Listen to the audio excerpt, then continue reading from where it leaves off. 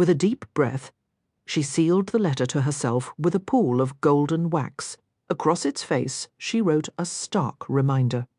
In case you forget what the Prince of Hearts has done and you're tempted to trust him again. The wound of Jax's latest betrayal, poisoning her new husband Apollo on their wedding night, was still so fresh that the idea of ever trusting him felt impossible.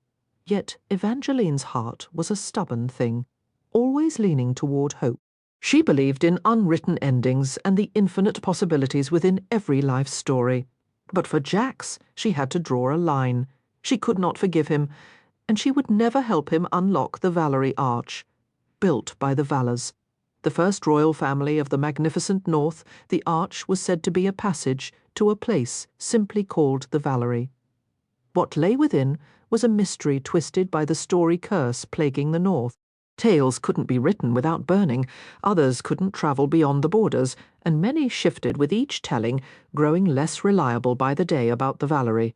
Two stories clashed. One spoke of a treasure chest holding the Valor's greatest magical gifts. The other warned of an enchanted prison caging magical beings, including an abomination of their own creation.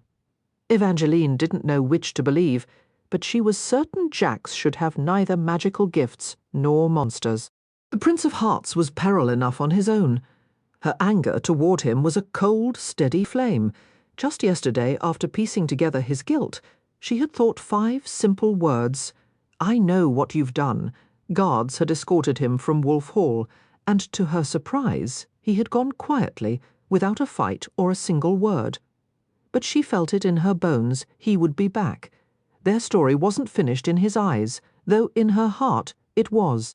Crossing her royal suite, Evangeline placed the wax-sealed letter on the fireplace mantel, the warning facing outward, a silent sentinel for a future moment of weakness. Deep within the royal library of Wolf Hall stands a door unopened for centuries. It has endured flames, axes, and enchanted lockpicks, yet not a single scratch mars its surface. Some claim the door itself mocks them, blazoned with a crowned wolf's head at its center. People swear the wooden beast smirks at their failures or bares its teeth if anyone draws too near. Evangeline Fox had tried once before, pulling and twisting the iron knob with all her might, but it hadn't budged. Not then. But now, she hoped with every fibre of her being, would be different. Evangeline had always been good at holding on to hope. She was even better at opening doors that were meant to stay closed. A single drop of her willing blood could undo any lock. But first, she needed to be certain she was truly alone. She glanced over her shoulder, her lantern casting an amber glow that pushed back the nearest shadows. The vast royal library of Wolf Hall was swallowed by the night, its endless shelves fading into a formless dark. A nervous tremor ran through her, making the lantern's flame shudder. She had never been afraid of the dark before. Darkness had always been a canvas for stars and dreams, for the quiet magic that lived between one day and the next. In another life, she'd studied constellations with her father and listened to her mother's stories by candlelight, feeling nothing but peace. But it wasn't the absence of light that frightened her now. It was the creeping, spider-like sensation tracing its way up her spine, a feeling that had begun the moment she left her chambers on this desperate errand. She was here to find a cure, something to save her husband Apollo from a poison-induced sliver of death. The prickling feeling was so faint at first, she'd dismissed it as nerves. She'd heard no footsteps, seen no movement, until she did. From the library's deepest gloom, a pair of eyes stared back. They were a shattered star, silver blue, impossibly bright, and they seemed to gleam just to mock her. Evangeline knew better than to trust that light, no matter how it glittered in the dark. She knew better than to trust him. Jax! The name was a curse, she tried not to think, but it was pointless as she watched him step from the shadows. He moved with a lazy confidence as if the night itself owed him reverence. That tingling on her shoulders swept down her arms, a ghostly touch that settled over the old broken heart scar on her chest. It burned, then pulsed a phantom memory of his teeth. She gripped her lantern like a weapon. Go away, Jax. It had only been 2 days since she'd had the guards throw him out. A part of her, foolishly, had hoped he'd stay gone for good. "I know what you did. I don't want to look at you." Jax slid his hands into his trouser pockets. His smoke-grey shirt was haphazardly tucked, sleeves rolled up his forearms, the top buttons undone. With his hair now a careless gold instead of its usual mesmerizing blue, he looked more like a mischievous stable hand than a cunning fate. But Evangeline would not let herself forget. He was obsession given form, utterly without conscience. Legend said his kiss was fatal to all but his one true love, and in his endless search for her he'd left a graveyard in his wake. She'd once been naive enough to think his heartbreak made him understand pain. What a joke! The truth was, he caused the breaking because he had no concept of love at all. "I understand if you're upset," Jax began, his voice soft. "If—" Evangeline interrupted, the words sharp. "You poisoned my husband?" He offered a careless shrug. "I didn't kill him. That's not a virtue," she shot back, fighting to keep her voice steady. Until that moment she hadn't realized a tiny stubborn part of her still clung to the hope he might be innocent. But he wasn't even denying it. He showed no remorse for Apollo, lying corpse-like in his bed, just as he'd shown none when she herself had been turned to stone. "You need to stop holding me to human standards," Jax drawled. "I'm a fate." "That," Evangeline said, her voice turning cold and clear, "is precisely why I want you gone. Since the moment you entered my life, my first love turned to stone. I turned to stone, and then I became a fugitive. Several attempts have been made on my life, and you poisoned my husband. You've mentioned that already." Evangeline's glare was sharp enough to cut glass. Jax merely sighed, leaning against a bookshelf, as if her emotions were nothing more than a passing inconvenience, something to be brushed aside or dodged with a casual step. "I won't apologize for being who I am, and you're conveniently forgetting that before we met, you were a heartbroken orphan with a cruel stepsister. After I came along, you became Valenda's beloved hero, married a prince, and earned a crown." "Those things only happened because they served your own twisted plans," Evangeline shot back, her voice trembling with fury. Every kindness had been a calculated move, all to manipulate her into opening the Valerie arch. "Even children show more care for their toys than you've ever shown me." Jax's eyes narrowed, a flicker of cold amusement lighting his gaze. "Then why didn't you take the chance to stab me, little fox?" "In the crypt, I handed you a dagger, and I was standing close enough for you to use it." His attention dropped to her neck, to the very spot where his lips had lingered nights before. An unwelcome heat rushed to her cheeks at the memory, his teeth against her skin, his tongue tracing a path she wished she could forget. He'd been poisoned by vampire venom, and she, by some foolish sense of duty, had stayed to distract him from feeding on human blood. He hadn't turned into a vampire, but he'd feasted on her sympathy instead. Sharing the tragic tale of Princess Donatella, the girl who'd made his heart beat again, only to choose another and drive a blade through his chest. For a moment, listening in the dark, she'd almost seen him as that wounded Prince of Hearts she'd once sought for help. But Jax was all broken edges, with no heart to speak of, and she needed to stop hoping for anything more. "I made a mistake that night in the crypt," Evangeline said, forcing the blush from her face and meeting his unnerving eyes. "But give me another opportunity, and I won't hesitate." He smirked, dimples appearing that he had no right to wear. "I'm almost tempted to test that promise. Though if you truly want me gone, you'll need to do more than just wound me."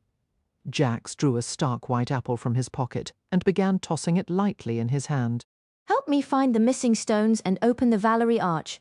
Do that, and I swear you'll never see me again. As appealing as that sounds, I will never open that arch for you. What about for Apollo?"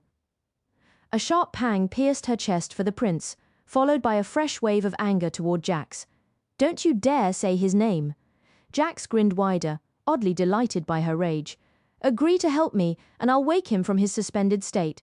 "If you believe for a second I would ever trust you again, you're delusional." Her first bargain with Jax had started this entire nightmare. There would be no more deals, no partnerships, nothing. "I don't need you to save Apollo. I've found another way." Evangeline lifted her chin toward the sealed library door, still shrouded in partial shadow. The crowned wolf's head carved into the wood seemed to grin back, as if it knew she alone could break its lock. Jax glanced at the door and let out a soft, mocking chuckle. "You think you'll find a cure for him in there? I know I will." Jax laughed again, darker this time, and took a loud, cheerful bite of his apple. "Let me know when you change your mind, little fox." "I won't." He vanished before she could finish, leaving behind only the echo of his ominous laughter. But Evangeline refused to be shaken. An elderly librarian had assured her this door led to every lost book and hidden story about the Valors, and she was determined to find the answers within. While the North's first ruling dynasty was human, it was commonly believed they all held extraordinary abilities. Honora Valor, the inaugural queen of the North, was reputed to be the most gifted healer in history. Evangeline felt a strong conviction that behind this door lay accounts of those legendary cures, possibly even a method to revive someone from a magically induced slumber. She drew her dagger, its hilt studded with jewels, though several were absent. It had once belonged to Jax, the very blade he'd thrown near her during their tense night in the crypt. He'd abandoned it by morning, and she still couldn't fully explain why she'd kept it. She no longer wanted it, truly, but she hadn't found a moment to acquire another, and it remained the sharpest object she possessed. A quick prick and crimson blood pooled on her fingertip. She smeared it against the door and murmured, "Open, please." The lock released with an immediate click.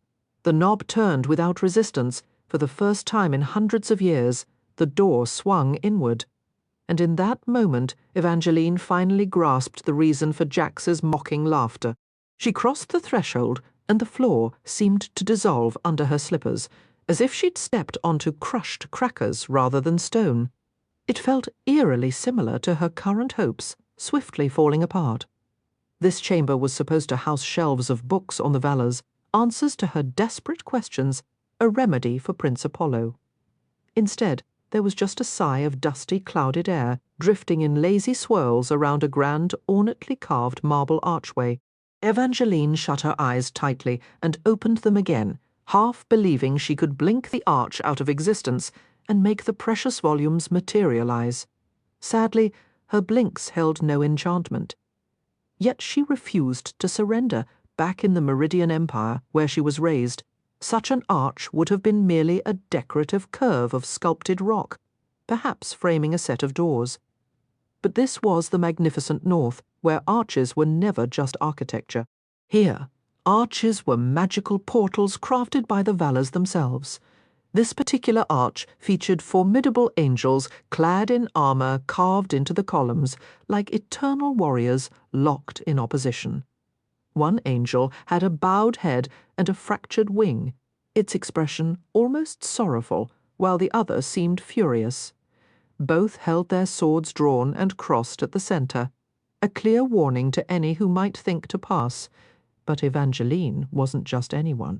If anything, the forbidden aura of the arch only sharpened her curiosity. Perhaps this arch was a gateway to the very books and the cure she sought for Apollo. If the elderly librarian was correct that this room contained every story of the Valors, maybe these angels were guarding the texts from the story curse, preserving them uncorrupted. Maybe all she needed was to press her blood to one of their stone swords, and they would graciously step aside. She moved closer, a thrill of anticipation rising as she pricked her finger once more and pressed her bleeding wound against the blade of the sorrowful angel.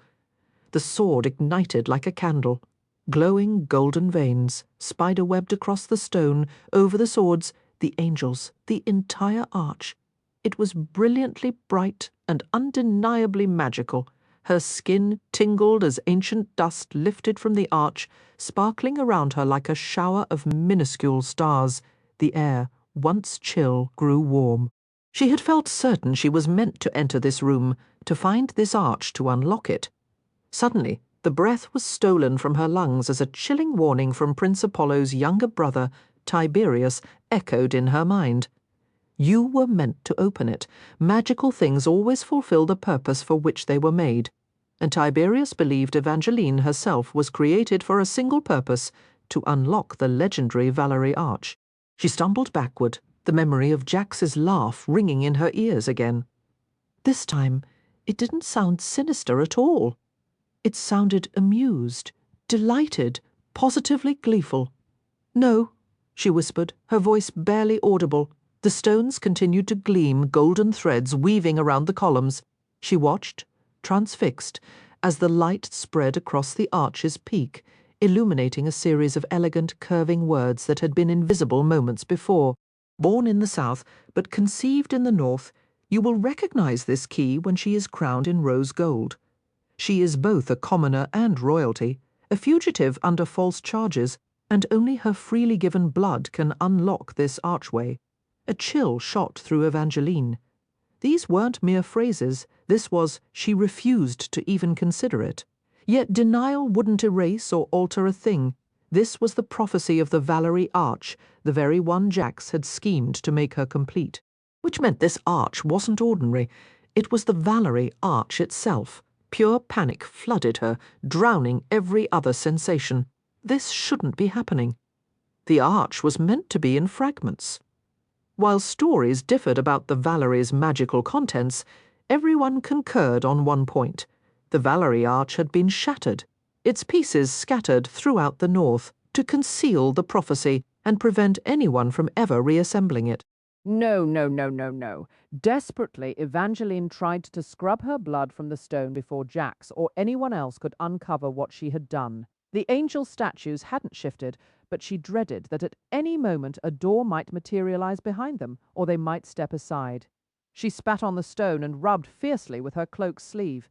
The archer's glow did not fade. "I knew you could open the door." The raspy voice was far too aged to be Jax. Yet the sound of it froze Evangeline's heart just the same. "My apologies, Your Highness.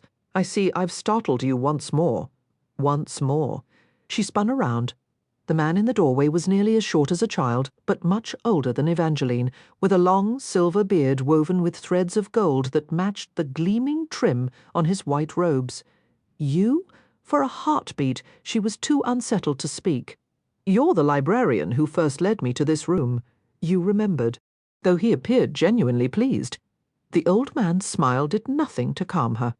Like the arch, he seemed to emit a faint light, his beard shifting from a plain grey to a luminous, iridescent silver. "I wish we had more time for pleasantries, but you must hurry to locate the missing stones." He gazed up at the arch where 4 stones were absent along the top. The gaps looked smaller than her palm, not the large, broken slabs she had imagined. But Evangeline knew instantly these were the lost fragments required to truly unlock the Valerie Arch. Her blood alone had not been sufficient. A wave of relief washed over her. "You must find them," the old librarian repeated. "One for luck, one for truth, one for mirth, one for youth, but you must be cautious. The stones are potent, treacherous things." And the translation, "No," Evangeline interrupted. "I won't find these stones. I am never going to open this arch." "Letting my blood touch. It was an accident." The old man gave her a tired, sorrowful look. "It's not an accident. It's your destiny." His voice faded as smoke, not sound, puffed from his lips. He frowned and attempted to speak again, but only more tendrils of grey and white streamed out. This time the smoke curled into the words, "Oh, bother," as if this were a common nuisance. The librarian's beard had now turned entirely to smoke, mirroring his words. His hands grew transparent, as did his robes and his wrinkled face, which became as sheer as gossamer. "What are you?" Evangeline whispered, struggling to comprehend the sight.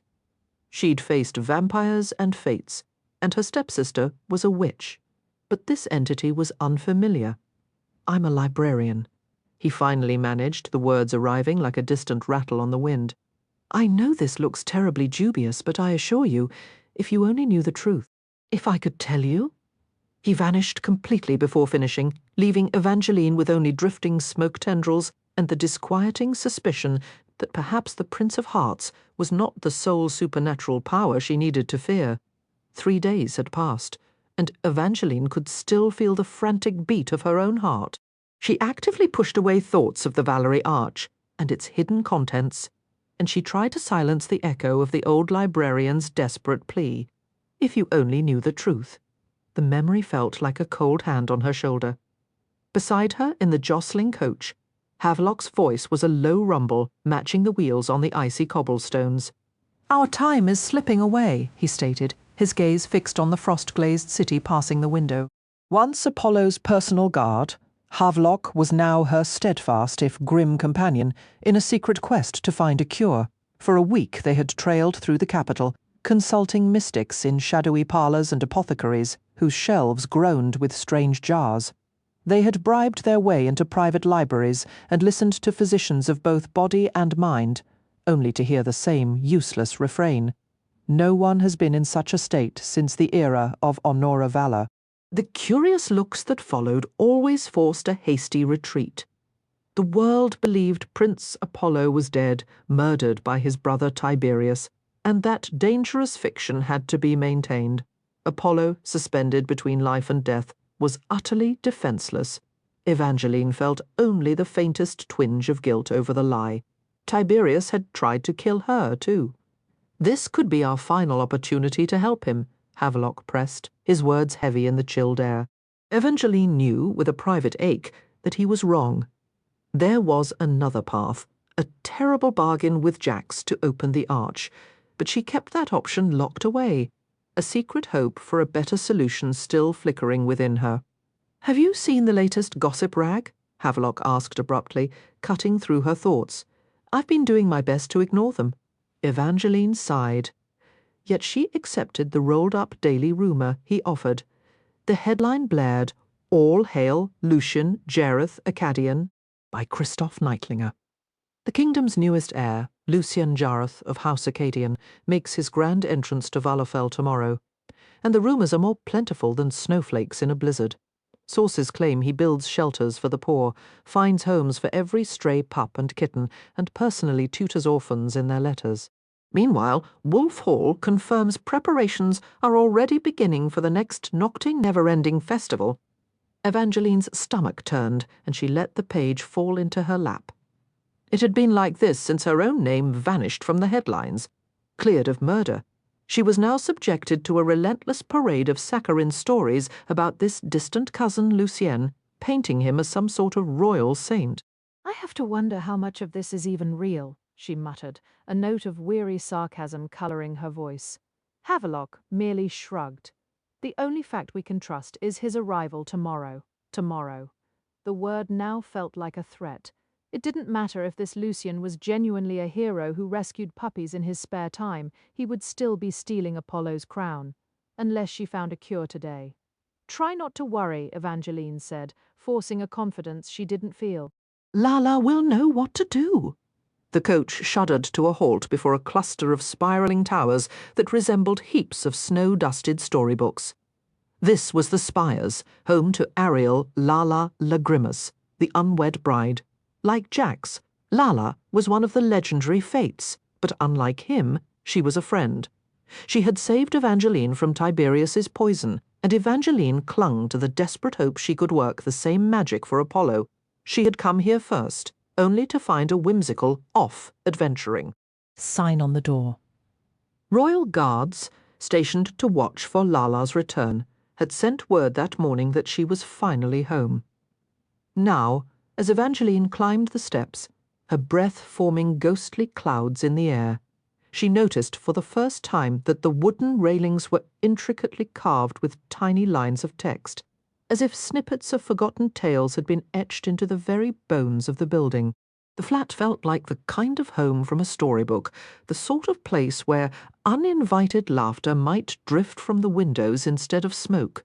Its cheerful speckled yellow front held a rounded white door with a dragon head knocker. Lala opened it before Evangeline could even lift the heavy brass ring, sweeping her into a hug that felt like a reunion between lifelong friends, not acquaintances of a few short weeks. "My dear, you've come at the perfect moment." Lala beamed, her voice a rush of warmth. "I have the most wonderful news to share." While Havelock remained posted outside, Lala guided Evangeline into the apartment with an effervescent step. But the space itself told a different story. The warmth Evangeline remembered was gone. The fireplace stood cold and empty. Though the colourful furniture remained, the walls were stripped bare and the tabletops clear. Even Lala's collection of whimsical birdcage lanterns had vanished, save for a single one perched atop a neat stack of travelling trunks by the door. "You're leaving?" The question carried a sharp pang of disappointment. Evangeline hoped she was mistaken, but Lala's attire seemed to confirm it. Gone were the usual sequins, feathers, and shimmering skirts. Instead, she wore a gown the quiet colour of fresh cream, its long sleeves hiding the dragon flame tattoos on her arms. It was floor-length, in the northern style, but as Lala moved toward the sofa, the hem shifted to reveal a pair of sturdy-heeled travel boots. "I've been dying to tell you, I'm engaged." Lala thrust out her arm, displaying a thick, gleaming gold engagement cuff. A radiant smile played on her lips. "His name is Lord Robin Slaughterwood. A dreadful surname. I know, but it's not as if I'll be taking it, since you understand." Her voice trailed into a laugh that felt unexpectedly light.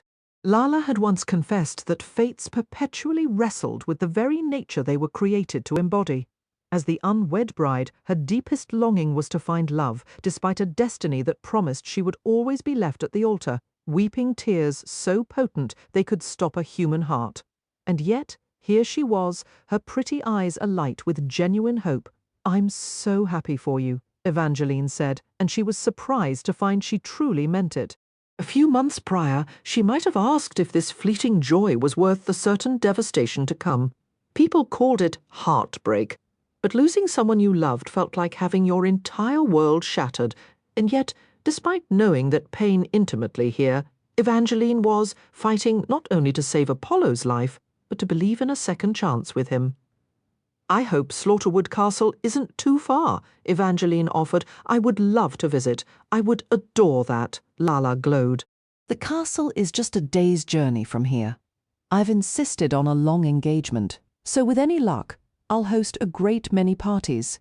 The click of Lala's boots echoed on the wood floor as she went to a trunk and produced a beehive-shaped cake. Naturally, she had cake packed for a journey, along with heart-shaped golden plates and cutlery. Evangeline knew she needed to ask about a cure for Apollo. Time was slipping away, as Havelock had reminded her. But honouring a friend's happiness was important, and in all the north, Lala was her only friend. Evangeline allowed herself a few moments to savour the cake and share in her friend's joy, as Lala recounted how she and Robin had met and become engaged in only a handful of days. "If you ever decide to marry again, playing the damsel in distress has worked wonders for me here in the north." Evangeline managed to laugh, though it clearly rang hollow. Lala's expression shifted at once. Her gaze swept over Evangeline's dress. She had removed her cloak, exposing a northern morning gown of pristine white silk, embroidered with an intricate pattern of black velvet. "Oh, my dear, forgive me. I'd forgotten you're still mourning Apollo. How thoughtless of me." As a fate, Lala didn't experience human emotions in the same way, but that was something Evangeline had always appreciated about her. Where Jax's lack of humanity made him cold and merciless, the constant thorn in her side, Layla's nature seemed to lend her a blunt honesty. "Please, don't apologize. I'm not truly in mourning," Evangeline admitted, and once she started, the rest came tumbling out. "Apollo is alive. The rumors about his brother poisoning him weren't the whole truth. It was Jax. He put Apollo into a magically induced sleep to control me." Unsure how much Lala knew of the Valerie Arch Apollo had once said, most Northerners treated it as mere legend. Evangeline explained nearly everything. "Jax is convinced I'm the prophesied key to unlocking the arch. He promised to wake Apollo only if I find the stones and open it for him." "Oh, my!" Lala's face lost its colour, her skin turning ashen, her eyes wide with a deer-like alarm. It was the first time Evangeline had ever seen her friend afraid. "Don't worry," Evangeline said quickly. "I have no intention of opening the arch for Jax. I came hoping you might know how to break the spell on Apollo. I'm truly sorry, but I can't help with that." Lala's voice softened. "I know a little of potions and charms, but the ones I've used weren't exactly meant for healing, and I've never dealt with suspended animation. It's ancient magic." I believe Honora Valor employed it during wartime when there were too many wounded to treat at once. She would suspend those she couldn't reach immediately. Evangeline fought back a wave of disappointment. Other healers had told her much the same. Are you certain there's nothing else you recall? Any detail could help. The new heir arrives tomorrow, and— You should open the arch for Jax, Lala cut in. Evangeline stared. What? She wondered if she'd misheard. Only moments before, Lala had looked genuinely shaken. Now her eyes were steady and clear. Had Evangeline misjudged her earlier, or was she misreading her now? Don't you want Apollo saved? Lala pressed. A guilty chill traced Evangeline's spine. She'd asked herself that same question more than once. She did want to save him, but sometimes she feared her desire wasn't fierce enough. She couldn't claim she and Apollo had been in love. Yet a bond remained. They were connected. She didn't know whether it was a leftover trace of Jax's love spell, their marriage vows, or simply fate weaving their paths together. But she felt certain their futures were linked. Her thoughts drifted to the letter folded in her pocket, its words memorized from countless readings. She'd discovered it in Apollo's chambers after being cleared of his murder. At first, the message had brought tears. Later, it kindled hope. Apollo had been under a spell throughout their engagement, yet she swore there had been moments between them that felt genuine. That letter seemed to confirm it. It felt real, and it made her believe all the more that there had been times, however fleeting, when Apollo's heart had been his own. The letter in her hands felt like more than the scribblings of a lovesick boy. It felt like a true window into the prince's heart, a heart that seemed to beat in time with her own. I'd move mountains to save Apollo, Evangeline insisted, her voice tight. But opening that arch for Jax? You can't seriously be suggesting that. Lala's expression flickered, a brief war of conscience playing out on her features before settling into a disturbingly firm resolve. What you believe is inside the Valerie is wrong. If I stood in your shoes, I would turn the key. You know its secret? Evangeline pressed, leaning forward. Everyone says it's either a vault for the Valor's most powerful artifacts or a gateway to a magical prison, one that holds horrors they themselves created. Lala cut herself off with a frustrated growl, slamming her unfinished pastry onto the table. This narrative curse is insufferable. She seized Evangeline's hands, her brow furrowed in intense concentration. But when she tried to force the truth past her lips, all that emerged was a stream of nonsensical sounds. The silence that followed was heavier than any confession. Evangeline's thoughts drifted back to her mother, Liana, and those hushed, pre-dawn hours. Liana would don her favourite floral robe, the one Evangeline always associated with whispered secrets and romance, and glide down to the study there by the fire's glow. She would lose herself in a book, believing every day should begin with a story. As a child, Evangeline would often trail after her, drawn by the magic that clung to her mother like perfume. She'd nestle in Liana's lap and, more often than not, drift back to sleep. As she grew older, she stayed awake, and her mother began to read aloud. Some stories were short. Others, like a gilded tome from the distant Southern Isles, spanned entire seasons, and Liana never ended a tale with the end. Instead, she'd close the book and ask, "What do you suppose happens next?" They live happily ever after. Young Evangeline would always declare, convinced every character had earned it. Her mother, however, possessed a more pragmatic, almost mischievous view of finales. She'd argue that happiness was a temporary state, pointing out the lingering threats, the villain's vengeful apprentice, the forgiven but still resentful stepsister lurking in the shadows, the unpaid price of a granted wish, the seed of future trouble already sown. "So you think they're all doomed?" Evangeline would ask, dismayed. Liana's smile would then soften, warm as sunlight. "Not at all, my darling. I believe there is a happy ending for everyone, but I don't believe it's found on the last page of a book, or that it's a permanent possession you can lock away. Happy endings are elusive. They're dreams trying to slip out of your grasp at dawn. They're treasure with wings, wild, restless things you have to chase, or they'll simply fly away. Back then, Evangeline had refused to accept this. Now, standing on the stoop of Lala's apartment, the chill of the northern air biting her cheeks, she believed it completely. She could almost hear the frantic, fading footsteps of her own happy ending sprinting into the distance. A part of her longed to give chase, but another part felt frozen, yearning for the impossible comfort of her mother's lap and the certainty it once represented.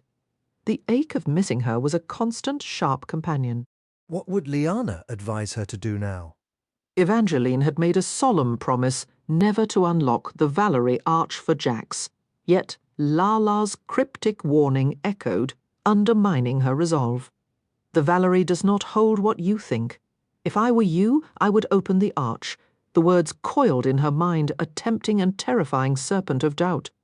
Evangeline was certain her friend clung to the tale of the Valerie as a chest of magical wonders, yet treasures often concealed perils. What if Lala's faith was misplaced? Others, like Tiberius, Apollo's own brother, had been so desperate to keep the Valerie arch sealed that he'd attempted to kill Evangeline not once, but twice. Did Tiberius truly know what lurked behind that arch? Or was he simply terrified by the legend claiming it held an abomination? By all rights, Evangeline should have shared that fear, but if she was honest, the unknown contents of the Valerie were no longer what chilled her most. It was the prospect of allying with Jax to rescue Apollo. She could not, and would not go down that path again. She had never kissed the Prince of Hearts, but she understood his bargains were as enchanting and ruinous as his fatal touch. She would sooner strike a deal with almost any other soul than partner with him once more. Any progress? Havelock inquired once they were secure in the carriage. None. Evangeline admitted, her voice tight. Perhaps we should think about informing the new heir of Apollo's state. It might buy us more time to find a cure. If even half the stories about Lucien are true, he might delay assuming Apollo's title. Havelock let out a derisive snort. No one lives up to that kind of hype. Tell him the truth, and at best he'll lock Apollo away for safety. You'll never see him again. At worst, which is far more probable, the new heir will have Apollo quietly disposed of, and then he'll do the same to you. Evangeline wanted to protest, but a cold dread told her Havelock was right. The only sure way to save Apollo was to wake him before tomorrow arrived. Tick, tock, tick, tick. Though no clock sat in the carriage, she could feel every second draining away. Perhaps time itself was in league with Jax, mocking her along with everything else. Wolf Hall, the celebrated royal castle of the magnificent North, stood as a bizarre compromise between a fortress and a storybook palace, as if its founders could never agree on its purpose. Massive protective stones formed its bulk. Yet the doorways were brightened with decorative paints, and the paving stones underfoot were etched with intricate carvings of flora, each labelled with its purpose: Pegasus clover for forgetting, angelweed for restful sleep, grey silkweed for sorrow, spirit hibiscus for mourning, unicorn holly for celebration, and winterberries for welcome.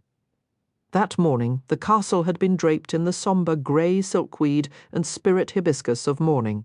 Now those were gone, replaced by garish wreaths of red unicorn holly. The sight made Evangeline's heart sink. In the north, mourning officially ended the moment a new heir was named, an event scheduled for the next day. Yet the transformed state of Wolf Hall made it feel as if Lucien had already seized Apollo's throne. Minstrels sang ballads of Lucien the Great.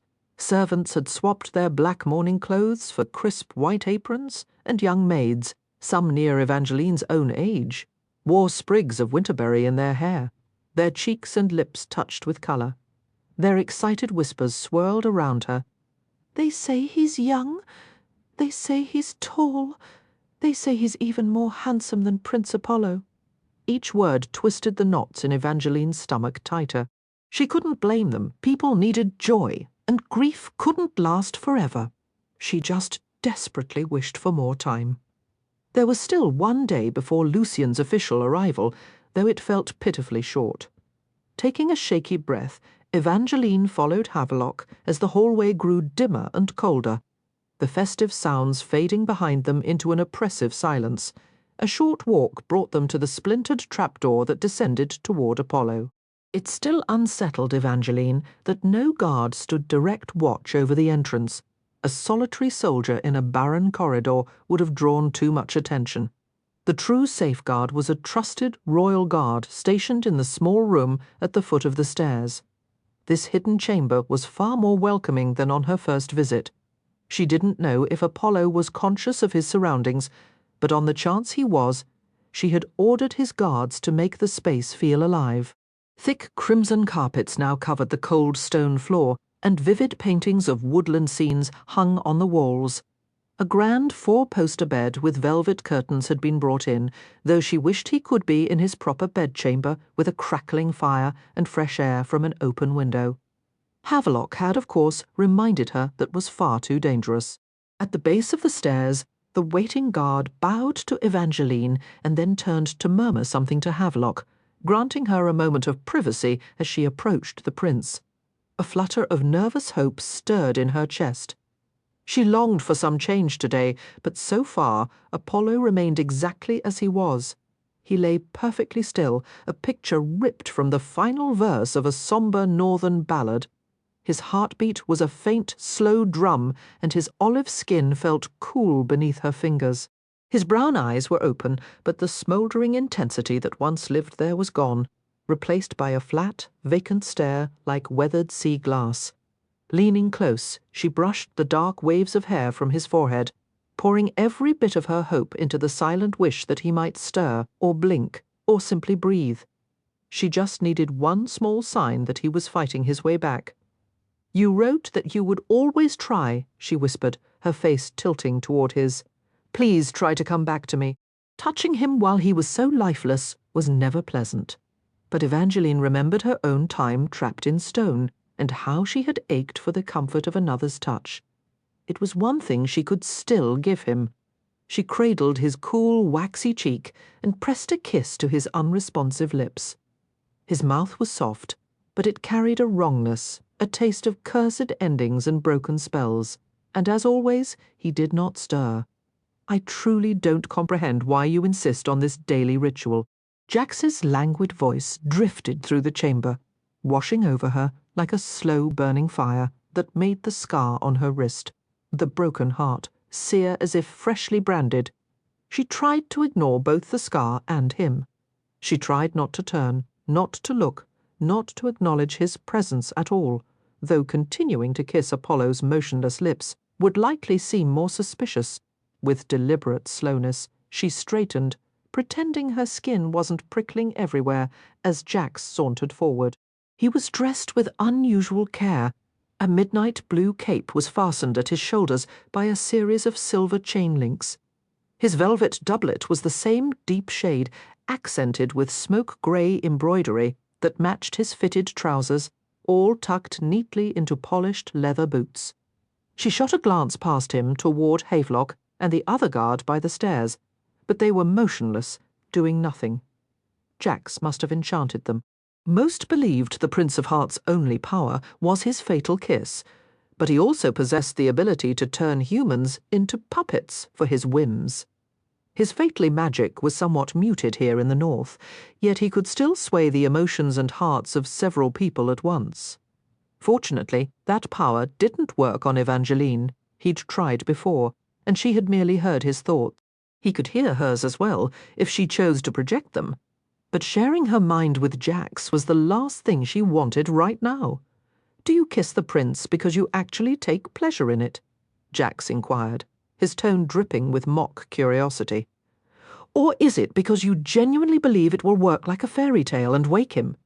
"Perhaps," Evangeline replied with arch defiance.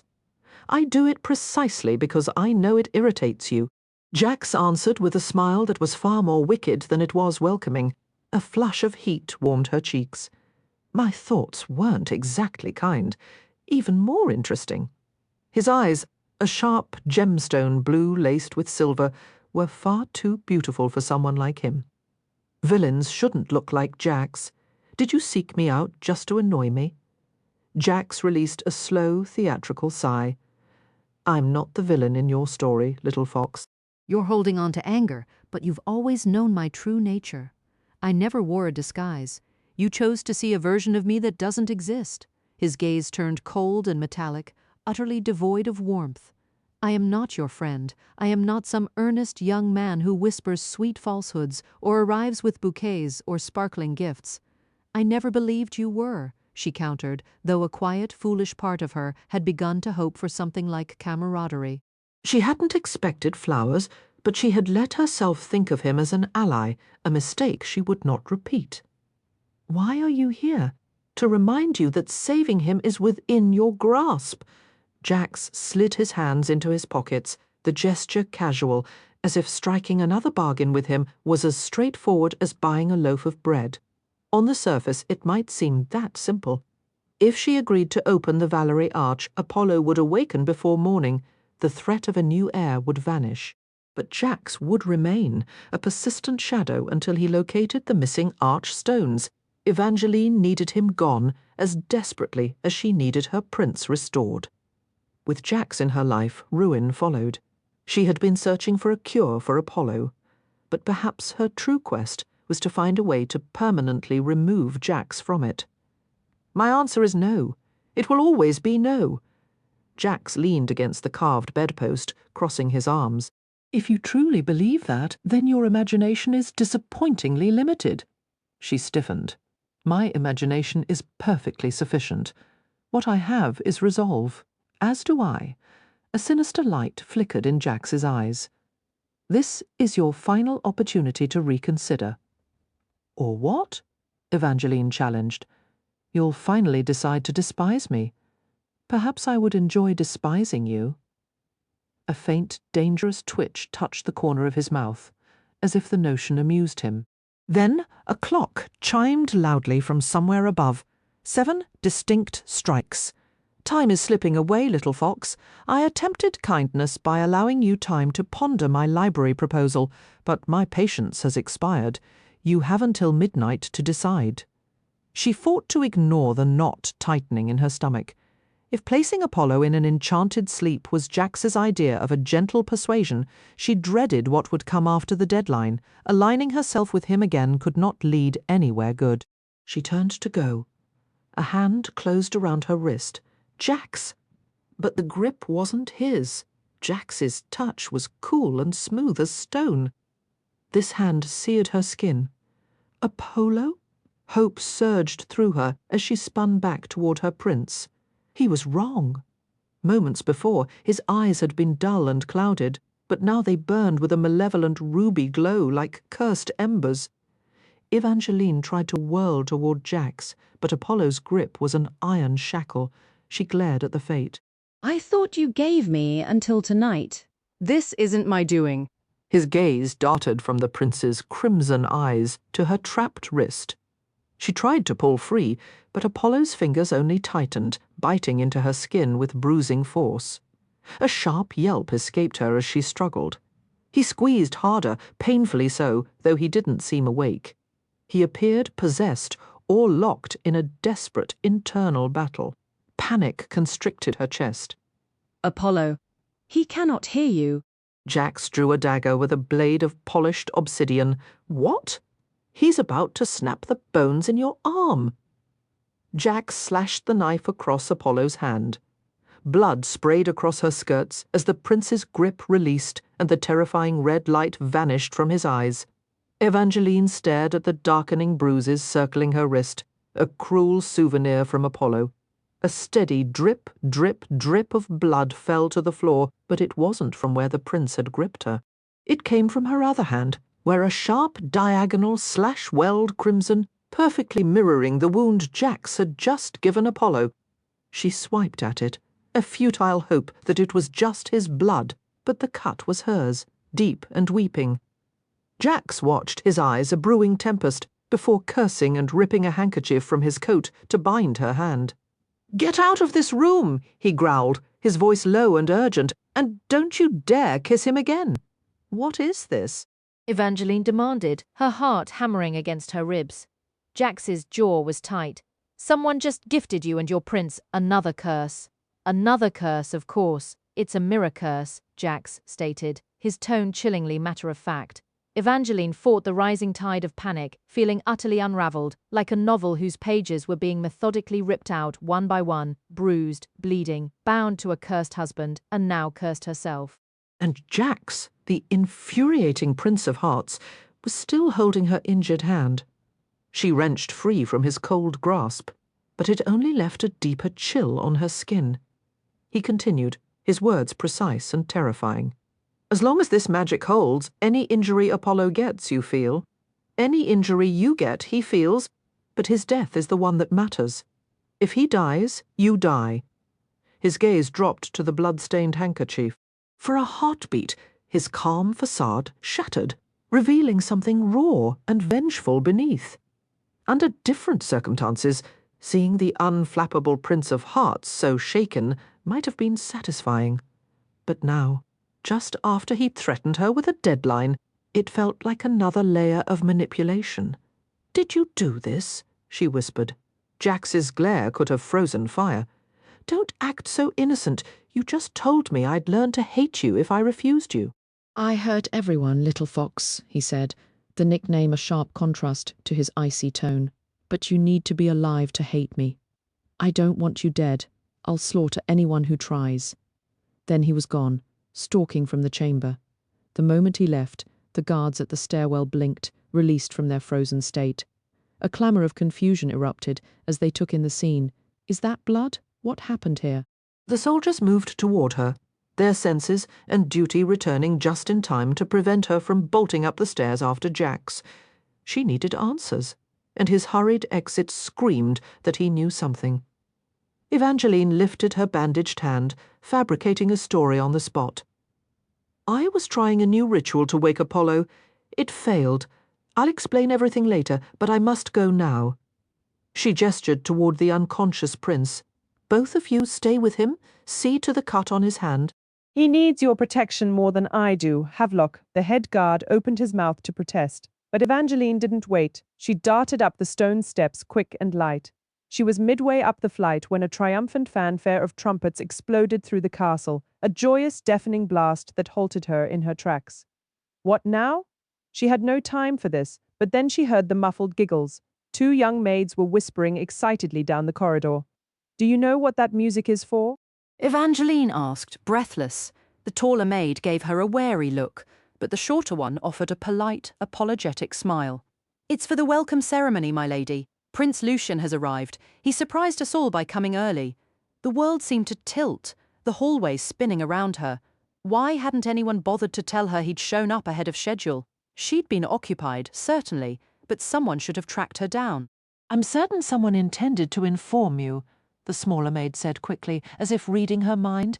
"But the word is Prince Lucian was concerned it would be cruel to have you witness the moment he officially took your beloved's place as heir. That's why he moved the ceremony forward." "How considerate," the taller maid sighed wistfully. "I'm fond of him already," the shorter one chimed in. "I'd like to hit him," Evangeline thought. It wasn't merely the early arrival, it was the sneaky, deceptive way it was handled. She should have received an invitation to the proceedings. What reason did Lucian have to exclude her? She didn't buy for a moment that it was to protect her feelings. Naturally, she had no time to dwell on that now. She needed to find Jax. "Princess Evangeline," a voice announced from behind her. The urge to ignore it was strong, but then two guards materialized at her elbows. Both wore the Acadian royal livery, bronze, gold, and deep maroon, but their faces were unfamiliar. "You are summoned to the receiving solarium," stated the one on her right. "Prince Lucien demands your immediate attendance." Evangeline attempted to summon her usual hopefulness as she trailed the unfamiliar soldiers, but all that rose within her was a cold, sinking dread. It was disturbing that she'd been omitted from Lucien's coronation, yet here she was, practically under guard to see him now. Approaching the solarium, the air grew warmer and carried the cloying smell of spiced wine and ill-timed revelry. The solarium, with its vast walls of windows designed to drink in the sun, was seldom used for evening gatherings. It was meant for daylight hours or the occasional sunset reception. The new heir, apparently, was unaware. Tonight, the antechamber outside was a riot of noise and light. candles weeping from chandeliers, guests with rouged cheeks trading loud, drink-slurred laughs. It seemed she wasn't the only one summoned to meet Lucien, but clearly she was meant to go first. The soldiers guided her past the chattering crowd to another set of guards who promptly drew open the arched solarium doors. Evangeline fixed a smile on her face, tucked her bandaged hand discreetly behind the folds of her skirt, and stepped through with feigned bravery. She didn't expect to find the paragon of virtue the broadsheets had described, but she was prepared to pretend the requisite delight at meeting the young man stepping into Apollo's role. Lucien had kept the solarium much darker than the vibrant hall outside. A thin, waning crescent moon peered through the towering windows, adding mood but no real light. Sconces held flickering candles that produced more smoky haze than illumination, coating the room in a mist that might have seemed mysterious to some but made Evangeline hesitate. Everything was shadowed except for the space directly before the roaring hearth, where the heir lounged carelessly in a high-backed chair, spinning a golden crown on his finger. "Good evening," she said with forced brightness, taking another step toward the fire's amber glow. But the moment she entered its circle, her body froze. This was no mere heir, nor was he truly a young man any more. He was impossibly, unnervingly handsome, with eyes that shone too brightly, a jaw sharp enough to cut glass, and golden-brown skin that seemed to emit its own soft radiance. He was a vampire, and he was the first boy she had ever loved. Luke offered her a lopsided grin, still spinning the crown around his fingers as if it were a bauble. "Hello, Eva." Evangeline's hands balled into tight fists. There was a time she would have sprinted into his arms, a time she would have wept for joy at the sight of him. Now, the only impulse she had was to hurl something at him, something pointed and damaging. Luke had once been the boy she believed she would marry, but the last time she'd seen him, he was imprisoned in a cage as part of a ritual to transform into a vampire. Jax had warned her not to intervene, but she had followed her heart instead. She helped free him, and his gratitude had been an attempt to sink his teeth into her throat. "What are you doing here?" she demanded. Luke's expression shifted to a mock pout. "Are you still upset about what happened?" His voice was a low hum in the cavernous space. "You mean when you decided I was the main course?" It wasn't quite so dramatic. Well, perhaps a touch dramatic. He flashed a grin, his sharp fangs catching the dim light like polished silver, a stark contrast to his elegant black velvet jacket stitched with threads the colour of dried wine. "This isn't amusing, Luke. Explain your presence here." "Oh, don't be dull. You were always the clever one. I assumed you'd have pieced it together by now." He spun the simple golden circlet around his finger, its gleam cutting through the gloom like a beacon. The truth, which should have been clear the moment she entered, settled heavily upon her. Luke was Lucien. "You're the source of those absurd tales about Lucien Acadian?" Evangeline had suspected this Lucien was a fabrication, but she'd never truly connected the compassionate youth who volunteered at the library and rescued alley cats with the Luke she knew. Luke possessed many qualities, but the strategic cunning required to seize a kingdom wasn't one of them. The sheer audacity of it left her reeling. Vampiric allure could cloud human minds, but to reinvent himself as a royal heir. He wasn't even from these northern territories. A sharp pang of regret twisted inside her. If only she had succeeded in waking Apollo sooner, this charade would have been impossible. "I expected a bit more admiration. I'm practically royalty now." With a careless flourish, he tossed the crown upward, catching it clumsily on his head. She couldn't hide her wince. His handsome face soured into a scowl. "I don't comprehend your methods or your motives, Luke, but this fantasy ends here. You can't simply invent an identity and claim a crown." "Relax, Eva. Only the name is a fiction." He adjusted the circlet, letting it slide from his brow to his waiting hand. Chaos suggested a new name would smooth the transition, and it turns out the story isn't entirely false.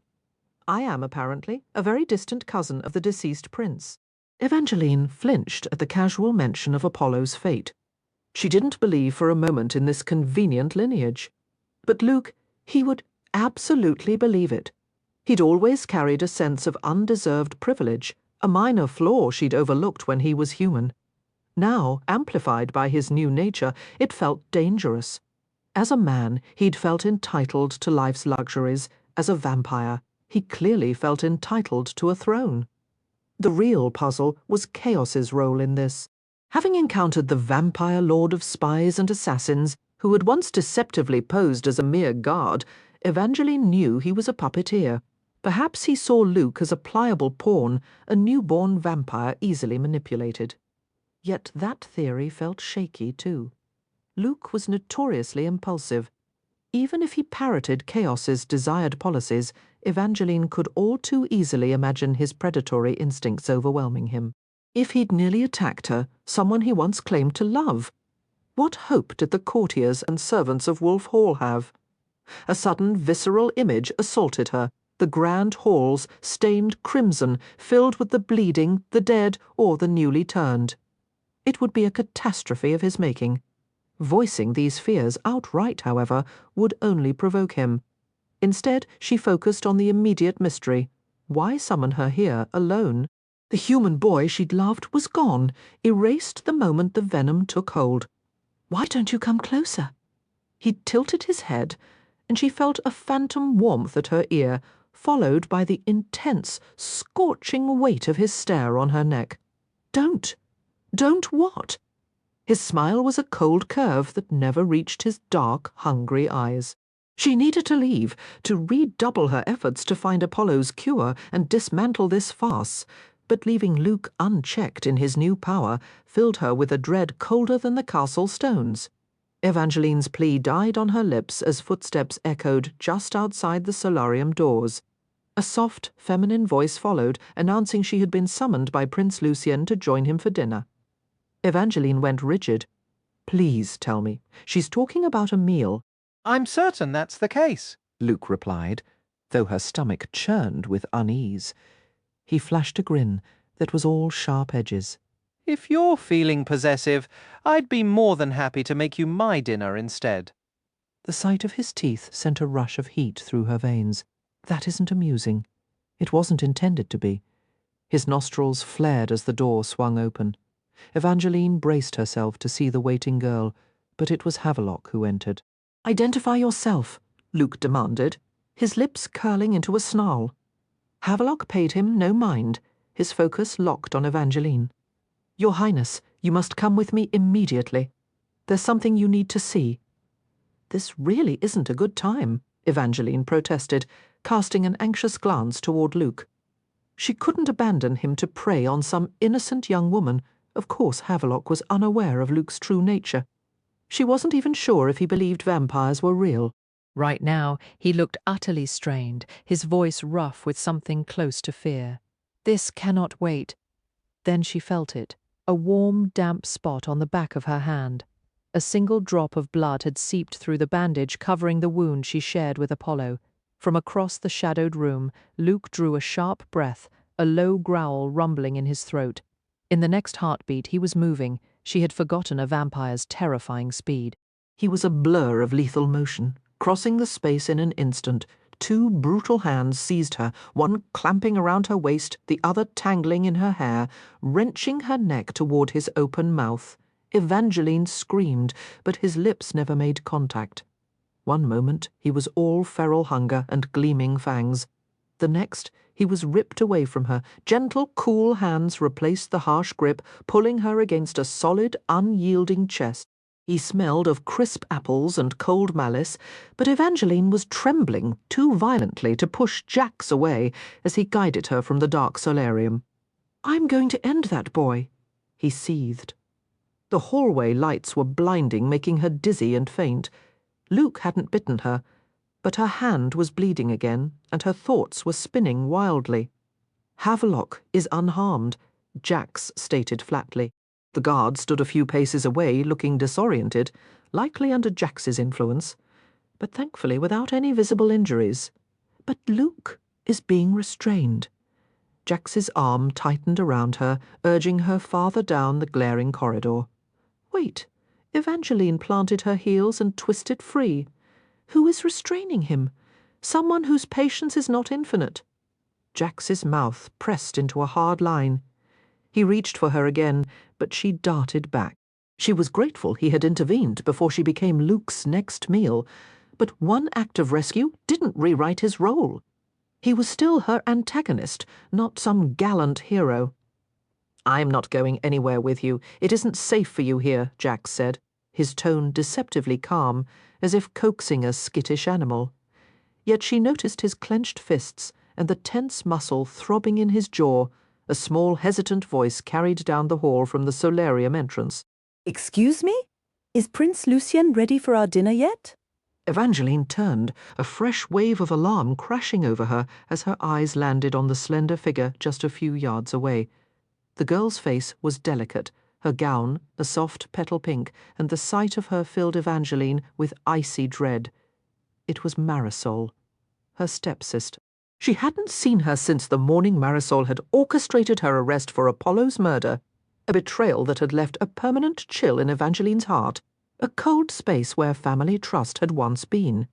Marisol had always been aware of Evangeline's innocence, yet beneath that saccharine smile beat a heart eaten away by envy, an envy so sharp it drove Marisol to betray her, framing Evangeline for a crime she never committed.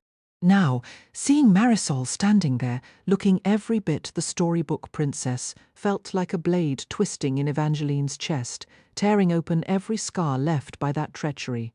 The pain had once been so raw that Evangeline had nearly used her royal authority to exile her stepsister from Wolf Hall, perhaps even from the entire magnificent north. But no matter how fiercely she wished Marisol gone, Evangeline could never bring herself to cast her out. Her feelings toward Marisol were tangled, a knot of resentment and reluctant hope. She wanted to forgive. She wanted to rise above the pettiness Marisol had shown. Yet maybe Evangeline wasn't the better person after all, because, though it shamed her to admit it, part of her was ready to let Marisol step through those solarium doors, come face to face with Luke, and finally face the consequences she'd sown. It would have been so simple to just stand there and do nothing. Let Marisol walk in, unprepared. After all, Marisol's history with Luke was entirely of her own making. She'd ensnared him with a love spell to wrench him away from Evangeline, then cast him aside the moment a wolf attack left him scarred. Luke deserved his chance to confront her, but Evangeline knew deep down that revenge wasn't what Luke truly wanted from this encounter. A sharp twist tightened in her stomach. I know what you're thinking, Jax murmured beside her, but sometimes people get exactly what they've earned. He wasn't wrong. Marisol was far from innocent. She'd done terrible things. But that didn't mean Evangeline could stand by and let Luke end her life. Before her resolve could waver, Evangeline started down the royal corridor. Marisol paled as she approached. Then her eyes widened when she noticed Jax at Evangeline's side. Slowly, Marisol's gaze travelled over him, from his polished boots to his rakish half-cape, lingering on the cruel curve of his mouth. She'd met Jax at Noct Never-Ending and been instantly captivated. Back then, his hair had been a deep blue, nothing like the brilliant gold that crowned him now, but she clearly recognized him. Her breath grew shallow, excited. Then her expression hardened into a glare aimed at Evangeline, likely recalling how Evangeline had once warned her away from him. "You are such a little hypocrite." "Told you she deserves it." Jax's voice brushed against Evangeline's thoughts. She pushed his words aside, along with the venom in her stepsister's tone. All she needed to do was deliver the warning, then, hopefully, she'd be free of Marisol for good. "You need to leave," Evangeline said firmly. "Get out of Wolf Hall. Leave the North entirely." Marisol let out a derisive snort. "You can't make me go anywhere. You're just a ruined girl with a dead husband. The servants might call you princess, but most still believe you murdered your prince." Evangeline flinched. Jax's jaw tightened. "You're a nasty piece of work." "I'm only telling the truth." "So am I," Jax replied. Marisol's cheeks flushed crimson, but she lifted her chin with a haughty sniff. "I'm going to meet Prince Lucien now. If you walk through those doors," Evangeline said, her voice low, You will never come back out." Marisol rolled her eyes. "Is that really the best you can do? It's the truth. Prince Lucien is really Luke, and he's a vampire." Evangeline wanted to scream it, but she feared saying the word vampire would only backfire. Jax had once explained that all tales about vampires were cursed. Unlike other northern legends that warped facts, vampire stories manipulated emotions. No matter what someone heard, they'd feel intrigue, not horror. Marisol spun on her heel and strode toward the solarium doors. Evangeline felt a flicker of uncertainty as she glanced toward Jax. She'd thought her feelings toward Marisol were complicated, but maybe they were painfully simple after all. More than revenge or exile, what Evangeline truly wanted from her stepsister was just one honest apology. Evangeline didn't wish for her stepsister's death, only for a flicker of remorse over her selfish actions. Yet the sole path to saving her now led straight to Jax. A bitter, metallic taste filled Evangeline's mouth as she swallowed. The flavor of a cost she was desperate to avoid. She knew better than to trust him, to mistake his occasional aid for friendship, or to start relying on him as a habit. This would be the one and only exception. "Please," she whispered, the words scraping her throat, "use your power to stop her." A single arrogant brow lifted on his face. "Asking me for a favor now, are you?" "I'm asking you to show a shred of decency," she countered, which somehow felt just as perilous. If he acted without demanding something in return, it would be far too easy to paint him in a kinder light, a mistake she couldn't afford. Judging by the ice in his expression, that particular worry was pointless. "You're requesting the wrong thing," he stated flatly. As the guards moved for the solarium doors, a coil of dread tightened in Evangeline's gut. If Jax refused, she would have to intervene herself, though she had no real plan. She took a step toward the solarium after Marisol. "Don't." Jax's hand closed around hers, his grip unyielding and cold. Evangeline tried to pull free, but then she saw it.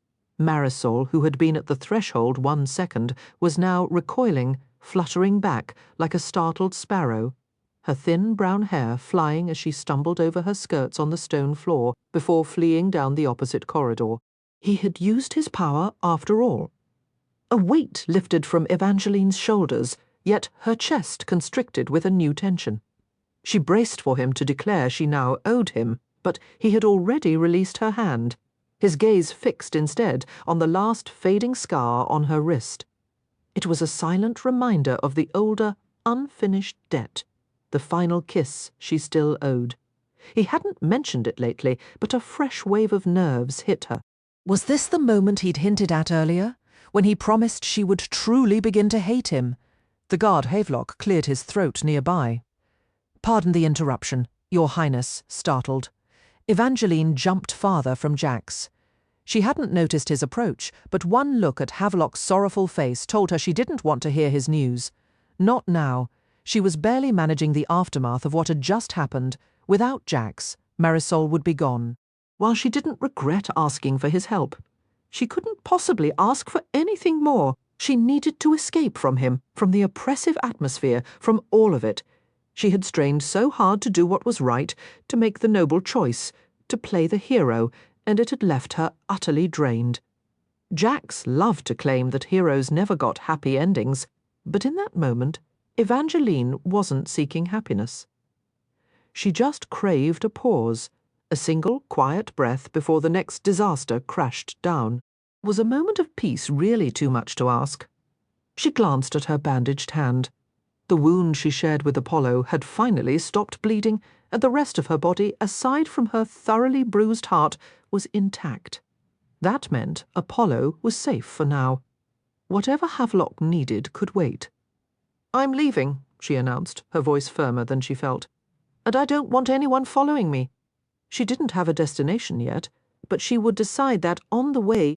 Maybe she would visit Lala and her new fiancé and lose herself in sweet cake until the world seemed less bitter. Or perhaps she would simply saddle a horse and ride until she stumbled into a completely new story, one where castles weren't gilded prisons. All she knew was that she had to get out of Wolf Hall. She had once believed the great northern castle was enchanted, and it was, but it was an enchantment laced with poison. Almost every memory within those stone walls was stained with betrayal or shadowed by a curse. The heavy fabric of her skirts whispered against her boots as she pivoted, leaving Havelock and Jax behind. "Your Highness," Havelock called, his boots thudding on the stone as he pursued her. "You cannot just walk off." "Please," she interrupted, not slowing. "I am grateful truly, but I have no capacity for further calamity right now." "Unless you are here to announce the arrival of rainbow-maned unicorns bearing gifts, I require a moment. Several moments, in fact." She broke into a near run, the weight of her gown a tangible burden, though her sturdy footwear served her well as she took a staircase and hurried down a corridor to an exterior door. The northern night air was a slap of cold as she escaped into it, a sky full of unfamiliar stars staring down. For a fleeting heartbeat, she considered it fleeing south, back to the sun-warmed stones of the Meridian Empire, abandoning the north and its myriad curses. But the thought was ash in her mouth. Evangeline didn't desire a new narrative. She was determined to repair this one. She wanted to rescue Apollo. She longed for the chance to know the man behind the enchantment, to believe their tale was not yet finished, to seize the happy ending that had drawn her here in the first place. Pushing deeper into the frost-laced garden, she listened to the brittle crunch of frozen blossoms under her soles. Then another sound, lighter footsteps, closing in. The scar on her wrist, the shape of a shattered heart, flared with a sudden, biting heat. Often she could dismiss the sensation, but now it pulsed insistently, a brandishing signal that Jax was near and evasion was futile. She quickened her pace, hoping the garden's shadows would swallow her, but the footsteps matched her own. A grim, almost hysterical laugh bubbled in her throat at her own naivete, thinking she could ever truly run from him, that he would ever simply allow it.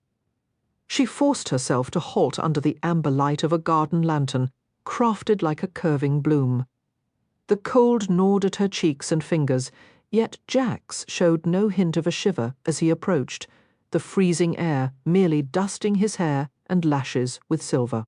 He moved through the icy dark like a deliberate comet, all unsettling gaze and predatory grace. Crossing her arms, she knew the gesture lost its defiance, with his handkerchief still wrapped around her hand, a perpetual reminder of his problematic aid. "Jax, just go away." He took another deliberate step. "Has anyone ever told you you're mildly terrifying right now?" She fixed him with a glare. That was meant as Prey's little fox. His hand lifted, and with a touch as soft as a moth's wing, he tucked a stray lock of hair behind her ear. A flutter erupted in her stomach, entirely unlike the feeling Apollo inspired. Apollo never made her feel this unnerving electric dread. "What are you doing?" Her voice came out thin. Jax gave a low chuckle. "If I'd known a simple touch was all it took to unsettle you, I would have employed the tactic much earlier." His fingertips grazed her earlobe, and she jerked back, her boots slipping slightly on the icy path. She despised the unsteadiness in her legs, the profound effect of such a minor contact. Even seconds later, the ground seemed to tremble, not a true quake, but a shudder rippling through the garden itself. A new fear dawned. This tremor wasn't from her own weakness, beyond their circle of lamplight. The world had grown denser, a landscape of coiling mist instead of shrubs and trees. Peering out, Evangeline felt the same crawling awareness she'd experienced days prior in the library. They were not alone. "Someone else is here," she whispered, her eyes straining until a distant form resolved from the gloom. It was far off, perhaps a trick of the shadows, but it looked unmistakably like a rider on horseback. Jax's expression tightened. Likely that nuisance from the gossip rags, but Evangeline's instincts screamed otherwise. The rider seemed broader, more solid, and strangely familiar. Evangeline moved forward into the shadows. "What are you doing?" Jax demanded. "Relax," she said, her voice steady. "I doubt whoever that is could possibly be more of a threat than you are. Yet something about this figure drew her in, The only other person who had ever stirred a similar feeling was Jax himself. The scar on her wrist, the mark of a broken heart, pulsed with a familiar, inescapable heat whenever he was near. This was different. There was no painful tingle, just a quiet, persistent pull, like an unseen rope gently tugging her forward. Snow dusted her shoulders as she walked down the moonlit path. Leaves whispered, the horse snorted, and a beam of silver light fell across the rider, illuminating the achingly familiar lines of a handsome face. Apollo time seemed to freeze, or perhaps it was just the breath catching in Evangeline's chest. Apollo was awake, truly awake. This must have been what Havelock was attempting to communicate. A wild, impossible hope blossomed inside her. When she met the prince's gaze, his eyes were clear, no longer tinged with red. Unlike their last terrible encounter, he seemed completely in command of himself. Beside her, Jax went rigid, a statue of pure tension, and she couldn't suppress a small, triumphant smile. With Apollo conscious, all of Jax's power over her vanished. She didn't need to open the Valerie arch. The nightmare was finally over. At least, that's what she desperately wanted to believe. Apollo's stillness atop his horse was utterly unreadable. He wasn't retreating, but he wasn't advancing either. A cold, unwelcome memory surfaced, one she wished she could forget forever. Right after Jax's love spell had shattered, in those fleeting moments before the poison took hold, Apollo had been furious, utterly devastated. He likely hadn't forgiven her. Little fox, Jax's voice intruded in her mind. "We should go now." "Not yet," she thought back firmly. "But you can leave if you want." She heard the grind of his teeth. Then his mental voice came again, softer, laced with a coercive charm he was trying to wield. "This is a mistake, a dangerous one. You need to walk away from this garden immediately." Evangeline shut him out. She was resolved to hope for the best. Maybe Apollo hadn't forgiven her for the love spell, but the simple fact that he was here suggested he might want to. "I'm so glad you're awake," she said, her voice barely above a whisper. Apollo took a deep, shuddering breath, his exhale forming a ghostly cloud in the cold air. "Gods, you're beautiful." 3 words had never held such weight. She took a cautious step closer. "Don't!" he snapped, the word sharp as a whip crack. Evangeline's heart plummeted. Apollo dragged a hand through his dark hair, his expression pained. "I'm sorry, I don't want to hurt you, I just—" He broke off, and in the slice of moonlight she saw genuine agony twist his features. It was raw, wounded, and utterly foreign on the face of the prince she had married. That prince had lived a charmed life, shielded by guards, adored by his people, and rather enamoured with himself. When they first met, she would have called him gallant, a picture of royal perfection. But this Apollo had a past. A love spell had wrecked his world, and a vicious curse had nearly claimed his life. He had fought the second curse and won, yet the ordeal clearly still haunted him, etched into the new lines of his face. He looked torn, his voice strained as he said, "I don't know how much time I have, but I need you to know I heard you. Every day you came to my chamber through all the fog, I heard your voice, begging me to try." His horse took a single, tentative step forward. Another flicker of hope ignited within her. It was then she noticed he looked exactly as he had on the night he'd proposed. He'd been on horseback then, too, dressed in a similar rugged way, save for the elegant golden arrows strapped to his back. He had been the archer, and she his fox, straight out of her favourite childhood story, The Ballad of the Archer and the Fox. She dared to let herself wonder if, against all odds, they could be those characters once again. If this was another grand gesture, an attempt to begin anew, Evangeline dared to hope. "Does this mean you've forgiven me?" she whispered. Apollo's reply was strained, the words oddly tight.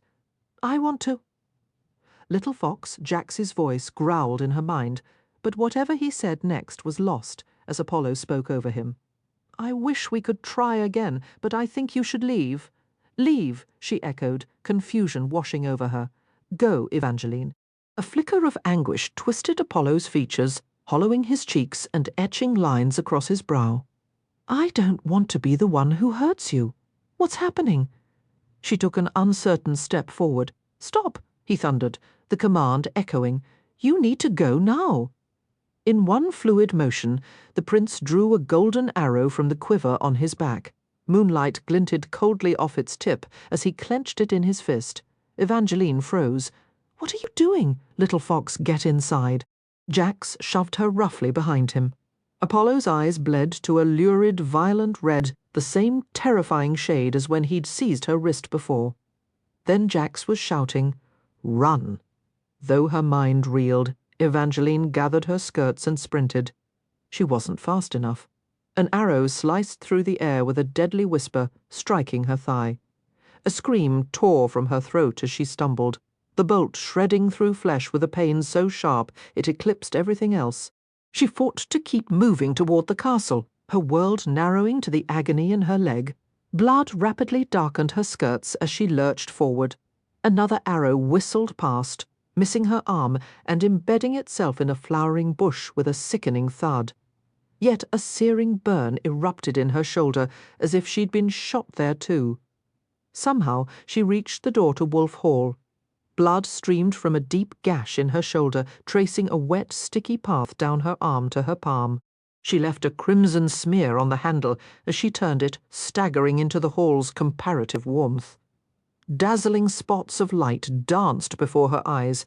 Her vision swam as she glanced down at the golden arrow protruding from the bloody ruin of her dress. She saw no arrow in her shoulder, but the wound screamed with equal ferocity. Her white bodice was saturated, a blossoming map of red, her thoughts fractured, splintering between panic, pain, and utter bewilderment as her legs gave out. She collapsed onto a wooden bench, bleeding profusely over its carefully embroidered cushion, a cream fabric dotted with little red flowers that her blood now transformed into larger, darker blooms. She needed help. Gritting her teeth, she tried to push herself up. The wounded leg buckled instantly, and she fell back, a fresh wave of blood soaking her dress. Help? The word was a breath, so soft she wasn't sure it left her lips. Perhaps it was only in her mind. The castle around her grew hazy, the edges of her vision murky and speckled with blinking lights. Her eyelids grew leaden. She closed them, just for a moment, just to rest. Evangeline. It sounded like Jax, but he'd used her name, not Little Fox. Jax never used her name. Then he murmured something else, 2 words she'd never heard from him. "I'm sorry," he said, just before the darkness swallowed her completely. Evangeline struggled to open her eyes, but her lids were stone. She floated in a limbo between waking and sleeping. She had thought Jax was there at the end, but the arms holding her now were scorching hot, or perhaps she was the one burning up. Faint, arguing voices reached her, a low rumble of growls and scattered, urgent words. "She venom, human risk, wanty." No. The grip around her tightened, pressing her against a chest clad in leather that carried the scents of metal and campfire smoke. Definitely not Jack. A cold rush of alarm surged through her fading senses. "Let go!" she managed to force out. "Relax," said an unfamiliar voice, smooth and calm. "I'm not going to hurt you." No. She tried to claw at her captor, but her fingers refused to obey.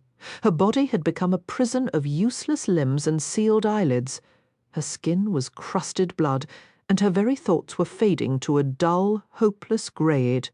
One idea burned brighter and more terrifying than the rest. If she was hurt, then Apollo was hurt too. He was wounded somewhere, likely out in the shadowed garden. Apollo? She forced the name out. "Prince Apollo requires aid." The one holding her went rigid.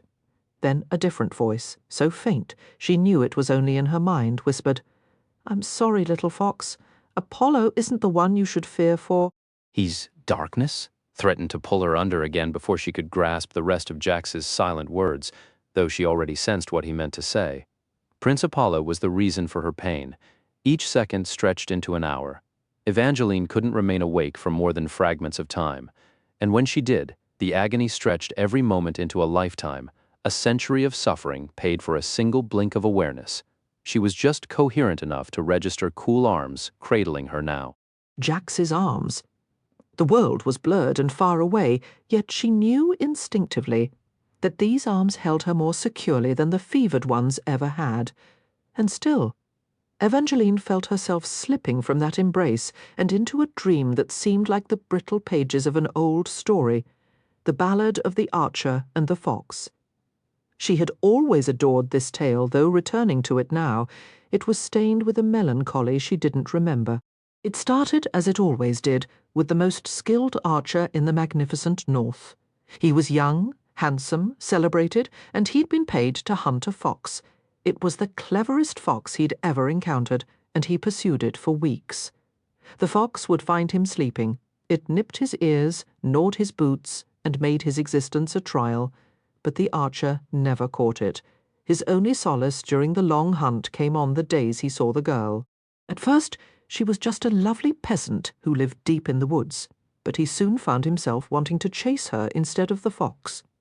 She spoke to him in puzzles, and when he solved them, she'd bring him small gifts. He deliberately slowed his pursuit, inventing reasons to linger in the forest near her. She was sharp and kind, and she made him laugh. But the peasant girl hid a secret. She could transform into a fox, the very fox he was hired to kill. Upon discovering this, the archer was convinced his employers had erred. He returned their coins and told them the fox was truly a girl. They already knew, however, and they were furious he refused to hunt her. So they placed a curse upon him, one that forced him to hunt the girl he now loved. Evangeline's heart began to pound at this part. Whenever her mother had told this story, she always grew distracted and forgot the ending just before she reached it. Now, Evangeline was nearing that conclusion herself. She could feel the archer's unwavering confidence, now tangled with dread, as he waited in the forest outside his beloved's cottage. The archer had always been certain of himself and his abilities. There was no creature he couldn't track, no mark he couldn't hit. He could shoot an apple from a friend's hand 1,000 paces away while it was tossed in the air. He was a legend. He was the archer, and he would have given up everything to save her. Yet, even as he thought it, the archer glanced down to see he was already fitting an arrow to his bowstring, preparing to shoot the girl he loved the moment she stepped from her door. In a burst of fury, he hurled the bow aside and snapped the arrow over his knee, wishing breaking this vile curse was so simple. He'd been told it would only end when he killed her. The sole way to save her was to stay away forever, but he couldn't accept that they were never meant to be. There had to be another. The dream faded, dissolving like chalk drawings washed away by a sudden rain. Evangeline struggled to cling to it. She needed to know how it ended. The dream dissolved like mist in her hands, no matter how desperately she tried to cling to it. Soon, she couldn't even recall what she'd been dreaming about. Waking was a shock of pain. The comforting arms, warm or cold, were gone. She lay on her back, every muscle screaming, her skin burning despite the plush mattress beneath her. Her eyes opened slowly, adjusting to the dim light just enough to make out a heavy grid of iron bars crisscrossing above her. She bolted upright, a searing agony tearing through her wounded shoulder, and collapsed back onto the pillows with a gasp. "Welcome back, Princess." The voice was like dark velvet. Evangeline didn't need to search for its source. Chaos, the vampire lord of spies and assassins, lounged against a carved bedpost with the casual arrogance of someone who owned the very air in the room. She tried to summon defiance, but a cold dread immobilized her. The cage-like bars now made terrible sense. She was in his underground fortress. She'd only seen it once before, but the memory was vivid, elegant, ancient halls adorned with human-sized cages. A shudder ran through her.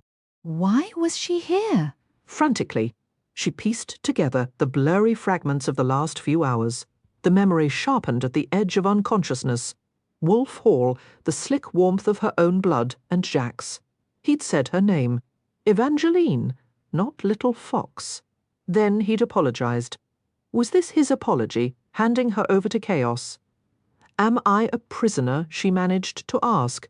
You're free to leave whenever you wish, Chaos replied, his tone almost bored. He nodded toward her bandaged thigh.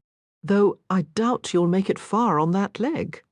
The cursed bronze helm he wore obscured his face, wrapping around his jaw and forehead, sealing his mouth. It was meant to prevent him from biting, yet she felt no safer here. Her eyes darted around the chamber, searching for an escape. It was spacious, similar in size to her suite at Wolf Hall, furnished with dark velvet lounges, a dresser glittering with jewels and a fireplace crowded with flickering candles. A massive rounded door stood on the far wall, a distance that felt like miles with her injuries. But she couldn't stay. She had to understand why Apollo had turned on her. The conviction was clearer now. He hadn't wanted to hurt her. His face had been twisted in anguish. He'd told her to run. He had tried to save her before he tried to kill her. She needed to know why. She moved to push the sheets aside, but froze. Her clothes were gone. She wore only a flimsy slip of silk and the bandages wrapping her shoulder and thigh. Instinctively, she clutched the bedding tighter, refusing to consider who had undressed her.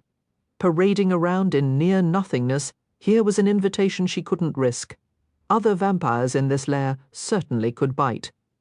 If I'm truly free to go, then I'll need proper clothes and shoes, she said, forcing steadiness into her voice.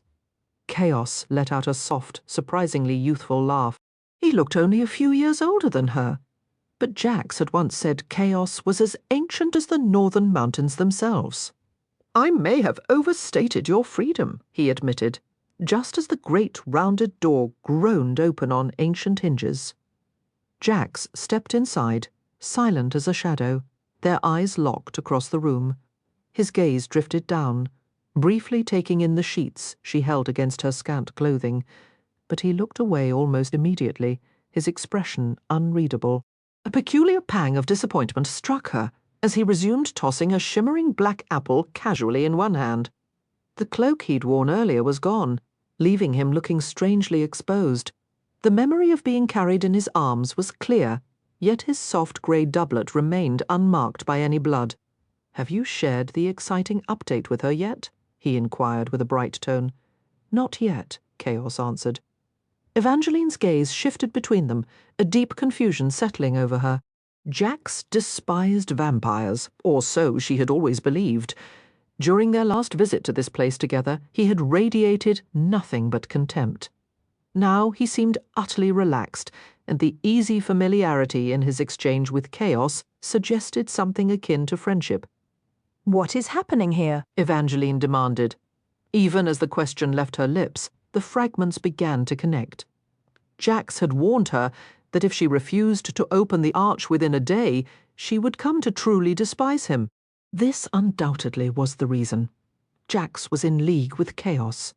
Her mind raced back to her talk with Luke, where he had confessed that Chaos was the one who aided his theft of the throne. The idea that Jax was also part of this deception felt utterly surreal. Yet, after discovering Luke was the true heir, Evangeline's immediate instinct had been that awakening Apollo was more urgent than ever. Given more time, she might have actually turned to Jax for help. It still felt like a drastic measure, but Jax was known for pursuing his desires with relentless, almost impossible determination. She appears rather bewildered, Chaos observed. Jax ceased tossing his apple and focused on Evangeline. Your husband nearly ended your life because of him. Your shoulder is shattered and your leg is severely wounded. Relying on ordinary human medicine, your shoulder would need weeks to mend. Your leg would take even longer and likely never fully recover. There's also the constant threat of a fatal infection. However, Chaos has graciously offered to expedite the healing. A vampire woman with dark hair and crimson lips entered the chamber and moved toward the bed where Evangeline lay. No! Evangeline gripped the sheets tighter, comprehension flooding her as the woman revealed her fangs. She knew there were two kinds of vampire bites, those for feeding and those that delivered venom. Vampire venom possessed incredible restorative powers, but it also carried the risk of transforming the infected person into a vampire. A bite didn't guarantee a change. Any human exposed to the venom had until dawn to consume human blood to complete the transformation. But Evangeline had witnessed what the venom did to people, how it drove them to a desperate frenzy, breaking cages and locks for a single taste. She had no wish to become a vampire now, but what if the venom itself altered that desire? "We should begin," Chaos stated. "This won't be pleasant, but we have restraints if needed." He gestured toward the wall, between a pair of velvet drapes. Evangeline saw 2 sets of chains with iron manacles. "Or, if it suits you better, we could always use a cage." "No," Evangeline said, shaking her head vehemently. "I don't want any part of this. Let me heal naturally." She cast a pleading look toward Jax. He took a casual bite of his apple and turned to Chaos. "I believe the cage is the wiser choice." The moment Jax spoke, Chaos pulled a lever set into the stone wall. Metal bars slammed down around her bed, caging her inside. No! It happened so swiftly that Evangeline didn't realize she had screamed until her own voice echoed through the room. She tried to clutch the cold steel bars, but it was a mistake. Chaos seized her wrist through the gaps. "I'm doing you a kindness." Holding her firmly, he presented her arm to the female vampire. Evangeline fought against his grip and cried out again, a flash of fangs, then a sharp, piercing pain as they sank into her wrist. For one searing instant, everything burned. Evangeline collapsed back against the bed. Then the pain vanished, not just from the bite, but from all her injuries, which seemed to mend almost instantly. She blinked, and it was as if a gauzy curtain had been lifted from her eyes. When she first awoke, the room had been a dim suite of smoke and shadows. Now it glimmered with the soft light of countless candles, casting the prettiest, most enchanting shimmer she had ever seen. A strange, unexpected sense of gratitude briefly washed over her, quickly followed by a wave of suspicion about this newfound clarity. The entire chamber appeared to shimmer. The gilt edges of the picture frames, the gleaming table legs, even the grim shackles mounted on the stone. But the bed was an entirely new level of indulgence. The pillow cradling her head, the mattress beneath her. The silken sheets tangled around her limbs were impossibly soft, a cloud of white silk. Evangeline could almost taste the purity of the colour on the air, sharp and luminous, like the first clear beam of sunlight breaking through after a storm. A crisp, wet crunch shattered the quiet. Jax took another deliberate bite of his apple, pulling her gaze to where he lounged at the foot of the bed, a vision of beautiful, perpetual sorrow. His pale skin held a subtle radiance. His eyes glittered like pilfered constellations. His hair was threads of molten gold, and the severe, elegant lines of his face stirred a longing in her so profound it was a physical pain. She questioned whether Jax perpetually looked this devastating, and her mortal senses had simply been too dull to perceive it, or if he deliberately muted his presence. Now, with the venom coursing through her veins, she saw him truly, regardless of any glamour he might wield. A single glance set her alight from within, and she relished the scorching heat. She attempted a steadying breath, but her inhale was flooded with his scent, dark, sweet, and utterly intoxicating. A reckless curiosity ignited. What would he taste like? Would his skin be cool against her tongue? Would pressing her mouth to the line of his throat soothe the inferno in her blood and the frantic drum of her heart? Jax bit into the apple again. Her canine teeth responded instantly, sharpening and lengthening. She pressed her tongue against them, fighting to force the points back and quell the sudden aching pulse in her gums. She truly did not want to bite him. His blood was close enough to human, and if she tasted Jax, her transformation would be complete. Yet the mere pairing of the words bite and Jax sent a thrilling tremor through her that was far from unpleasant. "Careful." Jax's voice was a lazy drawl. "You're not looking at me with the appropriate level of loathing at the moment." "I do loathe you," she insisted, but the words emerged all wrong, ragged, airy, and unmistakably hungry. Her extended fangs caught her lower lip, piercing deep enough to draw a bead of blood. Jax's gaze instantly locked onto the crimson droplet. Something indecipherable flickered across his flawless features. Then his voice was inside her mind, cool and clear. "Do not forget the consequences of a misstep tonight. You have no desire to join their ranks." His mental tone dripped with contempt. He might have been an ally to chaos, but it was clear the Prince of Hearts held no affection for vampires. He tossed his black apple carelessly to the floor and turned toward the arched door. "Don't go!" The snarl ripped from Evangeline before she could cage it. Logically, she knew his departure was safer without a taste of blood. The change could not finalize, but she couldn't fathom him simply walking away. When he had been poisoned by the venom, she had kept vigil the entire night to ensure he didn't succumb. Now, he was allotting her mere minutes. Her hands shot out, gripping the iron bars of her enclosure with such force the metal groaned and bent. Horrified, she jerked back. She hadn't even been conscious of moving. Even now, released from the bars, her hands remained clenched into bloodless fists, her body still screaming to break free. In a blur of motion, chaos was suddenly before her, leaning casually against the very bars her fingers still itched to grasp. "Control is a learned discipline for our kind, and it takes time," Chaos murmured. "Our speed stems partly from a physicality driven by instincts humans lack, like Jax. The vampire lord seemed more vividly, dangerously eternal. She hadn't paid attention to his attire before, but now she saw that, for once, Chaos wasn't clad in warrior's gear. He wore impeccably tailored black trousers, a sleek black shirt, and his infamous bronze helm, its intricate carvings more detailed than she'd ever perceived. The spikes curving over his cheekbones were adorned with minute thorn-like etchings, pointing toward his mesmerizing eyes. Typically, she avoided direct eye contact with vampires. It was an invitation, a potential pathway to compulsion. But in this moment, Evangeline was not in full command of herself. It was exactly as Chaos stated. Every fleeting thought in her mind instantly translated into reckless physical impulse.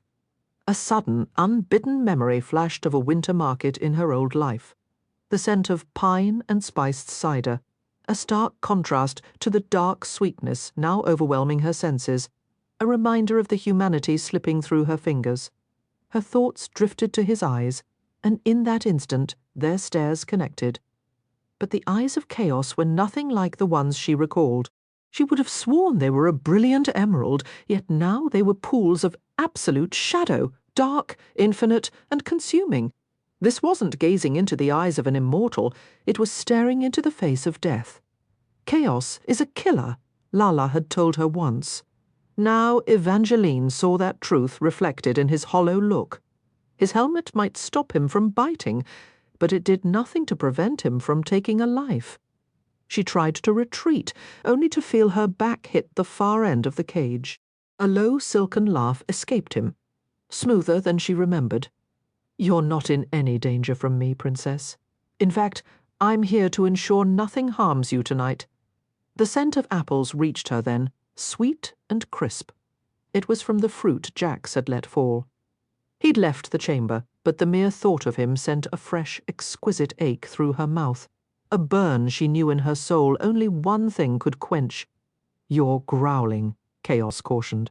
Evangeline's hands found the bars of her cage, the ones directly before him.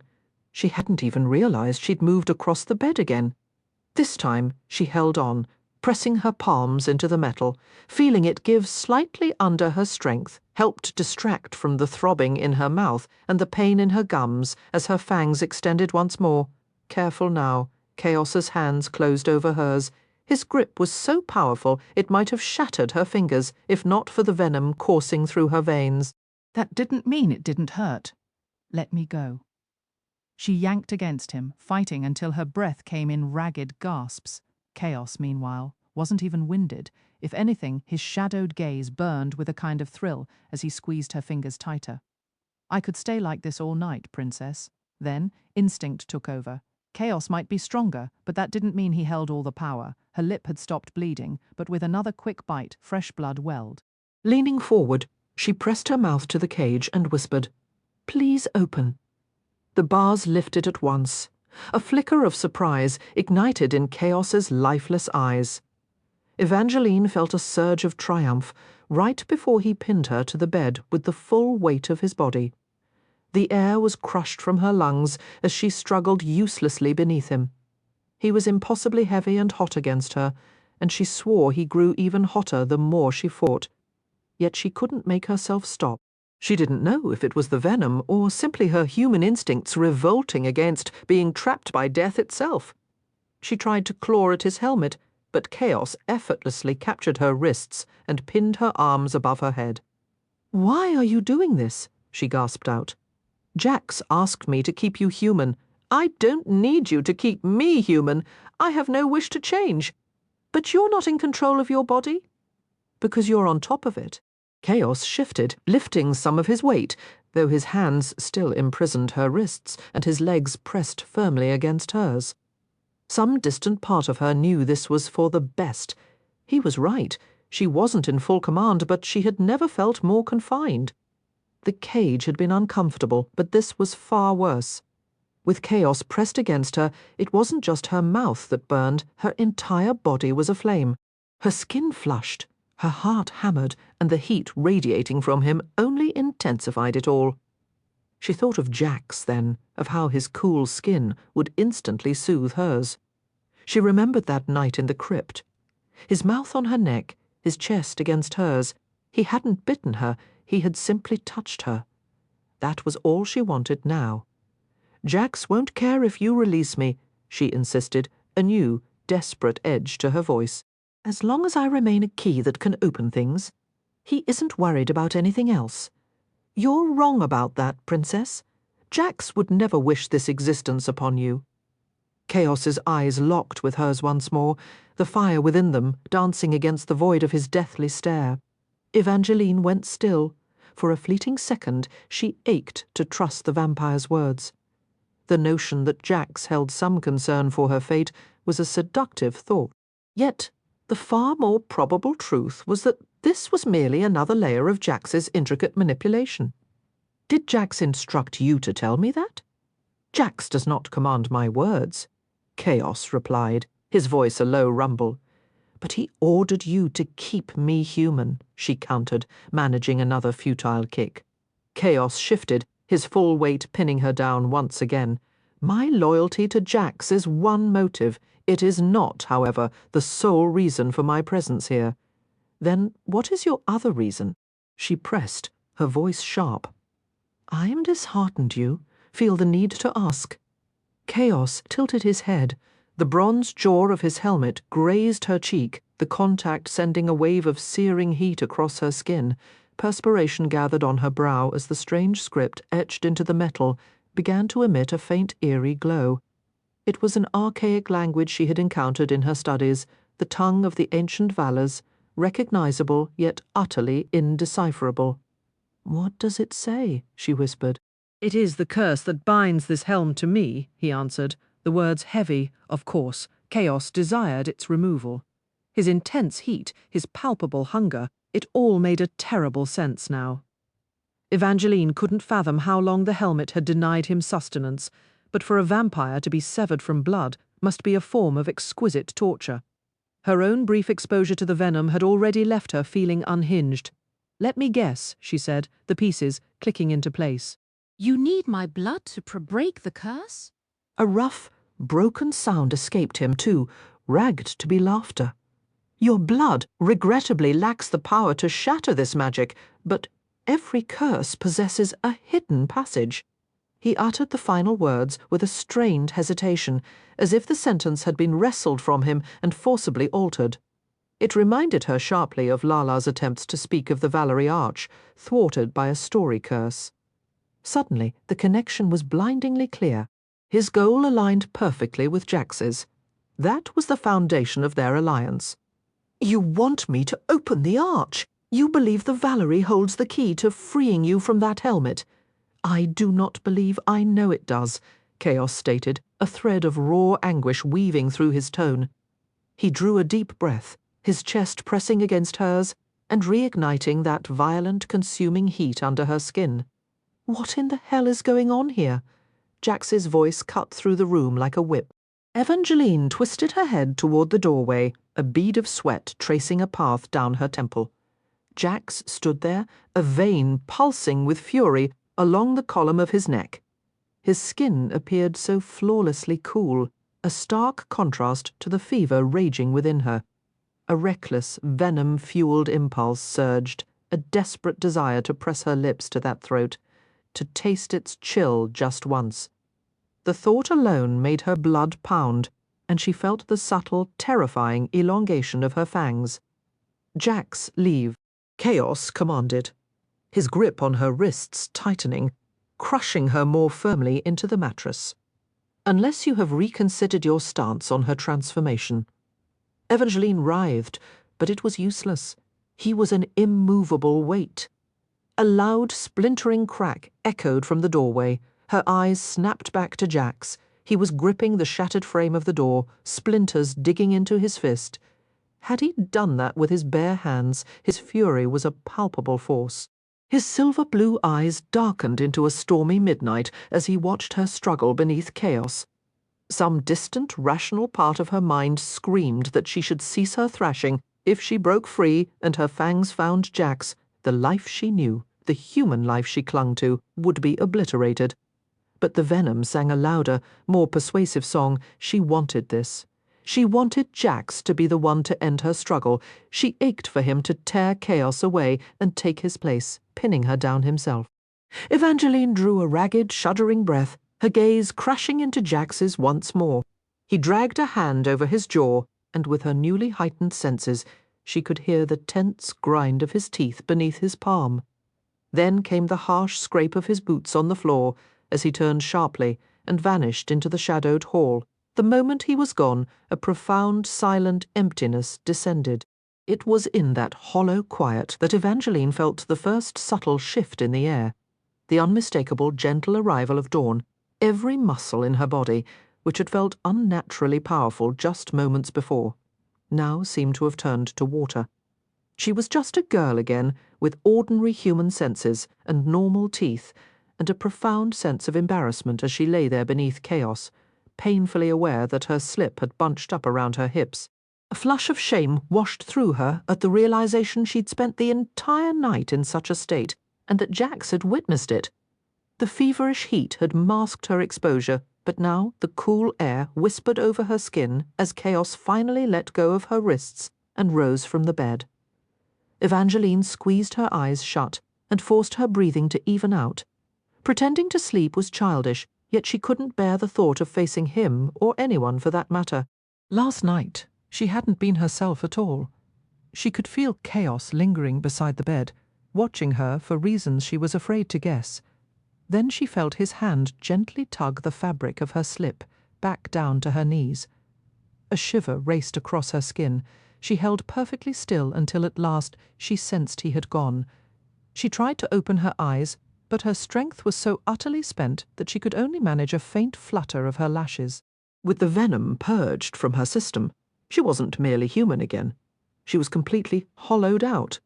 She remembered how Jax had been the same after his own encounter with vampire venom. Back then she'd thought his dramatic collapses against tombstones and in doorways were just for show. Now she felt a grudging respect that he'd managed to move at all. She had no idea how long she'd been unconscious, but as she finally rubbed the grit from her eyes and forced her trembling legs to carry her from the bed, it felt as though an entire day might have passed. Her stomach growled, and her throat was parched. To her relief, someone had left a few provisions, a tray laden with food, a simple dress, and a copper tub filled with water for washing. The water was cool, but she was thankful for the chance to scrub away the dried blood and grime from her skin and hair. Once clean, she ate what she could: hearty bread, sharp cheese, cold cuts of meat, and a dollop of her beloved fig jam. Yet with so many worries churning in her mind, the meal brought little comfort, while under the venom's influence all thoughts of Apollo had vanished. Now they returned with a vengeance. Had he been healed when she was, or was he still lying somewhere wounded? She hoped he was safe and recovered. Deep down, she still refused to believe this was truly his doing. Someone must have been controlling him. She needed to discover who and why. Her first step would be to return to Wolf Hall and confront Havelock. The last time she'd seen him, he'd had news that seemed to alarm him rather than bring relief. Perhaps he knew something he wasn't sharing. The idea of going back to Wolf Hall alone made her nervous, but staying here with Jax and Chaos was unthinkable. She turned the puzzle over in her mind again. Could Jax have somehow compelled Apollo to shoot her? Yet Jax needed her alive. He wouldn't have orchestrated this, probably.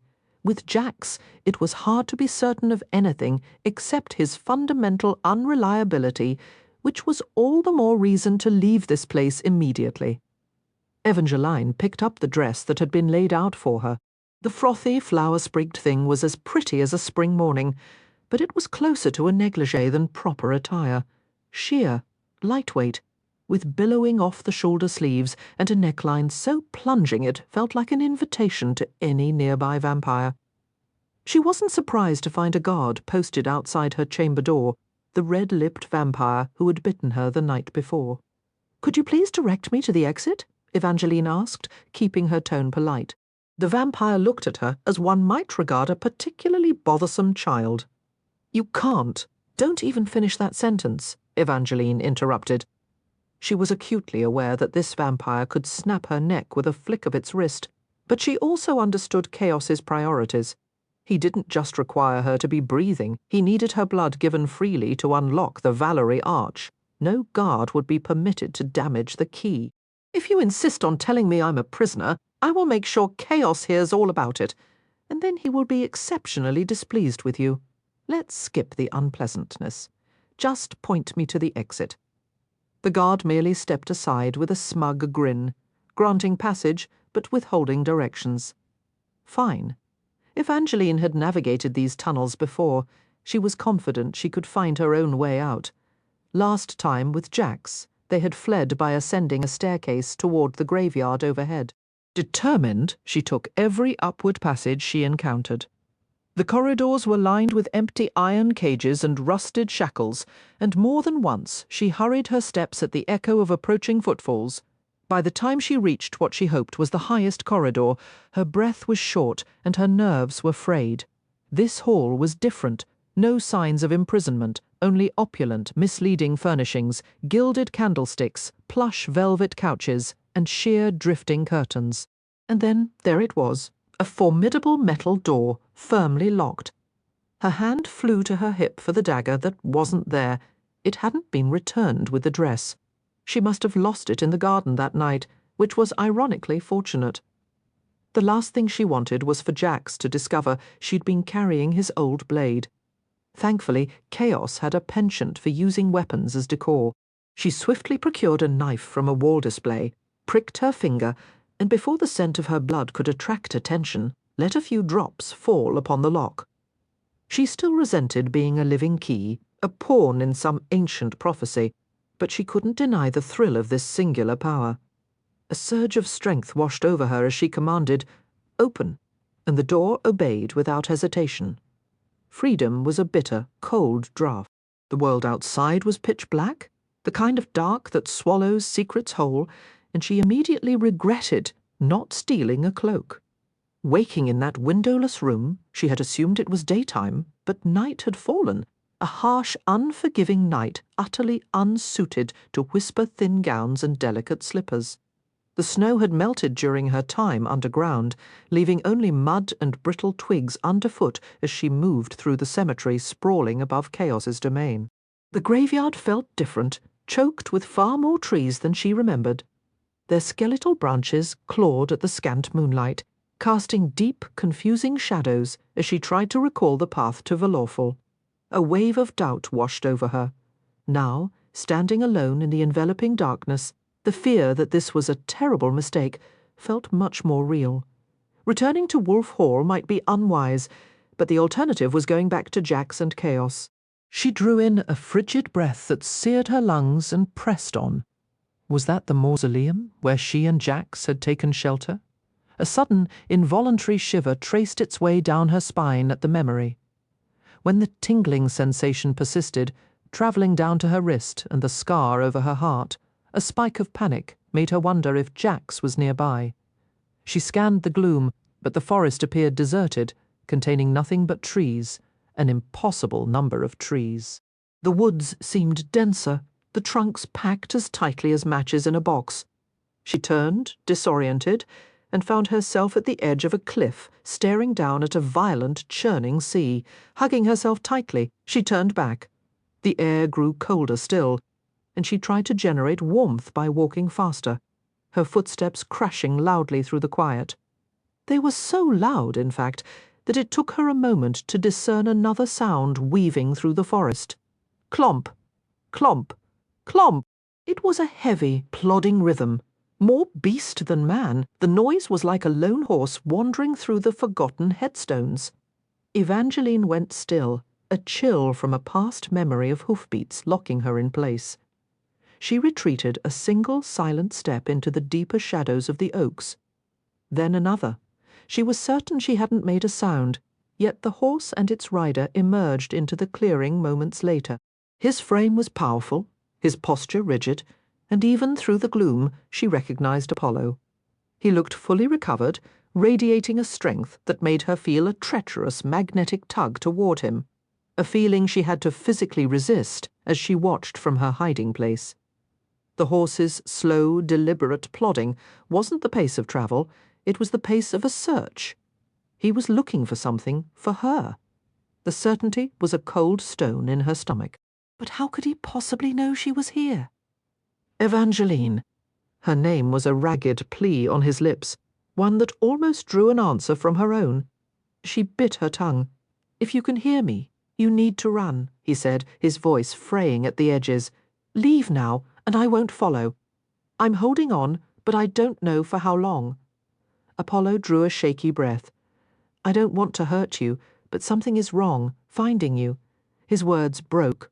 "It's all I can think about. It's a compulsion."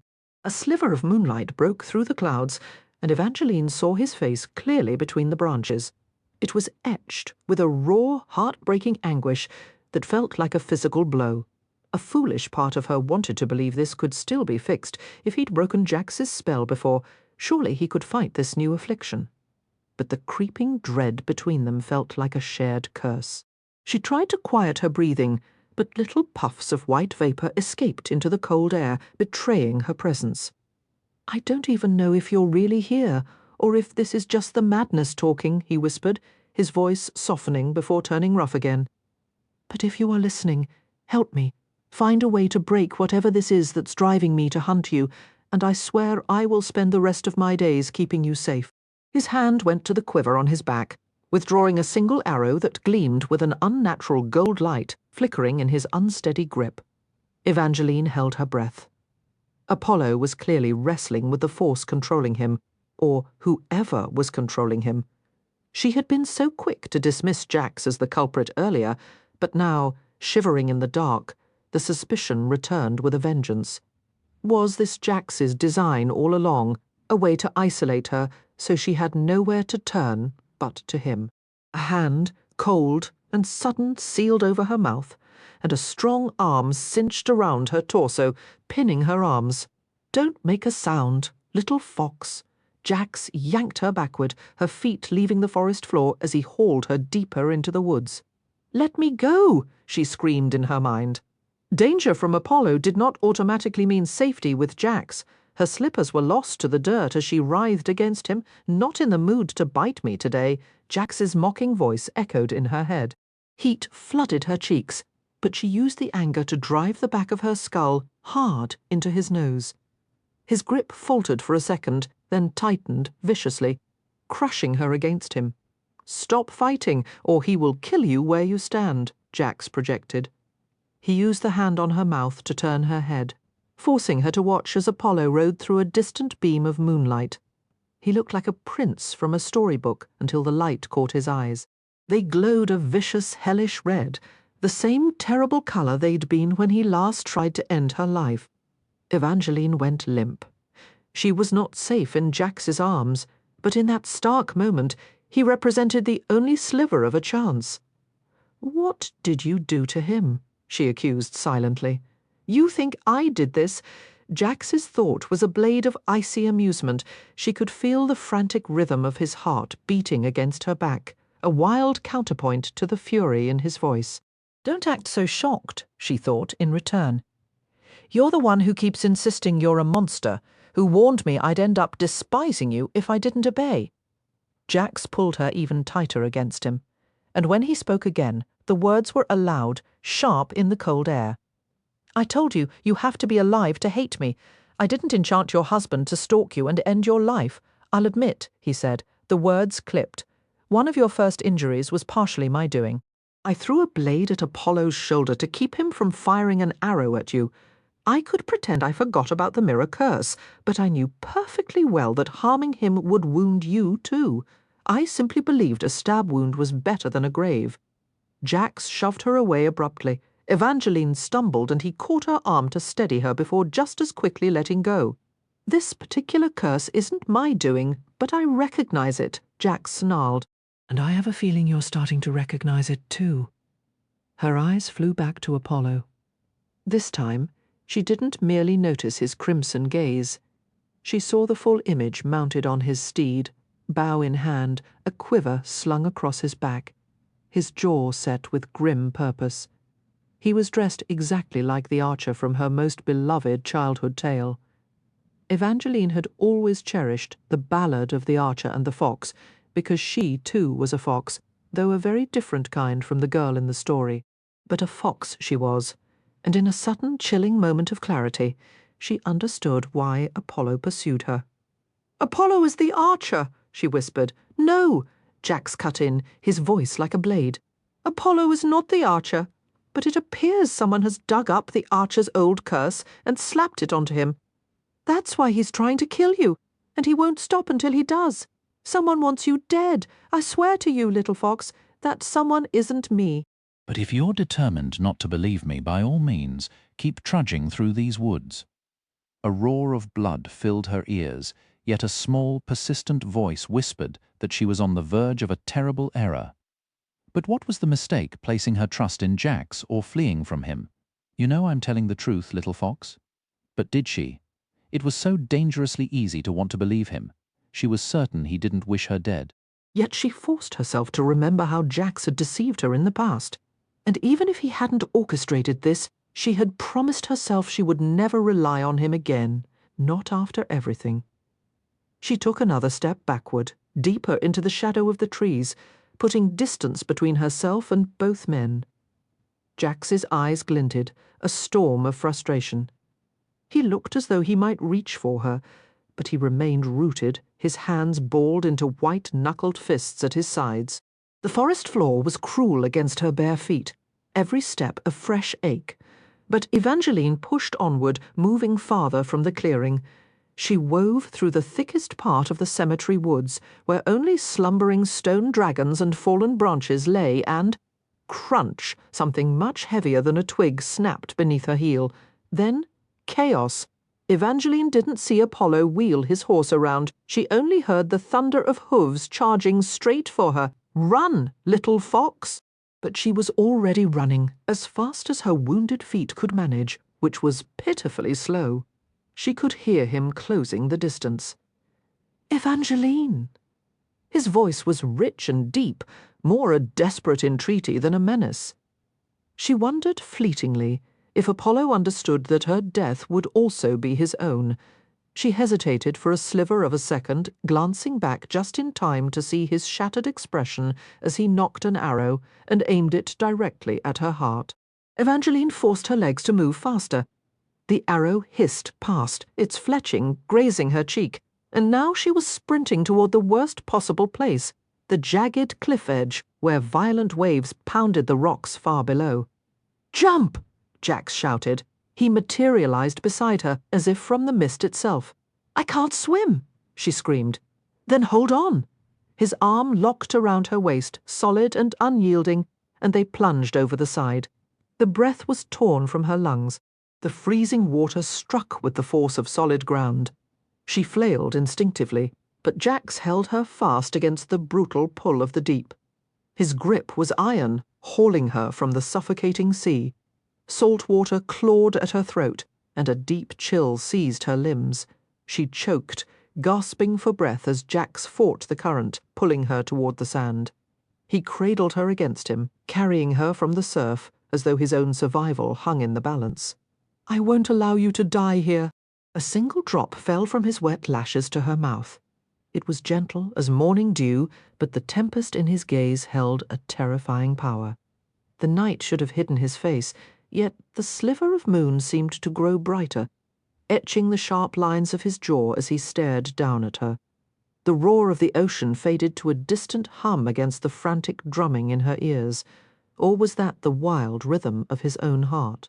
Jax was breathless, drenched, his hair plastered across his forehead, but in that instant Evangeline sensed he would bear her through more than icy waves.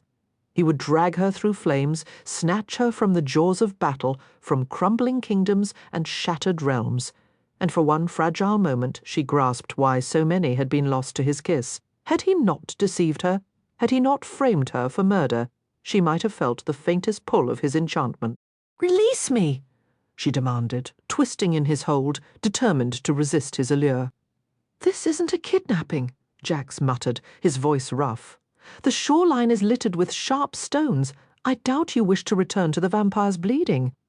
"I don't want to go back at all," she rasped, still fighting for air. "No one ever does, but Apollo won't stop until you're gone."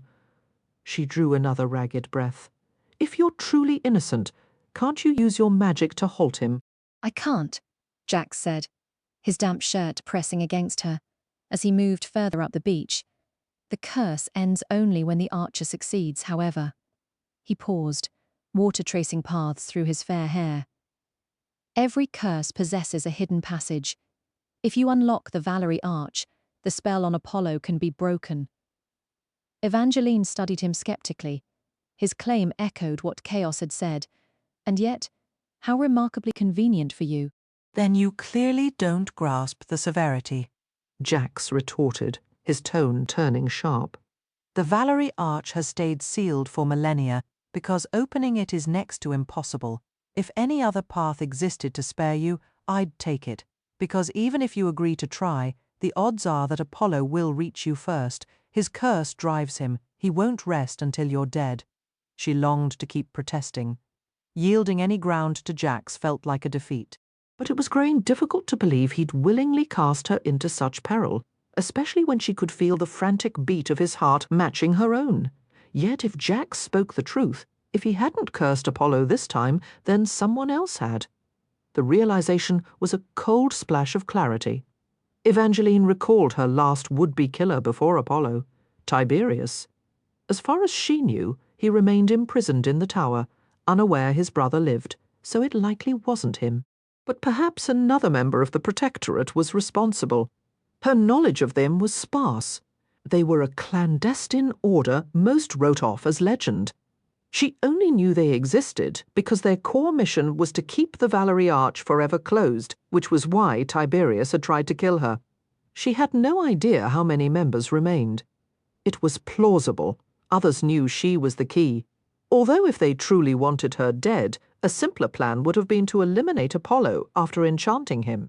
It didn't fully align, unless a different player had cast the mirror curse, which also seemed a stretch.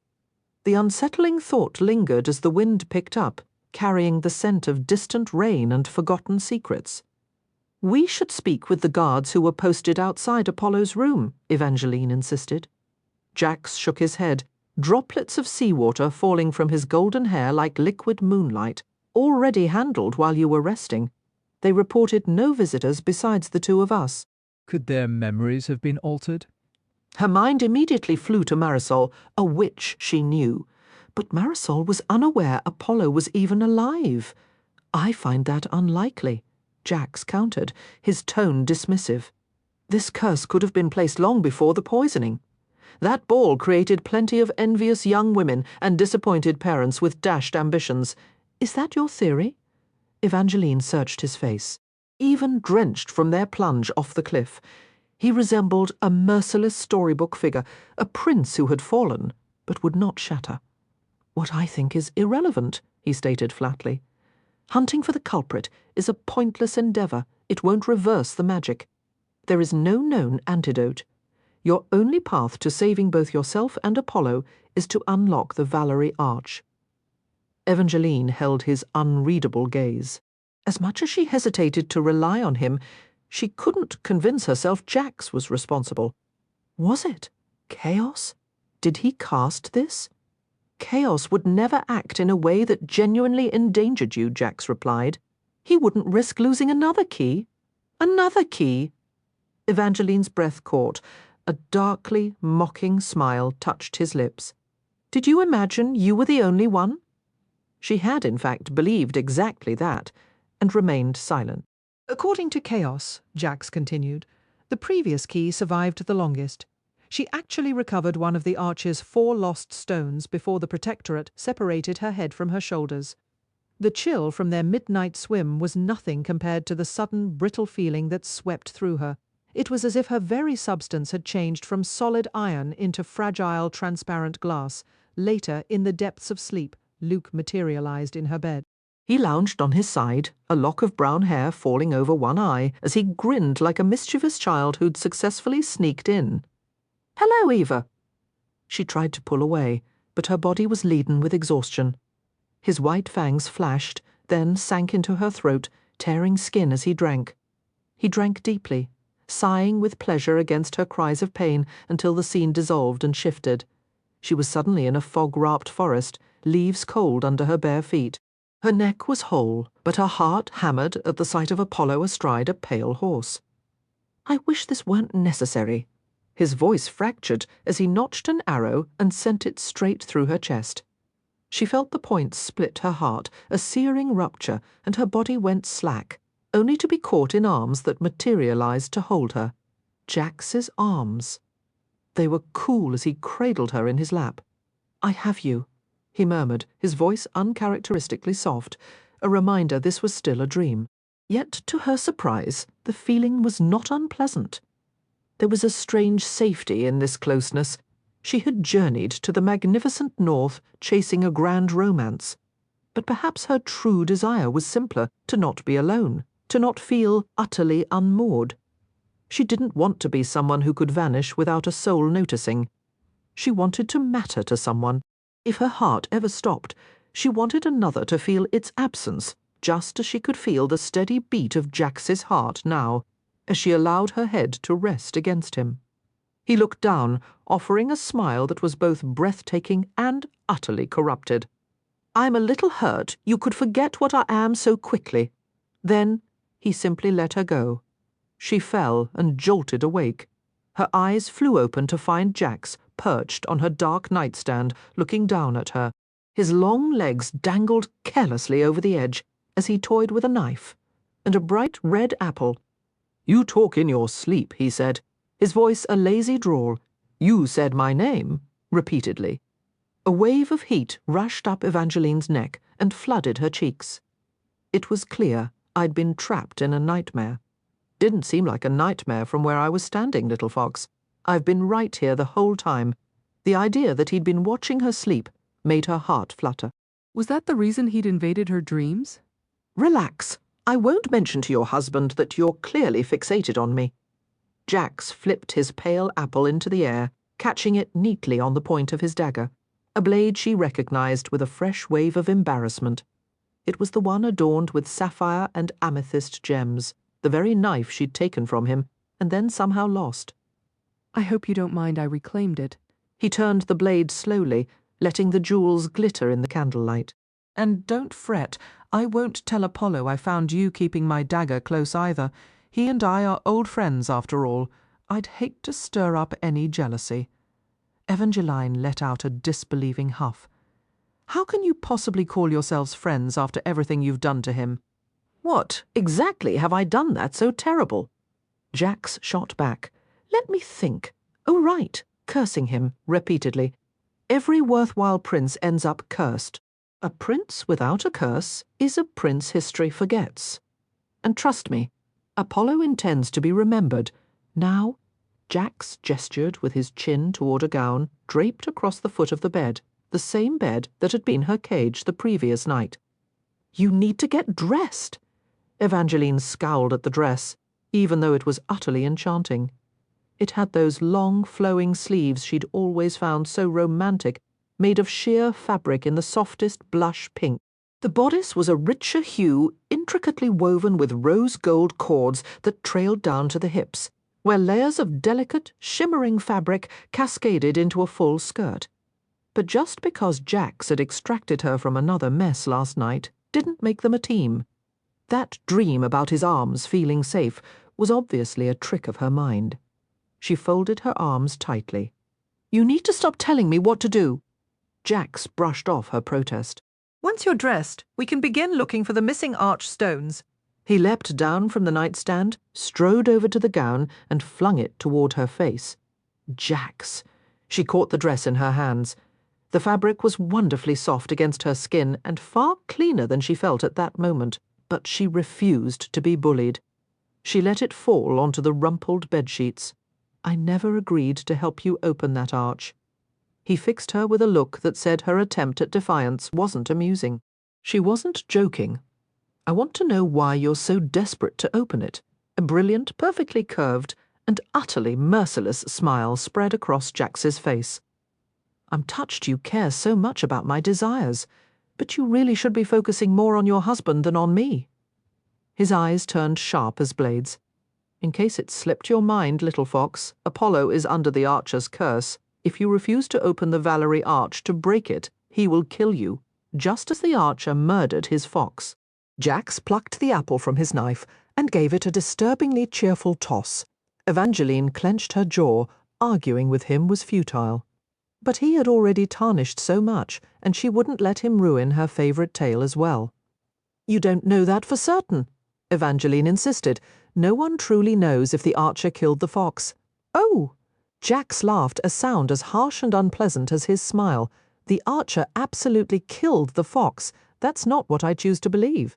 He could have resisted the curse, or the fox might have discovered a way to shatter it. No one knows the true ending, so anything was possible.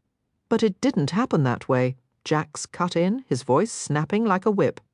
"Ballads never end well. Everyone knows that. You don't even have to finish the story to know the Archer's hands are stained. Open the arch, Evangeline, or you'll die just like the fox did." Jax stopped tossing the apple and drove his dagger straight through it. Evangeline winced as dark juice dripped from the fruit and splattered onto the floorboards. She really did not want to give him the satisfaction. Her reluctance to open the arch was beginning to feel less like prudence and more like pure obstinance. Lala's words had eased some of her dread about what the Valerie might hold, but that didn't mean she wished to hand its contents over to Jax. She wanted no partnership with him, no connection at all. Yet the Archer's curse had to be broken. It was a necessity. Otherwise, she'd spend a lifetime fleeing from Apollo, and he would dedicate his to hunting her. In a twisted sense, it was a kind of forever, binding them together in a chase she never asked for. This wasn't the union she desired. "All right," Evangeline finally said. "Does this mean you'll actually open it?" Jax arched a brow, a faint gesture that betrayed his genuine satisfaction. For a moment she considered resisting again, but her decision was made. The faster they located the stones to unlock the arch, the sooner she'd be free of him. "Yes, I'll help you open the arch," she confirmed, "but you need to leave while I get dressed." "A pity," Jax murmured, and then he was gone. Evangeline was relieved he couldn't see the warmth that rushed to her cheeks. Later, as they moved down the dimly lit corridor toward Chaos's quarters, Jax whistled a cheerful tune, something she'd never heard from him before. She assumed it was because she'd agreed to his plan, but his unguarded joy was disconcerting. He was all smiles and melody, and it sparked an uneasy curiosity in her. What could he possibly want from inside that arch so badly? He'd procured another apple, this one a vivid, unbitten blue, and he tossed it rhythmically as he walked. "You're staring," he pointed out. "I was just wondering about your apple habit." He gave a low chuckle. "Trust me, little fox, some mysteries are better left unsolved. taking a deliberate bite, his eyes darkened, drifting slowly from her lips down the line of her throat, over her collarbone, and lingering on the intricate golden cords laced across her bodice. Her breath grew shallow as his gaze traced the braided patterns, making the fabric feel as if it were tightening, as though his cool fingers were pulling the cords taut until the air grew thin. "You started it with your stare," he murmured, the familiar taunting edge back in his voice. This was the Jax she knew, cruel and playful. "Do you have any news about Apollo?" she asked, keeping her tone detached. "No," Jax replied. "Chaos sent out vampires and a few day-walking humans to search last night, but there's been no sign of him, and the gossip pages are silent. If he's clever, he's putting distance between you to weaken the curse's pull." His voice turned grim, but that strategy has its limits. What about Havelock? Evangeline pressed. What about him? Has anyone questioned him to find out who cursed Apollo? Jax shot her a sidelong glance. "I've told you, knowing who cast it won't change our task." "I'd still like to know. Maybe you're accustomed to assassination attempts, but I am not." "Then it's unfortunate news. Havelock has vanished as well. We looked for him after interrogating Apollo's guards, but no one in Wolf Hall has seen him. My guess is he's wherever Apollo is hiding." They reached the heavy wooden door to Chaos's study. Jax turned the iron handle, but it held fast. He knocked, but there was no answer from within. The vampire wasn't there yet. "Unlock it," Jax commanded. Evangeline stiffened. "You could at least say please." "I could, but then you might get the wrong idea and think I'm being polite. I'd hate to mislead you." In a flash, Jax drew his dagger, pricked her finger, and smiled as a bead of blood welled up. "You might want to hurry. The vampires will smell that." Evangeline shot him a glare, but swiftly turned the key in the lock. She wasn't truly afraid of an attack. Chaos needed her to open the Valerie arch so he could remove his helmet, after all. He might be a vampire and Jax a fate, but both of them, it appeared, were depending on her rather heavily. That realization gave her a surge of courage as they stepped into the empty study. If not for the manacles fixed to the chairs, the room could have passed for a library at Wolf Hall. The floor was aged, polished stone. The chairs were upholstered in rich leather, and the marble chess set on Chaos's desk was a masterpiece. The pieces were oversized, making it clear they weren't ordinary chessmen. They were carved in the likeness of the Valors, and just like the great statues in the harbour beyond Valafel, every piece was missing its head. Jax took another loud bite of his apple, the sound crisp in the quiet room as he watched Evangeline approach the desk. "Probably not wise to go poking around," he remarked. "Probably don't care," she fired back. "The vampire needs me too much to do anything about it." She circled the desk with a new, defiant sway in her step. She wasn't sure what she was searching for, only that this was her one chance to look without facing any real repercussions. Ever since coming to the north, Evangeline had always been the least powerful person in any room, but that wasn't true anymore. She was the girl from the prophecy. She was the key, a magical being meant for magical deeds. She didn't have to hover nervously in doorways or sit demurely waiting for permission. She was about to open a desk drawer when she spotted it on the corner under a glass dome, a gem that glittered with an inner light. Lifting the dome, the jewel blazed even brighter, casting shimmering rays of pink and gold across the walls. It looked like a captured wish, something meant to be worn close to the heart. Perhaps some enchantress had distilled pure wonder and sealed it into this pendant, though pendant felt too ordinary a word for such a treasure. Her fingertips tingled as she brushed the chain. "Do you think Chaos got this for me?" "No." The vampire materialized from the shadows and snatched the necklace from her grasp. "Give that back!" Evangeline instinctively grabbed for the gem, but Chaos caught her wrist. "This is not yours," he stated. He was mistaken. She knew it. The gem's glow dimmed in his gloved hand. It was meant for her. She swung at him with her free arm. It didn't matter that he was stronger or bigger, or that punching his chest probably hurt her far more than it hurt him. She had to have that necklace.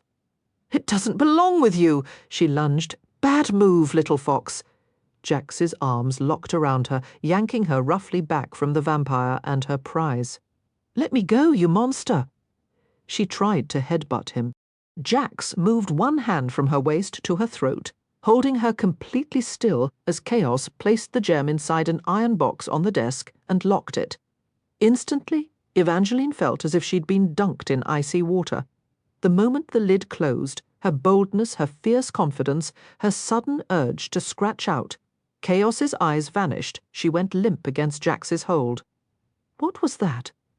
Her skin felt hot, her breathing ragged, and Jax's hands were still on her. Can you behave if I let you go? Jax asked. Or perhaps we should just chain you to a chair. His voice held that familiar, mocking amusement. Jax was clearly enjoying her discomfort. I'm fine, Evangeline insisted, squirming in his grasp. He slowly released her, but not before the back of his hand grazed the curve of her breast. A sudden, unexpected flutter tightened in her stomach. Jax's expression remained utterly blank, though, making her believe it was merely an accident. Shaking off the sensation, she stumbled further from him and the necklace Chaos had secured. What was that? She asked, her voice unsteady. That, Chaos stated, is the luck stone. It is one of the 4 lost arch stones. Evangeline's memory sparked. Jax had warned her that the previous key died after locating one. This gem must have been it. Chaos moved away from the desk, his motions unusually rigid. He flexed his hands as if shaking off a strain. Did it affect you too? She inquired. The stone affects everyone, Chaos replied. It did nothing to me, Jax interjected, leaning casually against a chair. Only because the luck stone incites recklessness, Chaos countered. And you are reckless by nature. Jax merely shrugged. What's the point of immortality if you live cautiously, like a mortal? But I thought you could die, Evangeline asked. Why? Are you plotting my murder? Jax's eyes gleamed with mischief. Chaos shot him a warning look. Don't give her ideas. Relax, Jax said, idly toying with a shackle hanging from a chair arm.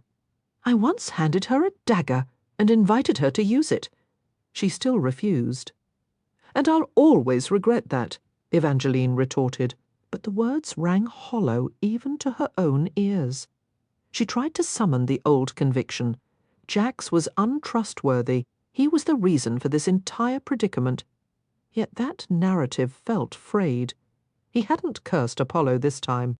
A vivid memory surfaced, the frantic, wild rhythm of Jax's heart pounding against hers as he hauled her from the ocean after their escape. In that moment he hadn't seemed in control. He'd seemed like something primal and fierce, a warrior from a dark fairy tale, utterly resolved on saving her. She knew his motives for keeping her alive were far from pure, but sometimes cold logic is utterly overpowered by raw feeling. She told herself it was smarter to hate him, but the emotions simply wouldn't come. Chaos cleared his throat, breaking her reverie. The vampire stood before his desk, arms crossed over his chest, watching her with what seemed like concern. It was hard to be sure with his helmet obscuring his face, but his worry was unnecessary. Evangeline might not hate Jax, but she hadn't forgotten the danger of trusting him. 3 stones remain, Chaos explained. Each possesses a distinct magic. As the key, Evangeline, you will be most sensitive to their power, which will help you locate them. But as the luck stone demonstrated, their magic carries a risk. What do the others do? She recalled the vanishing librarian mentioning them, but the names escaped her. Perched on a chair arm, Jax counted off on his fingers with theatrical flair. 1 for luck, 1 for truth, 1 for mirth, 1 for youth. That doesn't sound so terrible, she ventured. Jax gave her a look of pure disdain. Mirth can unravel your sanity faster than luck ever could. People will commit atrocities to preserve their youth. That stone breeds jealousy and childish folly, making it a nightmare to retrieve. And truth, his lips curved into a smirk. Truth is rarely a gift, little fox. It's usually a weapon. Evangeline knew she should have been focusing on the secret passage. Chaos was leading them to a starting point for her search. But her thoughts were a turbulent sea still churning from the stone's influence and the unsettling warmth lingering where Jax's hand had brushed against her. Evangeline's focus was not on the path beneath her feet or the faint inscriptions lining the shadowed walls. Her mind was fixed on Jax's mocking words. The truth is never what you want it to be. He had delivered it like a prophecy, as if his version of truth could shatter her as completely as his touch. It only made her more determined to uncover his secrets. What did he truly seek from the Valerie? And why was he so intent on keeping her in the dark? Perhaps he simply revelled in her torment. That explanation felt hollow, but it gave her a sliver of purpose. Once she held the truth stone, she would force the answers from him herself. "We've arrived," Chaos announced, stopping before a heavy door. Emblazoned upon it was the fierce image of a wolf's head, violently slashed across the middle as if by a monstrous claw. He passed her an iron key dangling from a velvet ribbon. "I'm aware you can open any door, Evangeline, but I'd advise against drawing blood here. The library has its own sensitivities." She knew she ought to feel a tremor of fear. But whether it was the story curse dampening her instincts or her own rising defiance, she felt only a stubborn resolve. In this world of ancient, powerful beings, her ability was the one thing that belonged solely to her, and she refused to be cautioned against using it. Silently, she fit the key into the lock. The chamber beyond took her breath away. Towering shelves, laden with ancient volumes, curved along the circular walls, climbing toward a ceiling so distant it vanished into shadow. Several weathered rosewood ladders stood ready, and small iron balconies dotted the upper levels like constellations. The air itself seemed to shift as she entered, carrying the rich, comforting scent of old paper, a scent that had always felt like magic to her. It reminded her of fairy tales, of her mother, and of the boundless possibilities stories promised. Underfoot, a woven tapestry carpet depicted a stone arch guarded by 2 armoured knights, one mysteriously headless. At its centre sat a round table bearing a lamp and a stack of journals, flanked by 2 plush velvet chairs, thankfully free of restraints. "It's beautiful," Evangeline said, her voice echoing softly, "but how is this meant to help me find the stones? I thought all books were corrupted by the story curse." She had, of course, searched libraries before without success. The Royal Library had yielded nothing on the Valors, a gap she'd blamed on the curse. Now she understood. The books hadn't vanished. Chaos had collected them.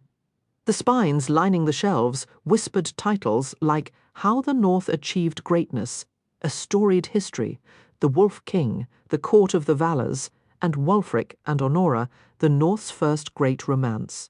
There were volumes on the great houses as well, but the vast majority were devoted to the enigmatic Valors. "Did you gather all these just to locate the archstones?" she asked.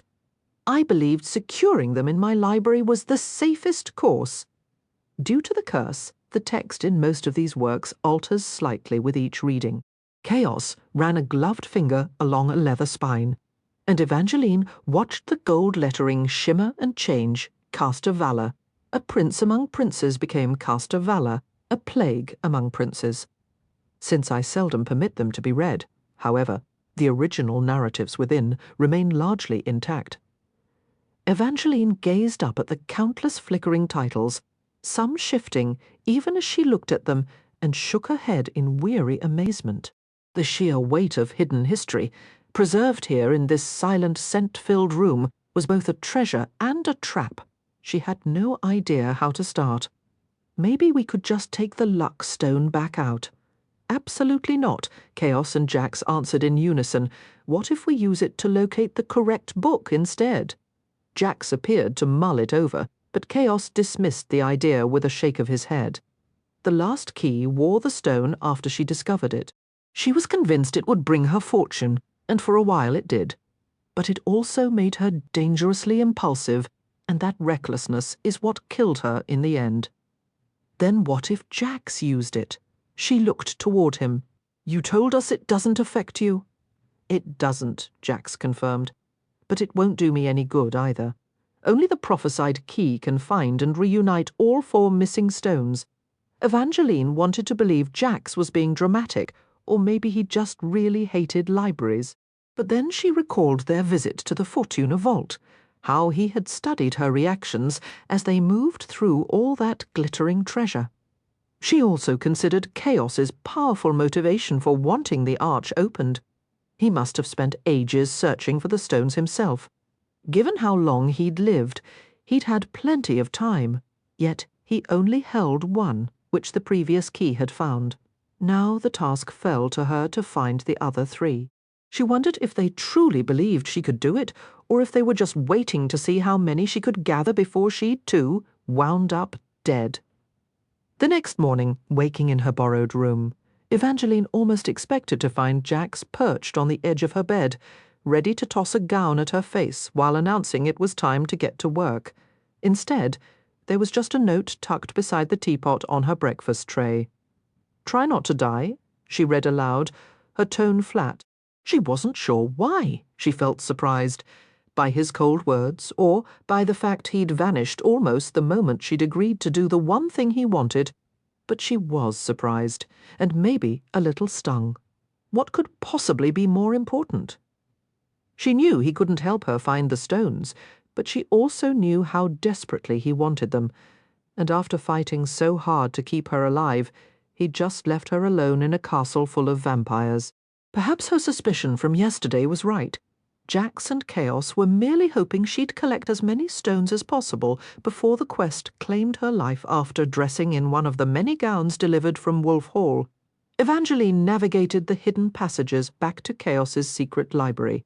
Despite Jax's note, she kept anticipating his soft footsteps beside her or his casual emergence from a concealed door. But Jax never appeared. The library felt unnervingly quiet without his teasing remarks, his low laughter, or the sound of him tossing an apple idly in the air. The only noises were the occasional soft flickers of the glowing lanterns that bathed the space in a warm, syrupy light. She tried to find solace in the books. Stories had always felt like friends, but these tales seemed like distant, altered cousins of the ones she knew. Chaos had been right about the stories changing. In nearly every volume she opened, words shifted before her eyes. Most changes were small. Accounts of Honora Valor described her eyes shifting from hazel to brown. Stories of Wulfric depicted his hair as red instead of gold. But a few elements remained constant, like the names of the Valor children and some of their core traits. Aurora was gentle and was invariably called the most beautiful girl who'd ever lived. Her twin Castor was always noted for his nobility. Vesper could see the future. The twins, Tempest and Romulus, were brilliant inventors, credited with the magical arches. Dane was some kind of shifter, and Lysander possessed a gift tied to memories. Every story painted them as handsome, kind, and generous, a close-knit, protective family beloved by all, until something truly awful occurred. But no matter how many pages she turned, Evangeline couldn't seem to uncover what that tragedy was. Evangeline understood the broad strokes of history. The Valors had constructed the Valerie, locked something away within it, and then met their end, their executions marking the close of their era and the dawn of the Age of Great Houses. It was during that shadowy transition that the magical stones were forged and concealed, yet details from that pivotal gap in time remained frustratingly elusive. Her research yielded only fragments and half-truths. She uncovered vivid accounts of the earlier age of the Valors, a golden time when knights prevailed, virtue triumphed, and every story promised a happy ending. Then came the narratives of the age that followed, which her texts sometimes ominously renamed the Age of Great Curses. One book, A History of Famous Beheadings, dedicated a lengthy chapter to the Valor's downfall, but pointedly ignored the Valerie Arch entirely. Its author even took the time to venomously denounce the founding great houses: Fortuna, Slaughterwood, Merrywood, Redthorn, Hawkleaf, Castell, Bloodgrave, Verita, Ravencross, Darling, Havoc, Bellflower, and Acadian. Seeing Apollo's surname, Acadian, printed so starkly made her chest tighten. She could vividly imagine him astride his horse, fighting whatever darkness now gripped him, and she felt a sudden, sharp pang, wondering where he was in that very moment. Her own lack of physical injury suggested he was still physically whole, but what was this ordeal doing to his spirit? That night in the garden, just after he'd awoken, he was already a stranger, wounded and haunted by shadows she couldn't see. A little darkness might not break a prince, but what if this curse dragged on for months or years? Who would he become then? The thought was a cold stone in her stomach.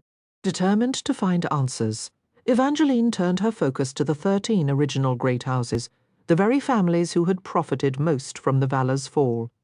It seemed more than coincidence that they rose just as the stones vanished. Perhaps they were the architects of that secrecy, hoarding magic that might grant power or fortune to its holder. She decided to start with House Slaughterwood, given Lala's impending marriage to Lord Robin. But the library, perhaps twisted by the same story curse that plagued everything, offered no volumes bearing that name. The spines seemed to blur or shift when she looked for them. Turning next to House Merrywood, she watched the ink on the page shimmer and reform into Bitterwood, a name that felt oddly misplaced. The described village of Merrywood was anything but bitter. It was a charming forest settlement famous for its enchanted square fairs, mischievous magical foxes, and a notorious trio of rogues. The trio consisted of Prince Castor Valor, Lyric Merrywood, and an arrogant, unnamed archer. Her mind instantly leapt to the legend from the Ballad of the Archer and the Fox. Could it be the same figure? Find anything interesting? A smooth, velvety voice inquired. She jumped, the book tumbling from her hands to hit the floor with a solid thump. "Sorry, I frightened you," Chaos said, not sounding sorry in the slightest. He lounged against a chair opposite her, his leather armor accentuating every line of his vampiric form, and his expression was one of pure amusement at her reaction. For a fleeting second, the faint crinkles at the corners of his eyes suggested something almost human, but Evangeline hadn't forgotten the abyss she'd once seen in his gaze, a look of pure, chilling finality. He tilted his head, his eyes drifting from her to the scattered books. "Researching the great houses?" "I am," she replied, steadying her voice, "but one house seems to be missing. Do you have anything on House Slaughterwood?" Nothing worth your time. Chaos dismissed with a wave of his hand. "They're merely spineless brutes." He pushed off from the chair, crossed to a shelf, and selected a book bound in dusky lavender. "Try this one instead," he said, offering it to her. The book was slim, bound in a heavy black ribbon and stamped with shimmering gold foil. "The Rise and Fall of the Valas, beloved first royal family of the magnificent North."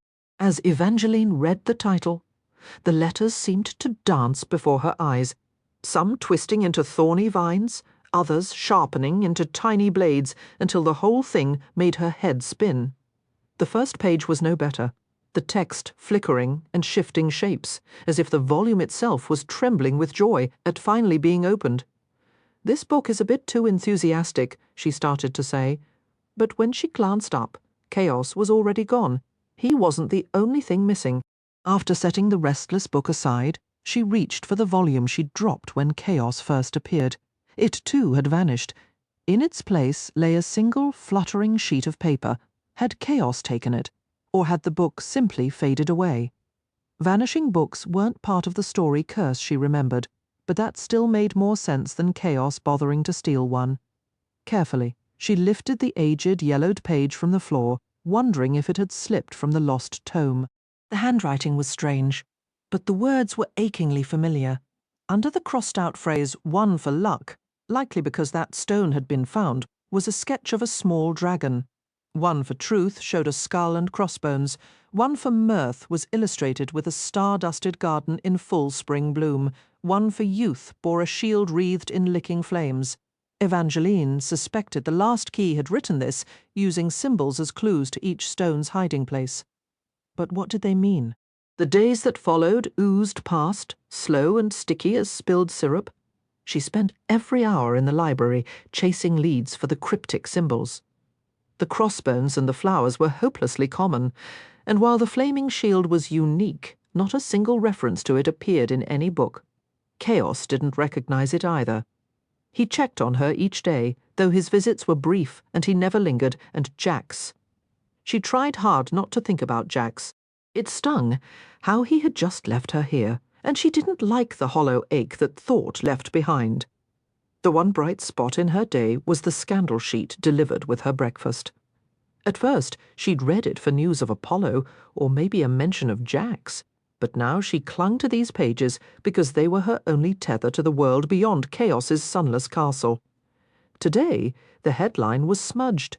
She couldn't decipher the first word, but the other two said everything the article needed. The Daily Rumour. Merriment and Marriage. By Christoph Neitlinger, everyone adores a themed party, but no one more than the soon-to-be Lady Lala Slaughterwood and her fiancé, young Lord Robin Slaughterwood. To mark their recent and rather abrupt engagement, the couple is throwing a celebration of legendary scale. Whispers say every great house will be represented. My own invitation appears to have been lost in the mail. A tragedy, truly. But I've discovered the festivities will last an entire week and costumes are mandatory. Evangeline was sure an invitation waited for her at Wolf Hall, and a sharp, sudden yearning to go to be surrounded by laughter and light pierced her.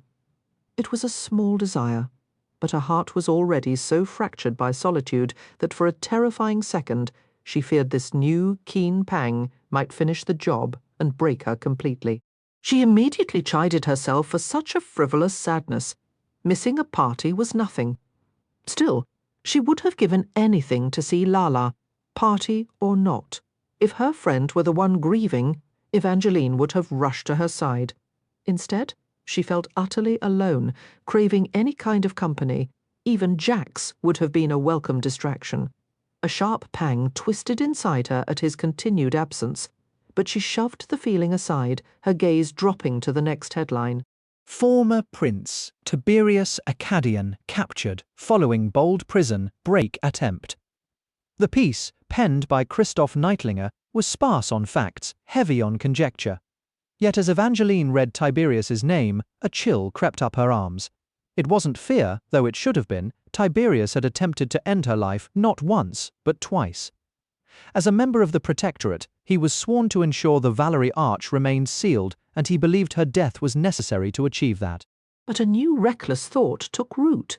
Perhaps the Protectorate's role wasn't merely hunting girls with pink hair. Maybe they were also the ones concealing the missing stones. The idea of visiting Tiberius in his cell to ask was, of course, insane. Jax would have called it a death wish, but Jax wasn't here, and Evangeline's hope had always been a fiercer flame than her fear. The old northern forest path was blanketed in fallen leaves and a low, creeping fog. Evangeline listened intently for the telltale sounds of Apollo's pursuit. Hoofbeats, footsteps, anything, but the woods were eerily silent.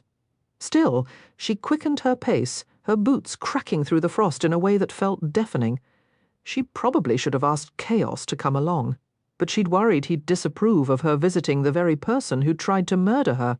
So she'd kept her plans to herself, slipping away while the vampires slept through the daylight hours. An ancient trail supposedly led to the tower, but she didn't need it. The grim structure was visible from the cemetery above Chaos's castle, jutting above the trees like a broken bone. Legends claimed the tower wasn't built until after the glorious age of the Valors, an era so peaceful they supposedly had no need for prisons. Looking at it now, that was hard to believe. The stones were ancient and weathered, their original colour lost to time. There were no windows, no visible doors, not a single slit to look out from. A flicker of pity stirred in her chest. How ironic to feel sorry for your own would-be killer. But the last time she'd seen Tiberius, he hadn't been a monster. He'd been a shattered boy, weeping over the accidental death of his brother. That despair was why she hoped he might help her now. The miserable conditions of his prison, while genuinely saddening, might also make him more willing to talk. First, she had to get inside. There were no guards in sight, no obvious entrance. Fortunately, Evangeline had come prepared. She reached into the basket of bread she'd brought and retrieved a dagger. The vampires were oddly lax with their armory, making it simple to replace the knife Jax had reclaimed. This one was gold, its hilt studded with pale pink gems, its tip wickedly sharp, a quick prick, and blood welled from her finger. She offered a silent apology to Apollo, who would now share the sting, and began marking the cold stones, whispering the same plea over and over. She lost count of how many stones she touched, her voice a steady, desperate murmur in the quiet wood. It seemed she had attempted to converse with every stone at the tower's foundation before a single helpful slab finally gave way, revealing a concealed entrance. She inhaled deeply and promptly coughed, the air beyond tasting of dust and forgotten things. 2 guards, who had clearly been engrossed in a card game, scrambled to their feet. One was so startled he sent his wooden stool clattering across the damp floor. "You can't be down here," he stammered, while his companion merely stared, evidently recognizing the distinct rose gold of her hair. "Here's a proposal," Evangeline announced cheerfully. "I won't mention that this supposedly secure door was left so unattended I could just wander in if you simply allow me a brief word with Tiberius." She gave a playful toss of her pink hair for the benefit of the confused guard. He still looked ready to protest, or perhaps lock her up, until the second guard sharply nudged him and muttered, "Our apologies, Your Highness, but Prince Tiberius is permitted no visitors." "Then consider me a secret," Evangeline replied, before either man could form another objection. She began ascending the chill stone staircase. The moment her boot met the first step, Jax's voice echoed in her mind. "This might just be your most foolish plan to date, little fox." It was so vivid she halted, glancing back, but there were only the guards sealing the door behind her.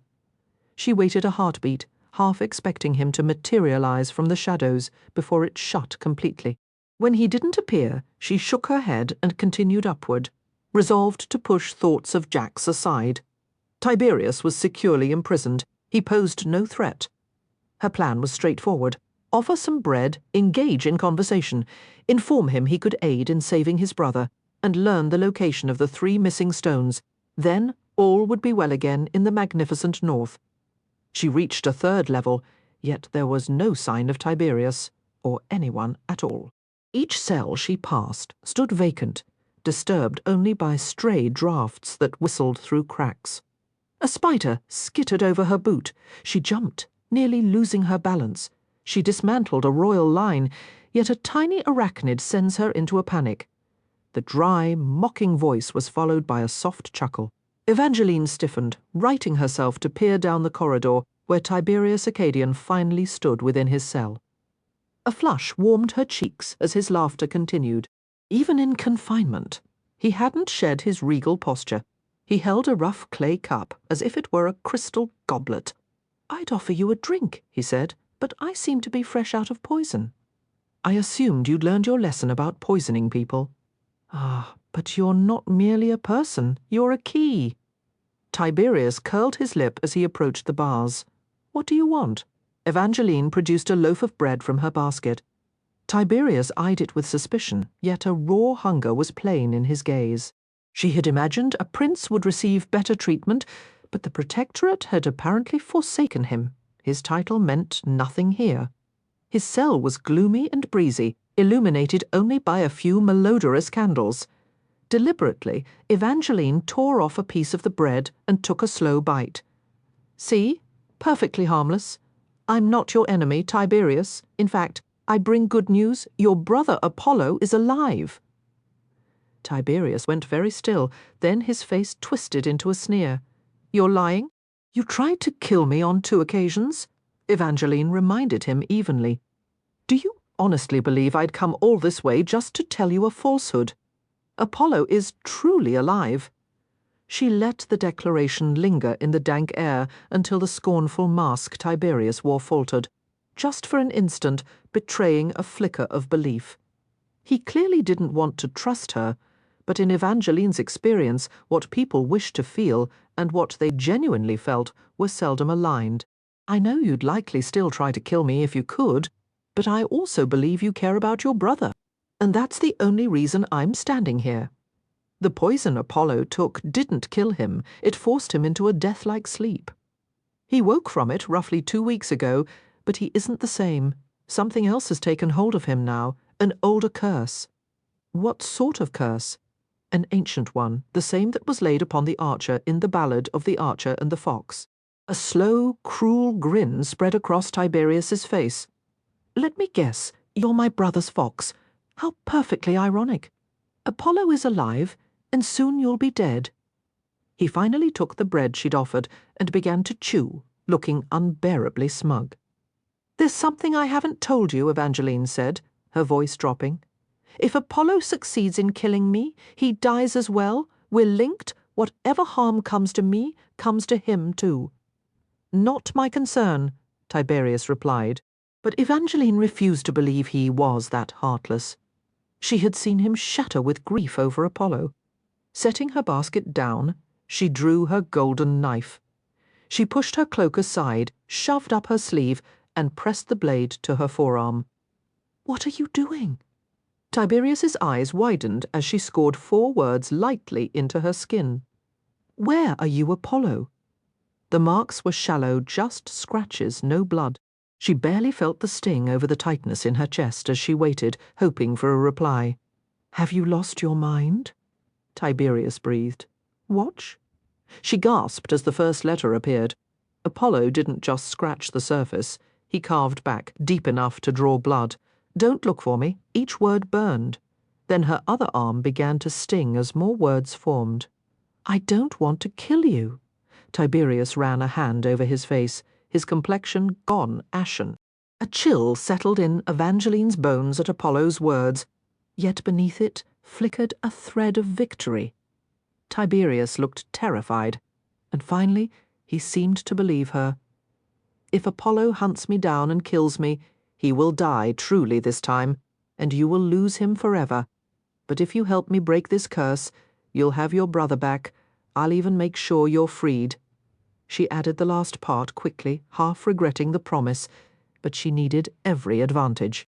Tiberius tugged at his collar, his eyes fixed on the drops of blood falling from her arm to the dirty floor.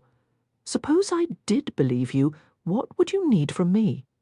Tell me where the Valerie Arch stones are hidden. I know you fear what the Valerie holds, but I believe it contains a way out, a back door that can break Apollo's curse and save his life. I just need to find the missing stones. Please, help me save your brother." Tiberius drew a slow, burdened breath. "No? What do you mean, no?" "I'm refusing, denying you. None of this changes anything, Evangeline. I would rather watch you die than help you find those stones." She stared, disbelieving. "How can you say that? This is Apollo's life." His eyes were glassy, but his voice held firm. "I've already mourned him. Better his one death than the deaths of countless others and the end of the magnificent North as we know it. That is what will happen if you open that arch. You don't know that. I know far more than you." "Do you even understand what these stones are? They aren't just rocks. They haven't been hidden only to keep the arch sealed. These stones have power. They call to each other. They long to be reunited. The last time all 4 were brought together, an entire great house was destroyed. I've seen the ruins. I felt the hollow, terrible magic that was left behind. The simple act of gathering the stones could unleash a catastrophe." Tiberius looked at her through the iron bars, his expression distant and grave. "I do care for my brother, but preserving his life does not justify this danger. If you possess any compassion, let him fire that arrow, become the subject of another mournful northern tale, and spare the world from what sleeps within the Valerie." Evangeline was now convinced this forest was enchanted. She should have sensed it earlier. The fragrance of the dense evergreens carried a cloying sweetness, as though sugar had been sprinkled over the frost-tipped needles and fallen leaves. The scent was pleasant, but she would have gladly exchanged it for ordinary, unmagical winter air if it meant the woods would cease shifting around her. She had lost all sense of time on this trail. It was the same route she had followed to the tower, yet instead of guiding her back toward Chaos's subterranean fortress, it simply wound endlessly between the trees. The sky overhead was deepening to violet. Full night was approaching, and the thought of being even more disoriented then filled her with dread. It was all made worse by the futility of her journey. She had been utterly mistaken. Even now, it was hard to accept that Tiberius had let an ancient prophecy stoke his fears, overriding his love for his own brother. She could never tell Apollo this if she ever managed to save him.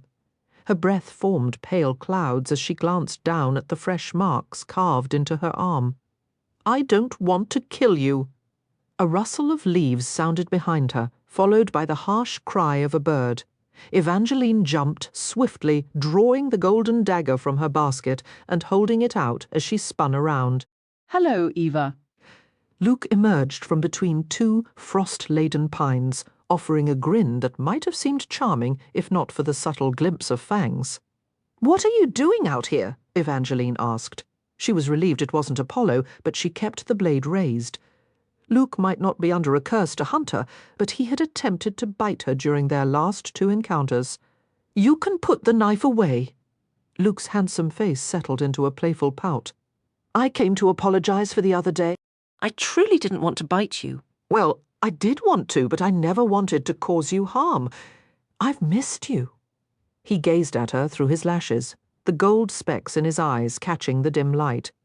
Her heartbeat quickened, and she despised that it still reacted to him this way, though she suspected it was more the supernatural pull of his vampire nature than Luke himself. She wasn't entirely sure when she had fallen out of love with him. In truth, she wasn't completely certain she had. It felt more as if she had abandoned that love, along with the person she used to be, back when she believed a first love was the same as a true love, and that true love was meant to last forever. She once imagined love was a solid house, built to shelter you for a lifetime. Now she wondered if it was more like an endless campaign, with new adversaries always emerging and skirmishes lying in wait. Victory in love wasn't about winning a single fight, but about choosing, again and again, to stand beside the person you were willing to die for. For so long, that person had been Luke. Even though he wasn't anymore, looking up at him now, it was frighteningly easy to picture that he could be again. He took a step closer, his pout shifting into a familiar crooked smile that made her heart ache. Nothing had felt familiar lately. After so much solitude in Chaos's library, being near Luke, even in this dark wood, gave her an unexpected sense of warmth. "You know," he murmured, "if it's done properly, biting can be even better than kissing." Luke tilted his head and leaned toward her throat. "No." Evangeline planted both hands firmly against his chest and wrenched her gaze away, fixing it on the night sky, the stars and the shadowed treetops, as she fought to break free from his magnetic pull. "You still cannot bite me, Luke." "I'm not a meal." "What about just a tiny taste?" Evangeline shot him a sharp look. He sighed in resignation. "Are you truly past us, Eva?" For a moment, Evangeline was at a loss for words. She had assumed this conversation was only about the bite. Yet, as she studied Luke's face, she detected a profound solitude etched into his immortal features.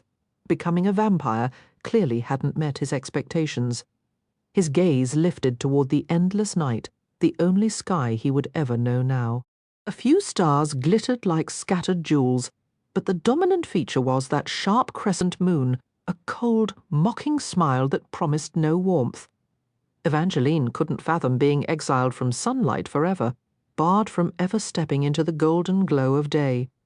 She wondered if that was what he was truly seeking in her, not her company, but a fragment of the sun, a tangible piece of his human past to hold on to.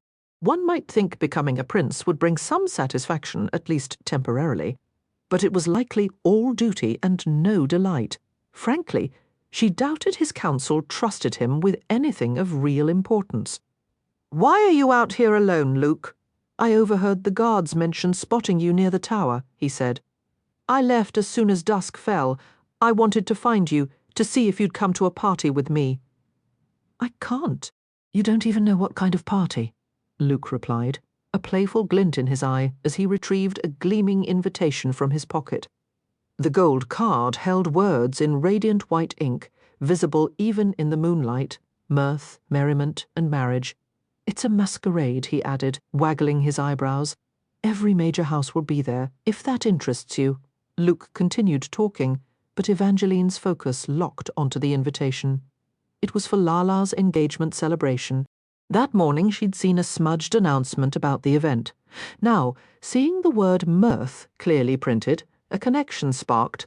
That single word wouldn't have been enough.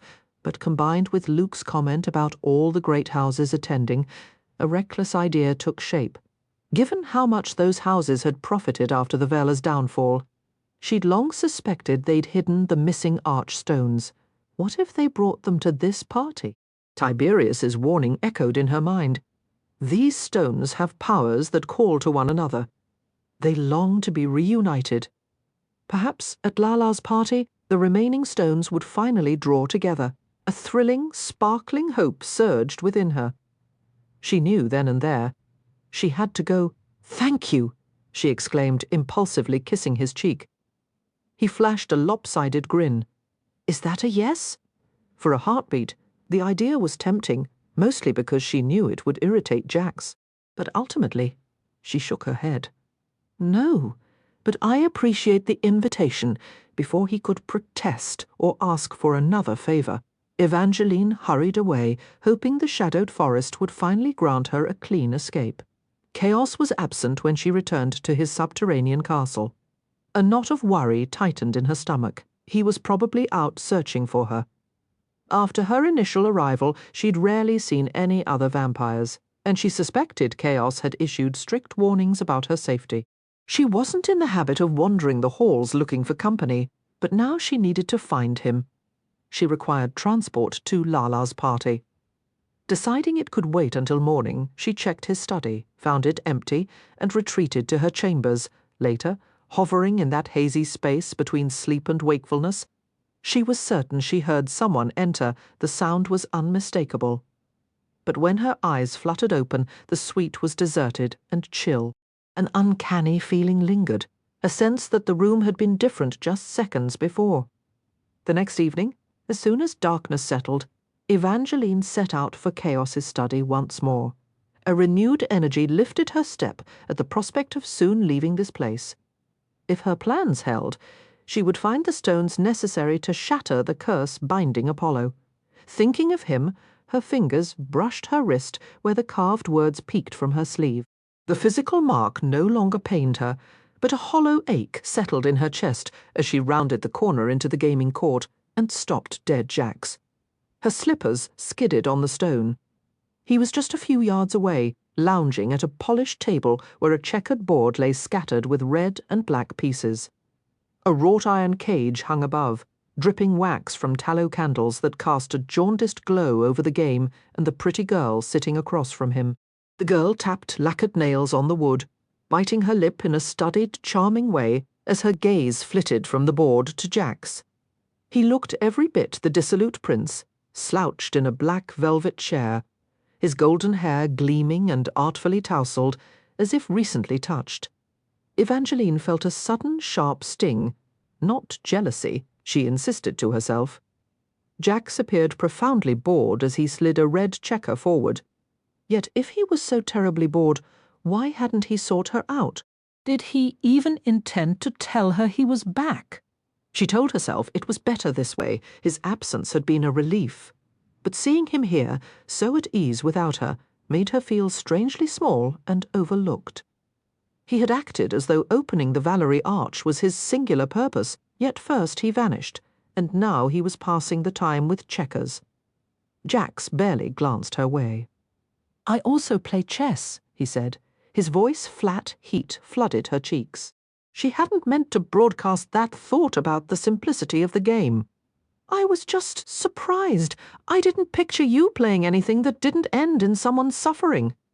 "Oh, there's that other game," the girl chirped brightly. "The one where?"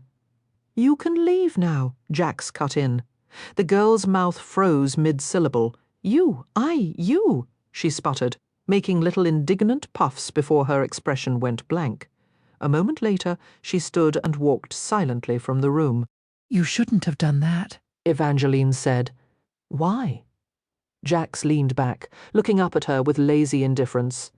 His attire was as casual as his pose, a dark blue velvet doublet hanging open, a low-slung belt, storm-grey trousers, and scuffed leather boots with silver buckles. "Would you like me to call her back?" "No," Evangeline answered too quickly. A smirk tugged at his mouth. "Jealous little fox. Absolutely not. I dislike when you use your influence on people." "You've requested it before?" That was different. I had a valid reason. Frankly, I believe you would have done the entire North a service by letting me handle your stepsister, he mused, rolling a black apple along the table's edge with his palm. But we can always correct that error later. Now, did you need something? Or are you just here for my attention? He flashed a dimple, his expression pure mockery. She hadn't missed this, not one bit. You're asking the wrong person, Jax. Unlike your companion, I know you're not a deity. And yet, you're the one who prayed in my church, he countered, swinging his boots onto the table. What was it you said? I know you understand my heartbreak. His soft laugh was a razor. She felt her skin mottle with embarrassment, which only made his laughter deepen. Clearly, I was mistaken, she managed. She'd been a fool to think he could comprehend human emotion or care for any heart but his own. She didn't voice that part. She simply turned to leave. Perhaps she'd felt a flicker of something akin to missing him while he was away, but those thoughts were clearly madness. Wait! Jax was up in an instant, his hand closing around her arm. What's this? She tried to pull away, but his fingers were already there, deft and unyielding. He pushed back the sleeve of her gown, exposing the rough carving on her arm. The words, "I don't want to kill you," stood out starkly against her skin. Jax's expression tightened, a flicker of something dark crossing his features. It seems your husband's romantic gestures have taken a turn for the worse. It's nothing, Evangeline insisted, trying to pull away. But his grip was unyielding, and with a single effortless motion, he drew her closer. Suddenly, she was near enough to notice the finer details she'd missed before, the rumpled linen of his shirt beneath the doublet, the faint shadows beneath his eyes that spoke of sleepless nights. Where have you been all this time? She asked, her voice softer than she intended. A humorless smile touched his lips. Oh, you know, ravaging villages, tormenting the innocent, the usual. That isn't funny, Jax. And that, he said, his gaze dropping back to the marred skin of her arm, isn't a joke. When did this happen? Evangeline pressed her lips together. If the sight of the carving unsettled him, she dreaded his reaction to learning it had come from a visit with Tiberius. He'd likely lock her in a tower to keep her from wandering off again. What she needed was a distraction. With a sharp tug, she freed her wrist and pulled the scandal sheet from her pocket, the one announcing Lala's engagement festivities, and shoved it toward him. Jax took the paper, his eyes scanning the print before his face hardened into an unreadable mask. Absolutely not. You are not stepping foot into House Slaughterwood for a party. That isn't your choice to make, she shot back, jabbing a finger at the blurred text. Look, it says mirth, right here, the mirth stone. That doesn't guarantee the stones will be there. But I believe they will. It mentions that every great house will be represented. I think the archstones have been divided among them, and they'll bring whatever they hold to an event this significant. Jax looked down at her, his posture rigid. Even if you're right, why would they risk bringing such powerful objects to a social gathering? While you were gone, I learned something, she said, her voice gaining conviction. The stones are drawn to each other. They want to be whole again. When Chaos let me see the luck stone, I felt its pull. It was all I could think about. Whoever has them won't let them out of sight, not even for a night. They'll be wearing them. For a long moment, Jax was silent, his jaw working. He didn't look convinced, but the outright refusal had faded from his eyes. Chaos cannot know we're going, he said finally, his voice low. Why? Because if he finds out, he'll stop us. Jax crumpled the paper in his fist, and Evangeline thought she saw a slight tremor in his fingers. What is it about House Slaughterwood? She pressed. His eyes met hers, bleak and serious. House Slaughterwood is the reason everything has fallen apart, little fox. Evangeline never learned what excuse Jax gave Chaos about their plans. But the next evening, her chamber was transformed into a treasure trove of finery. Gowns of rose silk and ivory satin, slippers adorned with pearls, cloaks trimmed in velvet, and jewels that caught the candlelight. There were hand-stitched flowers trailing down embroidered trains, and so much delicate lace that it felt like walking through a cloud. The lavish display stirred an unexpected pang of guilt for their deception. When the vampire venom had coursed through her veins, Chaos had stayed by her side, ensuring she harmed no one and did not complete the transformation. She'd never thanked him, partly out of lingering embarrassment from the way they'd been tangled together that night, and she couldn't forget how gently he had adjusted her slip before leaving the room. A monster, perhaps, but one with the manners of a gentleman. A gentleman monster. What could make him so determined to keep them from House Slaughterwood? She'd tried searching his library again, only to remember there were no volumes on the subject. When she'd first asked him about it, he had deftly changed the topic, and Jax's cryptic warning echoed in her mind. House Slaughterwood is the reason we're all in this mess. Jax had clammed up after that, and Evangeline was struck by the odd notion that his silence stemmed from a sense of loyalty to Chaos. The idea of Jax being capable of loyalty or friendship was unsettling. It was far simpler to view him as entirely without honour. Yet, considering his relentless nature, if he did pledge loyalty, she could picture him holding to it until his last breath. A cold tremor ran through her at the thought, and she turned back to the half-filled trunks scattered around her room. At dawn she would depart with Jax for House Slaughterwood, and her packing was far from complete. She lifted a pink velvet gown trimmed with white fur, considering it for the long carriage journey, when her eyes fell upon the lavender book resting at the foot of her bed. The Rise and Fall of the Valors, beloved first royal family of the magnificent North. Or so the title was meant to read. The gilded letters now appeared to be exploding like tiny stars. Ever since Chaos had given her the book over a week ago, it had been in a constant state of flux. Each time she attempted to read it, the letters danced and rearranged themselves. But now, the entire title was dissolving, only to reform into the name of a story she knew by heart. Evangeline placed the dress aside and picked up the volume. The Ballad of the Archer and the Fox now shimmered across the cover, accompanied by an image of an archer and a fox. She held her breath, expecting the words to shift again, but for the first time, they held steady. "What sort of trick is this?" she whispered. The cover remained unchanged, though she could have sworn the archer in the illustration gave a sly wink, as if coaxing her to open the book. A new possibility dawned on her. What if the contents had changed as well? If this enchanted book had truly become the Ballad of the Archer and the Fox? Then perhaps it held secrets about the archer's infamous curse. Evangeline couldn't believe she hadn't thought of it sooner. Jax had been so adamant that opening the Valerie Arch was Apollo's only salvation that she hadn't considered looking elsewhere. But what if the original fairy tale contained a simpler solution? A fragile hope flickered within her as she settled on the edge of the bed and opened the cover. Her hope was short-lived. The first page revealed a stern-looking young man and an elegant young woman. The caption beneath read, "Vengeance Slaughterwood and his beautiful bride-to-be." So the book was merely toying with her. Yet Evangeline didn't close it. Mere moments ago she had been puzzling over House Slaughterwood, and now here was a possible clue. She studied the portrait. Vengeance was handsome, but there was a cruelty in his eyes.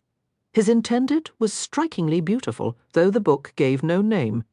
Turning the page, she found another portrait of Vengeance, looking even harsher and older, standing beside a different woman named Glendora Redthorn. Glendora was less striking than the first, but the caption was identical, his beautiful bride-to-be. Why would he have two fiancées? What became of the first? She turned the page again, hoping for more about the Slaughterwood family, but instead found a portrait labelled "The Dutiful Daughters of House Darling." The following page showed a group of young noblemen. It seemed this wasn't a history of the Slaughterwoods at all, but merely a collection of portraits. With a sigh, Evangeline nearly set the book aside to resume her packing, but as she flipped one more page, her breath caught. There was a picture of 3 young men gathered near a tree with a bull's-eye target nailed to its trunk. One appeared amiable, another aristocratic, and the third looked exactly like Jax. A chill prickled across her skin. The figure in the faded illustration wore clothes from another era, a time of unmapped roads and uncharted lands, yet the face was undeniably his. Her gaze darted to the caption, her breath catching as she sought his name. It simply read, The Merrywood 3. For a heartbeat, the word Merrywood shimmered and bled into Bitterwood, sparking a memory of a vanished book that had labelled this trio as scoundrels. They were Prince Castavalla, Lyric Merrywood, and a nameless archer she now suspected was the very same from the Ballad of the Archer and the Fox. She scrutinized the image, trying to place Jax among the three young men. The one beside him seemed the most approachable, with warm brown skin, a disarmingly kind smile, and an arrow in hand, surely the archer. But a nagging thought reminded her these were cursed tales, and she resolved to stay wary. The third figure stood tall, his chin lifted with an air of innate superiority that, she had to concede, his staggering beauty almost justified. He possessed a kind of perfection that seemed otherworldly. Normally that was the quality she associated with Jax. Yet here, in this captured moment, Jax looked utterly, wonderfully human. The idea that he had ever been mortal had never crossed her mind, but the evidence was right before her, and mortality suited him, or perhaps it was just the sheer, unguarded joy on his face as he tossed a simple red apple, laughing with a lightness she had never witnessed in him. What, she wondered with a pang, had stolen that laughter? Little fox! His voice preceded a sharp knock, and the door swung open. Evangeline jolted, almost tumbling from the bed as he entered. The resemblance to the portrait was startling, yet the man before her felt like a stark revision of that boy, as if a sculptor had chiselled away all the gentleness, leaving only sharp, defiant lines. "You're staring," he remarked, a smirk playing on his lips. Her cheeks flushed. "You barged in." I knocked and announced myself, and he stopped, his eyes locked onto the book in her grasp. For a fraction of a second, they flashed a dark, molten silver, a change so swift it could have been a trick of the lamplight, or perhaps he had seen the picture. Except the picture was gone. The pages were utterly blank. The gilded title vanished from the cover, leaving her to wonder what, if anything, he had truly glimpsed. "Our carriage arrives in half an hour," he said, his voice tight. "Leave the sad stories behind and finish packing." Sad stories. So that was his interpretation. Clearly, he hadn't seen the same vibrant, laughing youth. "Wait!" She held up the blank page, willing the image to return. "I saw your portrait. You were one of the Merrywood 3. Jax's blue eyes crinkled, but the laughter in them now seemed edged. "Seeing me in fairy tales now? Should I be worried about this growing obsession?" "No," she insisted, refusing to let him fluster her. "It was you. I know it was." He sighed, the amusement fading into something resembling weary concern. "Whatever you saw was an illusion. The Merrywood 3 perished long ago. I was never part of them. I know what I saw. I don't doubt you do. But that doesn't make it truth. These stories, the images within them, they are liars." "So are you," Evangeline shot back, hating the reluctant admission that in this he was probably right. The carriage Jax had chosen for their journey was exactly the kind of vehicle a storybook villain would use. Its exterior was a sleek, matted black ideal for slipping unnoticed through shadows, yet it was edged with just enough gilded trim around the wheels and window frames to hint at a dangerous allure. This was not the same coach from their previous meeting, when Evangeline had naively hoped he might undo the love spell on Apollo. Inside, the space was a cavern of dark luxury. Plush black carpet underfoot, benches upholstered in thick black velvet, and lacquered walls all accented with that same twisting pattern of golden thorns framing the frost-kissed windows. Dressed in the vibrant pink velvet gown she'd selected the night before, Evangeline felt like a splash of colour against the gloom. Slaughterwood Castle lay a full day's travel east of Valorfell, and with every mile the world grew colder. Beyond the glass, a winter wonderland unfolded, expanses of pristine white ice-laden branches, and flocks of pale blue birds whose wings took on a shimmering, frosted lilac hue in flight. She considered asking Jax about the birds or their location, but he was asleep, his golden head resting against the window, shifting only when the wheels hit a rut in the road. Careful not to stare, certain he could sense it even in slumber. Evangeline returned to studying the clues she'd found in Chaos's library. Across from her, Jax stirred. She glanced up just in time to see his shoulders give a slight shudder, as if gripped by a nightmare. It made her wonder what truly haunted him. He'd once shared the tale of the girl who survived his fatal kiss, the one meant to be his true love, who instead stabbed him in the heart and chose another. She had thought that was his deepest tragedy. But now she sensed older, more profound scars. Her mind drifted again to the portrait of the Merrywood Three.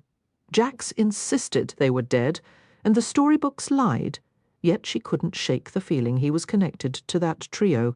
Her knowledge was frustratingly scant. Lyric Merrywood, a lord's son, an unnamed archer, she privately linked to the Ballad of the Archer and the Fox, and Castor Valor, the prince. History claimed all the Valors were beheaded, but if anyone could cheat death, it was Jax. The thought was a dark epiphany. If he was the sole survivor, witnessing his family's destruction, it would shatter anyone. It also gave a bitter logic to his obsession with the Valerie Arch. As a Valor, he would know better than anyone what secrets it held.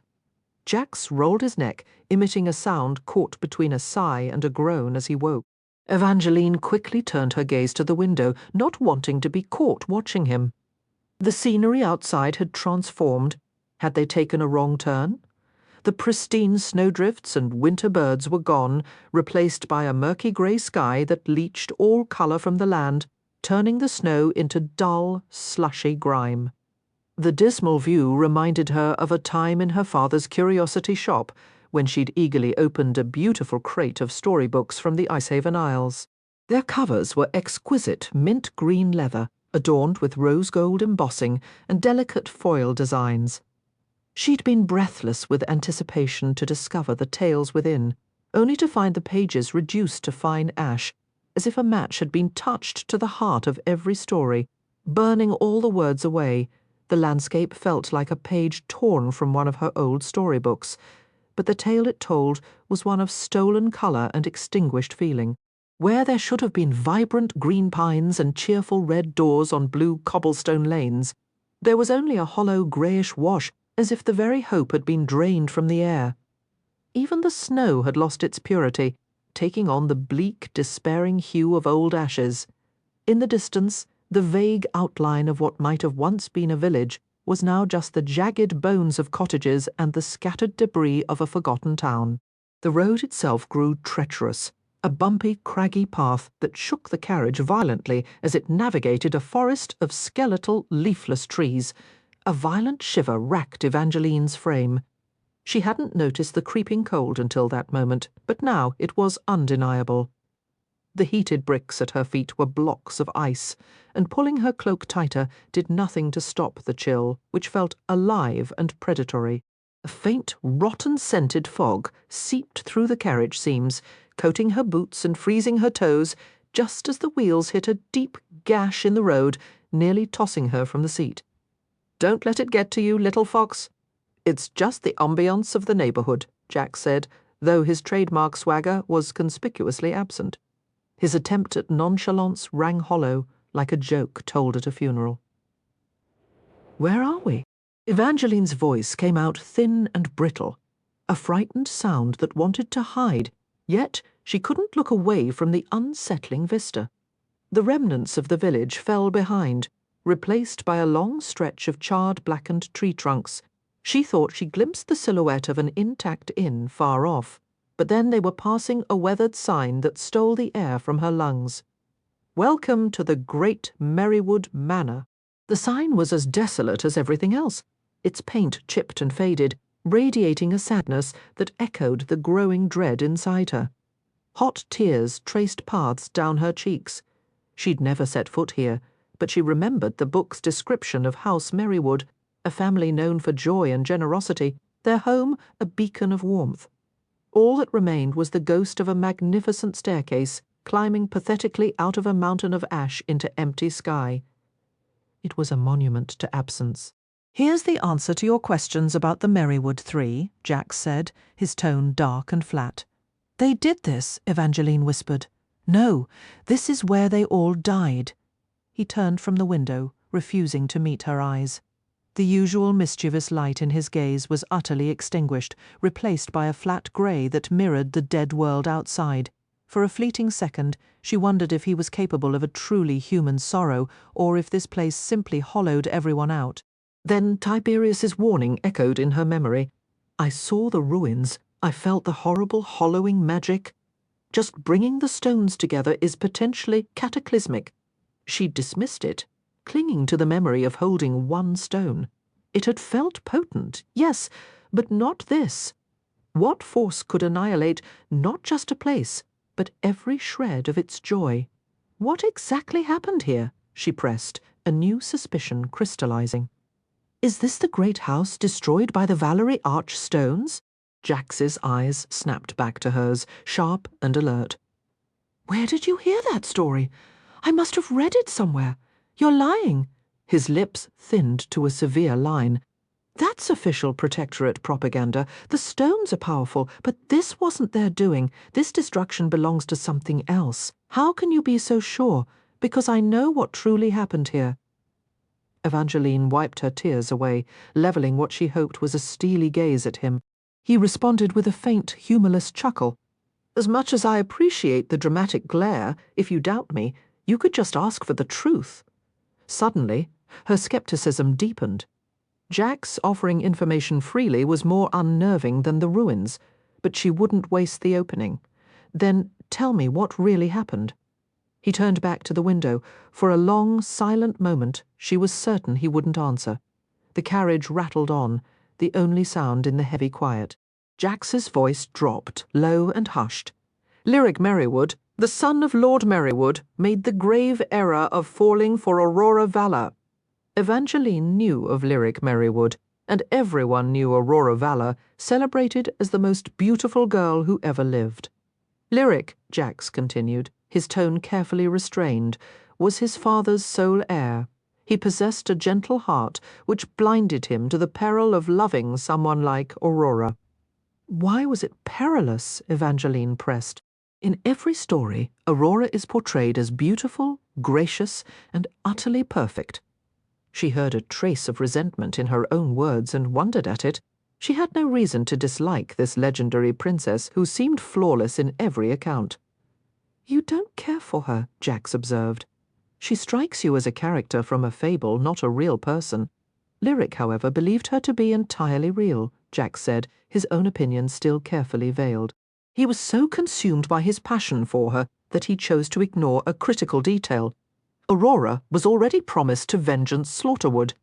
She was his fiancée. Evangeline interjected. Jax shot her a sideways glance. That is precisely what I said. I know, it's just. I've seen A Portrait of Vengeance. The book never named his betrothed. For a fleeting moment, Jax seemed taken aback by this information before resuming his tale. Lyric dismissed the engagement as a political formality, a bond arranged from Aurora's infancy. Vengeance's father, Bane, had been Wulfric Valor's closest friend and staunchest ally. When Wulfric took the throne, he vowed one of his daughters would marry Bane's eldest son. Aurora pleaded with her father to break the contract so she could wed Lyric, but Wulfric refused, calling her a foolish child who understood nothing of love or duty. A wry, unreadable twist touched Jax's mouth. Aurora knew arguing with Wulfric was futile. She publicly agreed to proceed with the marriage to Vengeance. Then, on the very morning of the wedding, she vanished. That was when Vengeance discovered her secret relationship with Lyric Merrywood, and, as you might guess, Vengeance proved his name was well earned. The carriage jostled onward, Jax letting the grim conclusion hang in the air. They had moved beyond the bleak ruins back into a pristine winter landscape of glittering snow. Sunlight broke through, painting the icy branches with deceptive cheer. Jax turned sharply from the window, as if the bright scene was an affront. Or perhaps it was the wooden sign now coming into view that he wished to avoid. You are entering the lands of House Slaughterwood. Welcome, if you are a guest. Beware if you are not. The sign would have been chilling under any conditions, but after Jax's story, the cheerful warning felt like a threat. Evangeline told herself the story curse might have distorted parts of the history. Yet Jax's account aligned perfectly with the two different engagement portraits she'd seen of vengeance. More than that, Jax hadn't merely recited facts.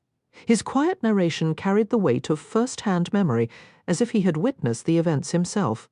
He always claimed not to care about anything, but in that moment it was a claim she found impossible to believe. Maybe that's why he turned from the light, to keep it from revealing too much. The thought stirred a pang of sympathy within her. Acting on impulse, Evangeline reached across the carriage seat and placed her hand over his. Jax let out a weary sigh. "Don't waste your pity on me, little fox. I warned you, this place dredges up sadness in everyone." He withdrew his hand with a scowl, but it couldn't fully mask the profound sorrow lingering in his gaze. Her heart ached for him all the same. Once more the possibility circled in her mind that Jax's pain ran so deep because he was, in truth, Castor Valor, the final heir of the Valors, the sole remnant of a northern royal family once adored by their subjects before being violently overthrown, and a companion to a youth who had met a similar fate. Yet Castor Valor had been absent from that particular tale, as had the third figure of the Merrywood Three, the archer.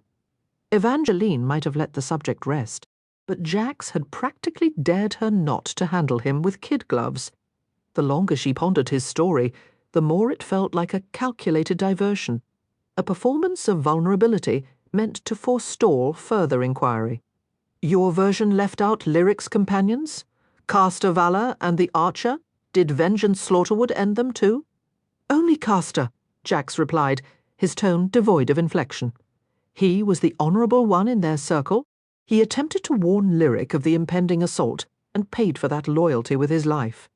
Evangeline studied Jax's striking features, searching for a crack in his composure, a fleeting tell that would reveal he was, in fact, Castor.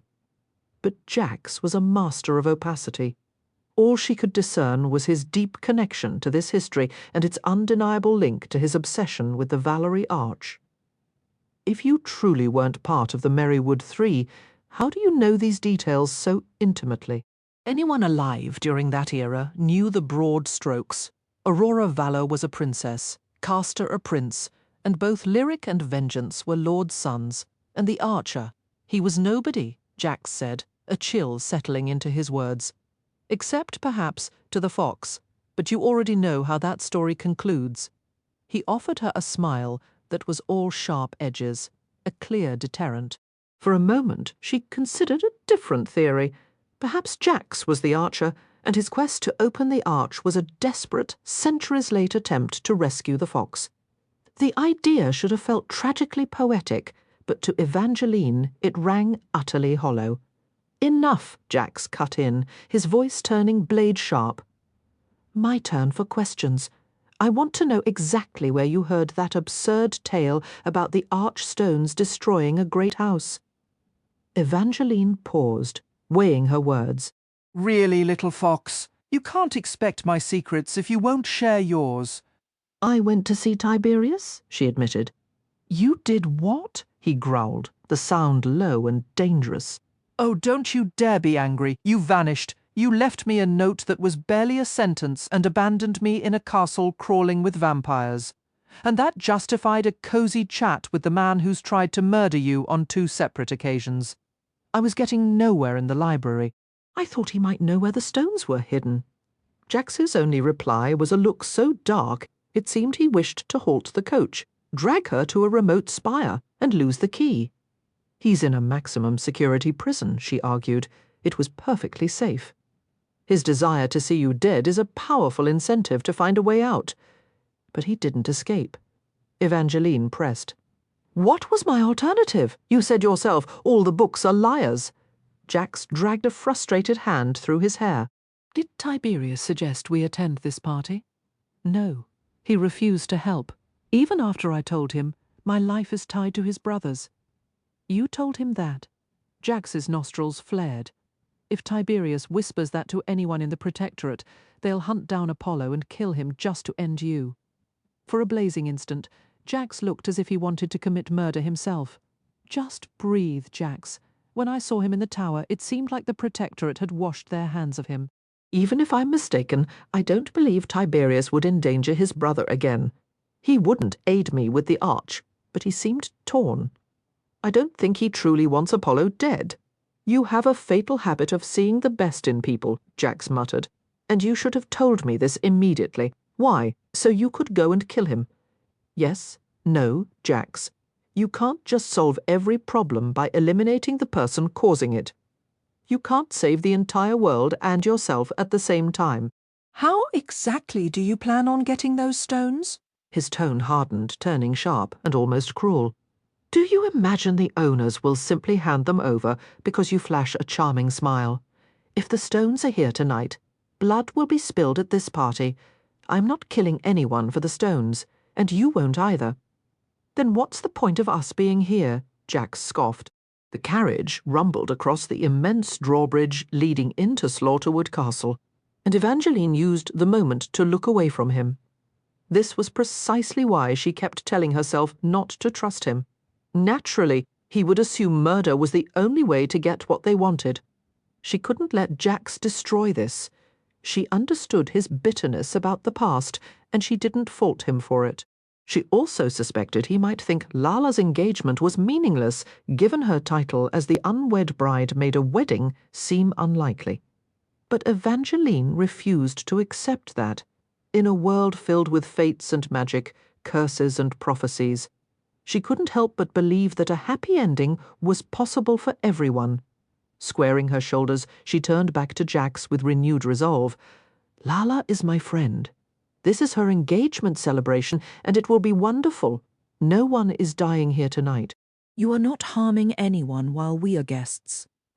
Jax slumped back against the seat and retrieved his apple, his mouth twisting into a petulant scowl. That's a dreadful plan, little fox. He took a large, vicious bite, his sharp teeth sinking into the fruit. Someone will die. It will either be one of them, or it will be one of us. The estate grounds were surprisingly warm, not what Evangeline had anticipated from a place with slaughter in its name. Approaching the castle felt like stepping into a story a minstrel might tell by a fireside, with travellers listening over mugs of ale. This place was ancient, the kind of old that alters the very scent of the air. Though still seated in the carriage, as they neared the towering fortress, she was certain she could smell the dust of forgotten battles and the phantom smoke of hearths that had burned ages ago. Even the grainy golden light spilling from the countless windows seemed a relic of another time. After the carriage halted, Evangeline followed Jax outside. She didn't know if any of the missing archstones had already arrived, adorning the necks of other guests, but she felt no whisper of the Mirthstone's presence as they approached the line of waiting servants. They stood along the drive like ornamental soldiers, clad in impeccable silver coats tailored to resemble armour. 2 servants hurried forward to collect their luggage. Several of the other maids and grooms smiled and nodded at Jax. He was practically glowering, yet he still managed to captivate. Evangeline elicited no such reaction. She offered smiles, but the few servants who glanced her way did so with clear contempt, their eyes narrowed and lips pressed thin. She tried to dismiss it. Perhaps the staff was merely cold, or perhaps she was just feeling overly sensitive. But then she caught the words, spoken in tones just a bit too loud to be whispers. I still say she's the one who killed the prince. I don't understand what everyone sees in that hair of hers. She ought to go back to wherever she came from. Jax dropped a heavy arm around her shoulders, pulling her abruptly against him in a move that sent a jolt through her system. Want me to kill any of them for you? No, they're just gossiping. Then what if I merely give them an overwhelming urge to cut out their own tongues? He asked, a dimple flashing in his cheek. Evangeline stifled a laugh, though she knew she shouldn't find it funny. She had no doubt he was entirely serious about the tongues. Don't you dare. You're certain. They deserve it. The whole wretched house deserves it. The thought was so quiet, Evangeline wasn't sure he meant for her to hear it at all. Before Evangeline could voice her observation, Lala appeared, the manor's grand doors swinging open to reveal her friend amidst a shimmering cascade of gold dragon-scale sequins, her arms wide open. "It's wonderful to see you," she exclaimed. pulling Evangeline into an embrace that radiated a sudden, surprising warmth. Evangeline hadn't realized just how much she'd missed such a simple gesture until that very moment. The last person to hug her had likely been Lala herself, a thought that made Evangeline hold on a little tighter. "I'm really happy to be here," she murmured. "You have no idea how happy I am," Lala replied, her brilliant grin softening as she stepped back. "Most of the other guests are Robin's crowd, so getting your letter saying you could come was the best news. You two are the final arrivals. Everyone else is already dressing for dinner." Well, except for the group that went out hunting, Robin included, so you'll meet him properly later. "I'm still wrapping my head around you being engaged to him," Jax commented under his breath. Lala's cheerful expression instantly sharpened. "You don't get to critique my life choices, Jax. Evangeline told me everything. I know you framed her for murder and poisoned Apollo." Jax offered a careless shrug. "It was necessary to open the arch."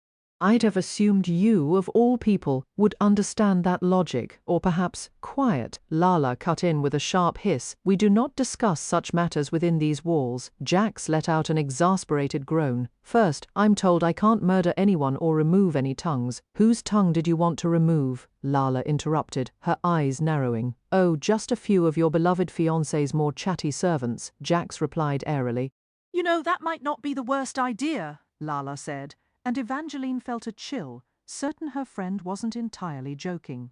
Thankfully, Lala's smile returned as she guided them inside. The manor's interior smelled richly of spiced wine and carried the imposing grandeur Evangeline associated with the northern great houses. Soaring arched ceilings stretched overhead, while the floors were laid with intricate mosaic tiles depicting fierce battles. Warriors raised swords and shields, and here and there a grim trophy was held aloft. The legacy of House Slaughterwood was evidently well suited to its name. Instead of bookshelves, the walls displayed arrays of antiquated weapons: war hammers, morning stars, maces, crossbows, and battle axes. Every portrait featured subjects clad in armor, save for one recurring woman with a kind face and a gentle smile, whose image followed them as Lala led the way up a magnificent staircase. After a moment, Evangeline placed her, Glendora, whose picture she'd seen just the night before. She had been Vengeance Slaughterwood's second intended bride, and unlike Aurora, she had clearly gone on to marry him. The injustice of it struck Evangeline that Vengeance could devastate an entire house and still build a family of his own. She bit back the comment, not wanting to darken the moment with old sorrows for Lala. "Here we are," Lala announced once they reached the 4th floor. "This is one of my favorite suites." With a flourish, she pushed open a door.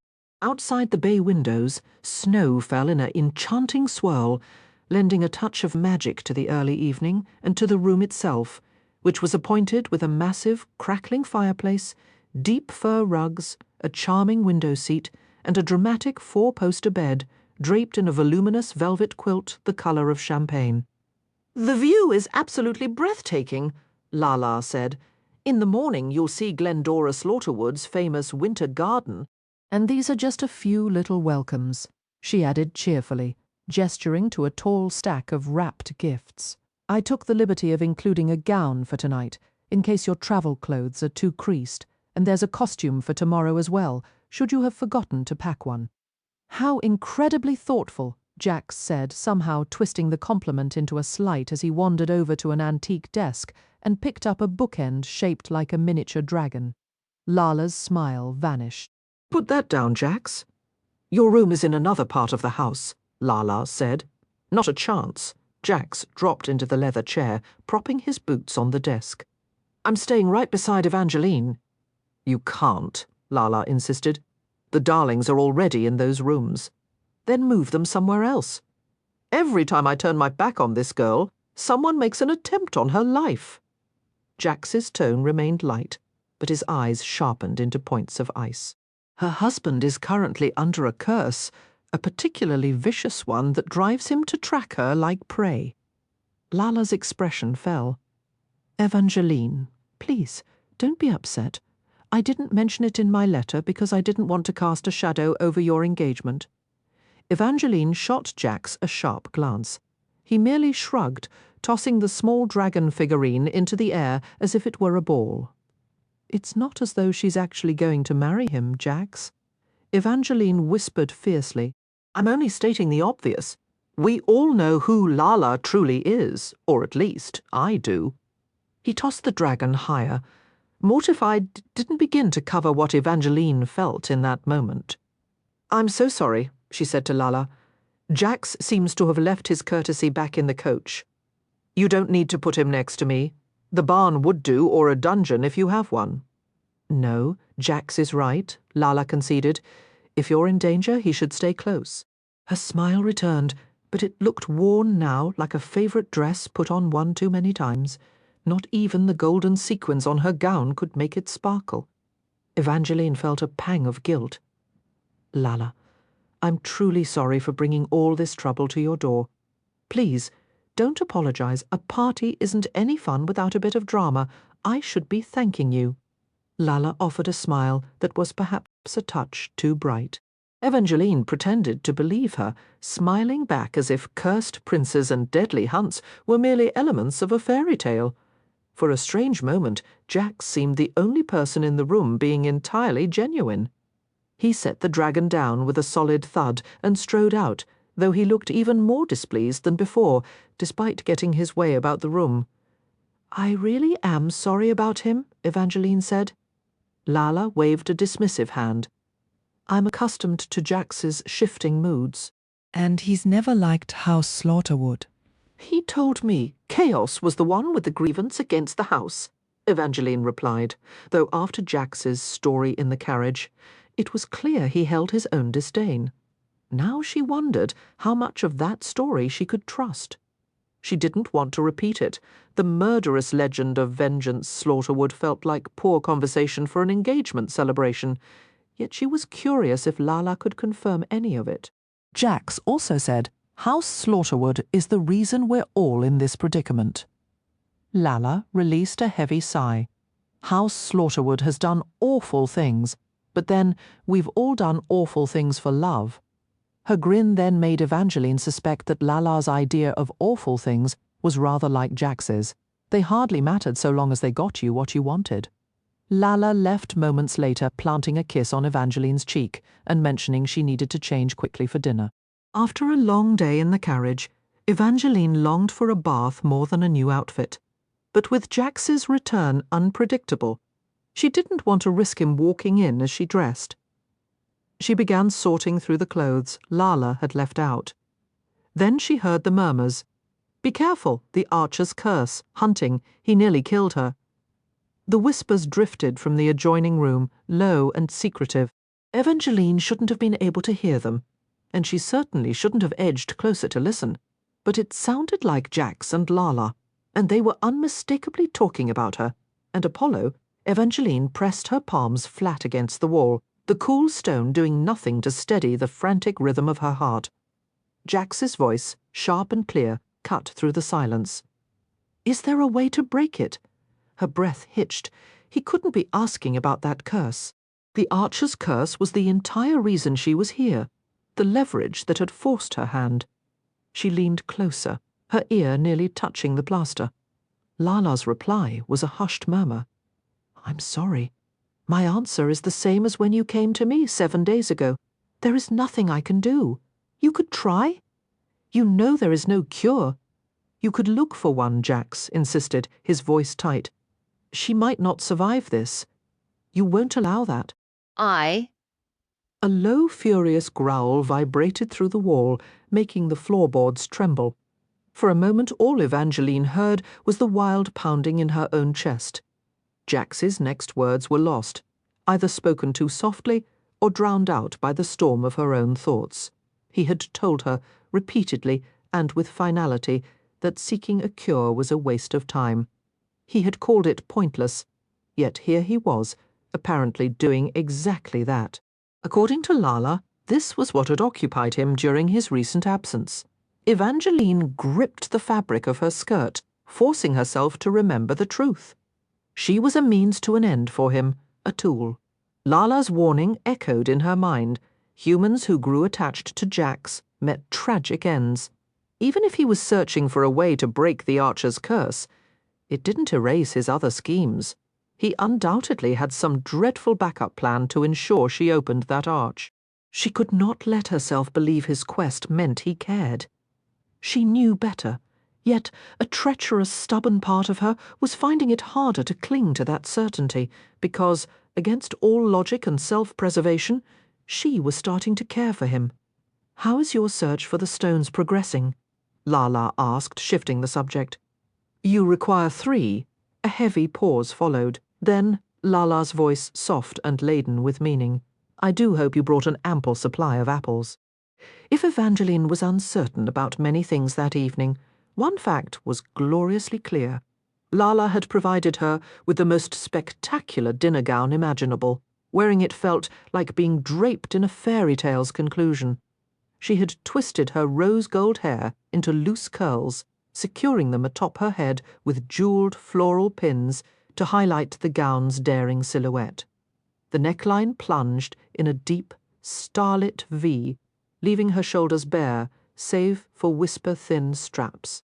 The bodice was a constellation of shattered gemstones in hues of blush, sky blue and amethyst, which scattered like glittering dust down the flowing skirt. A daring slit climbed to her thigh. It was audacious, and it made her feel fearless as she spun before the full-length mirror, watching the gems catch the light with every turn. "And what precisely is this performance for?" Jax's lazy drawl shattered the moment. The air left her lungs in a rush, and the scar on her wrist flared with a familiar, searing heat. She hadn't heard him enter. Evangeline halted mid-twirl, her skirts still swaying as she caught his impossibly handsome reflection. Her heart gave a foolish, traitorous leap. She tried to quash the feeling, but let's be honest, while Jax was a catalogue of terrible ideas, he was also ridiculously good-looking. It was the hair, probably, that unfairly golden mane that shone like minted coin. Or maybe those eyes, which held a sharper, more dangerous glitter than any mere mortal's. And yes, fine, she could blame his mouth too. It was, predictably, perfect, and currently curved in a smirk of pure amusement. "Is this how you entertain yourself in my absence?" A sudden, powerful urge to dive into the wardrobe and hide seized her. She crushed it, turning to face him with a smile she hoped looked more confident than she felt. "Do you spend your time wondering about my activities?" Careful, little fox. He took a single, deliberate step forward. You sound almost eager at the prospect. "I assure you I am not," she said, hating the breathless quality of her own voice. "I simply enjoy the notion that I might plague your thoughts as much as you plague my reality." A dimple appeared in his cheek, a deceptive flash of charm. "So you are the one thinking about what I do when you're not here, only because I know it's inevitably something wicked." Wicked. He laughed, the sound low and rich, as if the word itself were a private joke. "I should think you'd realize by now that my plans involve something far more serious than simply no good." Jax slipped his arm through hers, and a flutter of nerves stirred in her stomach. She resisted the urge to pull away, not wanting to show how his closeness unsettled her, though she suspected he was already well aware. Why else would he have drawn her so near? "Just remember," she said, shifting the subject, "no one dies here tonight." Jax offered a truly masterful scowl. "You do realize some of these individuals have earned a rather permanent end. It's Lala's celebration," Evangeline reminded him. He looked ready to argue further, and she had to admire his dedication to that dark expression as they descended the sweeping staircase into Slaughterwood Castle's grand dining hall. "Could you attempt a smile at least?" she asked. He bared his teeth in a quick grin. "That looks more like a threat." "It is a threat, and so is everyone else in this room," he murmured. At the entrance, knights in full armour greeted them by lowering a pair of crossed lances, and once again Evangeline felt as if she'd stepped into the pages of a storybook. The sheer scale of the dining room suggested an entire forest had been felled for its construction. Vaulted ceilings soared at least 5 stories high, and Evangeline quickly saw the reason. Just past the entry loomed a massive, grim-looking trebuchet. The hall seemed to have been built around the enormous siege weapon. Perhaps the entire estate had. Jax appeared thoroughly unimpressed, barely glancing at it as they moved further inside. Aside from that ominous centerpiece, the space was undeniably elegant. Walls were adorned with panels of antique stained glass that glittered beneath sprawling chandeliers, shaped like jewelled flowering branches. Then there were the real flowers, garlands of gold and white blossoms draped from wall to wall, filling the air with a sweet perfume.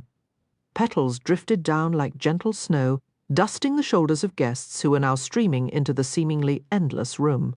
Lala hadn't arrived yet, but the hall was already alive with gentlemen in embroidered doublets and ladies wearing tiaras, earrings, and glittering gems at their wrists and throats. So many jewels. Any one of them could have been a missing archstone, but so far Evangeline felt no magical pulse from the people she passed. She would have liked to speak with some of them, but they all made a careful point of avoiding her gaze. This party was nothing like she'd imagined. In her mind, she had pictured an evening sparkling with the Mirthstone's magic, full of genuine joy and laughter. Instead, the only smiles seemed reserved for Jax. Passing guests nodded to him, commented on the striking new shade of his hair, or waved with a cheerful, "Good evening, Lord Jax." No one offered Evangeline a greeting. Even the servants carrying platters of roasted meats and heavy goblets received more acknowledgement than she did. "It's because you're not from one of the great houses," Jax said quietly. "You could be crowned queen tomorrow, and they'd still look right through you. They all certainly seem to look at you," she whispered back. Just then, a pair of young women drifted closer. One moistened her lips before smiling at Jax. The other was even more forward. Evangeline watched her meet Jax's gaze before boldly bringing a goblet of wine to her chest, tracing the low neckline of her dark plum gown with the rim. "Are you influencing them?" Evangeline asked. "Don't need to," Jax said, winking at the pair. They responded with a fit of giggles. Evangeline decided she thoroughly disliked the sound of giggling. She pulled her arm free from his. The room was growing hot, stuffy, and utterly devoid of magic.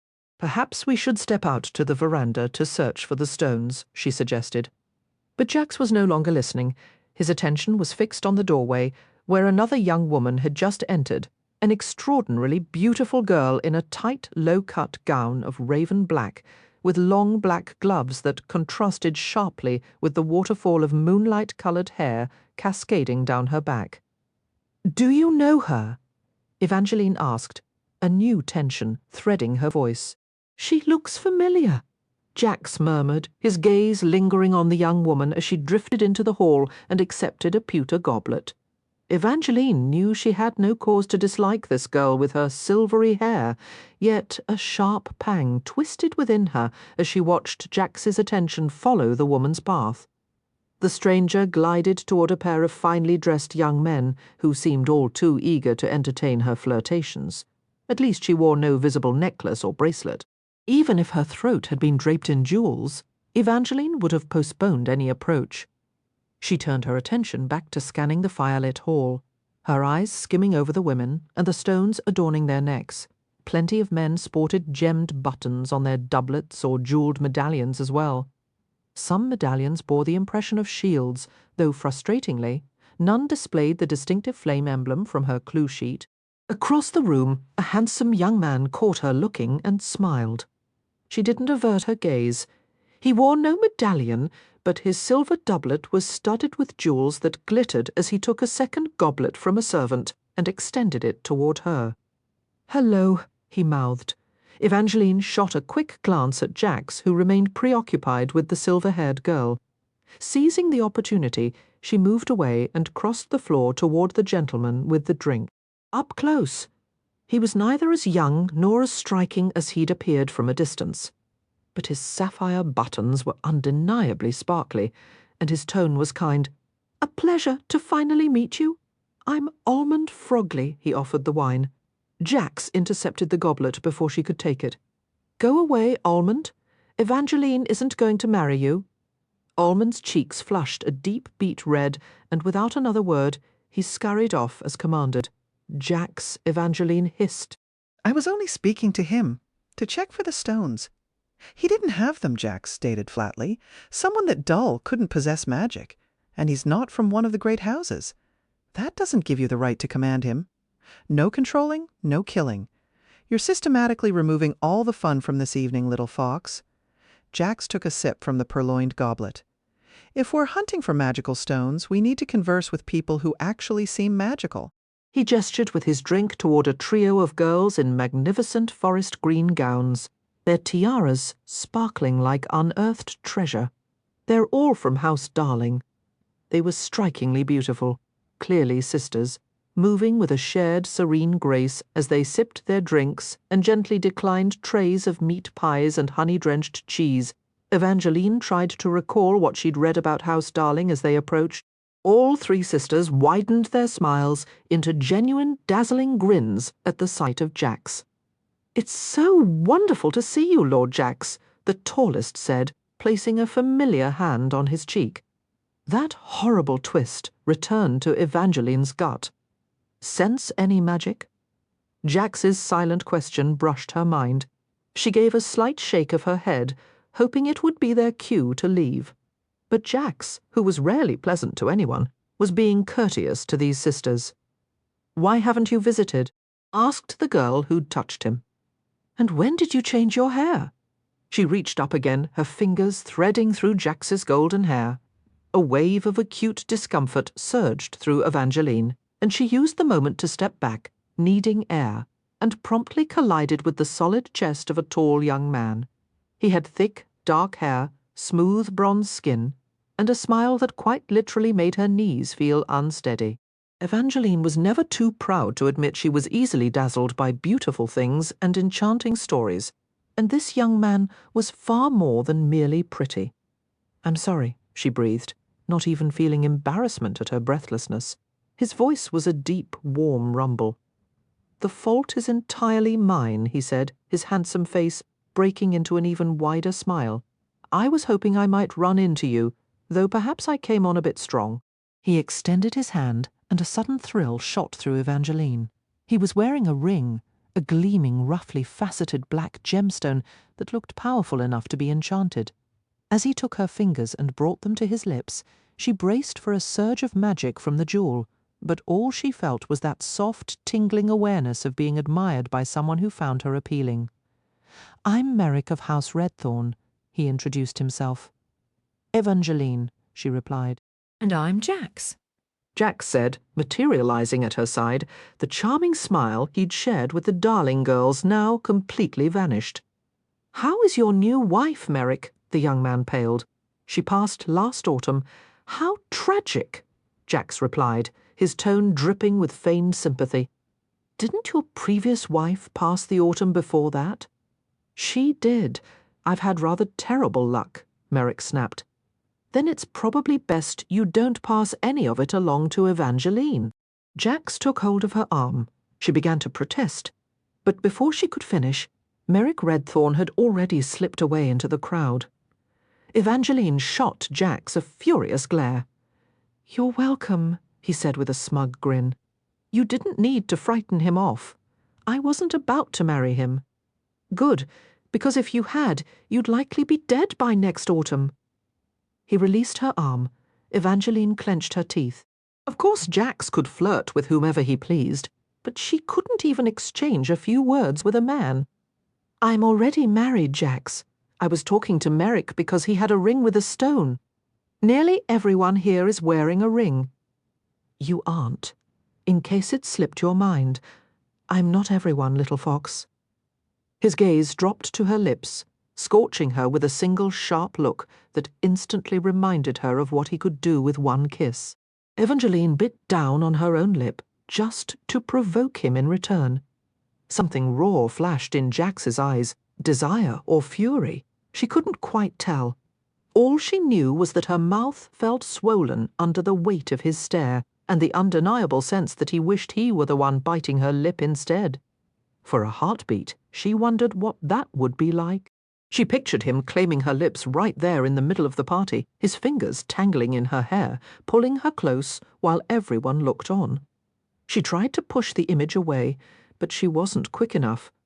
Jax's mouth curved into a knowing smirk, as if he'd read her thoughts, and then his gaze travelled lower, drifting from her lips to her throat, finally settling on the curve of her breasts, where her heart had begun to hammer.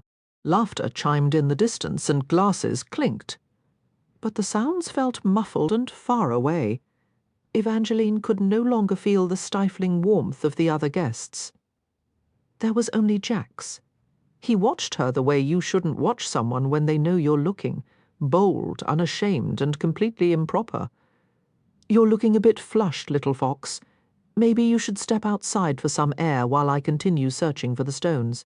His eyes left hers and returned to the young woman with hair like moonlight, who was now encircled by half a dozen young men practically drooling over her. "She looks a little magical. I believe I'll start with her. She doesn't have any stones," Evangeline said tightly. "What about—" She glanced in the opposite direction just as Lala arrived on the arm of a young man who could only be Lord Robin Slaughterwood. He had untamed red hair, 2 swords strapped at his waist, and a laugh that rang through the hall like joyous music. "We should go greet Robin and Lala." Jax's expression immediately darkened. "We need to keep looking for the stones. I know, that's exactly why we should say hello. Look at how people react to Robin. He might have the mirth stone." Evangeline didn't actually spot any stones on Robin. Even his family ring seemed to be made of plain metal rather than gems. But his broad grin was contagious. As he and Lala moved through the press of guests, they left a wake of laughter behind them. Within moments, the entire party seemed to pulse with renewed energy. The party's energy swirled into a crescendo, laughter swelled, grins stretched, and wineglasses seemed to float from trays into waiting hands. "It's simply good manners." Evangeline pressed. Jax released a weary sigh, which she took as the closest thing to agreement she would get. Soon they were in line to offer their congratulations to the newly engaged pair. Lala predictably swept Evangeline into a tight embrace the moment she saw her. "I told you that gown was perfection. You look absolutely stunning." "You're breathtaking," Evangeline replied, and she meant it. Lala possessed a constant glow, and tonight she shone like a captured star. Intricate gold headbands woven with pearls cascaded through her dark hair, mimicking sunken treasure washed ashore. Her eyes were expertly lined with gold leaf, yet her dress was surprisingly subdued, a modest burgundy gown with long sleeves that completely concealed the vibrant dragonfire tattoos dancing on her arms.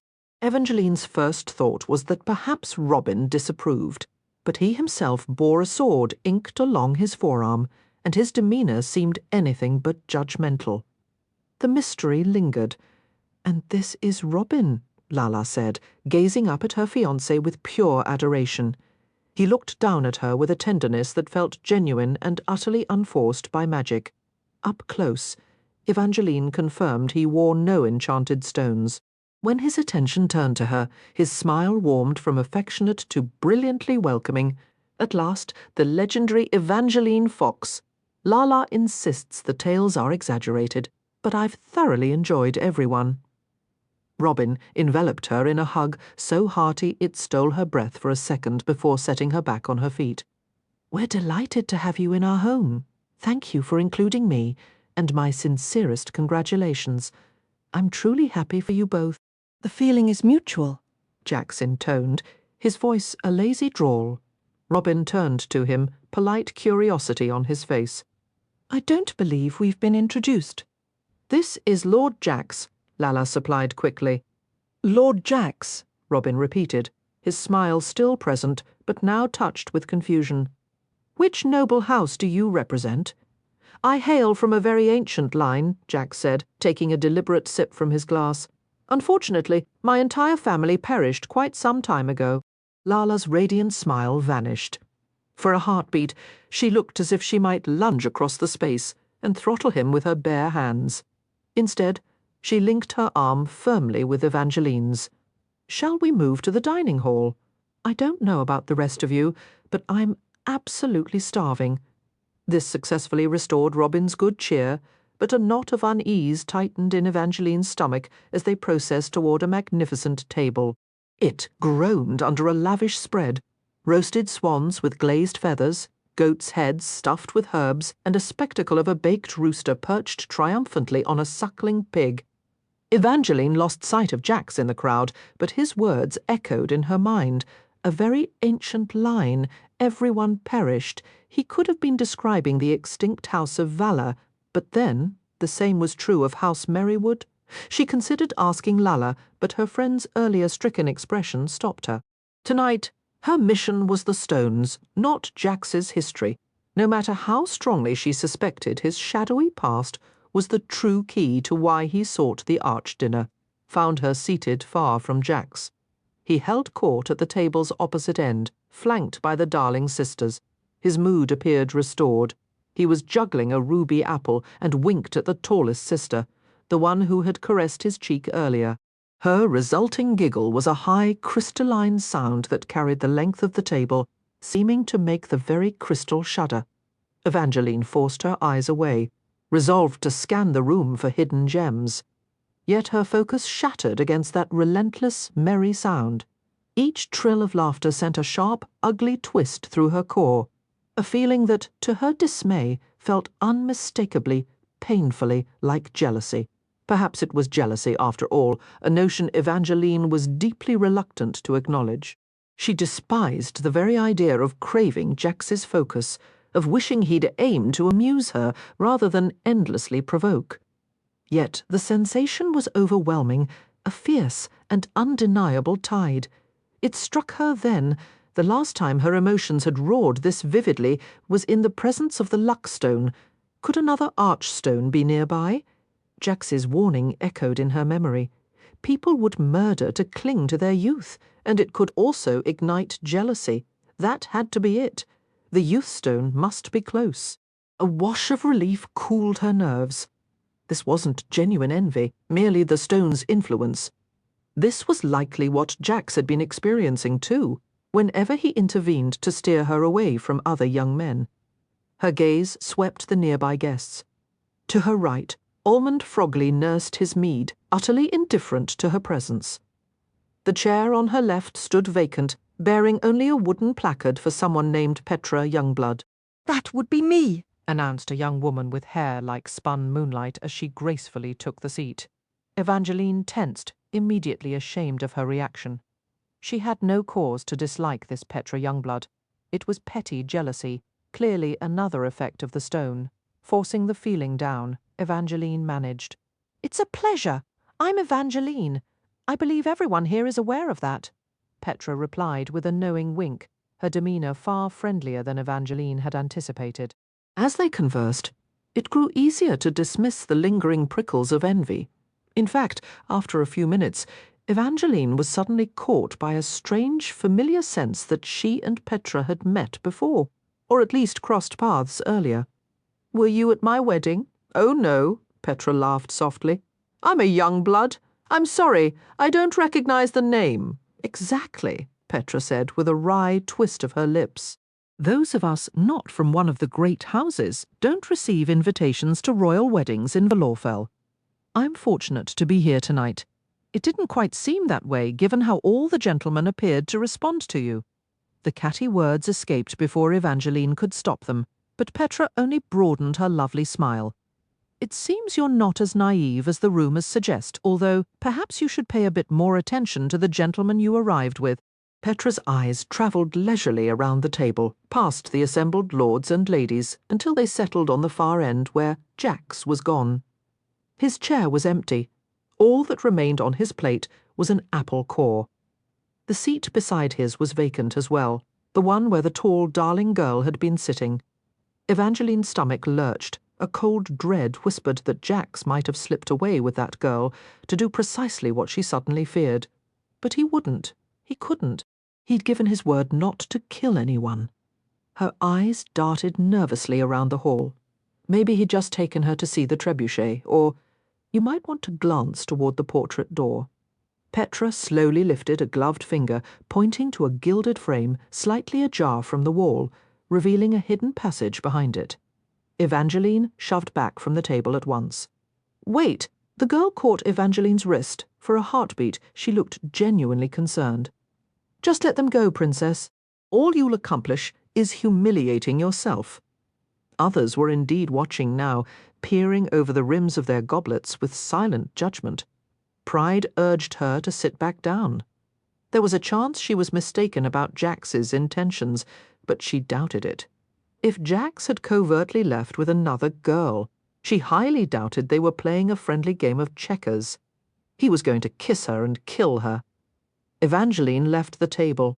A knot of nausea tightened in Evangeline's stomach as she wove through the clamour of the dining hall, finally reaching the ornate frame that stood ajar from the wall. The portrait within depicted Glendora Slaughterwood, her embroidered crimson gown a tapestry of shattered hearts, her painted smile holding a profound melancholy as it seemed to watch Evangeline pass through the hidden entrance. Beyond lay a passage, draped in cobwebs and shadow, the air thick with the scent of old secrets' musk and the oily smoke from wall-mounted torches. In the flickering light, words were visible, etched repeatedly into the ancient stone. Glory in death! Glory in death! Glory in death! Evangeline wrapped her arms around herself. The very atmosphere of this place felt like a dark cheer for Jax. Jax, she pleaded inwardly. Silence answered her.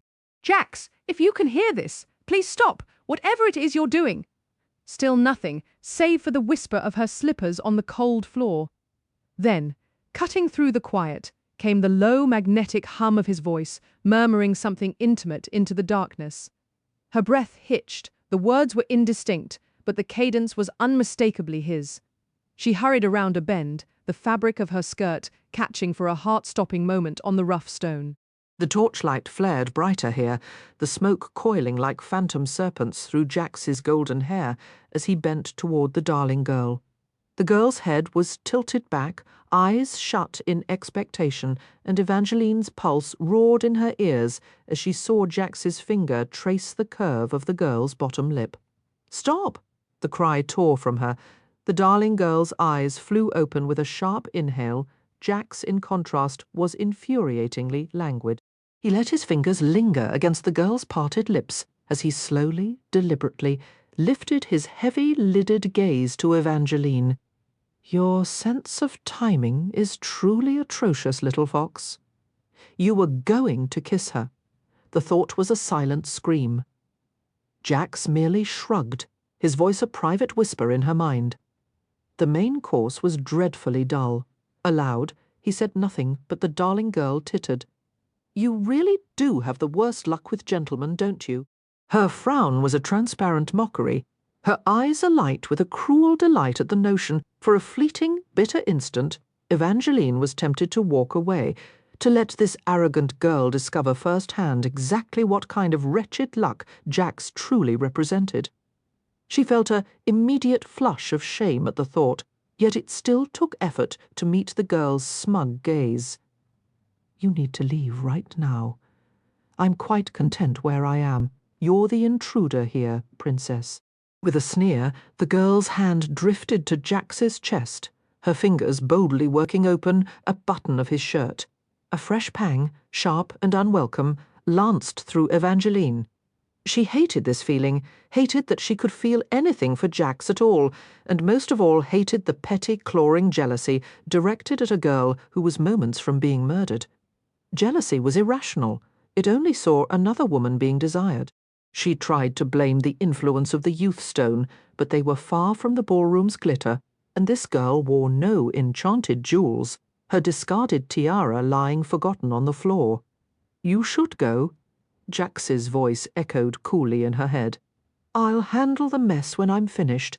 His eyes locked with hers, the blue swallowed by black in the firelight, utterly impassive as the girl undid a second button. "How can you be so cold?" Evangeline thought desperately. Jax stroked the darling girl's cheek, his stare never leaving Evangeline. "How can you persist in believing I possess a heart? Fine. If he could be a monster, she could be immovable." Evangeline squared her shoulders, crossing her arms. "Go on, then. Let's see if a kiss from you is truly worth dying for. The torch flames guttered violently, and a new dangerous shadow fell across Jax's expression. Why is she still here? The darling girl whined, reaching for yet another button. In one swift motion, Jax seized her wrists and pushed her back. "What are you doing?" she shrieked. Jax released a weary sigh. "The party's over, Giselle. Go back to dinner. Go find someone else to flirt with until you land a decent husband." "But you told me." "I lied," he interrupted sharply. The girl's expression crumpled, her cheeks flushing a deep pink, and Evangeline felt a flicker of sympathy as Giselle hurried past, vanishing into the dim hallway and leaving her alone with Jax. Satisfied? He took a menacing step forward. Evangeline fought the instinct to retreat. She didn't believe she had moved, yet the cold stone wall was suddenly against her back, and Jax stood so near and so much taller than she'd ever noticed that she had to lift her chin to meet his merciless gaze. "You promised me you wouldn't hurt anyone." "No," he corrected, his voice low. "You declared I wouldn't hurt anyone. I informed you that was a dreadful idea." You didn't have to end her life, Evangeline insisted. What makes you think you understand what I require? Jax's slender fingers brushed the opening of her skirt. She stifled a sharp breath. It had to be unintentional. A dimple appeared as his hand slipped beneath the fabric, his touch gliding over her bare thigh as he deliberately widened the slit. This was no accident. His fingertips were surprisingly soft, treacherously gentle, as they journeyed upward and higher still. She commanded herself to step back. This was Jax, and he was dangerous. His hand was undoubtedly committing something sinful. Yet the frantic beat of her heart didn't resemble fear in that moment. The surge in her veins and the prickling across her skin felt thrilling. He felt thrilling. His contact was obviously clouding her judgment. Evangeline knew she needed to shove him away. Instead, her hands clutched his shirt, twisting the material in her fists. He smiled, but it held no warmth. It was like the grim conclusion of a fairy tale, all gleaming sharp teeth under the flickering torchlight. This was an error, a perilous error. She reminded herself he had just been caressing another girl. Yet it was difficult to mind when he understood precisely how to touch her, how to make her feel as though she were the one he had desired all along. His other hand slid to her hip, lifting it to align with his. Her breath hitched. "Still believe you know what I need?" He leaned in, his lips almost brushing her jaw, a tremor racing over her skin as he murmured, "I am not human, Evangeline. I am not your friend, or your husband, or your lover." "I never claimed you were," she whispered. "Then stop trying to force me to behave as one. It never ends pleasantly." The fingers beneath her skirt turned demanding, and something cruel flashed in his eyes. It was enough to finally send a jolt of real fear through her. This never ends pleasantly. His pressure intensified. Evangeline gasped and finally shoved him back. "There is no this. I'm married." Jax traced the smirk curling his lip. "You keep repeating that, little fox, as if it's something I should concern myself with." A moment later, he was gone. Evangeline's thoughts began to settle the instant Jax left her alone in the gloomy corridor. She recalled the letter she had written, cautioning herself not to trust him. She remembered every terrible thing he had done. Then she thought of Apollo. Evangeline shut her eyes. Her legs still trembled from Jax's hands, and now her stomach churned with guilt as well. What occurred in the hallway could not be repeated. The Archer's curse had shattered everything with Apollo. It was hard to cling to hope for a future with someone who wanted her dead. But even if Apollo were not in the picture, Jax would never have been a possibility. Jax was not what she longed for. Evangeline yearned to give love and receive it, to feel that swell of affection at the mere sight of someone. She wanted fluttering butterflies and tender kisses. She wanted it so desperately that sometimes her heart ached with the longing, and sometimes she faltered, like tonight when she allowed Jax to touch her. But she would not let it happen again. She needed to locate the youth stone soon, yet the idea of returning to the dinner repelled her. She would rather dance barefoot in the snow than resume her seat beside Petra Youngblood. Evangeline prayed that dinner's lively chaos would cover her quiet escape through the portrait door. The dining hall had grown louder in her absence, filled with booming voices, tipsy laughter, and the careless clatter of glasses. Miss Fox, her name came with a light tap on her shoulder, something soft like a feather. She turned to find Christoph Neitlinger of the Daily Rumour smiling back at her, dressed as always in black leather pants and a shirt with an elaborate frothy jabot. Her stomach sank at the sight of him. "What a pleasant surprise to find you here," he said, waving the feathered pen he'd just used to get her attention. "You look absolutely glowing. It's wonderful to see such colour in your cheeks, though now I simply must ask, did someone special put that lovely flush there?" Christoph's gaze flicked meaningfully toward the portrait she'd just exited. "Oh, no," Evangeline said quickly. The night could only get worse if Christoph published a rumour about her sneaking off with Jax. If Apollo read something like that, his forced hunt might turn into a genuine desire to track her down. "I was just exploring some hidden passages. Nothing worth reporting, really." She paused, worried she was protesting too much. She didn't know Christoph well, though his scandal sheets had usually treated her kindly. Even when she'd been accused of murder, he'd seemed sceptical of her guilt. She didn't believe he was cruel, but he certainly didn't wait for all the facts before printing a story. In fact, he seemed to prefer rumours over verified truth. She couldn't let him write about her now. With Apollo hunting her, any mention of her presence here could be deadly, Jax or no Jax. Asking him outright not to mention her would only fuel his curiosity. "I didn't get far," she added, lowering her voice. "I heard some noises and thought I might be interrupting something private. I'm actually rather embarrassed, so if you could keep this between us, I'd be incredibly grateful." "My dear, your secret adventures are safe with me," Christoph replied, brushing the feather of his pen across his lips as if locking them shut, but Evangeline doubted a symbolic gesture would be enough. For a moment she considered telling Jax about the encounter and the risk that Christoph might mention her in his paper, but the last thing she wanted was to seek Jax out. All she desired was to crawl into bed and forget the day. Climbing the stairs to her fourth-floor guest room felt like ascending a mountain. Yet, after washing up, changing into her nightgown and slipping beneath the covers, sleep wouldn't come. Every time she closed her eyes, she was back in that hallway with Jax. Her skin grew warm, her pulse quickened, and she was wide awake again. After what felt like hours, she gave up. She lit several candles and went to the trunk where she'd packed a few books, including The Rise and Fall of the Veilers. The last time she'd seen it, the cover had been blank, but now it seemed to be stirring back to life. She watched the lavender fabric deepen in colour until it resembled damp plums. Then metallic letters shimmered across the front. The Inglorious History of House Slaughterwood. A thrill shot through her, though she tried to temper her hopes. This book had deceived her before. Carrying it to bed, she opened the cover. An ancient piece of newsprint fluttered out, so old she feared it might disintegrate, though the waxy paper held firm. The type was old-fashioned and hard to decipher, but the heading at the top was unmistakable. The Daily Rumour. Beneath it, a single bold word screamed, "Monster! Listen well, my fellow Northerners. A fresh horror has struck. The mighty Lord Bane Slaughterwood was found last night, his throat torn out. The Valors persist in their denials, swearing they unleashed no monster.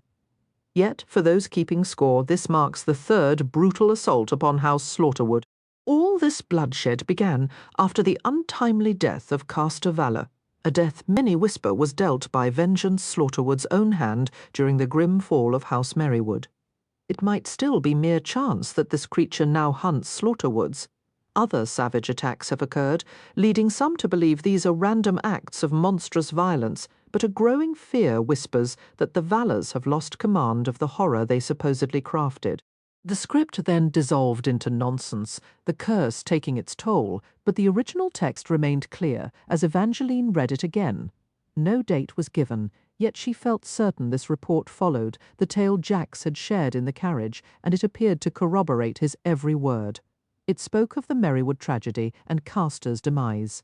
Evangeline fought the urge to leap to conclusions. This was, after all, a sensationalist broadsheet.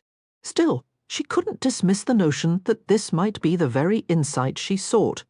She had wondered why the North turned against the Valors, and here was a potential answer. Their son was slain, and in retaliation they forged a monster. The article even used the term abomination.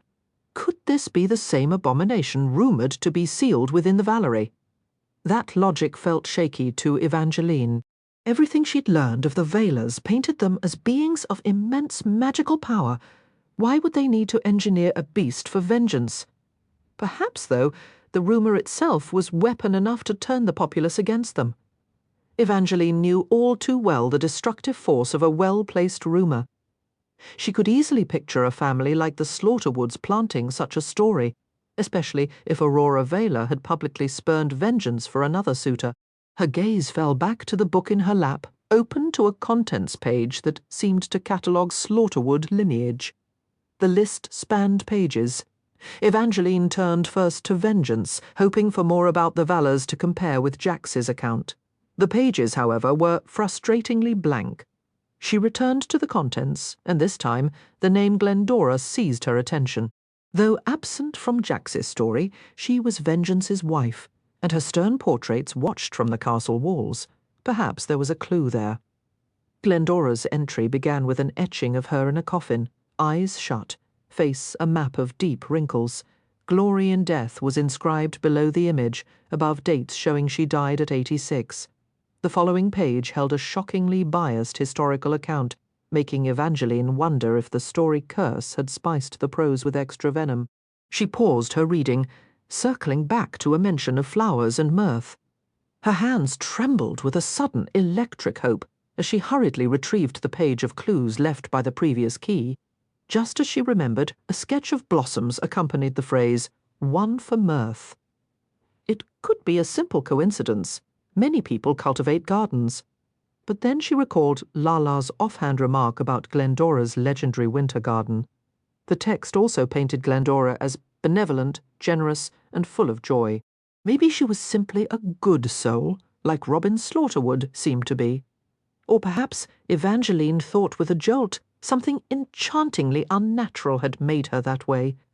She studied Glendora's pictured face once more, searching the lined visage for a secret. The image was an old black and white, worn with time, yet the details were unmistakable.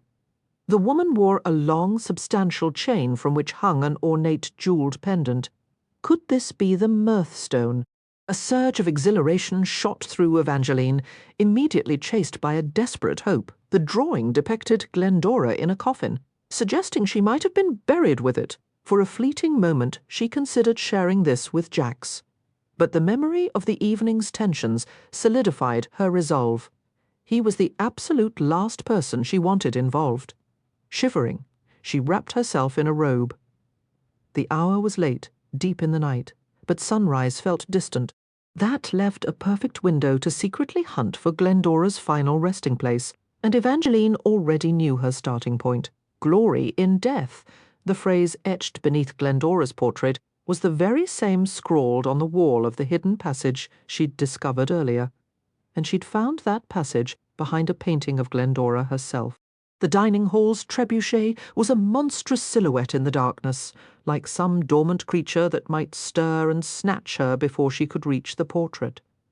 Her fingers closed around the hilt of her gold dagger, secured to her robe. A faint sound made her freeze, but the siege engine stayed still as she hurried past in her soft slippers. Moonlight, fractured by stained glass, painted the room in shifting patterns, making it difficult to locate the right frame. Finally she found it, Glendora's sorrowful eyes seeming to watch her as she opened the hidden panel. Hesitating on the threshold, Evangeline pondered that profound sadness.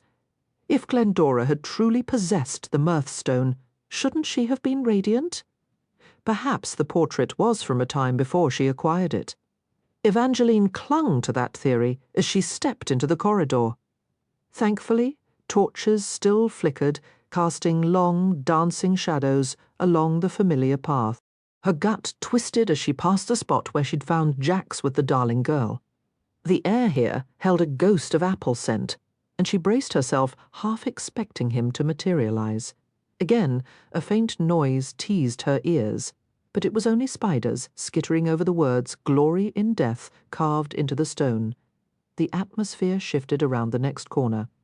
Tarnished sconces holding glass vessels filled with brittle stems and desiccated petals appeared between the torches.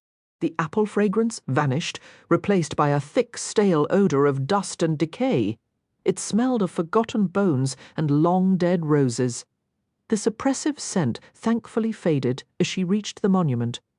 It was a massive structure, guarded by 2 statues of angels with their faces buried in their hands, all shrouded under a thick blanket of dust that spoke of decades of neglect. Holding her breath, Evangeline approached, anticipating the resonant magic of the arch stone. But perhaps the coffin itself was stifling its power. The casket was solid marble, a fact she confirmed when she tried to shift the heavy lid and it refused to move even an inch. Need a hand? Evangeline jumped as Luke emerged from the shadows.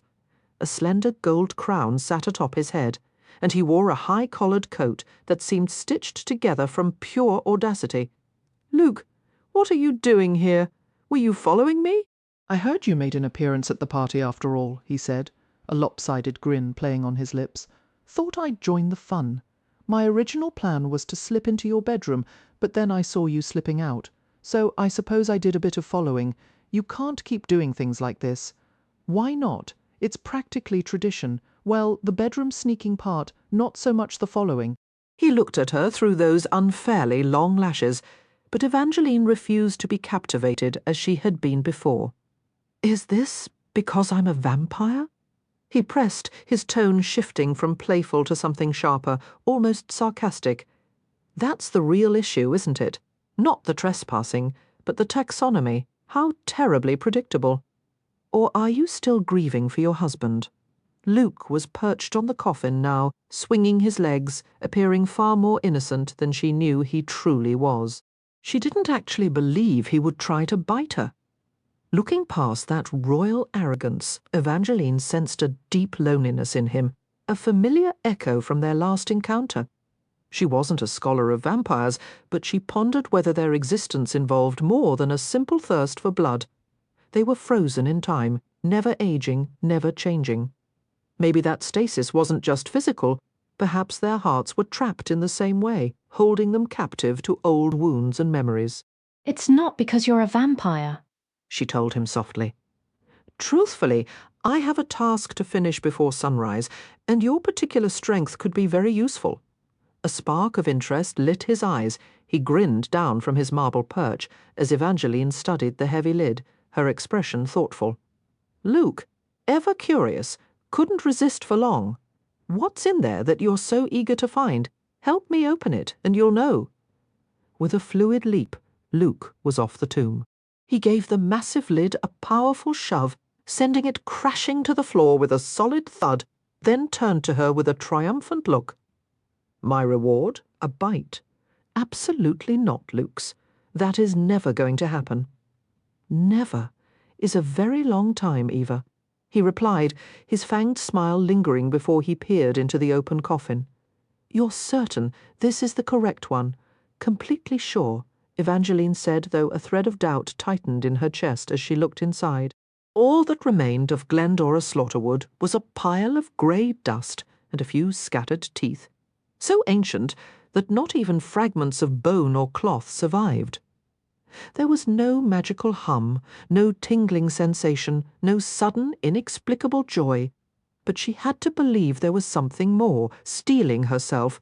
She took a shaky breath and plunged her hand into the ashy remains.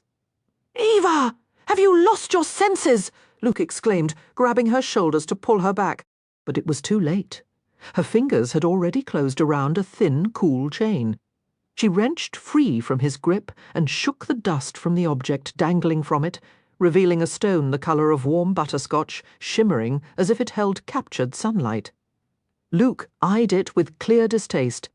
"I could find you far prettier trinkets than that." He reached for it, but Evangeline clutched the necklace protectively to her chest, a wave of relief washing over her. This had to be the mirth stone. Maybe its magic felt subtle, because she already carried hope within her. "Thank you, Luke." Rising on her toes, she gave him a quick, impulsive kiss on the cheek before turning to leave. "Wait," he called after her. "There's a masquerade tomorrow evening. Be my date?" Evangeline paused in the dim corridor. Going with Luke would be a perfect way to avoid Jax, at least until Jax inevitably found them together. The thought was strangely appealing, picturing Jax's displeasure at seeing her with Luke, especially if the youth stone was nearby, twisting emotions with its jealous magic. But this was Lala's party, and she wouldn't cause a scene, no matter how much she enjoyed ruffling Jax's feathers. "I wish I could say yes," she said. "It just doesn't seem like the smartest choice, but I promise to save you a dance." She tucked the sun-yellow stone safely beneath her nightgown, feeling its gentle weight against her skin as she climbed the stairs to her room.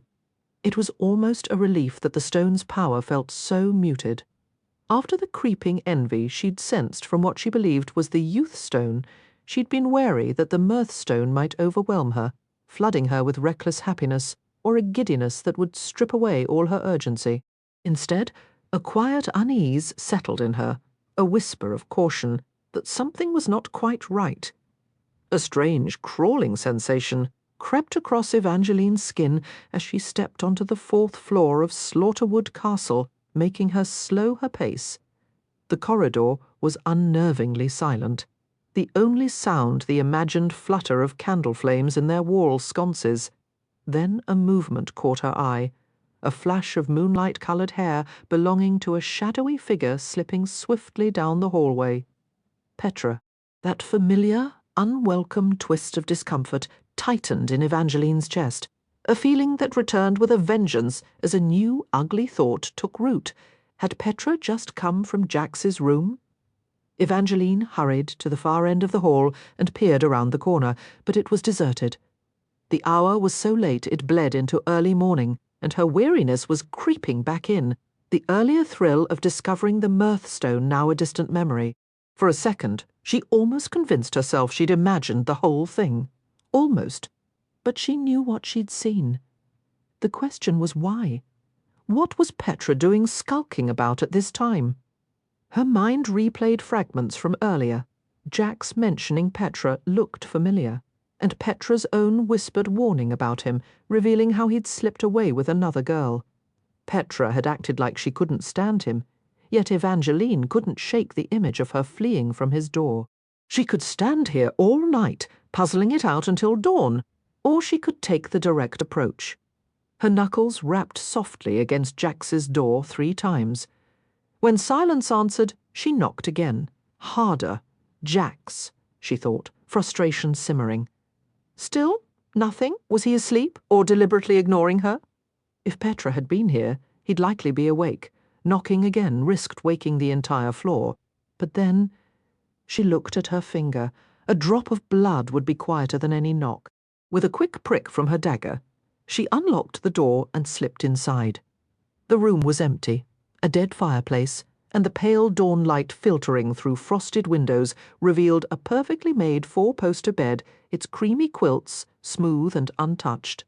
Jax had clearly been here, though. The desk was littered with apple cores, and an absurd amount of clothing was strewn over every chair and lounge, more garments, it seemed, than she had brought herself. There were piles of boots, belts, and breeches. She knew she shouldn't touch anything, but her fingers drifted over a stack of velvet doublets in shades of blue, black, and grey. They were impossibly soft and carried his scent. In her tired state, she was too weary for her usual denials. She had to admit she loved how he smelled, like stolen apples, wild magic, and those sharp, cold nights that made you want to burrow under a quilt forever. Moving to the bed, she perched on its edge. It didn't smell like him, but the pillows were wonderfully soft and downy. Leaning into them, her body finally relaxed. She closed her eyes, just for a moment, or perhaps a little longer. She wanted to burrow deeper into the blanket and ignore the cold shadow that had fallen over her. She really wasn't in the mood for shadows, particularly grumpy ones. This one felt close and carried a distinctly foul temper. Maybe if she kept her eyes shut, it would just leave. How long do you intend to keep up this sleeping charade? The shadow drawled, its voice laced with sarcastic amusement. Reluctantly, Evangeline cracked one eye open. He was closer than she'd thought, as if he'd been moments from collapsing into bed before spotting her. His doublet was gone, his shirt hanging half unbuttoned, his golden hair charmingly dishevelled, but his silver-blue eyes held a sharper, more dangerous glint than usual, as if he was still considering joining her. Her heart gave a sudden, unsteady beat at the idea, then faltered completely as Jax's eyes drifted shut and his gaze swept over her. He studied the way she was curled in his bed, one hand tucked beneath her head, the other pressed to her chest, clutching the blanket where her robe had fallen open. A slow, knowing grin spread across his face. "So now you've developed an attachment to my shirts?" Only then did Evangeline feel them, the buttons on the blanket she held, which wasn't a blanket at all, but his shirt hugged close through the night. Heat flooded her cheeks instantly. His eyes gleamed with unmistakable delight. "Did you miss me last night?" Jax leaned against the carved bedpost, one hand sliding slowly up and down the wood as his attention drifted back to her legs and the parted robe. Mortification didn't begin to cover what she felt in that moment. Evangeline shoved the garment aside and pushed up onto her knees until they were almost eye to eye. Her pulse fluttered briefly as she met his stare. Up close, his eyes held a force that unsettled her, but she refused to look away. "I came looking for you after I saw Petra outside your door." "Petra? The girl from dinner last night, the one with hair like moonlight? Who is she to you, Jax?" He shook his head, his brows knitting together. "I don't know her." Evangeline watched him warily. Part of her wanted to believe him. But when it came to Jax, she'd learned not to trust her own instincts. "You said she looked familiar yesterday, and she's the one who told me you slipped away during the meal." Every trace of amusement vanished from his expression. "I don't know who this girl is, but you need to stay away from her." "Why, if you don't even—" "I don't like her," Jax interrupted. "Is that because she doesn't like you?" "No one likes me," Jax replied without hesitation. "We both know that isn't true," Evangeline countered. "Plenty of girls seemed taken with you last evening. They were taken with Lord Jax. But as you're well aware, little fox, I am not Lord Jax." For a heartbeat, his entire face shifted, every hint of humanity draining away as he looked at her with eyes as empty as a starless sky. "I am the one who will end that Petra girl if she comes near you again, so stay away unless you wish her dead." For the evening's ball, the theme required guests to dress as one half of a famous couple from Northern history. Evangeline had been excited about the costume party until she saw the outfit Lala had left for her. The dress was charming in a rustic way, with a sweetheart neckline, puffed short sleeves, and a skirt that ended just above the knees, tied at the waist with a wide pink ribbon that formed a perky bow in back. The fabric was a cheerful yellow eyelet, dotted with pink and white flowers and playful foxes, making it perfectly clear who she was meant to be, the fox. Given her current situation with Apollo, dressing as the fox from the Ballad of the Archer and the Fox felt uncomfortably pointed. But she tried to focus on the positive. The dress was a gift from Lala under different circumstances. It would have been wonderfully thoughtful. And honestly, even if it made her uneasy, it did refocus her on her purpose to break the Archer's curse on Apollo and locate the missing stones. With any luck, she'd find the Youth Stone tonight. Then only the Truth Stone would remain. The thought steadied her as she fastened her slippers, which came with rose-gold ribbons that laced all the way up to her calves. Next, she put on the Mirthstone and tucked it securely into her bodice. She doubted Jax would approve of her wearing it, but that hardly mattered since she hadn't told him about it, not yet anyway. She probably should have mentioned it when she was in his room, but she hadn't wanted him to confiscate it and lock it away in some box. The stone didn't seem dangerous. It hadn't made her feel reckless like the Luck Stone or covetous like the Youth Stone. If anything, It simply lent a quiet, persistent hum of possibility, a feeling she decided to interpret as a good sign for the night ahead. If she hadn't clutched it so fiercely when Luke attempted to take it, she might have doubted its magic entirely. The mantel clock's steady ticking marked the approach of 8 o'clock. The ball was underway, yet Jax was nowhere to be seen. Evangeline bit her lip, anxiety threading through her. They'd never explicitly agreed to go together. Perhaps he intended to escort one of the Darling sisters instead, a thought that settled unpleasantly in her chest. Or maybe he was still asleep. He had seemed weary when he discovered her in his room, and she knew from experience how profoundly he could slumber. Deciding to investigate, she moved to the door adjoining hers on the left. It was already slightly ajar. She knew she should knock, but curiosity overpowered courtesy. She peered through the narrow gap. Jax was not asleep. He stood before the fireplace, looking as though he was prepared for a war rather than a party. A smoke-grey shirt, sleeves pushed above his elbows, revealed the corded muscle of his forearms before they were covered by dark leather gauntlets. 2 swords were crossed at his back. His low-slung belt and tall boots were of the same dark leather, and a series of gleaming daggers were strapped to the thighs of his fitted black breeches. Her heart pounded a frantic rhythm as she watched him. In one hand he held a pale, almost luminous apple. The other was a tight, white-knuckled fist. Then she realized he wasn't alone. Lala moved into the firelight, a brilliant contrast to his shadows. She was dressed as a mermaid, in a teal sequined skirt that hugged her to the knees before cascading around her feet. Sequins covered her arms from fingers to shoulders, meeting the pearl straps of a seashell top. Her midriff glittered with more pearls and gems, an image of enchanting magic. Yet her expression was starkly at odds with the glamour. Something was terribly wrong. In one hand she clutched a crumpled piece of newspaper, in the other a goblet from which she took a long, unsteady drink. "Why aren't you at your own party?" Jax's voice was a lazy drawl. "I read something you need to see." Lala thrust the paper toward his clenched hand. He gave it a dismissive glance. "I don't bother with gossip rags." "You should bother with this one." Lala took another nervous sip. Christoph wrote an article. He didn't name her, but he described a princess with pink hair. He says she's here. A cold dread twisted in Evangeline's stomach. She leaned closer, bracing for worse. Had he written of their secret encounter? Just revealing her location was catastrophe enough. If they stayed, Apollo would come. If they fled, they might lose the youth stone she was certain was hidden here. "There's more," Lala continued, her voice tense. "A wanted notice. Tiberius has escaped the tower. I'd wager he's already on his way, and Apollo with him." Jax shot her a look that could kill. "And whose brilliant work is that?" "I did what was necessary." Lala's tone turned flinty. She wasn't going to open the arch. Evangeline stumbled back from the door, the hallway tilting. She must have misheard. Lala was her friend.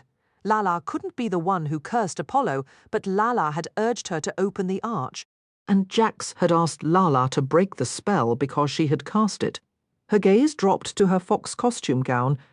Was it chance Lala gave her this dress, or a deliberate nudge? She refused to believe in such betrayal. Then a memory surfaced that afternoon in Lala's flat, when Lala had taken her hand and murmured those strange, unintelligible words. Evangeline had wondered if the story curse was twisting her words, but now a darker possibility surfaced.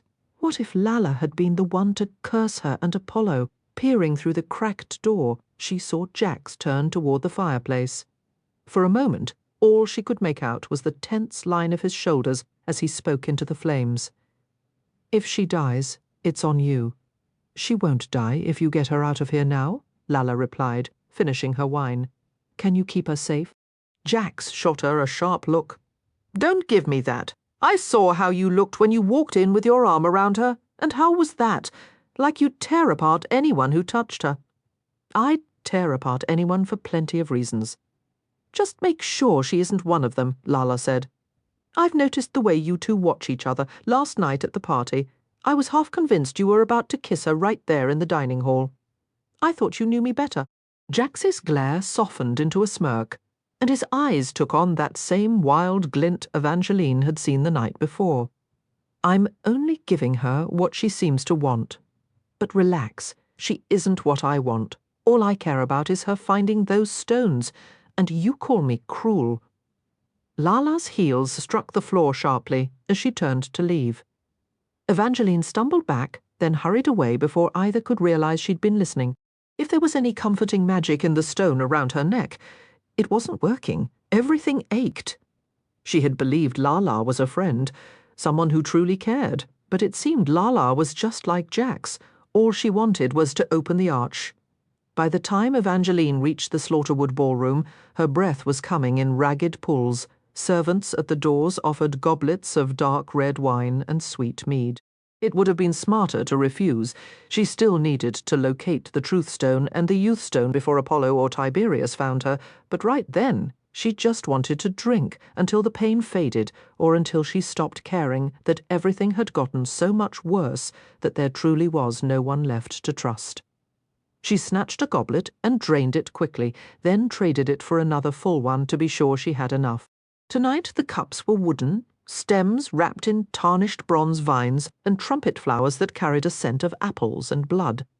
The fragrance reminded her of the Prince of Hearts church, but thankfully Jax hadn't yet entered the wooded ballroom. She didn't want to see him. Lala's betrayal stung, but she couldn't even bear to dwell on what Jax had said. I'm only giving her what she seems to want. But relax, she isn't what I want. The words left her feeling foolish. She told herself over and over not to trust him, that he didn't care. Yet part of her had begun to believe he wanted her alive, for more than just opening the arch. Even now, after hearing him tell Lala he felt nothing, that he was only pretending to be drawn to her. A stubborn part of her still wanted to believe he was lying. Evangeline took another long drink and pushed deeper into the costumed crowd, determined to vanish within it. Fortunately, she wasn't the only fox tonight. Several others wore pastel peasant dresses with fox motifs, or tawny gowns with furry ears and tails. The archer costume was just as common. Some couples she didn't recognize as easily, but she spotted numerous Honoras and Wulfrics, Vengeances and Glendoras, mermaids and a few mermen, along with captive sailors in billowy shirts who looked like they'd stepped straight from the carvings on the northern gateway arch. Nearby, a girl dressed as the sun danced with another dressed as the moon, their laughter a bright contrast to the heaviness in Evangeline's chest. In the heart of the swirling crowd, a young man dressed as a dragon spun a girl who shimmered like a trove of jewels. The wine humming in her veins might have been to blame, but for a fleeting instant, Evangeline wasn't simply standing in a ballroom.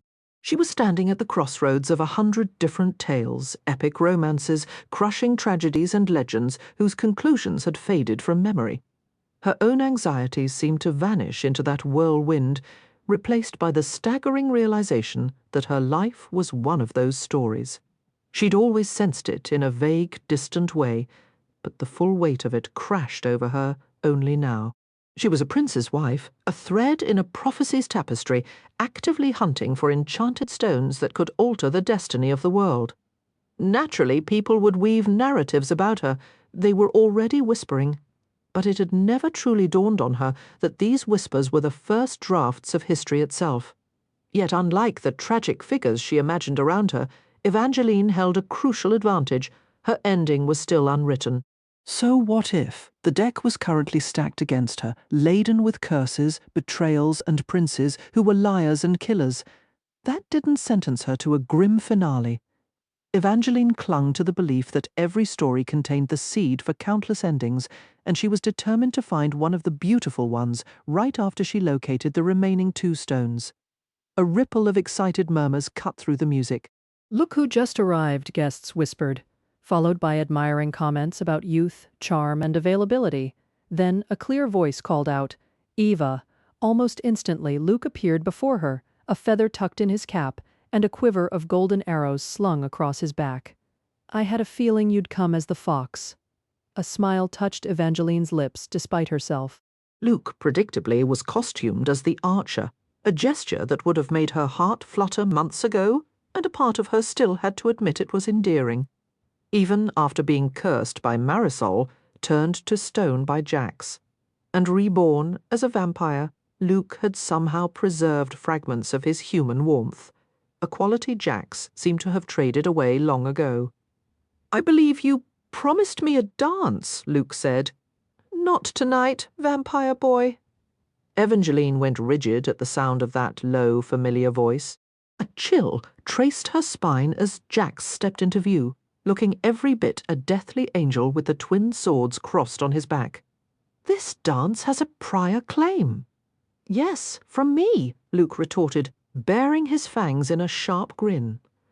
Jax only laughed, a sound deceptively melodic and utterly at odds with the cold threat that echoed in Evangeline's mind. "Your choice. Dance with me, or I use a sword to relieve him of his head." She clenched her jaw, glaring up at him. Is this your usual method for securing a partner, threatening to murder the competition? Don't push me tonight, little fox. Jax's free hand twitched toward a sword hilt, but then it snaked possessively around her waist instead. Her chest constricted and her heart hammered, but she told herself it wasn't because of him, it was the wine, the influence of the mirth stone and the fresh, hot anger over his countless betrayals. You need to let me go. That's not going to happen. His gaze dropped to hers, almost like an accident, as if he intended to maintain a cold distance, but found himself pulling her closer against his will. "You're in danger again? We have to leave. No, Jax, I'm not going anywhere with you. I heard you and Lala. I heard every word. I know what she did to Apollo. I know you hid it from me, and I know—" She tried to force out the words, to say she knew he didn't even want to be touching her, but they lodged in her throat. Instead, she planted her palms against his chest and shoved with all her strength. Then she turned and ran. The grand ballroom seemed to tilt and spin. Fiddlers played from the ceiling, dancers floated in the wine-scented air, and the reflected light from Lala's sequins scattered like frantic stars. At least that was the dizzying impression Evangeline had as she fled the dance floor and the unsettling presence of Jax. She caught a fleeting glimpse of Lala, now on the arm of Robin, who looked utterly transfixed by her arrival since departing Jax's chambers. Lala had exchanged her wineglass for a three-pronged spear and her anxiety for a radiant, devoted grin. Yet Evangeline questioned its sincerity, much like she now doubted the genuineness of their entire friendship. Was Lala merely another Jax, manipulating her to access whatever secrets lay sealed within the Valerie arch? Evangeline resisted the notion. It clashed with her instincts. But her thoughts were muddled by drink, her heart ached with fresh wounds, and clarity felt just out of reach. She was certain of one thing. Her spirit could not withstand another deception. All she truly desired was a single soul she could rely upon. Was that request truly so unreasonable? "You appear to need a breath of cool air," Petra suggested, already threading her arm through Evangeline's before she could respond. Petra was costumed as some obscure historical figure, clad in a shockingly low-cut gown of white chainmail, a delicate silver circlet resting upon her pale, moonlit hair. "Come along," she urged gently. "I know a hidden route out of this place." A knot of dread tightened in Evangeline's stomach as Petra guided her toward a fountain flowing with glittering honey wine. Her distrust for this girl remained potent and unchanged. Yet staying in the crowded ballroom meant an inevitable confrontation with Jax. She wasn't certain what had delayed him thus far, but she refused to glance back and risk drawing his attention. She would face him again when the floor felt solid beneath her, and the world ceased its dizzying tilt, right now. He could effortlessly unravel her completely. "Where is this secret path?" Evangeline asked, her voice tighter than she intended. "Right over here," Petra replied. The next moments blurred together in Evangeline's perception. They moved from the fringe of the swirling dancers to a row of benches, conspicuously vacant. This was not an affair for wallflowers or the faint of heart. "I believe it's this one," Petra murmured, seizing a carved bench leg and pulling. With a soft groan, the bench swung away, revealing a cleverly concealed door set into the wall. Through here, Petra said swiftly, her tone edged with an urgency that mirrored Evangeline's own desire to escape. Evangeline hesitated, a flicker of apprehension stirring within her. But the space beyond was not some dank, forgotten tunnel. It was brilliantly lit, its white plaster walls adorned with torchlight and intricate sculptures depicting legendary Slaughterwood warriors of ages past, or at least Evangeline desperately hoped they were sculptures. Some carvings possessed a terrifying verisimilitude. She could almost believe they were entombed figures, forever frozen within the pale walls. She slowed her pace, but Petra tightened her grip and propelled her forward. "How did you discover this passageway?" Evangeline pressed, the question hanging in the air between them. "Oh," Petra answered, her voice dropping to a near whisper, "I've been here countless times. I thought you claimed you were fortunate to receive an invitation tonight." "I wasn't entirely truthful." Petra winced, an uncharacteristic stumble in her usually poised demeanour. She faltered, as if searching for words was a foreign and uncomfortable exercise. "The truth is, I've been attending gatherings in this castle since before you were born." A cold, heavy sensation settled in Evangeline's core. Then she felt it, a sudden, scorching heat against her skin beneath her eyelet gown. The mirthstone was awakening, but not with the promised surge of joy. This was a different, sharper power. The stone seared with a brutal, clarifying energy. It was a truth stone, and its silent scream was a warning. Leave. Now. Run. The alcoholic haze shattered instantly, replaced by a chilling lucidity. She regretted her earlier petty fantasy, the imagined triumph of watching Jax's face when he found her with the very person he'd cautioned her about. Now, that warning rang with ominous validity. She wrenched her arm free from Petra's grasp. "I'm returning to the ball." "No, Evangeline," Petra said, her pleasant facade dissolving into something cold and final. "I'm afraid you are not." In a flash of reflected torchlight, a blade appeared in Petra's hand, and she drove it straight toward Evangeline's heart. Evangeline stumbled backward, the knife missing her by inches. "Have you lost your mind?" she cried out. "I'm not a villain," Petra gasped, her movements clumsy and heavy in the restrictive chainmail dress. "I just want to live." She made another desperate lunge, but Evangeline was quicker, sidestepping the attack and reaching for Petra's arm. She'd take a cut on the hand over a fatal wound any day.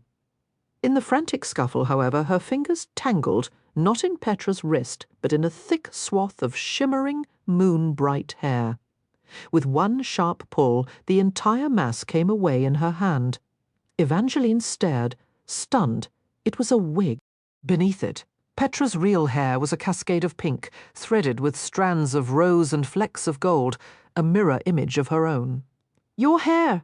It's—" The words caught in her throat, cut off, as Petra produced another blade from the heavy folds of her gown.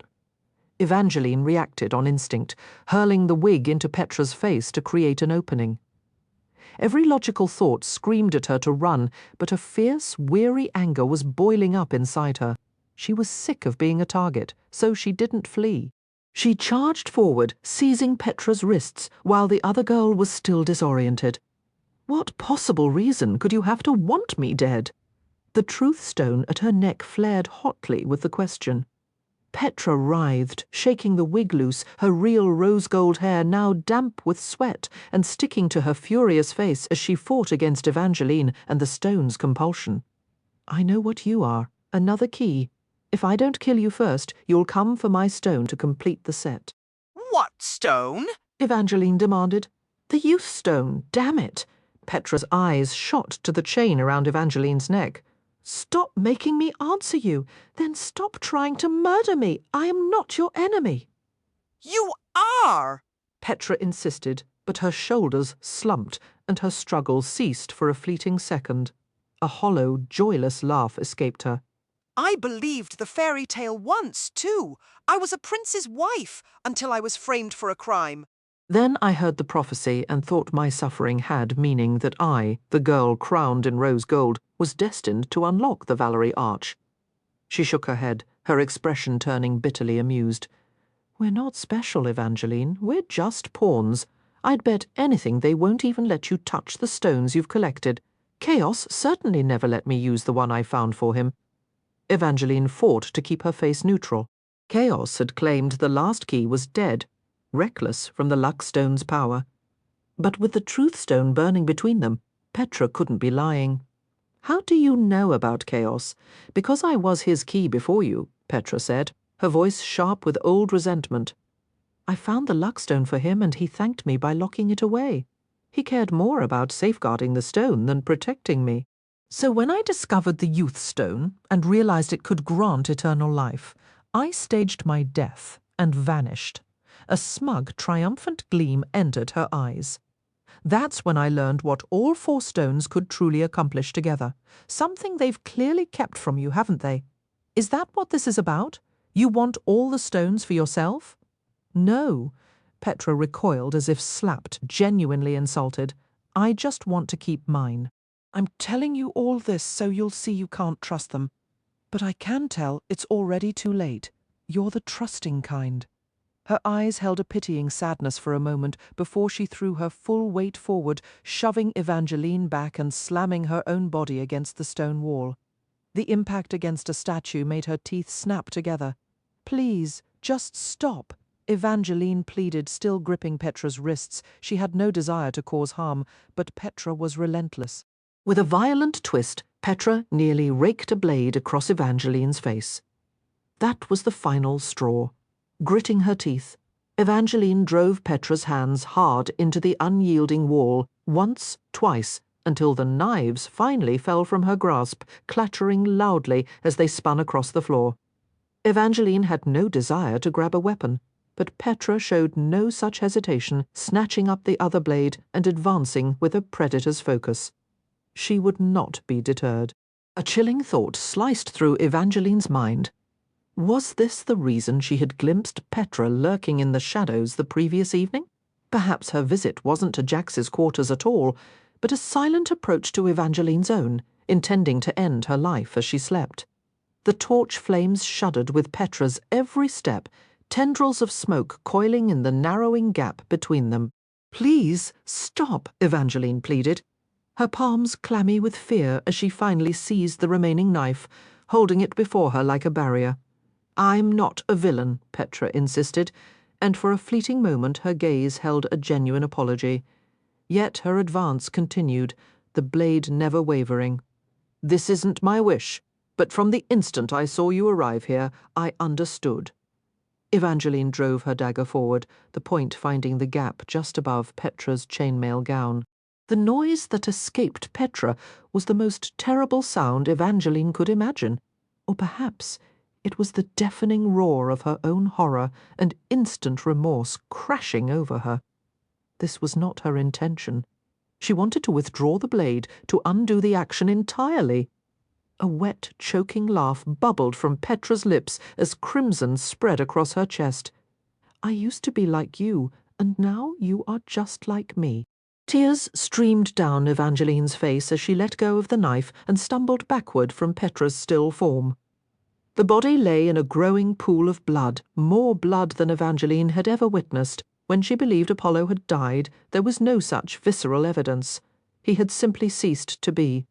But Petra's blood was undeniable, a dark, accusing red, saturating the white links of her dress and seeping across the stone floor. A tremor began in Evangeline's hands, or perhaps it had been there all along. She had taken a life. She had chosen her own survival over Petra's. It was the very scenario Jax had foretold. She had broken her sacred vow never to kill, and when presented with the brutal choice, she had acted without faltering.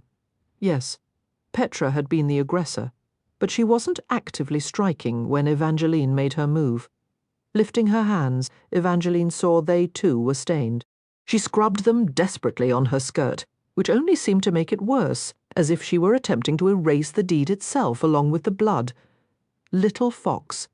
Jax's voice, sharp with urgency, cut through the hall, followed by the rapid echo of his footsteps. Evangeline's trembling intensified. She did not want him to see her like this, shaking, splattered with gore, feeling utterly fractured. and yet a part of her had never felt more desperate for his presence. Jax! His name escaped as a fractured sob. She knew he was no hero, but in that moment she didn't crave salvation or empty comfort. She wanted fury. She wanted righteous anger. She needed a devil to look her in the eye and affirm she had done what was necessary. What happened? Jax slowed as he drew near, his furious gaze darting from the gruesome scene to Evangeline's stricken face.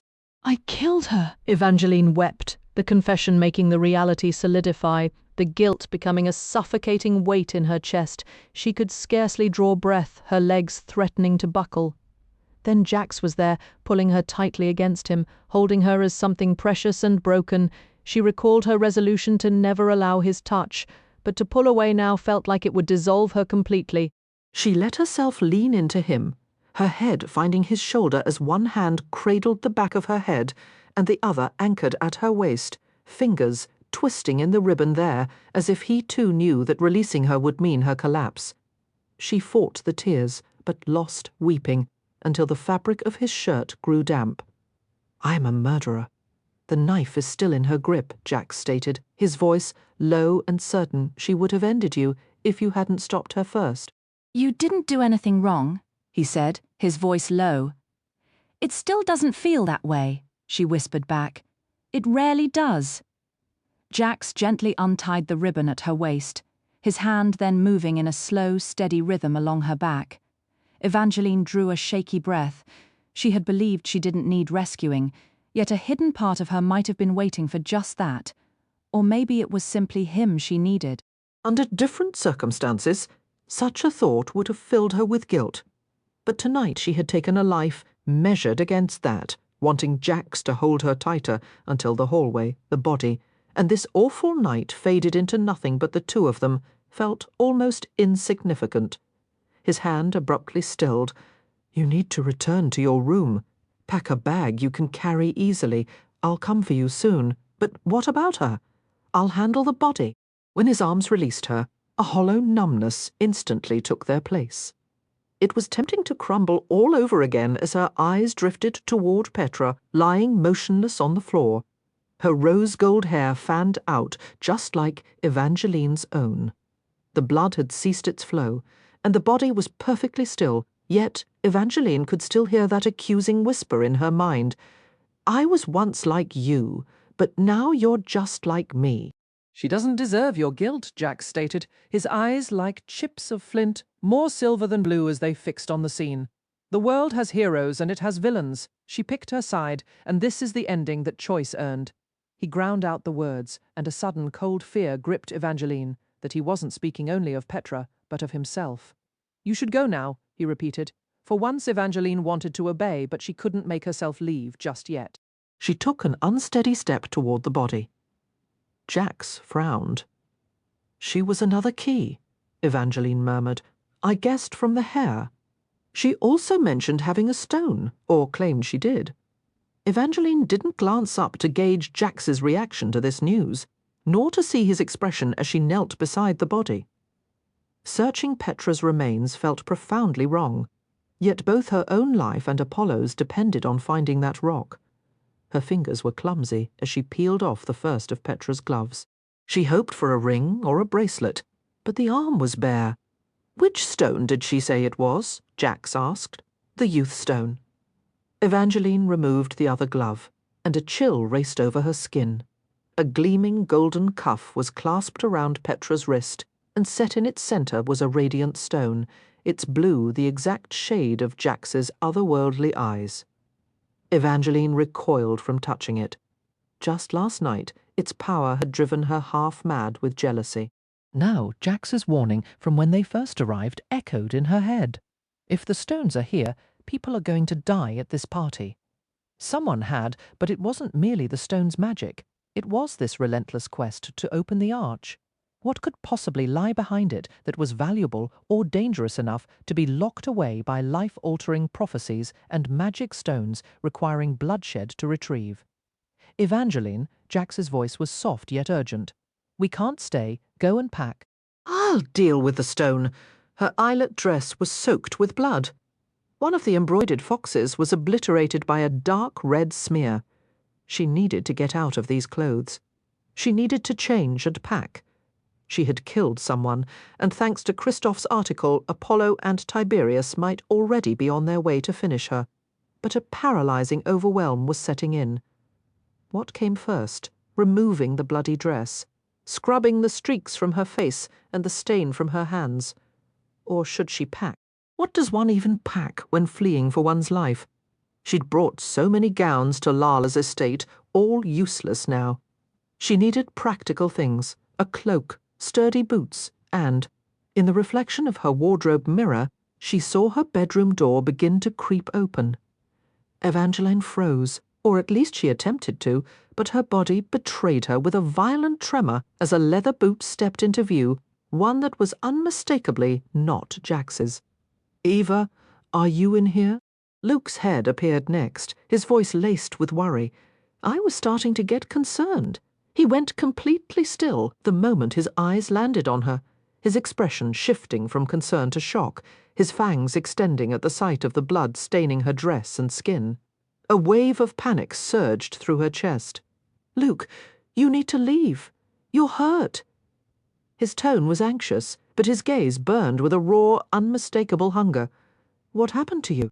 "It isn't mine." Before she could finish explaining, a searing, brutal pain tore down her spine in vicious stripes. A choked cry escaped her lips. The agony was so overwhelming it stole her breath. She folded forward, knees buckling, as she felt the skin along her back siller open. "Eva!" In an instant, Luke's arm was around her waist, holding her upright, but it did nothing to dull the torment. It was a burning, aching, bleeding misery. She caught the glint of his lengthening fangs, but she was powerless to pull away. The pain consumed every thought. For a heartbeat, she was disoriented. Was this some divine punishment for Petra's death? Then the memory of Apollo and the cursed mirror connection crashed over her. Someone was torturing him, and through that twisted magic, they were torturing her too. She felt fresh blood soak through the fabric of her dress as another scream was torn from her throat. "Gods, Eva, you're back." Luke's voice was rough, with a hunger he couldn't hide, and the arm encircling her felt scalding. "Get your hands off her!" Jax's roar echoed from the doorway. Evangeline tried to explain it wasn't Luke's fault, that Apollo was in danger and needed help, but all she could manage was a pained whimper. Her vision blurred, the glint of Jax's sword, the only thing she could vaguely make out. Keeping her eyes open required a Herculean effort. "Wait, I didn't do this," Luke argued, his voice seeming to fade into the distance. "Something's wrong with her? It's like she's being controlled. Apollo?" Jax muttered under his breath. "She's being haunted by her deceased husband?" Luke released her, and she dropped to the floor. Jax let out a low, threatening growl. Evangeline curled into herself, the agony in her back so absolute that the impact with the ground barely registered. "Look at me, bloodsucker, and listen closely if you want Evangeline to live." Jax snarled, each word sharp and deliberate. "You need to find Chaos now." "He won't be pleased to see me. I was explicitly told to keep my distance from Eva." "I don't give a damn," Jax interrupted, his voice icy. "Evangeline will be dead by morning unless you tell Chaos to locate Apollo, pull him out of whatever hell he's in, and see his injuries healed. Can you handle that?" "Yes." "Then why are you still standing here?" Jax spat. A rush of air marked Luke's hurried departure. "Evangeline," Jax's voice was a soft murmur, feeling far away, yet she knew he was near because she could sense him. She felt the cool strength of his arms sliding carefully beneath her knees and supporting her neck as he lifted her gently against his chest. "It hurts so much, Jax. I know, my love. I'm taking you somewhere safe." Another vicious lash cut across her skin, wrenching another scream from her. It was a pain forged in hellfire. Distantly, she was aware of her teeth clamping down, and a flicker of fear shot through her that she might be biting into Jax's neck. "It's all right," he whispered, his voice gravelly. "I have you. Just stay with me, little fox." He kept urging her to hold on to consciousness when all she desired was the sweet oblivion of blacking out. There were moments when the suffering was so profound she forgot how to breathe. Pain would arc across her back, her body would convulse, her teeth would grind, her entire existence narrowed to a single point of hurt.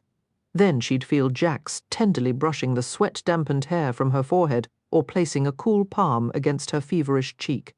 Her head rested heavily on his shoulder. They were moving in a sled, and she was cradled in his lap. He held her tightly, her chest pressed to his arm wrapped low around her hips. But her back was a landscape of pure fire.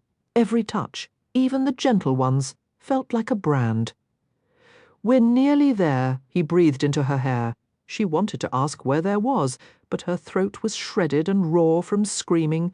All she could do was force her eyelids apart a sliver. The world outside was a monochrome grey. Not night, not day, just an endless, lifeless grey. Grey like a tomb, shrouded in a fog that carried the bitter taste of ashes. A quiet, dreadful thought whispered that perhaps this was what dying felt like. The sled surged ahead, its runners scraping over the broken path and flying past a faded wooden sign that declared, "Welcome to the Great Merrywood Manor." A sharp pang of confusion cut through Evangeline's haze. Why had Jax brought her here, of all places? The memory was a blur of pain too raw to examine. She knew this estate held no joy for him. Icy wind whipped her face as he urged the sled faster, past the manor's crumbling silhouette and into the dense, cursed woods of Merrywood. Whenever she managed to open her eyes, the world was a monochrome nightmare of skeletal trees and endless, hopeless grey. The first glimpse of green felt like a cruel joke, a symptom of her shattered mind. But then another leaf appeared, and another, until a full, vibrant canopy unfolded above them. Suddenly, everywhere she looked, sunlight filtered through snow-dusted branches, and the air filled with the chirps of azure birds. She half wondered if she'd finally slipped into madness. The flowers emerged next, a riot of impossible colour, sunshine yellow, blushing pink, and a deep shimmering mermaid teal. They bordered a winding road that descended into a secluded valley where a cosy inn sat beside a still lake. An old carved sign read, "Welcome to the Hollow." The name meant nothing to her. It clearly wasn't one of the great houses, or perhaps her memory was failing her again. The sled rolled past more signs pointing to indistinct locations before finally halting before an inn that seemed plucked from a storybook. It couldn't be real. The roof was a garden of gigantic, cheerful mushrooms with crimson caps, upon which tiny, dozing dragons curled. The flowers nearby were as tall as toddlers, their brilliantly hued petals seeming to lift and turn as if greeting the new arrivals. In one fluid motion, Jax gathered her into his arms and carried her inside. A wave of comforting warmth enveloped her, coaxing her to stay awake. It was a struggle. Her body screamed for oblivion, but curiosity held her. How did this place smell of spiced cider and warm bread? How did it feel so profoundly like a home she was sure she'd never known? By the entrance stood a whimsical, brightly painted clock, instead of numbers. Its face was marked with the names of foods and drinks: dumplings and meat, fish stew, mystery stew, toast and tea, porridge, ale, beer, mead, wine, cider, honey pie, brambleberry crisp, forest cakes. She almost expected a jovial, bearded innkeeper to welcome them, but the only sound was the swift, heavy tread of Jax's boots on the rough wooden floor. What is this place? She thought, but Jax gave no indication he'd heard her silent question as he started up the staircase. Either the magic here had severed their peculiar connection, or she was simply too weak to project her thoughts. Candles flickered and hearth fires glowed, yet not a soul was in sight. On the second floor, the closed doors were adorned with painted fairy tale scenes: a rabbit wearing a crown, a knight clutching a star-shaped key, a pastry goblin hurling sweets. Jax hurried past them all, climbing 2 more flights until they reached a pair of ancient glass doors. They opened onto an older arched bridge that stretched into a grove of trees dusted with snow. "Stay with me a little longer," he murmured, pushing the doors open. Evangeline buried her face against his chest, expecting a biting cold, but instead the chill felt like a shower of gentle sparkles against her skin, offering a faint, surprising relief. It was then she noticed something else.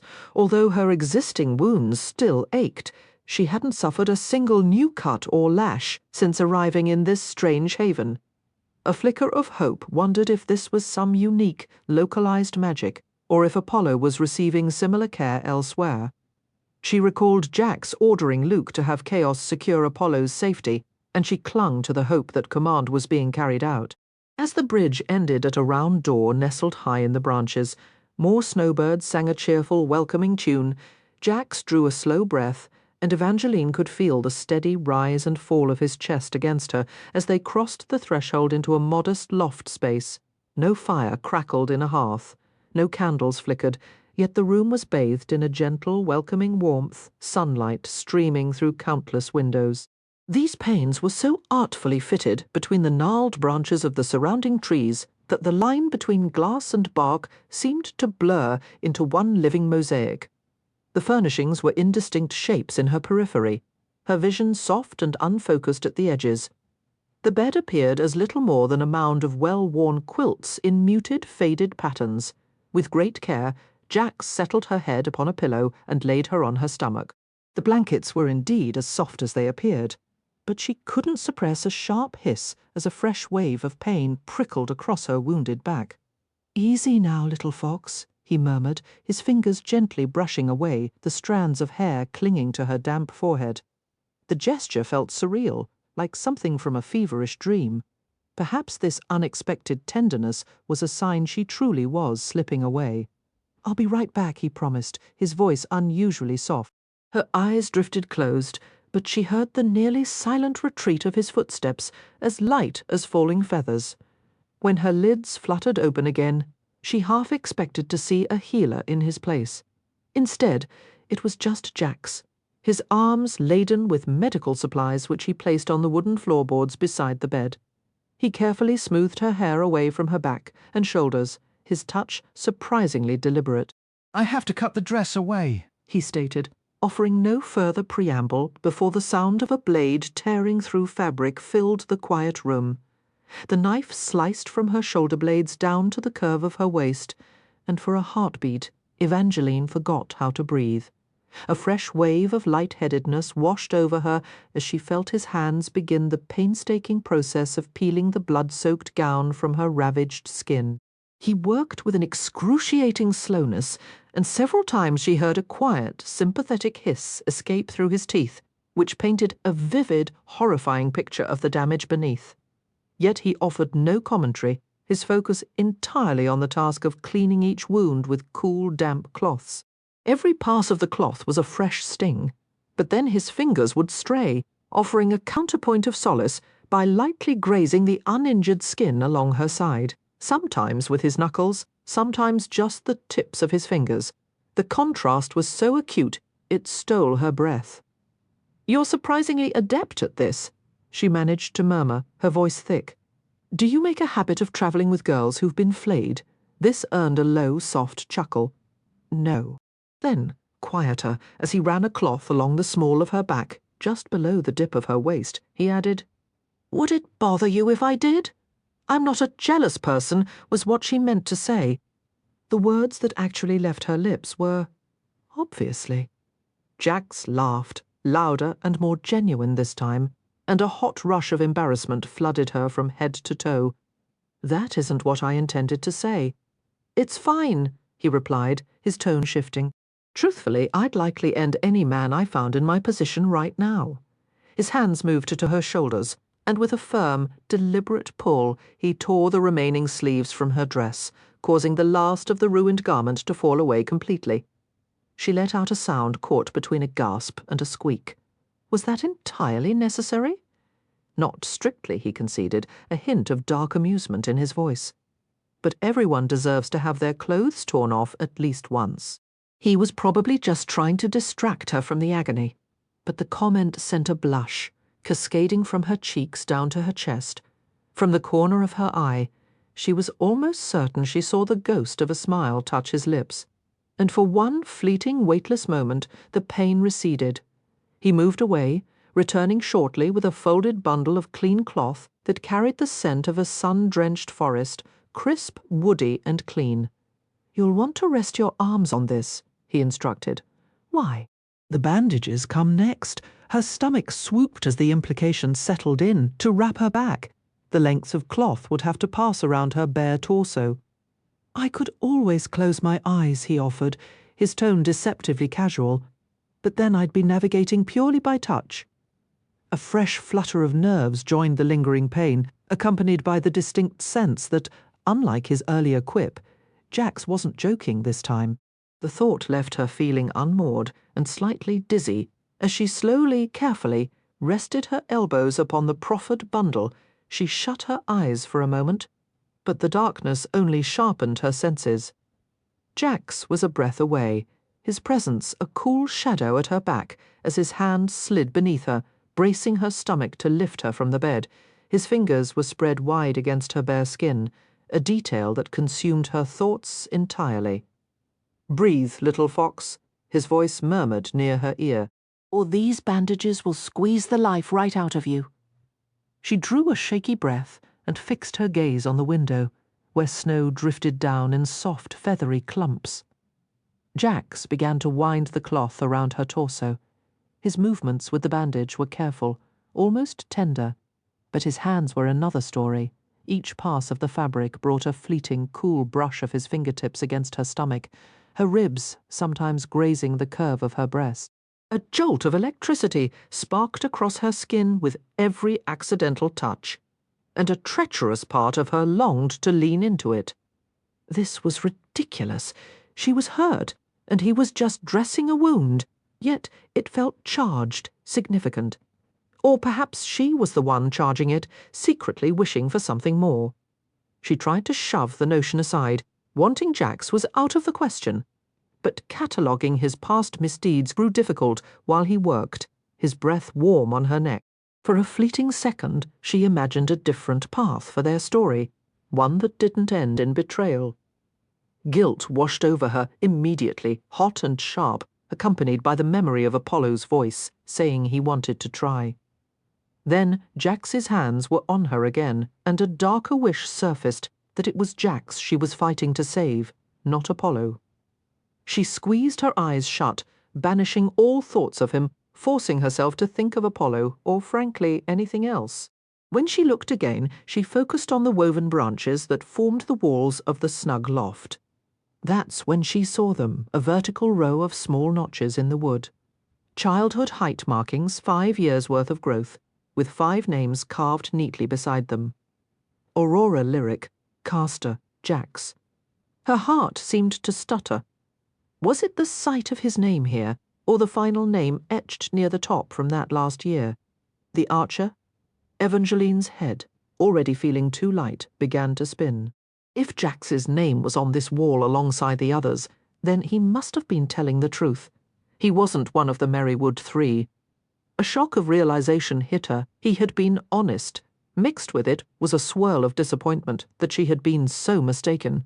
But perhaps not entirely wrong. Even if he wasn't a member, they had clearly been friends. They must have all vacationed here together, and maybe whatever happened back then was still tangled up in his relentless drive to open the Valerie Arch. To reach that goal, Jax had turned her life upside down. He dragged her north, orchestrated a curse that led to a marriage, made her a fugitive. Who knew what else he'd done? She needed to understand why. He'd never given her a straight answer before, and she doubted he would now. But maybe she could pry loose a clue. "Can you tell me about these names in the wood?" Jax's fingers went still. I'd forgotten those were there. His bandaging turned abruptly rougher. Evangeline winced as he tugged the cloth tight, but she refused to back down. "Why are those names here?" she pressed. "We used to measure how tall we were getting on this wall," he said, his tone flat. "I figured that much, Jax. I want to know who you all were to each other. You said you weren't part of the Merrywood 3, but you never said you were friends." "I was only friends with Lyric and Castor. What about Aurora and the Archer? Aurora was a nuisance, and I wouldn't call the Archer my friend." Jax finished with the bandage, tying it off with a sharp pull that made her gasp. Why? You should get some sleep now, Jax interrupted, his voice leaving no room for argument. I'm not tired at all, she said, the lie feeling thin even to her own ears. He fixed her with a look that could wilt flowers. You were just skinned alive. Precisely, and now I'm wide awake. In truth, a wave of exhaustion was crashing over her. Without Jax's touch, the frantic energy that had been holding her up was fading fast. She stifled a yawn behind a forced grin. If you want me to rest, you'll have to tell me a story. This isn't that kind of story, little fox. Most of the good ones aren't. The creases around his mouth hardened. This isn't a fable. Fables have champions. Every last one of them perished that day at Merrywood Manor. His eyes drifted back to the marks on the wall, his gaze turning distant and adrift, as if he were stepping into a room he rarely entered. We were all a bit like you once, naive enough to think doing the honourable thing guaranteed a happy ending. Lyric was pure of heart, Castor was righteous, and I? He stopped, shaking his head with a bitterness that seemed directed at his own memory. I attempted to play the hero when vengeance struck Merrywood Manor. I wasn't there when it began. By the time I arrived, the only one left breathing was Castor. Evangeline saw the weight of remorse settle on his features. He'd been betrayed, stabbed from behind, like a fool. I thought I could still save him. His mother, Honora, was the most gifted healer in the Northern Territories. I was convinced that if I could just reach her in time, she could fix him. But his voice faded. The failure was written plainly on his face. Time had not been a friend. Life isn't a gentle narrator, and I was never cast in the role of rescuer. As Jax moved to leave, she found her voice. You're mistaken. Her hand shot out, catching his. Her grasp was weaker than she wished, fatigue sinking its claws in deeper, but she held on with all her remaining strength. She wanted to list the ways he had been her shelter, how he'd let her weep, carried her while she was bleeding, tended to her injuries, but her thoughts were turning to sludge, and all she could push out was, Tonight, you were my saviour. No, I prevented your death. There's a difference. He withdrew his hand and was gone before she could argue. Evangeline didn't recall shutting her eyes, but when they opened, the tree loft was shrouded in darkness, and a cold fear gripped her, the fear of being truly alone. Had he even come back after fetching the supplies? She wanted to believe he wouldn't abandon her wounded like this, but his history suggested otherwise. Jax, she murmured into the quiet. When no answer came, she tried again, louder. Jax! The floorboard whined in reply, but nothing else. It was just her, a nest of blankets, and a persistent, aching throb. Carefully, she pressed up on her elbows. Her entire back protested with a sharp, stinging pain, but it was manageable. A more urgent pressure insisted she find a bathroom. She shifted to her knees, and the memory of her state of undress jolted her. Only bandages covered her torso, and the blanket had slipped from her hips. Jax must have returned at some point. He'd likely removed her ruined, bloodied dress while she slept. She couldn't fault him for that. Yet a flush of intense relief washed over her that he wasn't presently there to witness her clumsy search through the bedding until her fingers closed on something soft. A shirt left behind. It carried his scent, crisp apples, a hint of wild magic, and the chill of a night under the moon. He really did smell unfairly good. She painstakingly pulled the garment on and rose on unsteady legs. No candles burned to light her way, but faint starlight filtered in, mere whispers of gold, just enough to outline the loft's edge where a worn rope ladder descended into blackness below. She felt better than she had any right to, but every muscle screamed, and the idea of navigating a wobbly ladder was impossible. That left only the exterior bridge Jax had used to bring her here. She braced for the cold bite of snow on her bare legs, the deep black of the night, and the sheer dread of crossing a bridge so high it vanished into the clouds. What she didn't expect was the magic of 1,000 tiny lights shimmering like a fallen constellation, a silent, sparkling guard. They seemed to heat the very air, brushing her skin with a gentle static that whispered of journeys waiting to unfold. She dearly hoped this particular journey included a bathroom, because once she reached the doors on the far side of the bridge, she was utterly lost. Unlike the quiet tree loft, the inn blazed with welcoming light and the same comforting warmth she recalled. Flames danced in wall sconces, and a great hearth in the open entryway below the tiers of rooms sent a wave of heat upward. Something about this place, maybe the glittering lights outside or the steady, friendly crackle of the fire, made her feel with each step as if she'd stepped out of the grim, heavy book of her own life and into some forgotten fairy tale where clocks didn't matter and worries dissolved. She knew it was temporary, but for one fleeting, grateful moment, she was almost thankful for her injury and the excuse to rest, because she wasn't ready to go. Taking care of necessities in the bathing room left Evangeline feeling more human. Washing her face and hands, dragging a comb through the wild cascade of pink and gold hair. It was a simple luxury, though the comb did little to calm the riot of colour. Her appearance was the least of her worries, however, when she was wandering about dressed in nothing but an oversized shirt. It looked suspiciously like the one Jax had worn to the masquerade. The dark sleeves, which he'd rolled to his elbows, now swallowed her hands, and the hem barely skimmed her thighs. She needed to return to the loft before anyone spotted her in this state. Surely someone was here keeping the fires lit. The hallway outside the bathing room was once again filled with the scent of spiced apple cider and fresh baked bread, making her stomach growl loudly.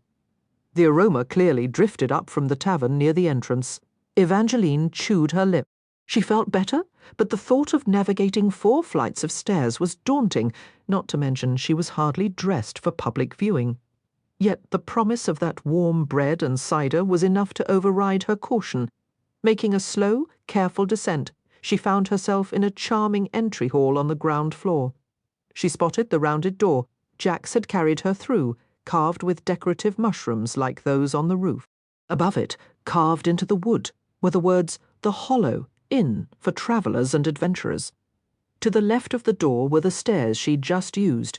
Beside them, the wall held the roaring fireplace she'd seen from above, complete with notches and hooks shaped like twisted branches for hanging cloaks, and apparently weapons. It seemed swords and knives were not permitted in the tavern, which lay to the right of the main door. The entry was open, and the sweet, spicy scent of cider drifted through. First, she moved toward the strange clock she'd glimpsed in her haze last night.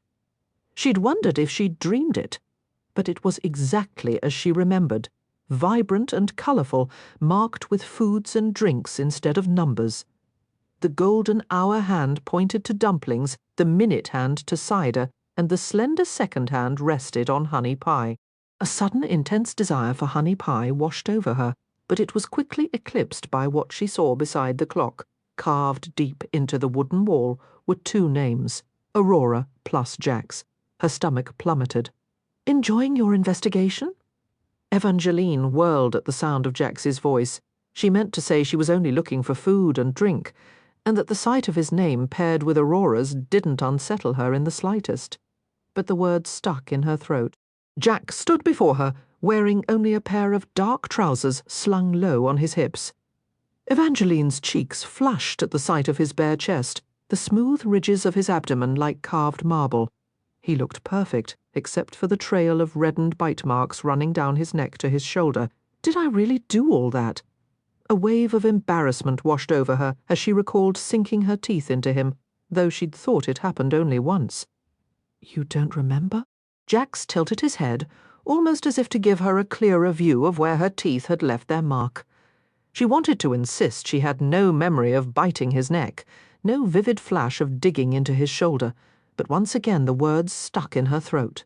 "I'll cover them up, if you give me my shirt back."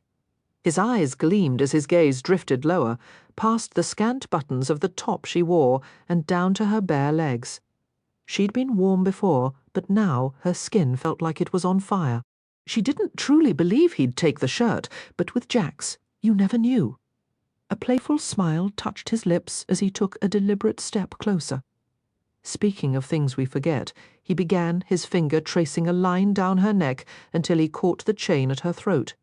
It was like being dunked in ice water. With everything that had happened, she'd completely forgotten about the truth stone. "Don't!" she cried out, but Jax was quicker. His fingers slipped beneath her shirt, making her gasp as he pulled out the softly glowing golden rock. "What's this, little fox?" His voice took on a teasing edge. "A gift from Luke?"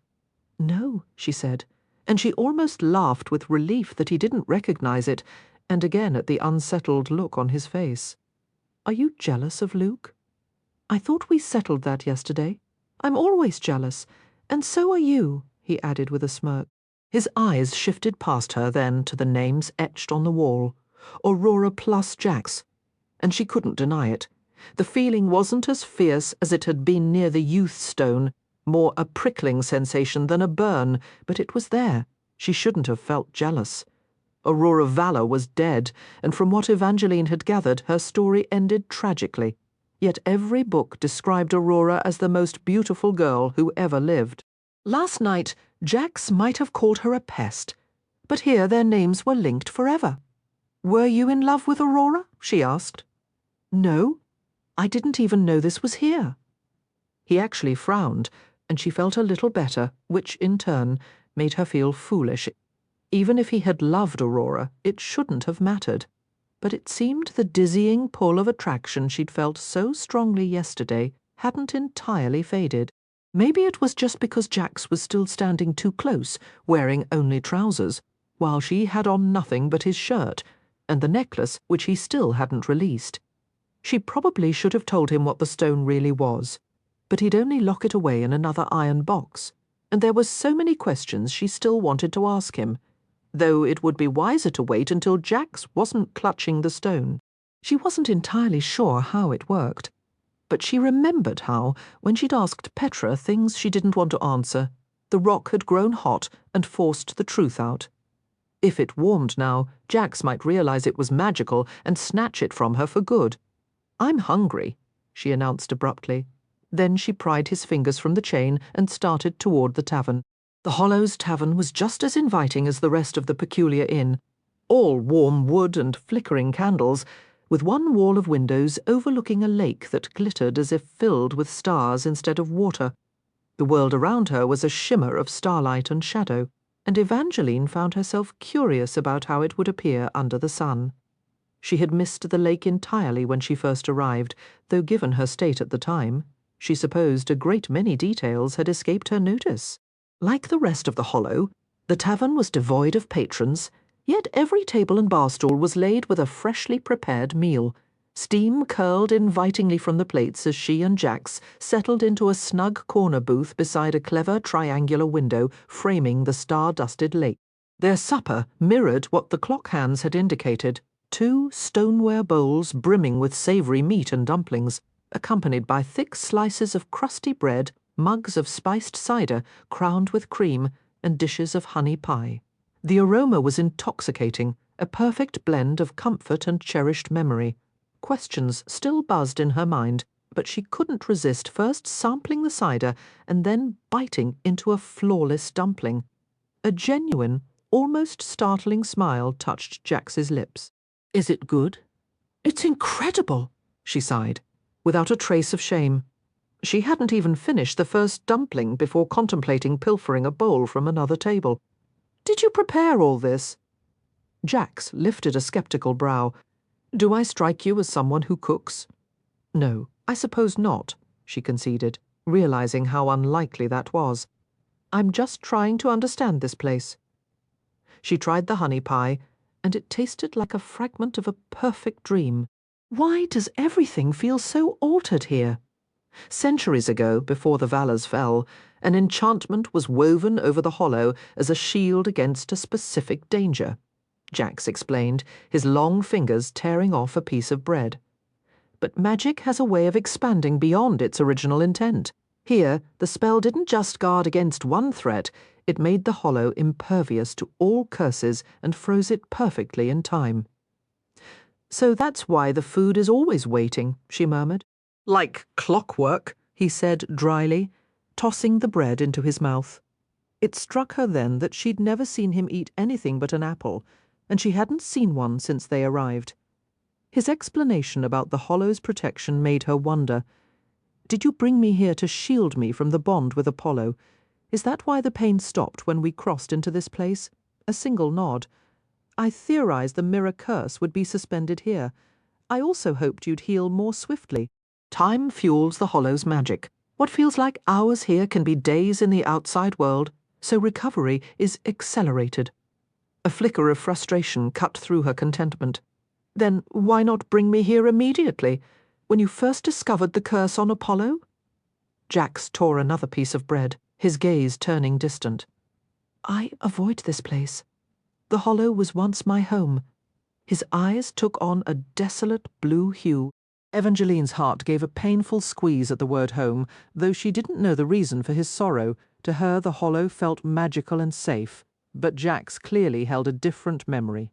When was the last time you returned? Right after I became a fate. The words seemed to shatter an invisible barrier. The fire in the hearth popped loudly, and the air in the tavern grew thick and warm as Jax's entire posture stiffened. He dropped the bread, his jaw tightening, his sharp gaze fixing on Evangeline before lowering deliberately to the chain around her neck. This time, there was no question about its origin. I think you've been keeping secrets, little fox, he said, a soft, chiding click of his tongue hanging in the suddenly tense air. Where did you get the truth stone? I took it from Glendora Slaughterwood's grave. The confession escaped her before she could think to hold it back. He didn't give her a chance to speak further. His next question, sharp and immediate. And it never occurred to you to mention this to me. His tone hovered between anger and wounded pride. A pang of guilt hit her, but it was quickly overshadowed by the realization that his power was compelling her to speak. I considered it, she admitted. The words pulled from her. I was afraid you'd take it. His hand snapped across the table, his fingers closing around the stone in a tight fist. For a terrifying moment, she thought he might tear the chain from her neck. Please, don't. Her body went rigid, and another unbidden truth tumbled out. I only wanted to understand you, Jax. He looked at her with an expression that was almost pitying, as if she were a child making a grave error. Then, with a swift motion, he ripped the stone from its chain. Jax! She pushed herself up to follow as he strode from the tavern, but her injuries made her slow, and he was already gone. Part of her didn't want to catch him when he was this furious, yet she couldn't let him leave. She wasn't certain of the stone's range, but there was one question burning in her mind, one answer she desperately needed. As he crossed the threshold, she called out, Why do you want to open the Valerie Arch? A low, frustrated sound came from Jax. His footsteps stopped just outside the door. His reply was so quiet, she almost missed it. I don't want to open it at all. The words echoed in Evangeline's mind as he vanished up the staircase. The statement was so utterly baffling, she sank into the closest chair, her back aching anew. Her thoughts spun in frantic circles. Jax was a master of half-truths and clever evasions, but she was certain he had once stated his desire to open the arch. Or had he? When she strained to remember their past conversations, she could only recall him deflecting with a sly, I'm flattered you've taken such an interest in my wants earlier. When she'd first learned of the arch's existence, he had simply told her not to worry about it. He had never actually said he wanted it opened. Which left the maddening question, what did Jax truly want in the hall? The ornate clock chimed, its hand shifting from cider to mead with a wooden creak.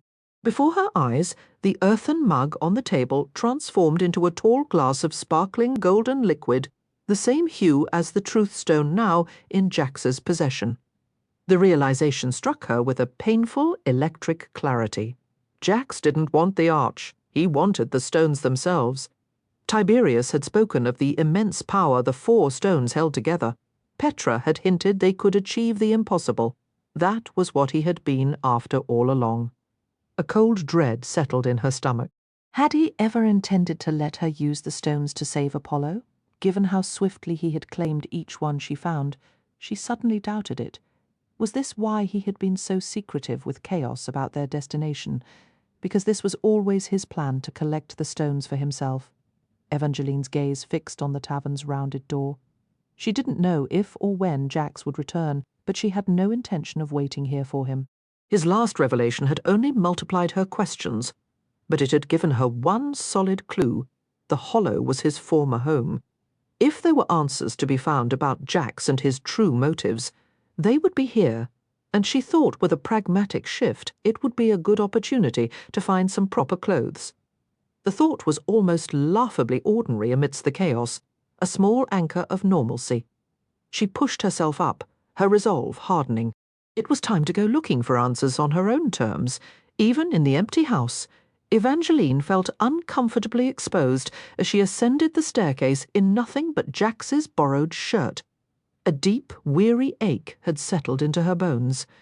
The first door she tried was etched with the image of a pastry goblin flinging confections. The room beyond was a confectioner's dream, filled with apothecary jars bursting with vibrant candies, and pillows shaped like wrapped taffy, gumdrops, and puffy marshmallows. The bed seemed to whisper a promise of sweet dreams, a dangerously tempting offer.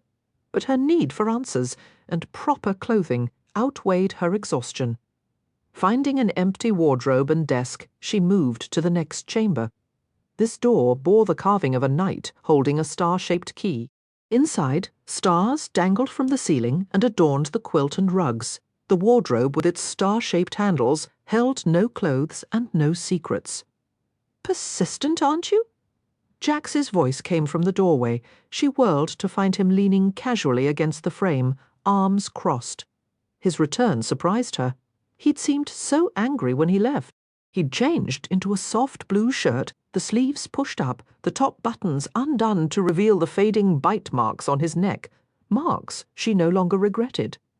"You lied to me," she accused, hating the hurt that coloured her voice more than anger. "About what?" he drawled.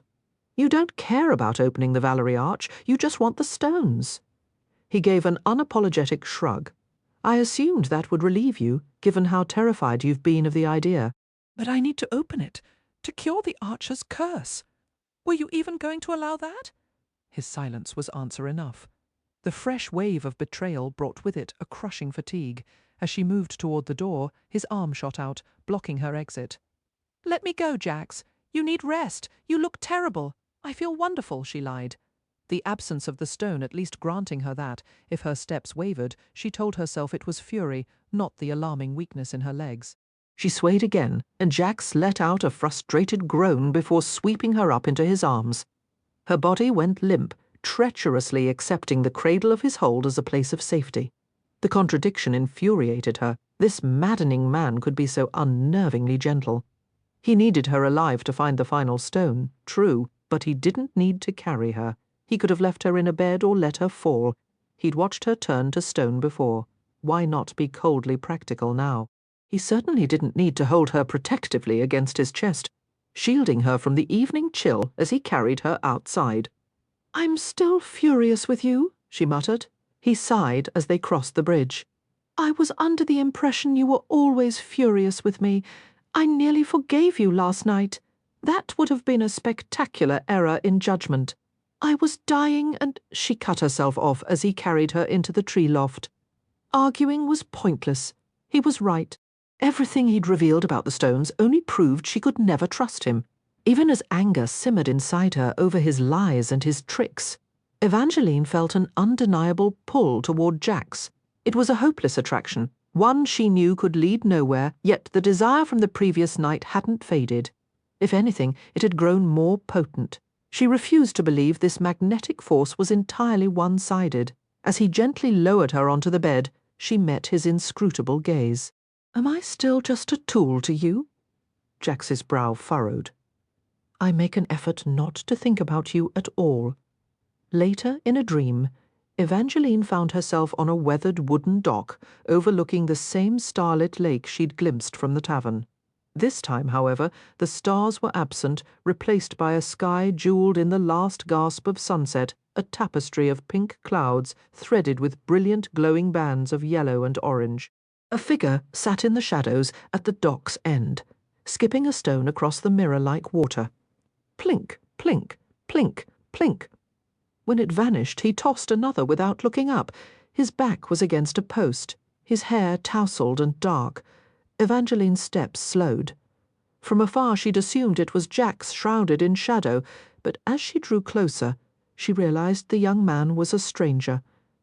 "You're not easy to find," he remarked, turning from the lake. The sight of his face stole her breath. At first she thought he looked familiar, but it might simply have been his striking appearance. A clean-cut jaw, dark brows over mesmerizing eyes, and a charming smile that sent her heart into a giddy somersault. "Who are you?" Ignoring her question, the handsome stranger rose in one fluid, agile motion. His clothes were rough-hewn, suited for the wilderness, yet his movements carried a graceful, almost predatory ease. A flicker of caution sparked within Evangeline. She reminded herself this was only a dream. But in the magnificent north, dreams were like fairy tales, partly true and not entirely to be trusted. His dazzling eyes dropped to her very bare legs. She was still clad only in Jax's oversized shirt, and a flush crept from her toes to her cheeks. Struggling to keep her voice steady, she asked again, "Who are you?" His eyes sparkled with amusement. "Why don't we go with handsome stranger?" Her heart gave an embarrassed little jump. You can read my thoughts. "No, but it's the truth. I am incredibly handsome," he said with a smirk, sauntering a step closer. He tilted his head, studying her face instead of her legs. "I can see why Jax is taken with you. You remind me of her, you know." "Of who?" Evangeline pressed. The handsome stranger rubbed his jaw thoughtfully. "He wouldn't be pleased I'm telling you this, but if you're not careful, you'll end up just like her." "Like who?" Evangeline repeated, a cold dread settling in her stomach. "His first fox," he said, his smile turning wistful before he faded into the shimmering dreamlight. The morning arrived with cheerful birdsong and bright sunshine, but all Evangeline desired was to fall back asleep and learn more about this mysterious first fox. She squeezed her eyes shut, but her mind was too alert, and a sinking suspicion told her she already knew the fox's identity. If the handsome stranger from her dream was to be believed, then Jax was truly the archer. She had entertained the possibility before, only to dismiss it, even before she'd seen both names carved into the tavern wall, a detail that now made her doubt the stranger's words. She would have confronted Jax directly, but he was absent from the loft. Before raising the question, she needed more certainty. All she had was the testimony of a charming apparition. The last helpful stranger she'd encountered, Petra, had tried to kill her. Given the number of others who had also sought her death, it wasn't paranoia to suspect this handsome stranger might want the same thing, planting seeds of distrust toward Jax in her vulnerable mind. The thought was a bitter pill, leaving her more isolated and uncertain than ever. Angeline firmly pushed all thoughts of the mysterious man from her mind as she rose and headed down to the warm tavern for breakfast. Part of her still wondered if this entire section of the hollow might have been just another dream. Yet, just as before, she took a seat and her meal materialized right on schedule. The only absence was Jax. Throughout her breakfast, she kept glancing toward the doorway, half expecting to see his familiar lean frame silhouetted there. A flicker of worry tried to surface once she finished eating, and he still hadn't appeared, but the hollow had a way of melting anxiety away. Every whimsical detail of the inn sparked wonder, not dread up. In a third-floor bathing chamber, she discovered a magnificent copper tub that reminded her of the grand clock in the hall. It had gleaming jeweled handles and a remarkable faucet that offered streams of water in different colors and scents: pink honeysuckle, lavender rose, green pine needle, and silver rain. She blended the rain and honeysuckle, emerging smelling like a confectionery tempest, sweet yet stormy. She hadn't anticipated being able to bathe, and it was almost a letdown to find her back completely healed. With her injuries gone, she assumed Jax would want to whisk her away from this sanctuary the moment he returned. There was still one final stone to locate, but Evangeline felt no urgent pull to find it. Her entire quest had been fueled by fear, and here in the hollow, fear simply couldn't take root. In fact, she couldn't recall ever feeling such profound peace. She also held a quiet certainty that Apollo was safe without Jax or any other company. She thought the hollow might feel lonely. Strangely, it didn't. It felt like the safest haven she'd ever known. She found herself wishing she could show this enchanted spot to her parents. Her father would have been captivated by the magical mechanics, and her mother would have cherished every fairy tale-inspired room. On the 4th floor, Evangeline finally opened a wardrobe filled with dresses that evoked images of garden butterflies and the comforting warmth of a held hand.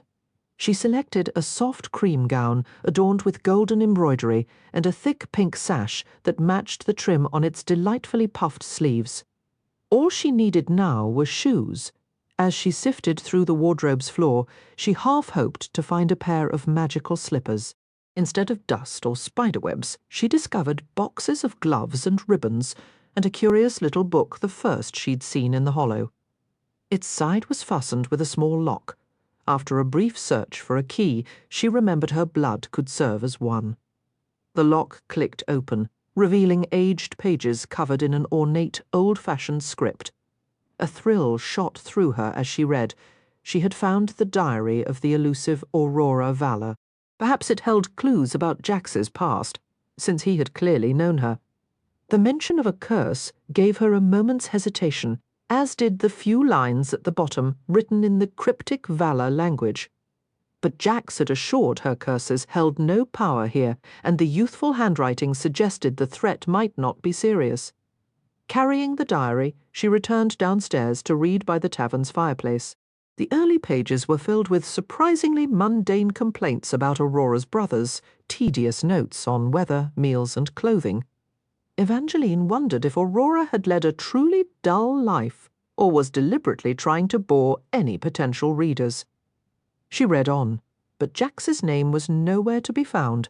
Her eyes raced across the pages, hunting for any trace of him, until the prose grew richer and the tale more compelling. The entry simply stopped. Flipping through the remaining leaves of the journal, Evangeline found only a handful of scrawled notes, none holding a candle to the secret just unveiled. Jax's story about Aurora and the entity known as Vengeance was confirmed in ink. Yet what truly gripped her was the silent revelation about Lala. No brother's name was written, but a cold dread settled in Evangeline's stomach. She knew. She knew Aurora's true love had been lyric Merrywood. A sharp, sympathetic ache pierced her as she considered the horrific downfall of House Merrywood. She was supposed to be furious with Lala for casting the archer's curse upon Apollo and herself, and she was, but her heart also fractured at the notion that Lala hadn't merely lost a brother, but an entire lineage. It was a staggering weight to hold. It was almost funny, in a bitterly ironic way, how Jax had meticulously omitted this family connection when recounting the Merrywoods' ruin. Then again, a man who guarded his own history like a dragon hoard's gold would naturally be cautious with the histories of others. Of course, that same discretion never stopped him from being utterly vicious about Lala's choice of fiancé. The pieces clicked together into a dizzying, dreadful picture. Could this ancient tragedy be the engine driving Lala's obsession with unlocking the Valerie Arch? Evangeline still didn't know the woman's ultimate goal, only that she craved it desperately enough to ensnare two innocent people in a curse. The deep gong of the hallway clock striking the hour, porridge it seemed, jolted her from her thoughts. The book slipped from her fingers, less from the noise, and more from the stunning realization that a full cycle of day and night had bled away while she read and roamed the hollow. Jax had warned her, time flowed oddly here, but it wasn't just the speed, it was how completely she had lost herself in it, and Jax was still absent. With a creak, the front door swung inward. Evangeline whirled, hope lifting her chest, only to find it seemed pushed by a capricious wind. The sole visitor was a forlorn, miniature dragon, hiccuping little puffs of gold spark as it toddled inside. Blue and iridescent, it was impossibly cute, and she couldn't suppress a smile as it cocked its head, inspecting the room. Dragons belong outdoors, but this glittering scrap of creature showed no desire to depart. She held the door open, letting in a frigid draught for a full minute, but the tiny beast merely fluttered toward the grand clock, repeatedly bonking its head against the glass in a futile attempt to reach the jewelled pendulums. Finally, Evangeline gently gathered it up and carried it with her to the tavern. The tables were once again enchanted with steaming porridge bowls and cups of rich chocolate, which her new companion thoughtfully kept warmed with occasional careful breaths. She imagined it was trying to earn its keep, to avoid being ejected back into the cold. Every time her gaze drifted toward the door, the little dragon would fidget anxiously, but she wasn't thinking of abandoning her sparkly friend. She was searching for a glimpse of Jax. And now a thread of genuine nerves began to weave through her. Lunch passed in a similar fog, between spoonfuls. Her eyes kept drifting to the empty doorway. She lectured herself. Jax was a fate. He could twist emotions, deliver death with a kiss. He could handle himself. By dinner, however, the worry returned thick and persistent. He'd been gone nearly 2 days. He'd vanished before, stranding her at Chaos's castle for 10 days, but then he'd at least left a note. This time, he'd just evaporated. Her mind replayed his last cutting words. "I try not to think of you at all." Had he left to make that point brutally clear? Whether he had or not, a sick, unsettled feeling churned in her gut, stubbornly lingering, despite the hollow's persistent warmth. Fear was not the emotion gripping her, yet neither was tranquility. Evangeline idly stirred her cider, pushing the food on her plate from one side to the other. Midway through the meal, the small dragon abruptly zipped behind her mug. The final scar on her wrist, a remnant of a broken heart, tingled sharply, prompting her to turn toward the tavern's entrance. Jax had returned. He looked effortlessly stunning, his golden hair tousled by the wind, a cape hanging crookedly from his shoulders as he occupied the doorway. "Where did you?" Her question died on her lips. Jax wasn't casually leaning, he was gripping the frame for support. "Jax!" She sprinted across the room, a wave of horror washing over her as his cape slid down, unveiling a massive, glittering stain of gold and crimson blood. "What happened to you?" Evangeline breathed out, her voice tight. "Just my usual charming self," Jax managed, staggering backward before nearly collapsing onto a bench near the door. A gust of icy air seeped through the partially open entrance. She knew she should close it, but her feet carried her to him first. Seeing him wounded was a shock, a sight more frightening than she ever anticipated. Jax! She gave his cold shoulders a gentle but insistent shake. Her knowledge of healing was limited, yet she remembered how he had refused to let her lose consciousness when she was bleeding. "Please, stay awake. I don't know how to help you." The shimmering blood continued to seep across his doublet, transforming the smoky grey fabric into a deepening red. Her heart constricted painfully. She regretted just sitting in the tavern, wishing instead she had gone out to search for him. As one of the fates, Jax did not age, but a severe enough injury could still be fatal. He needed mending and fast. She had to remove his doublet, clean the wound, and stitch it closed. "Is whatever hurt you still inside?" She reached to push his cloak further aside. "It's fine," Jax insisted, his hand snapping out to catch her wrist, preventing her exploration. "All I require is a blanket and some sleep." He pulled her toward him as if she herself were the intended blanket. "Absolutely not. I am not a comforter," she declared, bracing her free hand against the wall. Her stomach flipped as she looked down into his clouded blue eyes. "You're getting stitched up first." It required 2 firm tugs to free her wrist. Even wounded, his strength was formidable. She could still feel the ghost of his cold fingers as she hurried back behind the tavern's bar. She hastily gathered a bottle of strong liquor and an armful of clean cloths, hoping they would suffice for now. She could clean the wound first and worry about finding a needle and thread afterward. "You're wasting your effort, little fox," Jax called out, still leaning in the doorway and clutching his side. "It's merely a knife between the ribs. And I suppose it's just going to magically heal itself. Yours did, only after you took care of them."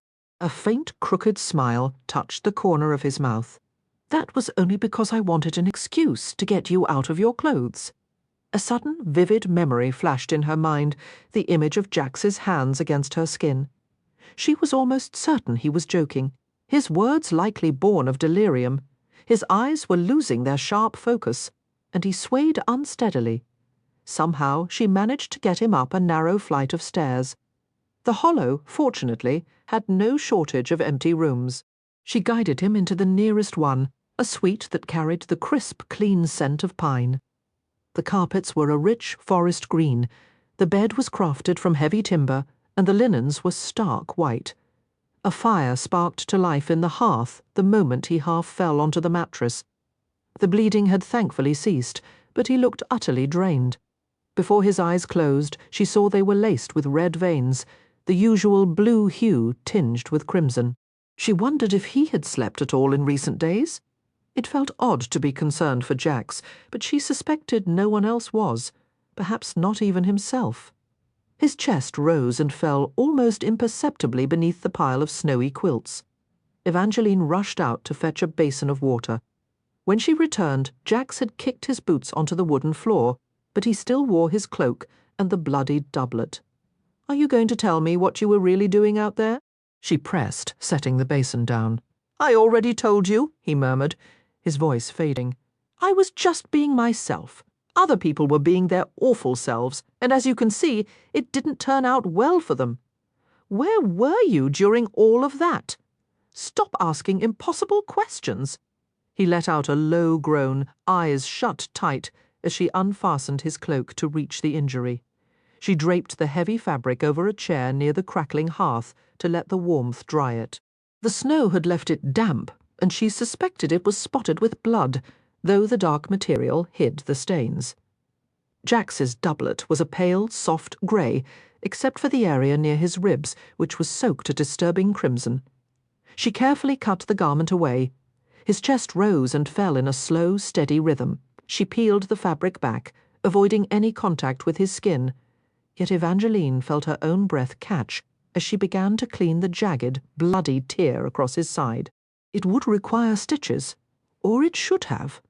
She stopped, her hands freezing as she watched the edges of Jax's wound begin to pull together on their own. The skin was still an angry red, and she knew it was fragile. But the gash was sealing. It wouldn't be fatal. The wave of relief that washed over her was immense. By the time she finished wrapping the bandage, he seemed to be asleep, his closed eyes partly hidden by messy strands of golden hair. She briefly considered staying beside him while he rested. She was so glad he was back and alive, more glad than was probably wise.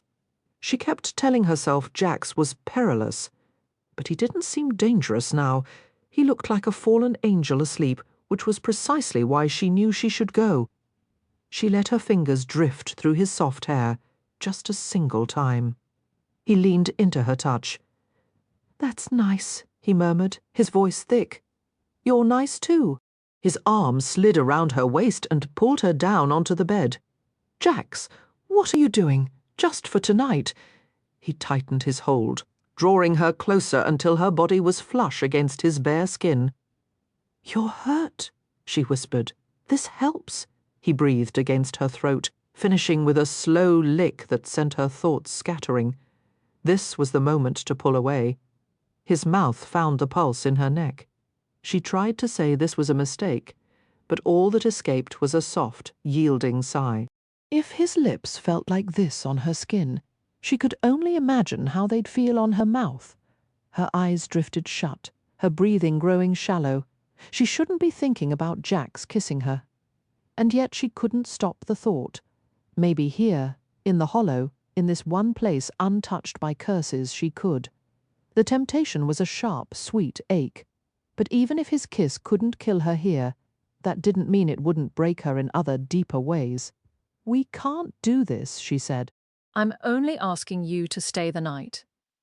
His lips left her neck as he whispered, "You won't even remember." Evangeline went rigid in his embrace. "What do you mean I won't remember?" "I mean, it's just one night," he said, his voice gentle. "When morning comes, you can forget it. You can go back to acting like you don't like me. and I can go back to acting like none of this matters. But for tonight, let me pretend you're mine." The word mine unraveled her. For a spinning, breathless moment, all thought fled. She couldn't make herself move away, yet she couldn't bring herself to agree. "If it helps," he whispered, his breath warm against her ear, "you can pretend too. You can pretend I'm still just Jax from the Hollow and that you want to belong to me." His mouth returned to her throat, tracing a slow, shivering path up to her ear. Then his teeth grazed her earlobe. She gasped. The bite was sharp, a blend of possession and punishment. But he didn't need to punish her. This was agony enough, because she wanted it desperately. She wanted him to want her, even if this wanting was born from pain and exhaustion. "I'm not out of my mind." His voice was rough, but when he looked down at her, his gaze was sharp and clear, and Evangeline felt herself falling into that blue depth. When she was young, her mother had once told her a story about a girl playing hide-and-seek in an enchanted wood with the boy she loved. The young woman had been sprinting between the trees, desperate for a place to conceal herself, when she tumbled through a narrow split in time itself. It was merely a slender fissure, a thread-like break that should have deposited her a handful of seconds ahead, or maybe a handful behind. But time had glimpsed the young woman and was immediately, utterly captivated. So, rather than arriving in the future or waking in the past, the young woman kept falling endlessly through the ages. She fell and fell, ensnared by time's affection, until the very end of all things. Evangeline understood that sensation intimately now. Over a fortnight had slipped by since she'd leaped from that cliff with Jax, and in some deep part of her it felt as if the plummet had never ceased. She was still diving headlong toward something wild and ungovernable, with nothing but Jax to clutch in the rushing dark. She knew rationally that Jax was far too perilous, a person to genuinely lose her heart to. Yet she could no longer pretend it wasn't happening. She couldn't deny the raw, persistent want for him, just enough to keep her from flinching away each time his fingers brushed her skin, enough to keep the shape of his name resting, always ready, just behind her lips, even when he wasn't in the room. The physical draw had been a constant, but this deeper gravitational pull had been intensifying ever since that shared leap into nothing, because, in truth, she'd never actually stopped falling. Her blood seemed to sprint through her veins. Her heart tripped over itself. She held very still in the bed, their chests nearly fused and legs woven together, hoping he wouldn't sense the riot inside her. Everything between them felt as delicate and transient as a single raindrop, destined to vanish the instant it met the earth. But the Hollow, with its strange, suspended magic, felt like the kind of place where raindrops might simply hang in the air forever. Jax's hand traced a slow, deliberate path up the line of her spine. "Have you decided to stay? I assumed you'd already eavesdropped on my thoughts." She breathed out, her voice barely audible. "I want to hear you say it aloud." His words were a low murmur. She would have missed them entirely if they hadn't been lying, so close. And it struck her then how profoundly intimate words could be, spoken just once. For a single listener, then gone forever, evaporating like a moment you only recognize as it's already slipping away. Her heart continued its frantic rhythm, and she wondered if its panic wasn't fear, but a desperate attempt to outrun time itself, to seize all these moments before they. And he vanished. She knew it was inevitable. Jax always left. That knowledge made all of this profoundly reckless. And yet, in this suspended instant, she had no desire to be sensible. She only wanted to be his. She meant to say, "For tonight, I'm yours." But the words that escaped were simpler, truer, and far more terrifying. "I'm yours." Later that same evening, the figure she thought of as the handsome stranger was in the Tavern of the Hollow, leaning casually a few yards away as he threw darts at a painted board. Each one landed with a soft thwack directly in the red center. "I know," he remarked, without looking at her. "It's difficult to accept that one person can be this gifted and this unfairly attractive. Swish, another bullseye, achieved with the effortless grace of someone either immensely skilled or profoundly accustomed to the world, bending to his will. Why do you keep invading my dreams?" Evangeline demanded. Invading suggests I'm some spectral pest. Do I look deceased to you? He pressed a hand to his chest and offered a smile that was all charm and mystery. She remained wary, but that nagging sense of recognition washed over her again. His gaze held a challenge she felt she'd accepted in some half-remembered past. He was a melody she couldn't quite place, a scent on the edge of memory. "Who are you?" she asked, frustration edging her tone. "I'm still rather fond of handsome stranger," he replied, plucking another dart from the wall. "Why not simply tell me the truth?" He rubbed the back of his neck, his playful demeanour softening for a heartbeat. "I would, but knowing your name might stir up a bit of jealousy in a certain someone. And given how entangled you and Jax are becoming, that seems unwise. Then again," he added, his tone shifting to something sharper, almost sarcastic, "getting entangled with Jax at all is its own special brand of folly. Honestly, it's like choosing to nap in a lion's den because the pillows look comfortable." The stranger arched two perfectly sceptical eyebrows. Evangeline felt her temper flare. "What I do with Jax is absolutely none of your concern." The handsome stranger's expression sobered. "I'm not trying to anger you, Evangeline. I'm trying to keep you alive. And why would you care whether I live or die?" she asked, her suspicion a tangible wall between them. The handsome stranger sent another dart flying, the force of his throw splitting one already embedded in the bullseye. "You should watch yourself around Jax. I'm not convinced he's thinking clearly these days." "He's not wrong." Lala appeared in the tavern doorway, draped in a gown that seemed woven from captured starlight and pirate gold. A coronet served as her belt, and her voluminous skirt shimmered with a fortune in gems. "What are you doing here?" Evangeline demanded. "This is my dream." The handsome stranger flicked a dart toward Lala with a dismissive snap of his wrist. She swatted it aside with a glare. "We're supposed to be allies, you fool?" Turning to Evangeline, her expression softened into something resembling remorse. "I came to apologize for Apollo. The guilt has been eating at me. I'd hoped to find you at the party, to explain everything before you vanished. Jax swore he wouldn't reveal my part in it."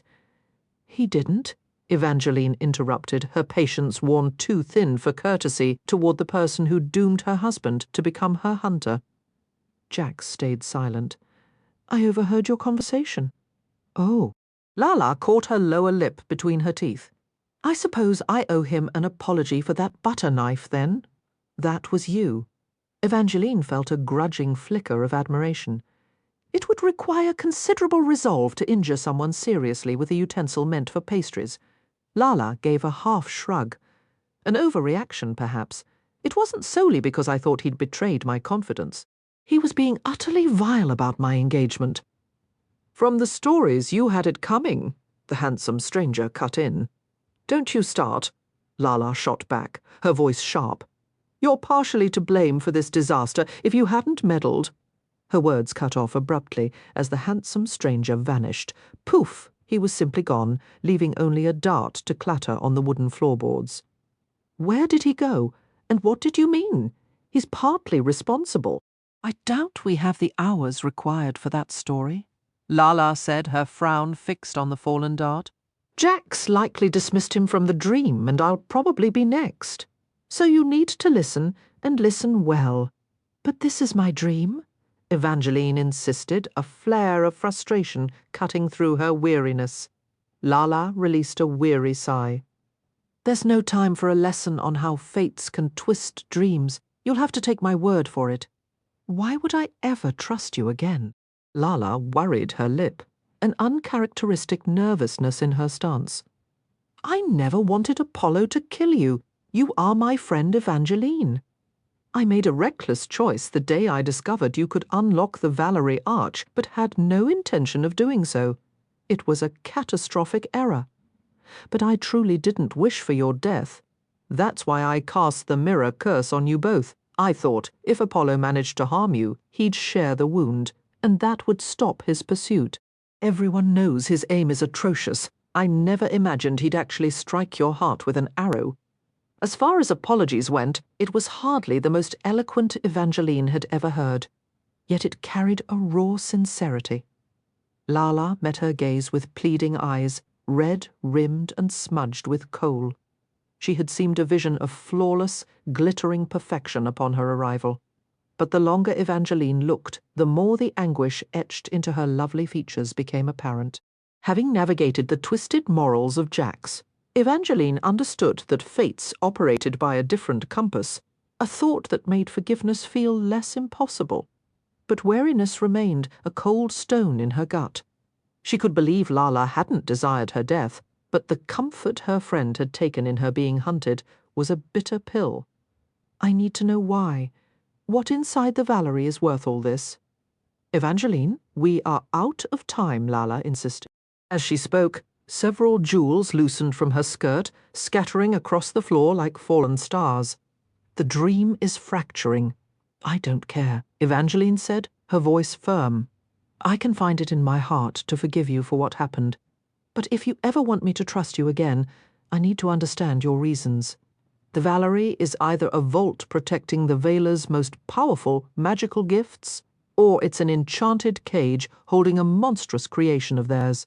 Lala grimaced, her words seeming to catch in her throat. This ridiculous story curse, she muttered under her breath. Since I'm not physically in the hollow right now, I still can't reveal what waits inside that archway. You have to give me something more, Evangeline insisted. She remained uncertain if she could believe anything. Lala said, yet she craved some form of explanation. Perhaps I can share a story with you?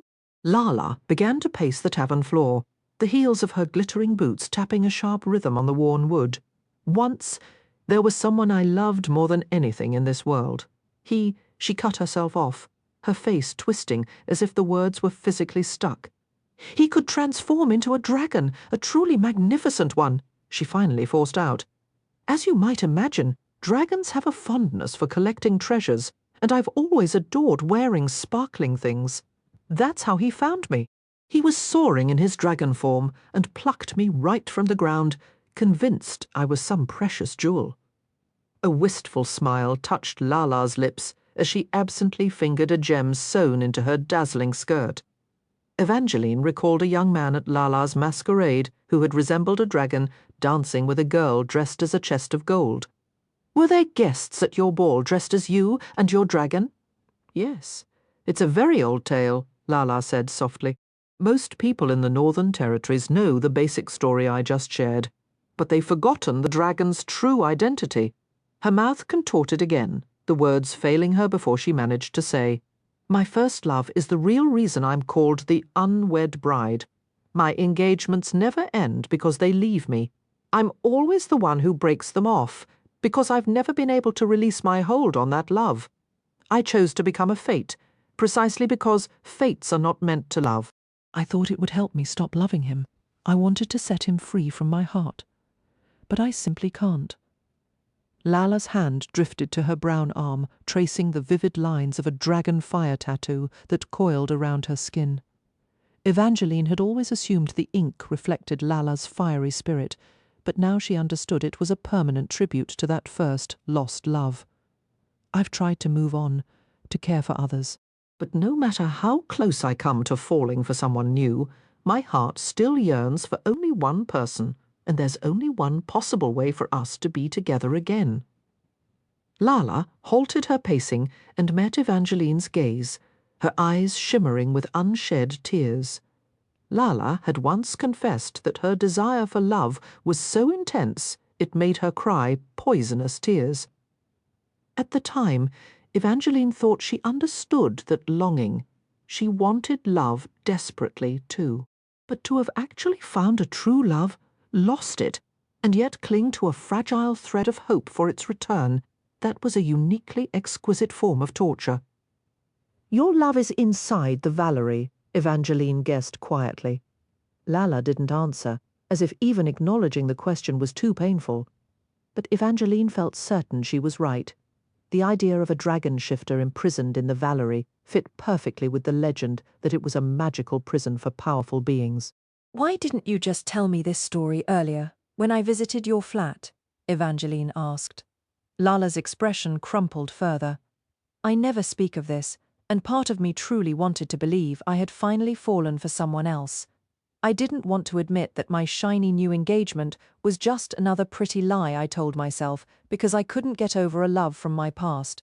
She let out a shaky breath, the memory of a sudden, frantic trip to a forgotten coastal temple flashing in her eyes, a desperate, solitary pilgrimage she'd made when the fear of losing her chance became too much to bear. But then I was suddenly terrified I would lose my only opportunity to ever see my true love again, and, well, you know what I did next? Regret etched deep lines across Lala's forehead. I hope you can find a way to forgive me for cursing you and Apollo. Evangeline hesitated. The hurt from Lala's betrayal was still fresh, but it now mingled with a profound ache for Lala and the decades of loneliness she had endured. Just promise me you won't ever do anything like that again. Evangeline stepped forward and wrapped her friend in a tight embrace. We all make terrible mistakes when love is involved. My desperation to keep my first love led me to strike a bargain with Jax, one that ended with an entire wedding party frozen in stone. Lala couldn't help but laugh at that. I had no idea Jax possessed that kind of power. He doesn't, Evangeline clarified. Poison owed him, and Jax called in the favour.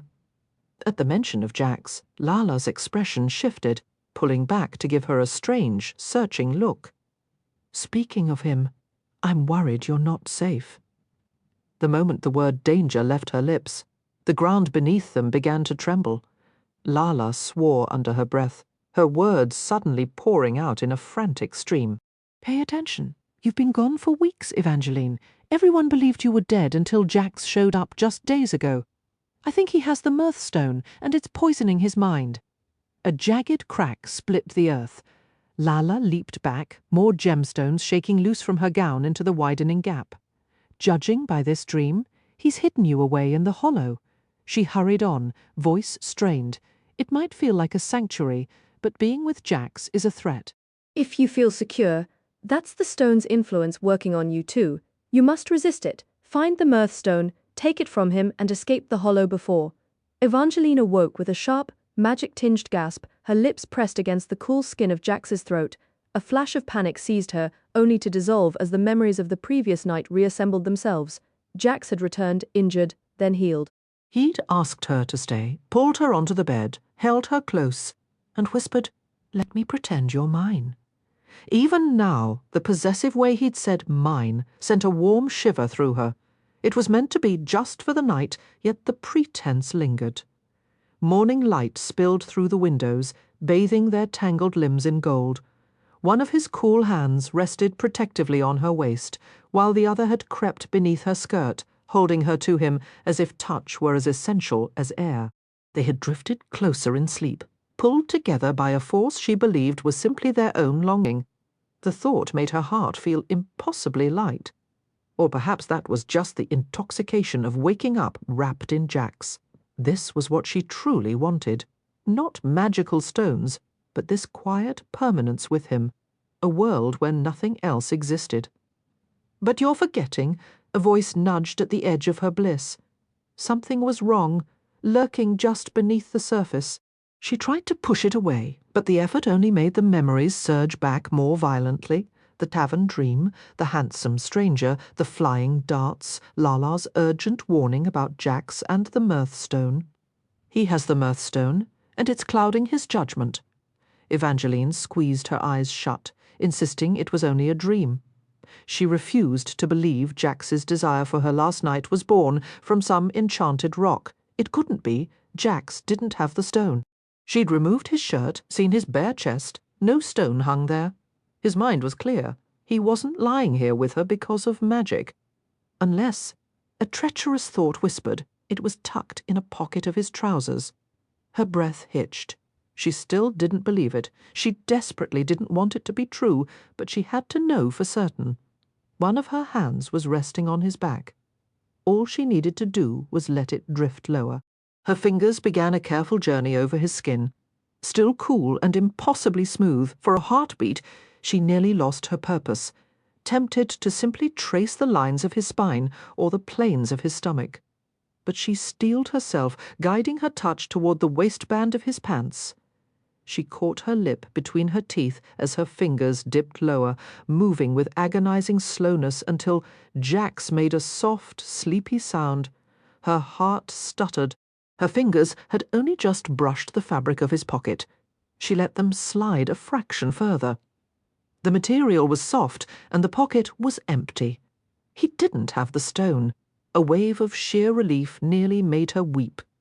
A wave of relief washed over her, only to be immediately chased away by a sharp pang of guilt. She shouldn't be feeling this way. Her entire purpose was to find the Mirthstone, the final key to unlocking the Valerie Arch and shattering the Archer's curse. Yet, from the moment she'd arrived in this place, the urgency of that quest had faded into a distant murmur. She hadn't wanted to search for it. She hadn't wanted to leave. A deep, unsettling contentment had settled in her bones, so complete it had even smothered any remorse over Petra's death. An act of self-defense, yes, but one that should have left a mark. She tried to summon sadness, but the emotion remained stubbornly out of reach, like a forgotten lyric. Other darker thoughts lingered at the edges of her mind, but she couldn't grasp them now. Was this blissful fog the work of the missing stone, or was it simply Jack's? His presence had a way of rewriting her priorities. Biting her lip, Evangeline slowly withdrew her hand from the warmth of Jax's pocket. Before her resolve could crumble, she untangled herself from his limbs and stumbled from the bed. The moment she left the circle of his arms, it felt like a profound error. A visceral pull, stronger than any she'd known, urged her to turn back and lose herself in him again. Each step away from the bed felt like walking against a gale, but she couldn't trust these feelings. She forced her feet to carry her from the room and back into the hallway. In the entryway, the grand clock chimed for toast and tea. The sound was cheerful, matching the morning sun that spilled through the open tavern windows, illuminating the clock's jeweled pendulums. A tiny dragon was there, paws pressed against the glass, nuzzling and patting it, as if trying to coax the sparkling treasures out. Oh, sweetheart. Evangeline moved to scoop him up, but her hand, almost of its own volition, went to the clock's door instead. She opened the glass and reached for one of the pendulums. It was breathtakingly beautiful, and she snatched her hand back, staggering away. She knew this sensation. This was no ordinary gem. A sweet, soft power pulsed from it, a siren song woven into crystal. This jewel was the Mirthstone.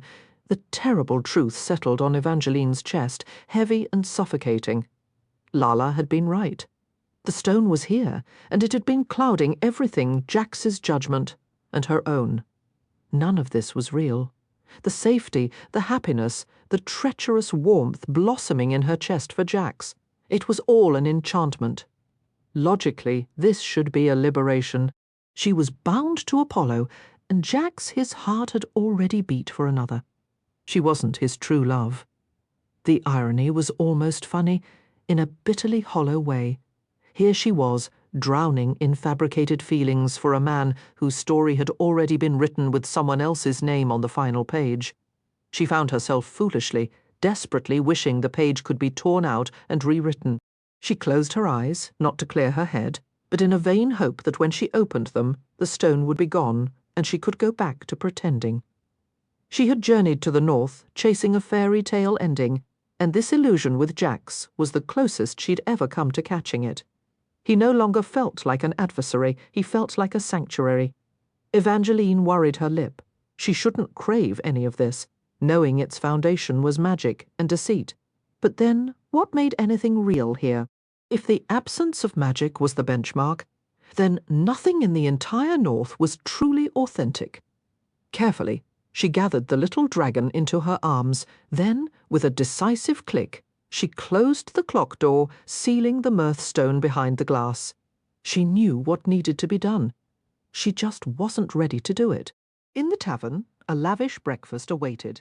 Towers of golden toast surrounded by little cast-iron pots of hollow marmalade, tart northern lemon curd, Merrywood blueberry jam, and a rich dark chocolate spread. Her dragon immediately claimed the chocolate. Evangeline mechanically spread lemon curd on a slice of bread, but she couldn't bring herself to eat. Her stomach twisted. The peace of the morning was irrevocably broken, shattered by the knowledge of the stone's merry gleam in the clock. Yet the magnetic pull toward Jack's disturbingly remained entirely intact. The moment he crossed the tavern threshold, she knew the very air shifted, crackling with an electric charge that seemed to replace the breath in her lungs. The scar on her wrist, that old mark of a broken heart, hummed with a warm, familiar ache, and a smile touched her lips before she could stop it. "Hello," he said, his voice carrying a hesitant note as he neared her table. He was barefoot, shirtless, his golden hair a charming mess around eyes that sparkled with the soft haze of recent sleep. "Hi," she replied, her own voice betraying a shyness that made his smile widen. "You didn't have to slip away," he murmured. "I didn't slip. Then why leave?" He dropped into the chair beside her with effortless grace, turning a wolfish grin her way. It was a storybook smile, all tangled promise and peril, and it made her heart ache with how deeply she adored it. But then the memory of the stone crashed over her, cold and sobering. She pictured it sealed in an iron box, and knew everything would feel different then, knew he would look at her differently without that devouring hunger that currently outshone any interest in breakfast. "Tomorrow," he said, eyes glinting with playful threat as he stole a piece of her toast. "I won't make letting you go so simple." The casual intimacy of the act was a trap, a siren song whispering how easy it would be to just stay. "I thought you said it was only one night. I thought you made a habit of never believing me." He shook his head in mock disappointment and pulled her onto his lap. Jack's. Evangeline pressed a hand to his chest and felt the frantic drum of his heart. The discovery startled her. Outwardly, he was all careless charm, but this frantic rhythm hinted at a nervousness that mirrored her own. It made her want to curl into him, to bury her face against his shoulder, and confess every feeling she was fighting. Instead, she wrapped her arms around his neck and held on just for a heartbeat. She held him as if they belonged only to each other, with no curses, no deceptions, no old scars between them. She held him as if this single moment was the entire world. Then she let go, pushing away with unsteady limbs that nearly betrayed her as she stumbled back. "Evangeline, what is it?" A worried line appeared between his brows. "This isn't real, Jax. You and we're under the spell of the Mirthstone. You believe you'd only feel this for me because of a rock?" His jaw snapped shut. For an instant, anger flashed across his features. But when she met his gaze, all she saw was raw hurt. Evangeline instantly wished to recall the words. She never wanted to pain him. She didn't want any of this. But they couldn't linger, not even for another day, because one day would never be enough. There would never be enough. Staying with Jax would turn her into another Petra, clinging to him the way Petra had clung to her youth and her stone, willing to pay any price to keep the illusion. "I don't just think it, I know." She snatched up the empty cast-iron chocolate pot and its lid. "I found the stone this morning. It's inside the hall clock." "Evangeline?" She heard his chair scrape back, but didn't turn. The faster this was done, the better for them both. She hurried into the hallway, the morning light streaming through a dusty window and painting motes of gold in the air. "Wait!" Jax caught her hand, spinning her away from the clock. His face was ashen, his eyes glassy and rimmed with red. She hated that she'd caused this pain, but she hardened her expression. In a moment, everything would change. Jax desired the stones above all else, and she needed to save Apollo. She wanted a true happy ending, one built on reality, not enchanted lies. "Whatever this is, Jax, you won't feel it in a minute." He swallowed hard, his jaw clenched tight. "You have no idea what I'm feeling right now." His gaze dropped to her lips, and the most agonized look she had ever witnessed crossed his face. When Jax wanted something, it was with a ferocity that could shatter empires and raise kingdoms from dust. The energy radiating from him was a storm of contradictions, a desire to both shatter her and crown her all in the same breath. The temptation to surrender was a palpable, living thing. Magic, golden and electric, sizzled in the narrow space separating them. It felt like the climax of a storybook where a single kiss held more sway than a legion of soldiers or an arsenal of incantations. For a heartbeat, Evangeline let herself imagine leaning in, letting her lips meet Jax's, and losing herself in a kiss that could span forever.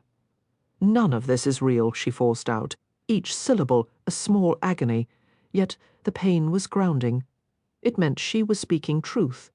This place is a fairy tale's enchantment, but it's missing all the dark parts, the curses, the monsters, but those things still exist out there. Apollo is still out there. Apollo is perfectly fine, Jax snapped, the prince's name dripping with irritation. Chaos located him. I saw him myself. He's tucked away in Chaos's castle, safe from causing harm or receiving it. He can't touch you. That's not a life for him. And this isn't a life for us. Evangeline withdrew her hand from his, and before he could react, pivoted toward the grand clock. She yanked open the pendulum door, seized the glowing mirthstone, and thrust it into the waiting iron jar. The instant the stone left the clock, the rhythmic ticking stopped dead. A tomb-like silence and a deep, creeping cold swallowed the entry hall of the hollow.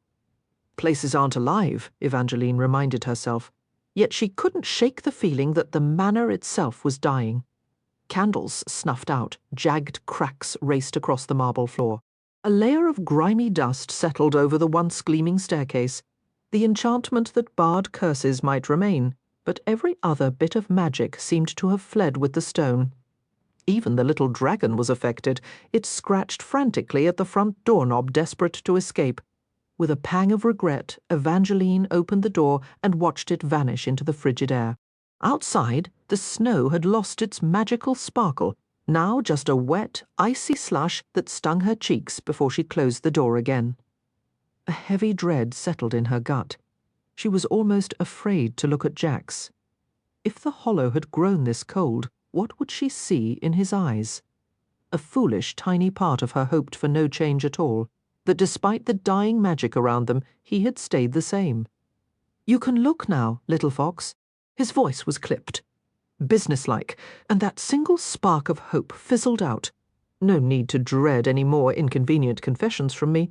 He was right. When she turned, the haunting red was gone from his gaze. His jaw was set, but it was with annoyance now, not anguish. "I told you you'd feel differently," she said, the words scraping her throat. She tried to bury the hurt. Chaos had warned her the stone's power would resonate within her more deeply than in anyone else. The Mirthstone's influence was clearly lingering, a stubborn emotional echo she prayed would fade soon. It had already vanished from Jax, leaving him detached and cool. "You were correct," he replied flatly. "What I feel now is the urge to leave. I'll retrieve the other 2 stones. You should find something warm to wear." In the same wardrobe where she'd discovered Aurora Valor's journal, Evangeline found a lavish gold cloak, trimmed with dense white fur. She changed into a complimentary gown of white, embroidered with golden flowers and laced with ribbons the colour of a fading sunset. On an impulse, she tucked the journal into her pack. Most of its pages after the last entry were blank, and it held no further clues to the stones. They already possessed the mirth, truth, and youth stones, and chaos had the luck stone. Yet, as she remembered Petra's final ominous words, a sharp prickle of trepidation ran down her spine. "It was only then," the dying woman had whispered, "that I learned what all 4 stones could do together." The memory was a cold shadow the dying firelight of the hollow could not dispel, but I imagine they left that detail out. "All set." Jax's voice cut through the quiet. She turned to see him framed in the doorway, standing rigid as a sentry, wrapped in a long, dark coat that seemed to absorb the light. His expression was just as grim. She understood the Mirthstone had drained all the joy from this village, but she'd hoped finding the final stone might have softened him even a little. Instead, he watched her with a gaze that bordered on hostility. "Besides opening the arch," she ventured, What happens when all 4 stones are united? It's a bit late for those questions, he replied, his voice a sharp blade of sound. It was no colder than his usual tone, but the edge of it felt personal as he pivoted away from the door. The sled awaited them outside. A bitter wind snatched at Evangeline's hair as she took a final look at the hollow. The vibrant flowers that had lined the path upon her arrival were now frost-bitten and limp.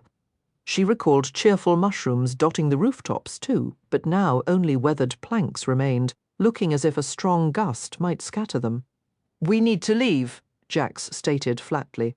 Evangeline settled onto the sled's wide, snow-white bench beside him. There was ample room for a 3rd person, and that exact expanse of empty seat now stretched between them. She was painfully conscious of the divide. She hated the way her eyes kept drifting toward his profile, hoping for a returned glance.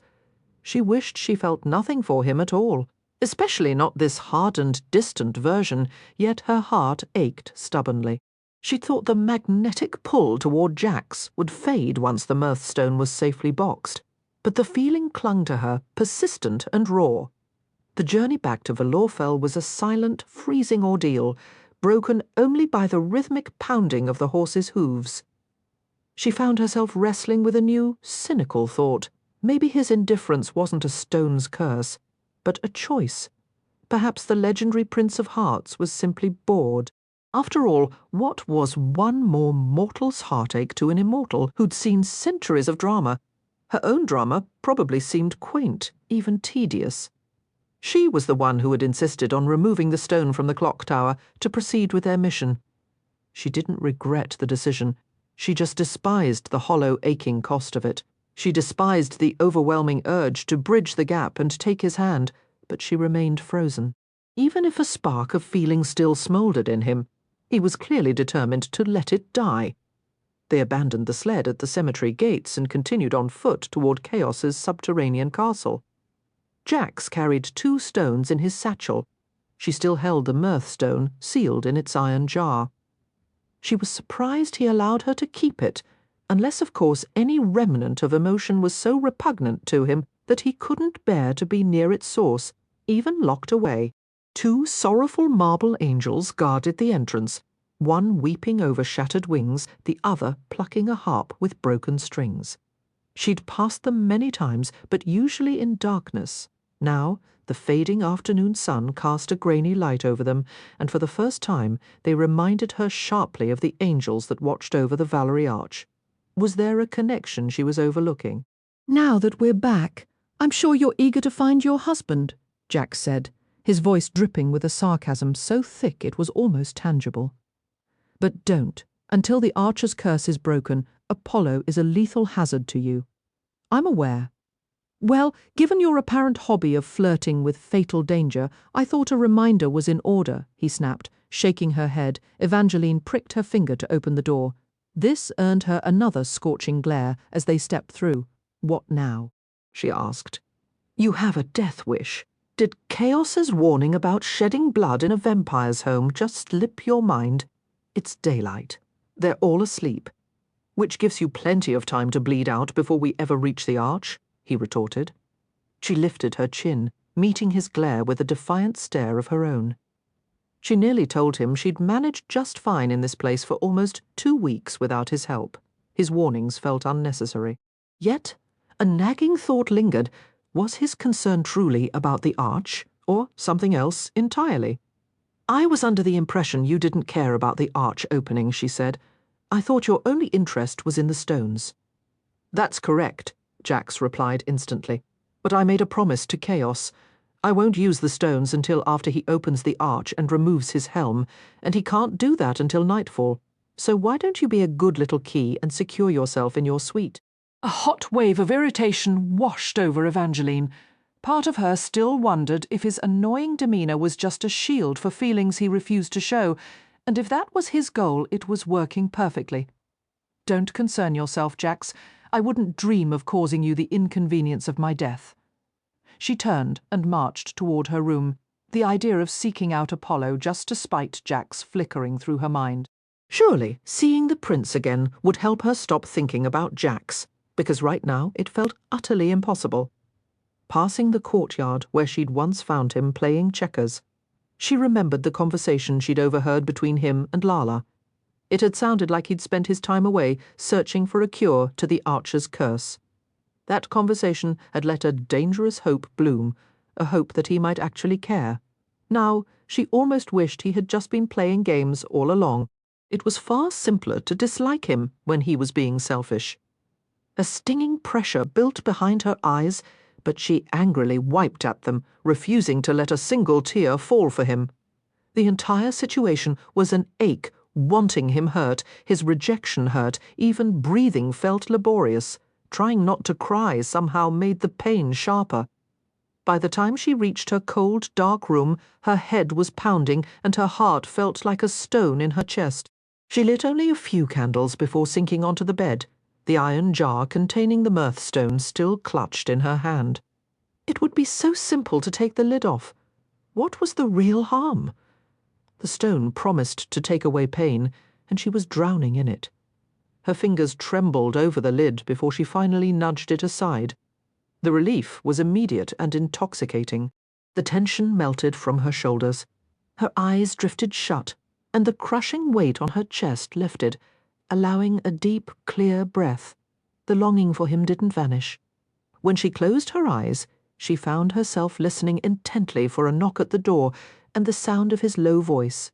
But instead of crumbling in the silence, a fragile, quiet hope settled within her. She simply couldn't accept that Jax felt nothing for her. She refused to believe his actions were solely because of this stone. She was being foolish. With a grim resolve, Evangeline forced herself to replace the lid on the jar and shoved it beneath her pillow out of sight. No matter how much she wanted to numb the heartache, living in a fantasy wasn't the solution. Things would improve soon. Once she opened the arch and shattered the Archer's curse. Her dynamic with Apollo would change, that much was certain. But what would that change look like? A violent shudder ran through her. The temptation to pull the stone back out was almost overwhelming, just until it was needed. But perhaps she needed to fully feel this pain to truly move past it. Hugging her pillow, she closed her eyes. Time crawled in that peculiar way where it seems to stand still. The light and temperature in the room remained unchanged until abruptly they didn't. The air grew dense and heavy. A moment later, she felt feather-light fingers brushing the hair from her cheek. Jax! Her heart lurched and her eyes flew open, a cry catching in her throat. Apollo leaned over her bed, his hand resting against her cheek, or was it her neck? Was he about to choke her? For a heartbeat, pure terror froze her in place. Then instinct took over, and she scrambled back onto her knees, desperate to put distance between them. "Don't be afraid. I won't harm you, Evangeline." He spoke her name like a whispered prayer, lowering one knee onto the mattress, then the other, until he was kneeling before her. His eyes were a deep, warm brown, not the frightening crimson she feared.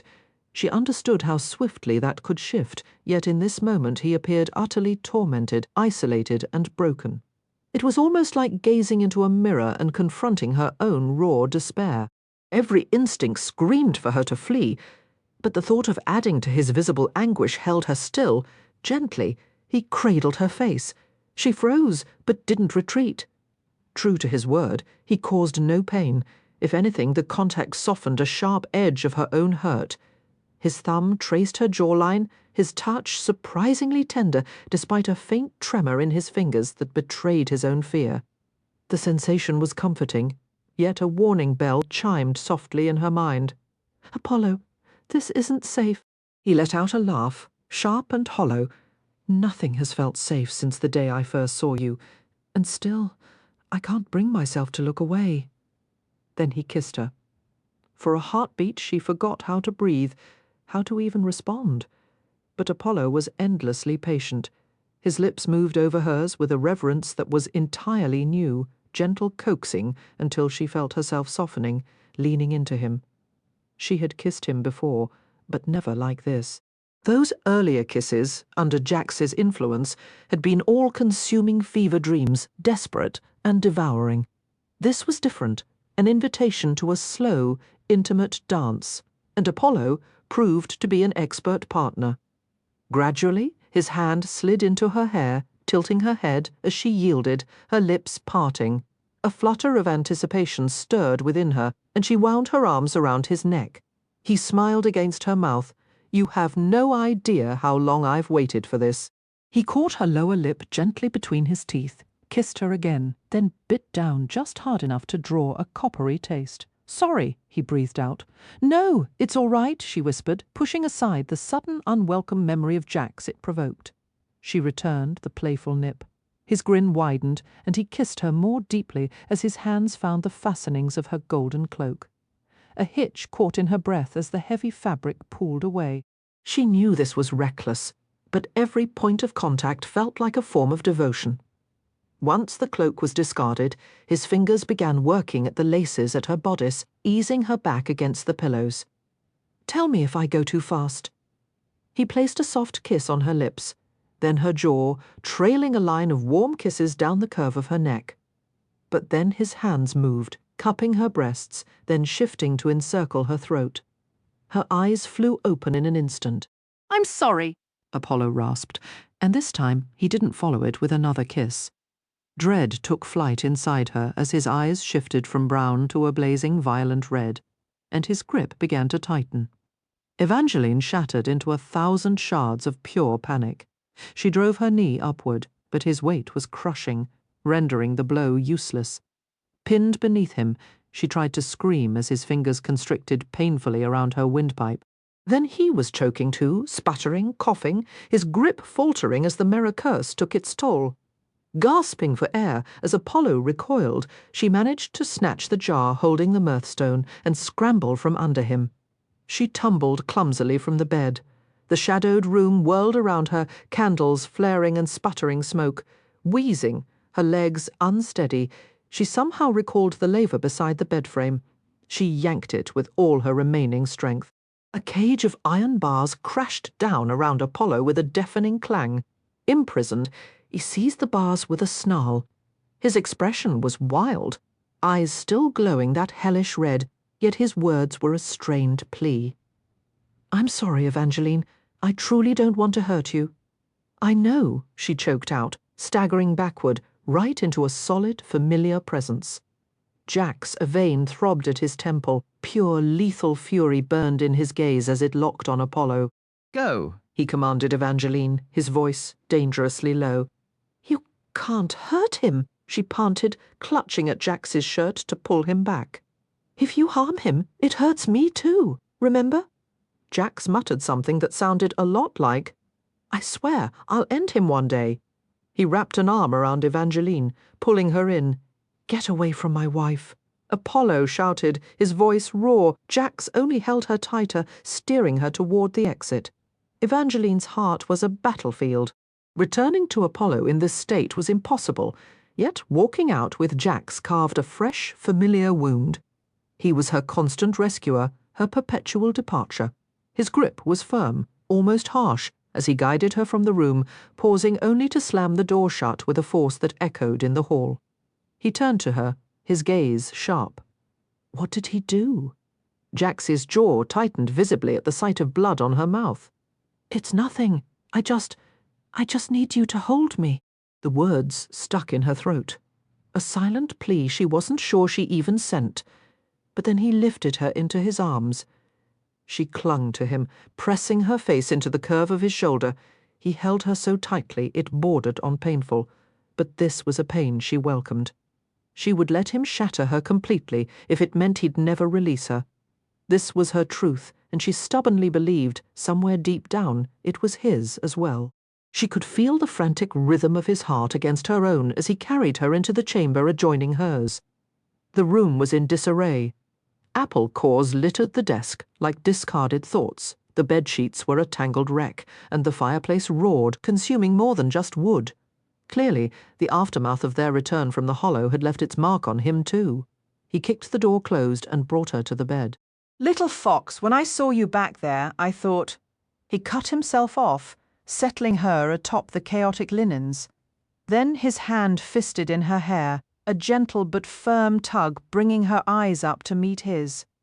His face held the tragic beauty of a star torn from the sky, shattered, luminous, his eyes a blue so intense it made the world seem washed out. His gaze dropped deliberately to her lips. Her breath hitched, a single desperate wish for his kiss burned through her.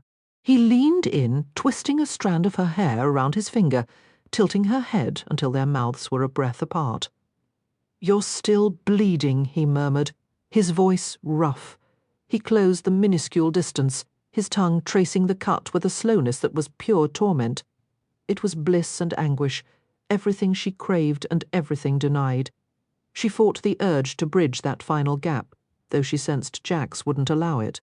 His fingers against her scalp were an anchor, holding her in that exquisite, frustrating space, just shy of contact. Perhaps this was enough. Perhaps they could exist in this almost touch forever, as long as they existed together. Then he released her.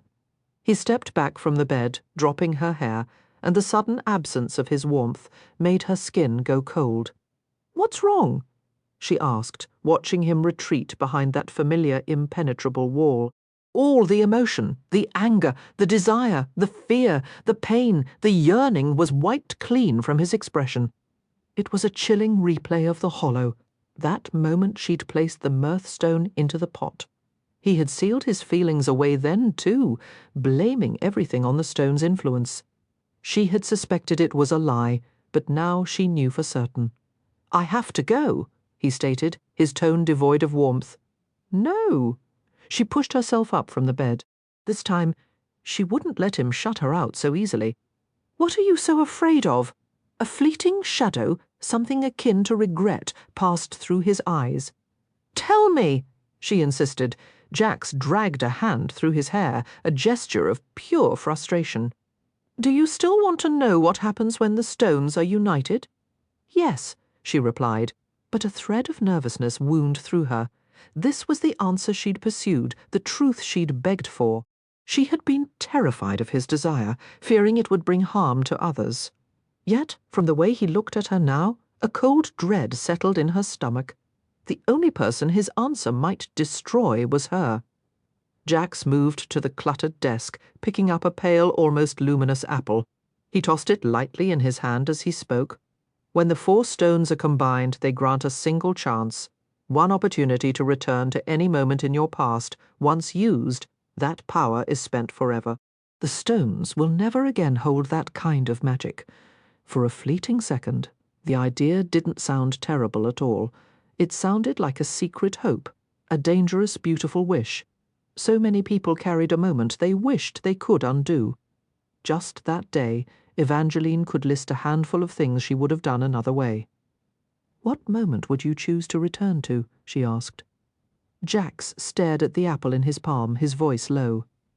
"The moment I first met Donatella." "The princess who stabbed you in the heart." Evangeline's words came out in a rush of disbelief. That was the last answer she had anticipated. Her mind instantly travelled back to the cold, quiet hours they'd shared in the crypt, when he had finally recounted the tale, how his kiss should have ended Donatella, but instead, it made his own heart beat for the first time. She was meant to be his one true love, yet she chose someone else and left a blade in his chest. "Why would you ever want to go back to her?" His jaw tightened. "She was supposed to be my one true love. I want another chance at that." "But it doesn't add up," Evangeline insisted, her voice rising slightly. She knew, with a certainty that had grown over time, that Jax did not love Donatella. When she'd first heard the story, she might have believed the fairy tale, but now she couldn't make it fit. He never spoke of her with affection. On the rare occasion her name came up. His tone was flat, detached. "Is this just because you failed to kill her? Or do you genuinely want to be with her?" Jax's nostrils flared. "This is a useless conversation." He took a sharp, angry bite of the apple. "Besides, you won't remember any of this anyway." A new wave of panic seized her. This was the second time he'd said those words. The first time back in the hollow, it had sounded almost like a throwaway line. But now his voice was cold and deliberate. "Why do you keep saying, 'I won't remember'?" she demanded. though a dreadful understanding was already dawning. If Jack succeeded in travelling back, it wouldn't just reshape his own past, it would rewrite hers too. That's why he spoke of her forgetting. In a new reality, none of this would exist. They wouldn't even be having this painful exchange. Every event that had unfolded between them since she arrived in the north was tied to his relentless hunt for the archstones. If he used them to correct his history, he would have no reason to search for them again. No reason for her. The thought made her stomach twist. Jax merely looked bored, as if discussing the weather. "If you change the past," she asked, her voice trembling, "how much of my life disappears?" He took another casual bite. "Your life won't be completely overturned. Time resists alteration. Most things find a way to right themselves, unless someone forces a different path. From what I can tell, you'll still end up here. It just won't be because of me. I suspect Chaos will manage to drag you north on his own. So don't fret, pet. You'll still be a princess. You'll still have Apollo. What about you?" The question was a whisper. Will we ever meet? No. His expression gave away nothing. If he felt anything, it was buried deep. "Will you still remember me?" "Yes," he replied, the same indifference colouring his tone. "But I'll ensure our paths never cross. You just said my life wouldn't change. It won't. Another bite of the apple. You'll find another method to stop Luke's wedding. Poison, most likely." "That's not what I meant." Tears burned at the edges of her eyes. She couldn't believe he was so unconcerned that she would forget him, that this argument and every other shared moment would be wiped away as if it were nothing. That figures like chaos or poison would simply fill the space he left behind, assuming his theory about her stable future was even correct. The other possible chaotic directions her life could spin were a distant worry. All she could focus on was the impending loss of every memory of him. Her breath grew shallow, her heart hammering against her ribs, as if it might fail entirely, and there he stood, calmly eating his apple. But she knew he felt something. She no longer believed that anything which had passed between them in the hollow was just the work of the mirthstone. The mirthstone didn't bring happiness, it only patched up old hurts and quieted fears. So what was Jax truly afraid of? What was the wound it had tried to mend? He'd told her once, when she asked why he was so desperate to return to Donatella, that she was supposed to be his one true love, that he wanted another chance at that. He never said he loved her. He only wanted her because he believed she was his singular shot at love, the one girl his fatal kiss hadn't destroyed. But what if you're mistaken? Evangeline pressed, her voice softening. What if Donatella isn't your only chance? You told me opening the Valerie Arch could cure Apollo's curse. What if it holds an answer for you, too? Maybe there's a path to finding a different true love. Jax's jaw tightened. He tossed his apple into the flames, where it hissed and blackened. "It doesn't work that way. Why won't you even consider trying? Why is your only answer to chase a girl from the past who doesn't love you back?" A storm gathered in his eyes, but Evangeline couldn't stop. This was her final moment. If he went through with his plan, every memory between them would vanish. She stepped closer, tilting her head to meet his gaze. "If you truly believe this is what you want, then you're lying to yourself." "I'm not lying," he snarled. "Then swear it." "Tell me, this is what you desire more than anything, and I'll never speak of it again." His hands seized her shoulders, his grip firm. For a long moment he was silent, his eyes tracing the dried blood on her lips and the tear tracks on her cheeks. "I swear this is what I want," he said, each word a solemn vow. "I want to erase every second we've shared, every word you've spoken to me, every time I've touched you, because if I don't, I will kill you just as I killed the fox." Her heart seemed to freeze. She searched his face, but found only shadows, feeling his hands clutch her as if she were the edge of a cliff. Once he let go, there would be no return. The truth she had refused to see could no longer be avoided. Jax was the archer from the Ballad. That was why he knew the curse so intimately, why he insisted it was unbreakable, why he claimed he wasn't the archer's friend. He was the archer. She had feared it the moment the handsome stranger mentioned the first fox. But she had pushed the thought away, unwilling to be right. She didn't want that to be his story. She wanted to be his story.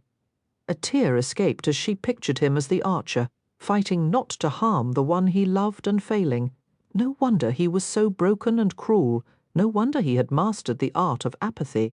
"Sorry to shatter your fairy tale, little fox," he said, his voice low, "but ballads don't end happily, and neither will we." His hands fell from her shoulders, and he turned toward the door. "I'm not that fox," Evangeline cried out. "You don't understand." He glanced back, his expression dark. "Every girl is another fox. Do you want to know how the story really ends? The part everyone forgets," she told herself to shake her head. For so long, she had longed to know the ending, but now she wished she could forget it all. To have Jax remain just the Prince of Hearts, a heartsick fate searching for love, not a fallen hero who had found his and destroyed her. "I thought you already told me how it ended," she whispered. "I told you I killed her," he said, a dangerous edge slipping into his tone. "But I didn't tell you how. I didn't say that I ran. I tried to leave her so I wouldn't hurt her. I wasn't sure if what I felt for her was genuine love or just the curse's influence, a relentless pull that kept her in my every thought. Yet she believed in me with a conviction I couldn't muster for myself. She pursued me, certain that my love was real and strong enough to break the curse's hold, and I fought it. I never harmed her. I conquered the archer's curse, but it was all for nothing the moment my lips touched hers. She was gone." Jax's expression soured with the memory. "Since that day, every girl I've kissed has died, save for one, and you are not her." Evangeline was starting to suspect that time itself ran on emotion, that dread acted like fuel, speeding the clock's hands toward an unwanted future. In Jax's room, a sleek black glass clock sat on the mantel, unnoticed until he had departed. Now it commanded her full attention. Her palms grew damp as she watched the second-hand spin, each rotation feeling quicker than the last. Nightfall was approaching. Soon she would forget him entirely. This version of her life would vanish from her mind. She might wake to a completely different existence, with no memory that this one had ever been real. She would know of his legend, but he would no longer be Jax to her, just the mythical Prince of Hearts. She would forget he was ever Jax of the Hollow, the archer or hers, even if only for a single night.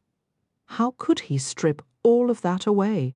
A flicker of hatred made it slightly easier to bear, but it still felt profoundly wrong. Evangeline had always clung to the idea that every story held the possibility for countless endings, yet this conclusion felt like a mistake.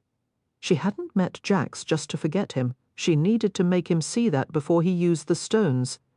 The door groaned open. Evangeline tore her gaze from the clock to find Chaos framed in the doorway. He was dressed more like royalty than a soldier, in a velvet doublet of deep burgundy over a fine cream shirt. His gloves were brown leather, his trousers dark, and a gold sword hung at his side, ornate and ceremonial, as if for a special event. For him, she supposed it was. In his hands rested a small iron chest, undoubtedly holding the luck, youth, and truth stones. She still clutched the jar containing the mirth stone, and for a wretched moment she wished she had dropped it somewhere along the way. "Ready, Princess?" "No," Evangeline said immediately. She would never be ready to have her life erased and rewritten. "Shouldn't we wait for Jax?" She tried to discreetly glance down the hallway, hoping to spot the elusive Prince of Hearts. "He won't be joining us," Chaos replied. "I'll bring him the stones after you've opened the arch." "He isn't even going to say goodbye?" Her hopes collapsed, like paper wings that dared to dream of flight. "He said you wouldn't remember anyway," Chaos added gently, though the words offered no comfort. "Do you think what he's doing is right?" The vampire rubbed the jaw of his helm. "I think we should proceed." "I'll take that as a no." Chaos let out a sigh, equal parts impatience and weariness. "I've never believed time travel is wise. I've lived long enough to know the past resists being altered. Jax thinks his plan will work because he only aims to change one detail. But when Jax wants something desperately, his judgment falters. In my experience, time travel only works if the past hasn't fully settled. The further back you go, the harder time fights against changes, and given time's vindictive nature, even if Jax succeeds, time will surely demand a price. He'll lose something else in return. So yes, you're correct. I believe he is making a grave error. Then help me change his mind. Chaos shook his head, a rueful look in his eyes. You're not good for him either, Princess. This was a mistake Jax could afford to make, not you. If he stayed because of you, it would destroy you both. Believe me, Evangeline, if you truly care for him, letting him go is the only real choice you have. That doesn't feel like a choice at all, she whispered. Yet a cold, logical part of her whispered back that Chaos might be right.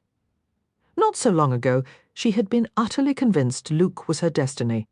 She had been wrong then, and if she was wrong about Jax now, the fallout would be catastrophic. Are you ready? Chaos asked. Evangeline gave a slow, reluctant nod. As they moved down the silent corridor, she strained to hear the familiar cadence of Jax's footsteps or the sharp snap of an apple being bitten. All she heard were her own soft slippers, the distant groan of a door, and the deafening silence of his absence settling into her bones. He wasn't coming back. His mind was made up, set on rewriting the past and erasing the future they might have had together. A hollow numbness filled her as she stepped into a waiting carriage, its plush velvet interior pristine and untouched.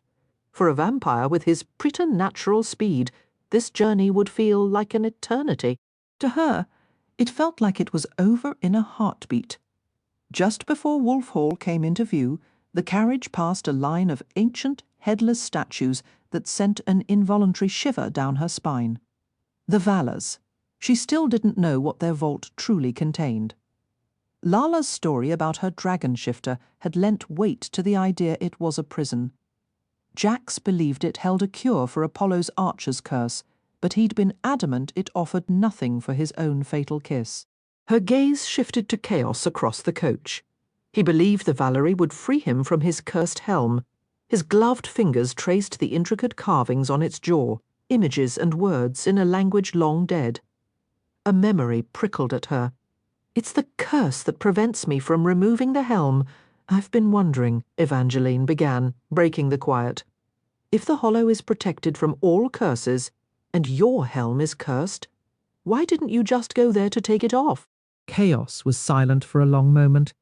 If I set foot in the hollow, he finally said, his voice flat, I would cease to exist. The enchantments there were designed specifically to keep me out. But I thought you and Jax were friends. We are, but when I was first transformed, I was not myself. He said it, with a dark simplicity that made her blood run cold. A fragment of newsprint she'd seen at Slaughterwood Castle flashed in her mind. Some fear these attacks are because the Valors do not have control over the abomination they have created. The pieces clicked together with a jarring finality. You're the monster everyone believed the Valors made. The Valors did make me. They did? The question escaped her in a breath.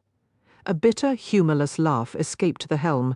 Did you imagine they were the flawless heroes from the storybooks? The Valors made more mistakes than history cares to record.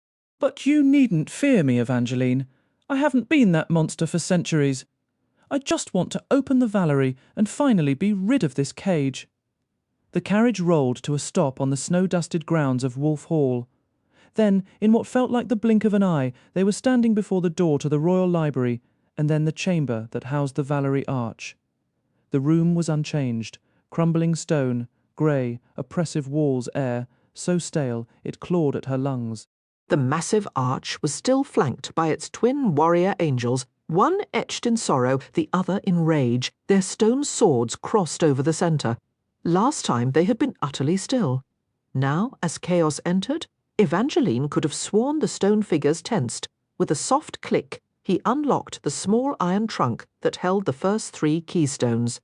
The atmosphere in the room shifted instantly, filling with a shimmering haze that danced like powdered starlight. The stones within the open box pulsed with an inner light, their radiant hum almost audible.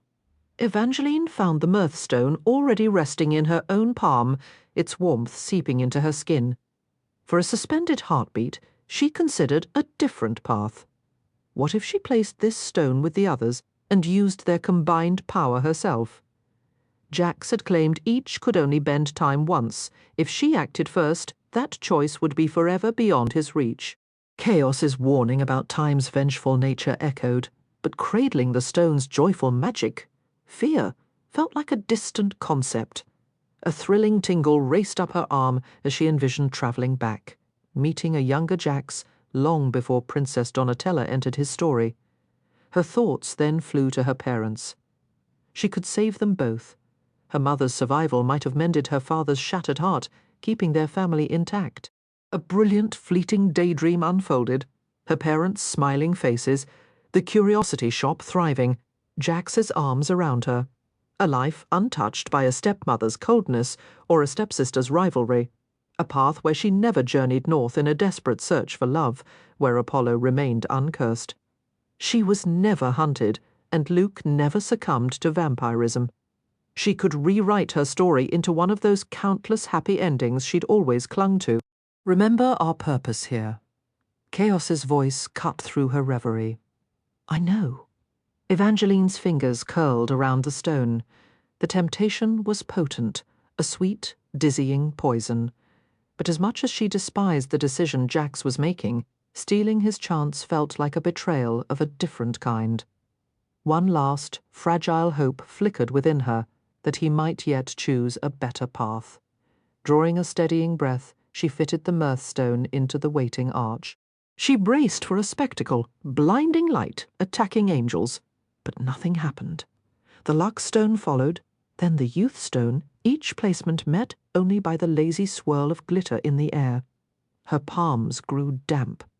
Is it working? She whispered, doubt creeping in. It will work. Chaos's reply was strained, his knuckles white as he passed her the final stone. Clutching it, Evangeline felt the weight of every sacrifice and strange turn since her arrival in the north. If fate were real, then her entire existence might have been steering her toward this single silent moment in the dust.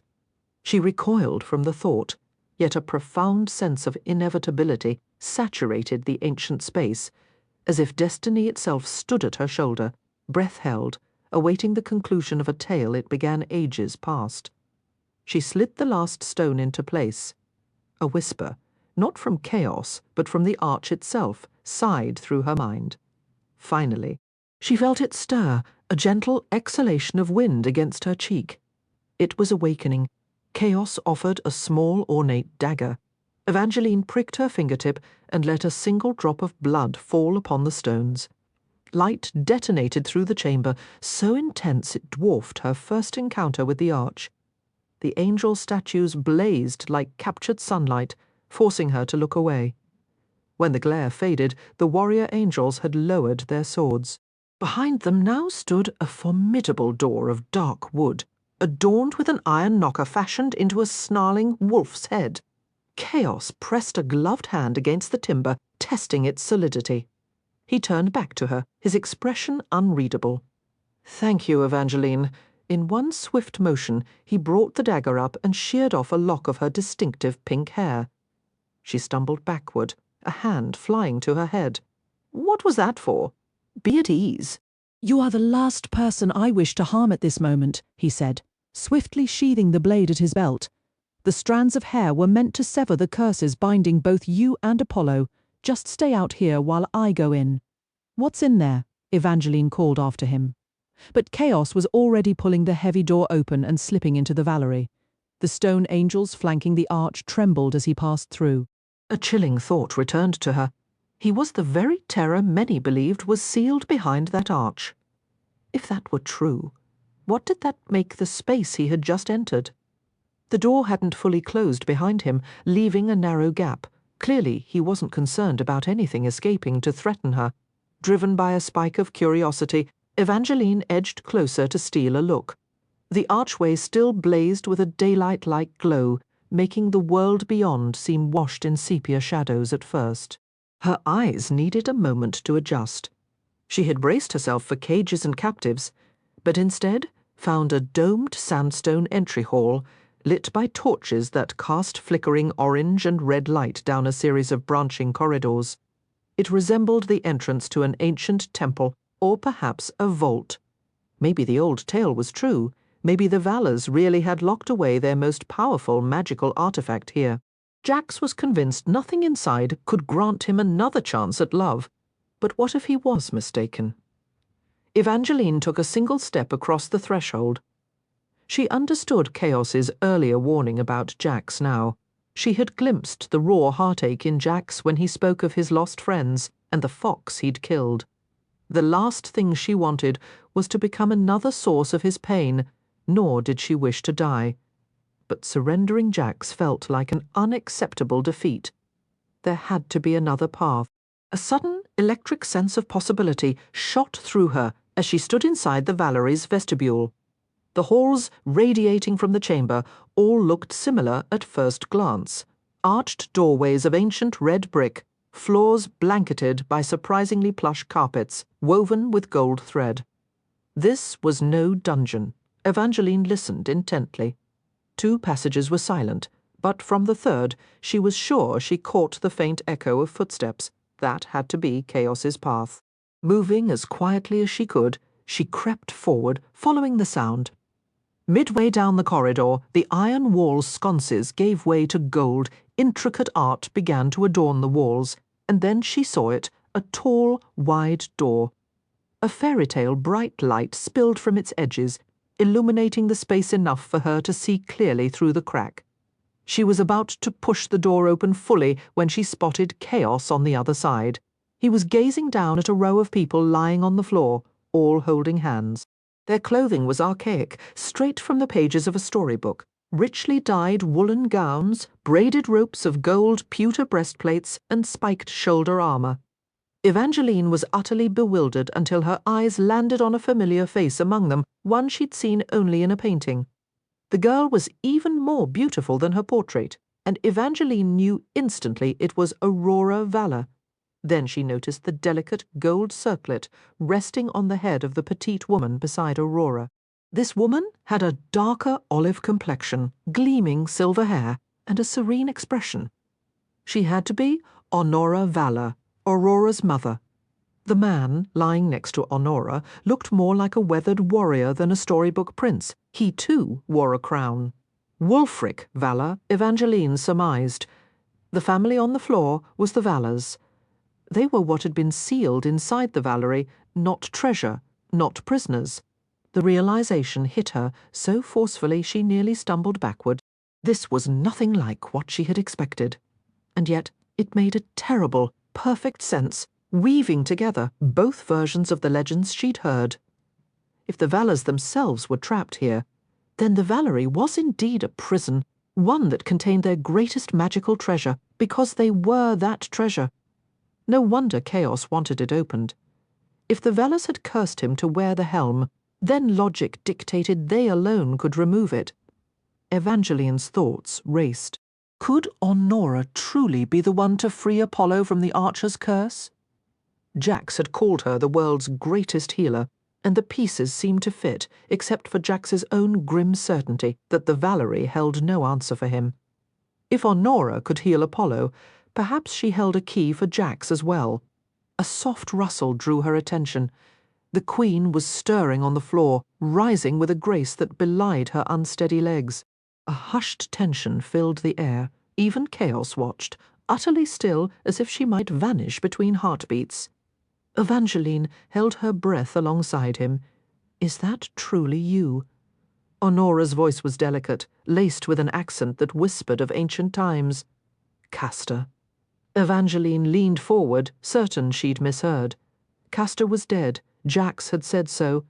But now she recalled how he'd trailed off, ending his story with that bitter line about not being meant for salvation. Her eyes widened as Honora moved into Chaos's embrace. "How long has it been?" the Queen asked. Chaos's murmured reply was too soft to catch, but Evangeline thought she heard the words, "I've missed you, Mother." Honora began to weep, and Evangeline felt a sharp pang of intrusion, yet she couldn't tear her gaze away. The truth crashed over her. The Valors hadn't crafted a monster to avenge Castor's death. He had become the monster. Chaos was Castor Valor. This was why he was desperate to open the arch, not merely to remove his helm, but to save the family he loved and missed with every fibre of his being. And then it struck her, so plainly she nearly laughed at her own blindness. This was how she could save Jack's love. She didn't merely care for him or desire him, she loved him fiercely and completely. All she had to do was tell him. The idea sent a tremor of fear through her. He had pushed her away once, and the thought of facing that rejection again was a cold weight in her stomach. But that was the very heart of it, wasn't it? Fear. Jax kept his distance because he was terrified of the destruction he might bring her. If she could just make him see her love, maybe it would be enough to make him want to stay, to fight for something more than the bleak future he'd resigned himself to. Her beliefs about love had shifted since coming north, weathered and tested. But one conviction remained unshaken. Love was the most powerful force in the world. If two people truly loved each other and were willing to fight for it, to wage a quiet, daily war for one another, then no curse, no fate, could ultimately stand against them. If Jax loved her as she loved him, they would find a way. It didn't matter if the curse remained. She would love him regardless. Though a stubborn, hopeful part of her whispered that perhaps her love could be the very thing to shatter it. The old tales claimed Jax had only one true love, and that he'd already found her. But stories had a way of twisting the truth. The Valerie itself was proof of that, a surge of hope, bright and buoyant, as wings capable of carrying her to the stars lifted her. She turned, ready to run, to find him and pour out her heart, and jolted to a stop as a searing flash of light erupted from the Valor's chamber. Chaos released a sound, raw and guttural, caught between a sob and a roar. Evangeline spun back toward the doorway just in time to see the cursed helm upon his head fracture. With a final, mighty wrench, he tore it free and hurled it across the room. It struck the wall with a deafening crash, shattering into pieces as it fell. Finally, he breathed, his voice a mix of agony and triumph. For the first time, Evangeline saw his face. Her breath caught, glittering eyes, a clean-cut jaw, smooth olive skin, and a smile that made her heart stutter. The handsome stranger, she gasped aloud. Both Honora and Chaos turned toward the doorway where she stood frozen. "It seems we have a visitor," Honora observed, tilting her head in a manner that could be either curious or deeply wary. "Mother, this is Evangeline," Chaos announced, his tone transformed without the helmet. It was all smooth velvet now, absent the smoky distortion, echoing the voice she'd heard in her dreams. She's the one who opened the archway. In an instant, he was at the door, swinging it open with a smile that outshone any immortal she'd ever encountered. "I am eternally in your debt," he murmured, taking her hand and brushing his lips against it. Without his helm, Chaos was a new breed of terror, blending the allure of a storybook prince with the predatory grace of a vampire. Evangeline felt her breath catch as he gazed down at her. His eyes were a mesmerizing, impossible green, a kaleidoscope of shimmering facets that suddenly burned with a fierce, magical heat. She realized her error a heartbeat too late. She never should have met his stare. Before a scream could form, Chaos's charming smile twisted, revealing sharp fangs that found her throat in a brutal, tearing bite. The world dissolved into a nightmare of piercing teeth and suffocating agony. Evangeline struggled to break free, to cry out. She thought she heard Honora's distant shout, but Chaos held fast. One hand anchored her neck while his mouth worked violently, drinking with deep, relentless pulls, his tongue and teeth scraping to draw more blood. She could feel her life force rushing from her veins, draining so swiftly her heart stuttered. Honora's pleas filled the air. Evangeline tried to strike him, but her limbs were leaden, her eyes too heavy to open. Her body grew numb, her mind adrift, aware only of those fangs digging deeper. "Castor, stop!"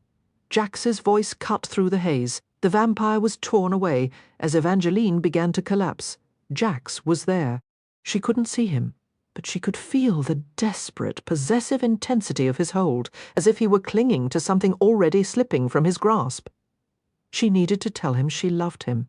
"Evangeline," his voice was raw, "come back to me. I'm not dead," she tried to say, but her throat was ruined. He couldn't hear her thoughts. He only held her tighter, pressing his forehead to hers. She wasn't sure whose tears wet her cheeks, but they fell like rain, and then she felt nothing. A scream of pure torment shattered the stillness, sharp as broken glass. The heavens seemed to weep blood, and a profound darkness smothered the stars, extinguishing lights throughout the magnificent north. The ancient story curse that haunted northern lore observed quietly. This sorrow would undoubtedly become a legend, and by all appearances was already damned.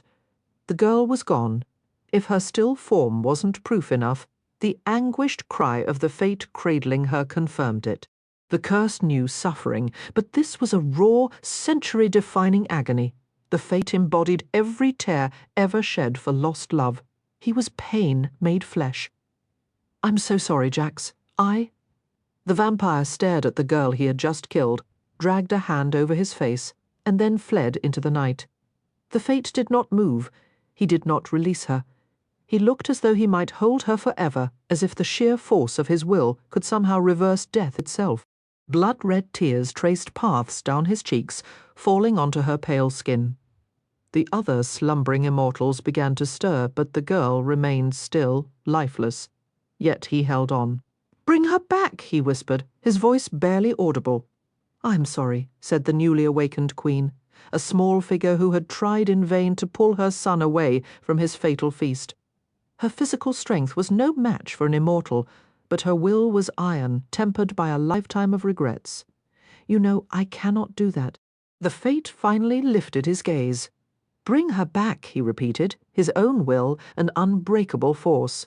"I believe in your ability to see this through." The queen shook her head, a deep sorrow shadowing her features. "My heart aches for you, truly it does, but I cannot and will not perform that magic. After witnessing what Castor became upon his return, I swore an oath to never wield such power again." "Evangeline is not Castor," the fate countered, his glare intensifying. No, the queen insisted, her voice firm. "You would not be saving her. You would be condemning her to a fate worse than death, just as we did to Castor. She would never choose such an existence." "I don't care about her choice," the fate thundered, his composure shattering. "I refuse to let her die. She saved your life now. You must save hers." The queen drew an unsteady breath. If the story curse had been capable of breath, it would have paused in anticipation, hoping for her agreement, hoping for another immortal to be created, knowing that those granted endless life inevitably twisted into something monstrous over time. "I am saving her," the queen said, her words barely above a whisper. "It is a greater mercy to let her pass as a mortal than to trade her soul for an eternity she never asked for." At the mention of a trade, a dangerous light ignited in the fate's icy gaze. He gathered the girl closer, his arms stained and steady, and rose to his feet, turning toward the ancient corridor. "What are you doing?" A fissure of genuine alarm broke through the queen's usually impassive expression. "I am going to correct this," he stated, striding forward without hesitation, carrying Evangeline back beneath the stone arch. The angelic statues that flanked it seemed to weep, their stone tears falling silently as the fate gently laid the girl down and began tearing stones from the archway itself. "Jax of the Hollow," the queen warned, her voice rising. "Those archstones are meant for a single journey back. They were never designed for repeated trips through time." "I know," Jax snarled, not pausing in his work. "I'm going back to prevent your son from taking her life." The queen's face paled, suddenly looking every one of the countless years she had spent in stasis. Correcting a mistake of that magnitude carries a severe price. If you proceed, time will demand something of equal value from you in return. The fate shot her a look sharper than any blade, more venomous than any curse. "Nothing I possess holds equal value to her." Evangeline was starting to suspect that time itself, fed on raw emotion, and that dread in particular, made the seconds race.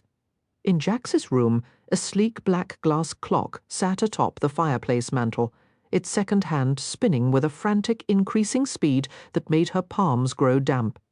Nightfall was approaching, and with it the erasure of her memories, the loss of this life and of him.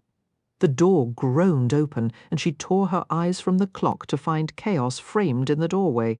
He was attired not as a prince, but as a warrior, clad in red velvet and leather, a collection of gilded weapons at his side. She had only seen him out of armour once before, yet an unsettling sense of déjà vu washed over her as if she had witnessed this precise moment in another lifetime. "Are you prepared, Princess?" No. Evangeline answered instantly, the word bursting out. She would never be ready to have her existence wiped away and rewritten. "Shouldn't we wait for Jax?" She tried to discreetly glance down the hallway, searching for the elusive Prince of Hearts. "He won't be accompanying us," Chaos replied. "I will deliver the archstones to him after you've activated the portal." "Actually, I've reconsidered," Jax's voice echoed down the hall as he approached, a strikingly beautiful woman beside him. She had crimson-painted lips, glossy dark hair, and wore a slip so sheer it scarcely qualified as sleepwear. A hot wave of jealousy and confusion crashed over Evangeline. "Who is she?" Chaos gave the woman a stiff, acknowledging nod. Jax shrugged casually. "I thought you might need sustenance once the helm is removed." Chaos emitted a low sound like grinding stone. "I'll manage. I'm certain you will, however." "No," Chaos interrupted sharply. "What if we simply leave her in the carriage?" Jax gestured dismissively toward the woman who stood motionless, her gaze vacant and doll-like, clearly under his thrall. "I agree with Chaos," Evangeline said, her voice tight. "I'm not about to let you parade this poor girl around like some sort of prize." The voice cut in sharply. Jax merely offered a charming, dimpled smile to the young woman beside him. "I wouldn't call it parading, isn't that right, darling?" "Oh, I'm thrilled to be here," the girl chirped, her eyes wide with excitement. "I've dreamed of meeting a vampire for ages. I even picked this dress because it has plenty of easy access." "Send her away," Chaos interjected, his tone leaving no room for argument. "Evangeline has made it clear she doesn't want the girl accompanying us." A flash of irritation crossed Jax's face as he shot a look at Evangeline, but the anger in his clenched jaw didn't reach his eyes. There was a raw, wounded look there instead, a silent ache that made her own chest tighten. "You're choosing the wrong hill to die on." His thoughts pressed against her mind, heavy with frustration. "Why should I care how you feel?" She fired back, the mental retort sharp and defensive. "It's not like any of this will stick with me once you're done." He ground his teeth, the muscle in his jaw feathering.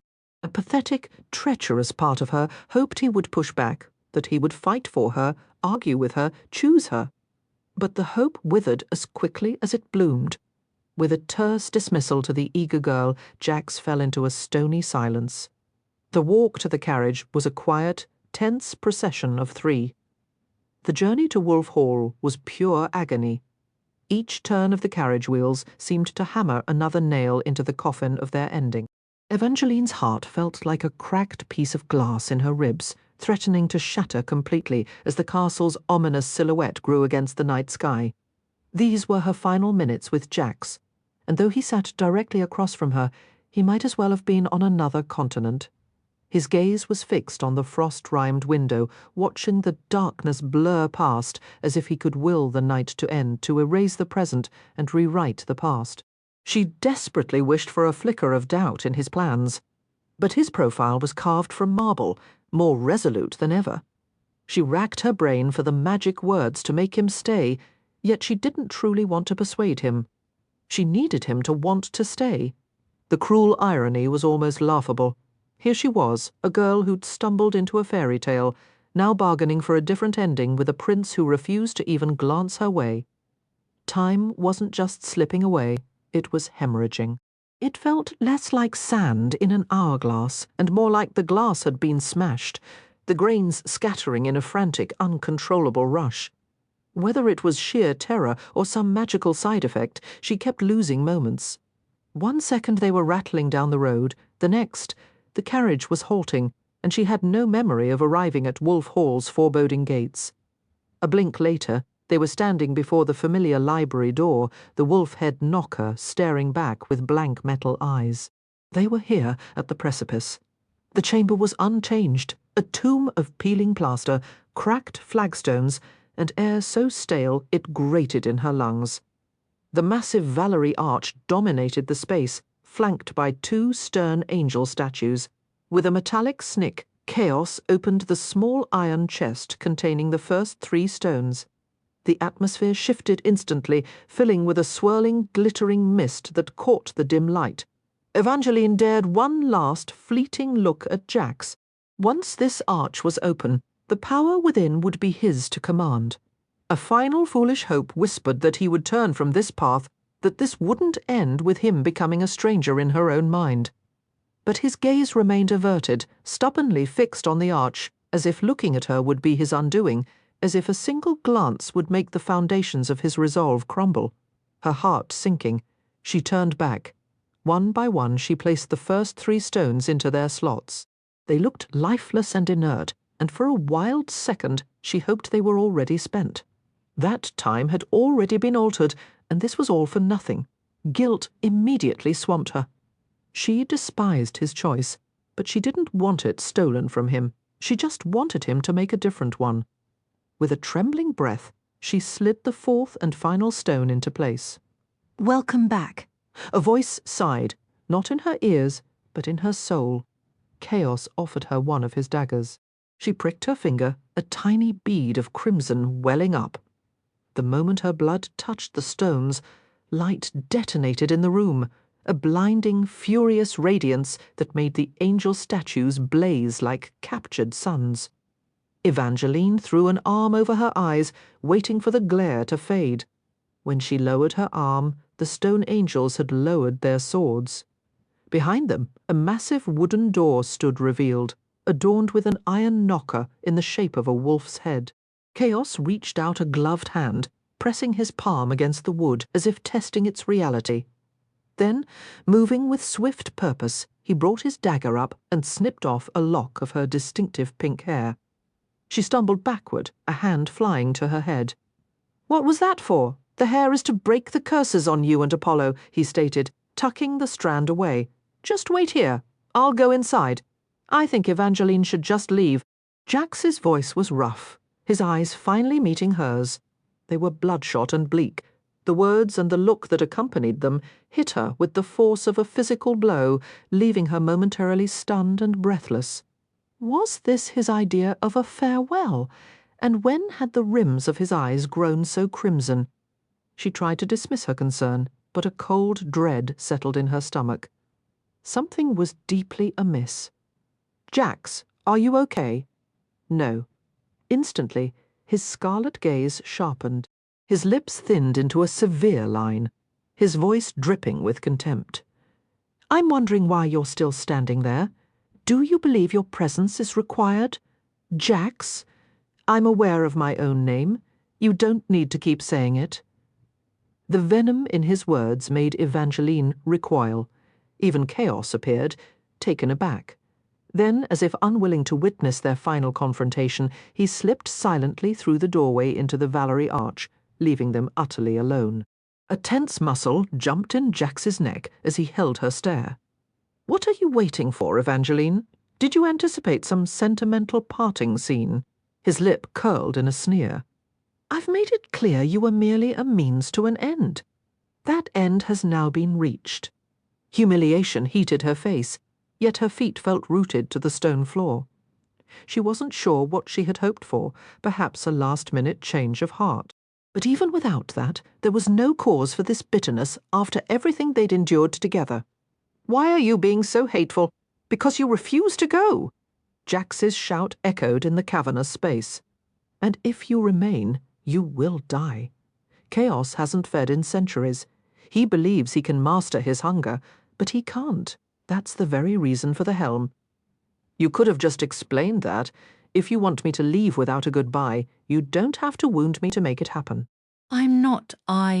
Jax cut himself off. his composure shattering. His eyes weren't just red now. They were incandescent with a raw, consuming fear. She had seen him face poison, arrows, and lashings with icy detachment, but this terror was entirely new. He drew a ragged, deliberate breath, and when he spoke again, his voice was softer, though unsteady. "I'm sorry, little fox. I never wanted to hurt you." He faltered, uncharacteristically speechless, as if every possible word was a landmine. He had never regarded her with such helpless anguish before. "Jax, please don't use the stones tonight. Leave this place with me." He took another fractured breath. For a fleeting moment, conflict warred in his expression. He dragged a hand through his dishevelled hair, his motions erratic. When Evangeline stepped toward him, he shuttered his emotions completely and retreated a step. "This changes nothing. I cannot have you in my world. You and I, we are a collision waiting to happen." "What if you're mistaken?" Jax's jaw tightened, his fists clenching at his sides. Evangeline recalled an old fable about two cursed stars, irresistibly pulled across the void by each other's light, knowing full well that union would mean mutual destruction in a cataclysmic blaze. That was how he looked at her now, as if proximity alone would annihilate them both. Evangeline, you have to go. A deafening, thunderous roar erupted from the depths of the Valerie Arch, violent enough to make the stone angels tremble and the ground quake beneath her. "Get out of here," Jax commanded, his voice strained. She held his gaze one last time, desperately wishing she knew the words to alter their course. "I wish our story could have ended differently." "I don't desire a different ending," Jax stated, his tone hollow and final. "I only need you to leave." A profound, suffocating ache took hold. It was the kind of pain that constricted her lungs and made each step a battle. Every instinct screamed to turn back, to run to him, but she compelled her feet forward. She forced herself out of the library and into the most deserted hallway she could find, a place where no one would witness her unraveling. She pressed her palms against her eyes as the tears broke free in a torrent. She hated crying, but it truly felt over. The agony was physical, a sharp sting in her chest, and emotional, a hollow ache in her heart, because he had rejected that heart entirely. The thought only made the sobs come harder. She cried until her vision blurred, stumbling into an unfamiliar corridor where she finally collapsed against the cold wall. Clutching her stomach, she bit down on her own arm to muffle the sounds of her grief as she slid to the floor. Maybe oblivion would be a mercy. She had once resisted the idea of forgetting, but in this raw, desolate moment she craved it. The ache in her chest was a constant, heavy thing, but she no longer wished it away. Forgetting his smile, the startling blue of his eyes, the way Little Fox sounded in his voice. The very idea made her breath catch. She didn't want to forget a single moment. She wanted to gather every memory, every detail, and hold them close. The thought of goodbye was unbearable. A stubborn, foolish part of her still hoped Jax would turn back, that he would find another path to a happy ending. Then, with a clarity that felt like a physical blow, she understood. The answer was so painfully obvious she could have laughed at her own blindness. Love. It was love that could save him. Her feelings weren't just care or desire. They were the deep, terrifying, and wonderful truth of love. She needed to tell him. If love was the most potent magic, as all the stories claimed, then surely it could defy a curse. It wouldn't matter if the curse remained, so long as he chose to stay, to choose her over his own fear. Evangeline whirled around, her slippers whispering, then slapping against the cold stone as she broke into a run. She had to reach him before he used the stones, before her memories dissolved into nothing. The fact that she still remembered him meant there was still time. Wolf Hall was stirring to life around her, servants murmuring in distant corridors, the warm glow of new candlelight pushing back the dawn shadows. The journey back to the library felt endless, every heartbeat a wasted second. The air in the archway room was thick, charged with the scent of ozone and old power.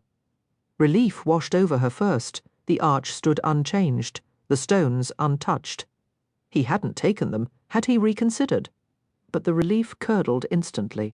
If he had changed his mind, why leave such dangerous artifacts behind?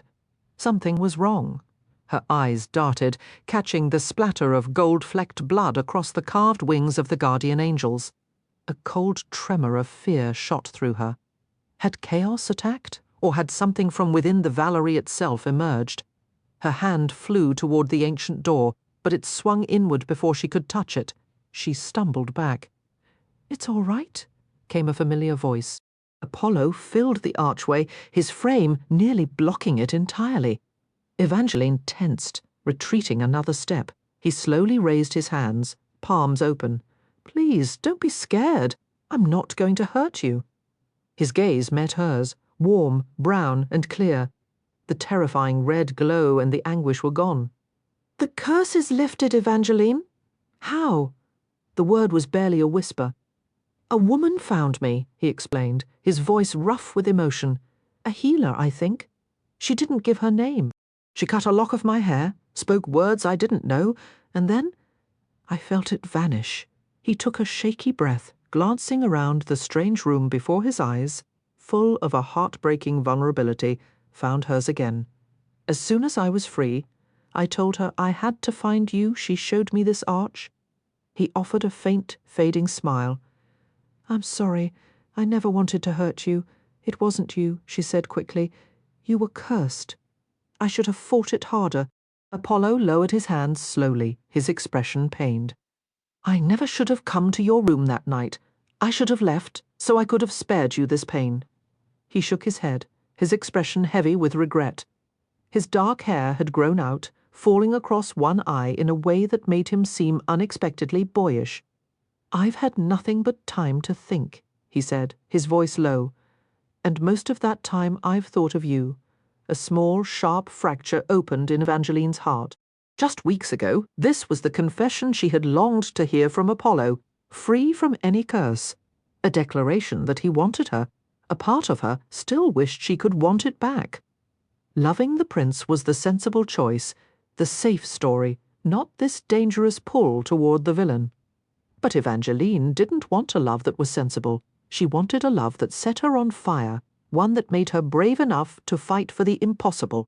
"Anything you're feeling now is because of the Archer's curse," she insisted, her voice trembling. "Jax told me." "You can't believe a word he says." Apollo cut in, his tone suddenly sharp, and for a fleeting moment his eyes held a terrifying violence. Evangeline instinctively took a step back. Apollo dragged a hand down his face, the anger dissolving into something raw and pained. "I'm sorry, I didn't mean to shout. It's just he's manipulated us both." "He's clearly used his magic to make you trust him." She nearly stayed silent. His fury was understandable, but she couldn't let him blame Jax for things he hadn't done. "I know he's done terrible things," she said quietly, "but he hasn't used magic on me. And the truth is, if not for him, neither of us would be standing here. No, Evangeline." Apollo's hand swept through his hair in frustration. "If not for Jax, we never would have been in danger to begin with." I hate that he has this power over you." "I hate it too," she admitted, the words a painful whisper. She almost told him then that she had truly tried to love him, but the confession felt like its own kind of cruelty.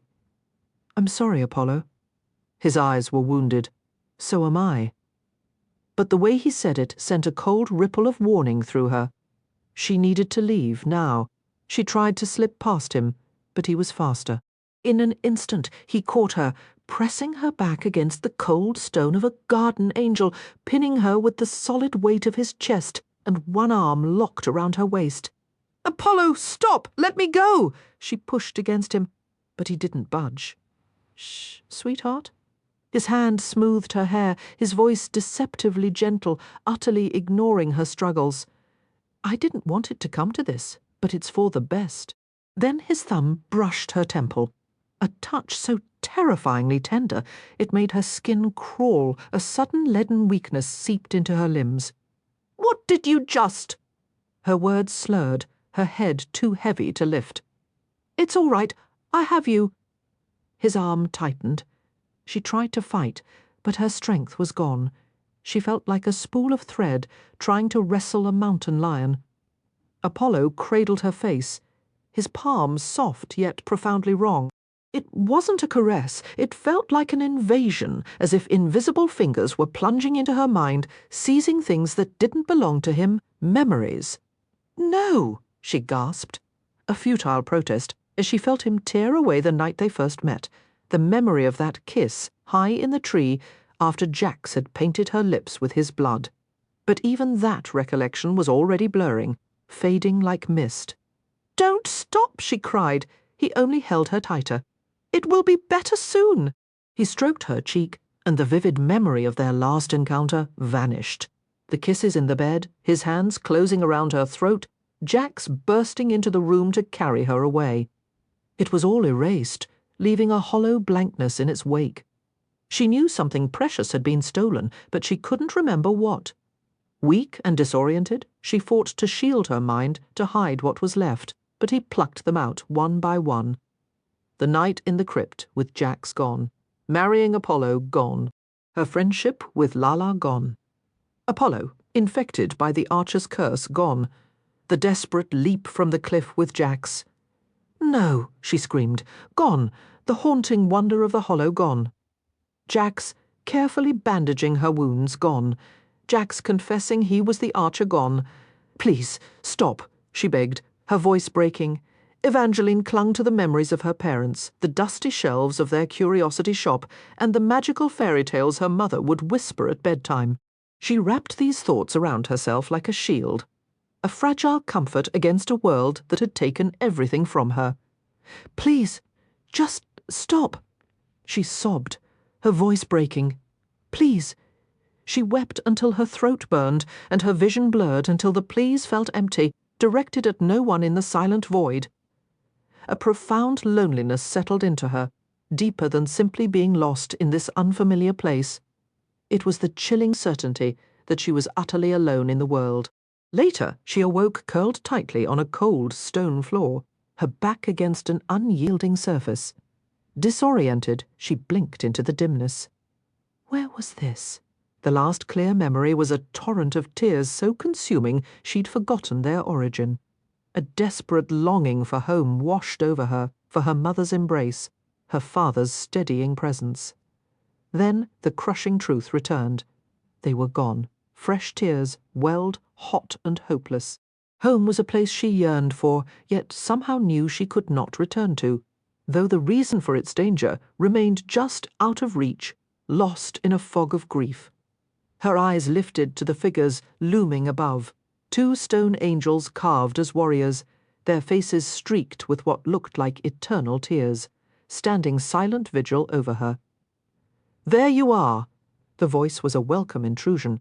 A handsome young man with dark hair and a tailored velvet doublet hurried toward her, his expression etched with genuine concern. "I've been searching everywhere for you." In one fluid motion, he gathered her into his arms, holding her against the rich fabric of his jacket. Evangeline went rigid, every instinct on alert. "Who are you?" she whispered, her voice ragged. "Shh. You're safe now," he murmured, his grip easing but not releasing.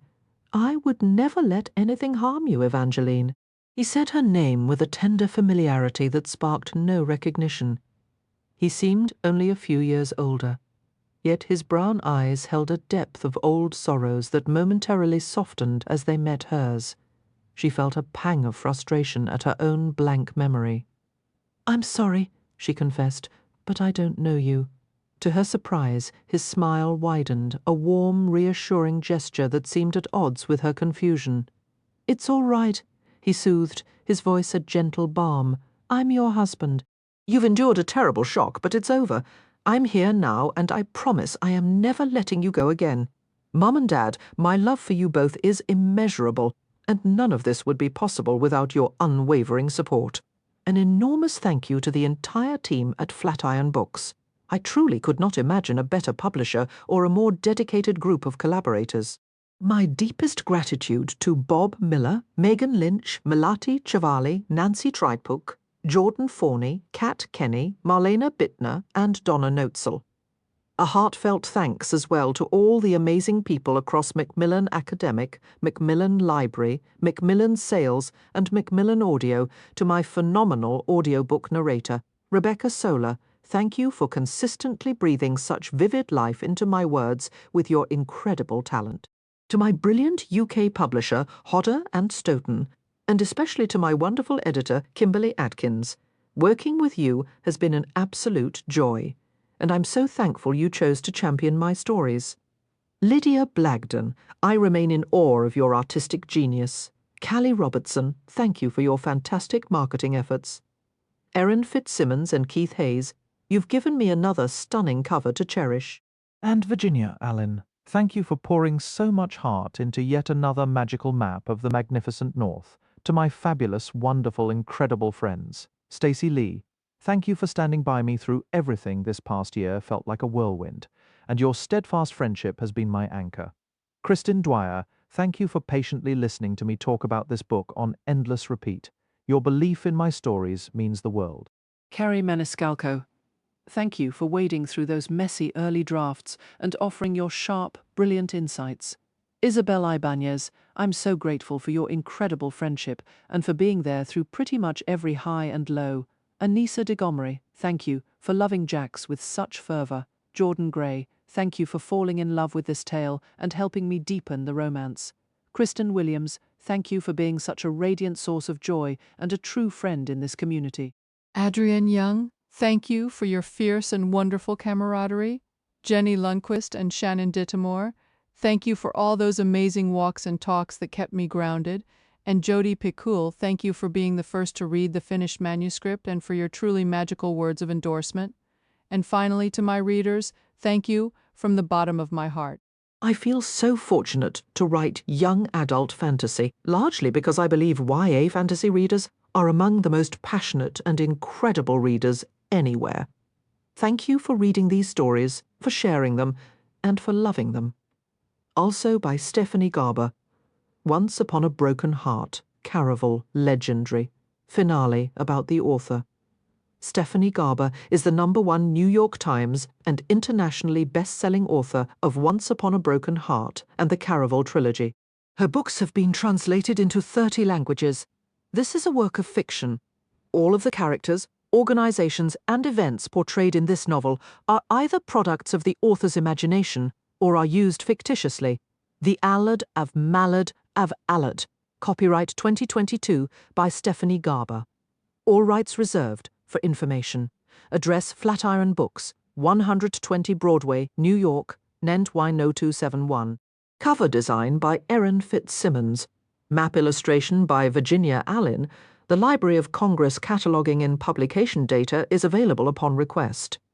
ISBN 978-1250-26842-6842, 6 hardcover. ISBN 978-1250-87953-0 international, sold outside the U.S., subject to rights availability. ISBN 978-1250-2684419. Our ebooks may be purchased in bulk for promotional, educational, or business use. For further information regarding this book, please reach out to your nearest bookstore or contact the Macmillan Corporate and Premium Sales Department directly. You can call them at 1-800-221-7945 and ask for extension 54422 or send an email to Macmillan Special Markets at macmillan.com. The initial U.S. publication of this work was released in 2022, with the first international edition following that same year. The book is organized into several distinct sections. It begins with the standard front matter, the title page, copyright information, a dedication from the author, an illustrative map, and a foreword titled Words of Warning. The narrative itself is divided into 3 major parts. Part I is called A Cruelty of Curses and encompasses the first 21 chapters. Part 2, titled An Unkindness of Stories, continues the tale from chapter 22 through chapter 40. The final section, Part 3, is named A Murder of Monsters and contains the concluding chapters numbered 41 through 46, followed by a section marked The End. The story then proceeds with an epilogue, offering a glimpse beyond the main events. The volume concludes with the author's acknowledgements. a list of other works by Stephanie Garber, a brief biography about the author, and the full copyright notice. This structure guides the reader from the opening intrigue of curses through a web of unfolding stories to a final confrontation with monstrous forces, providing a complete and immersive journey.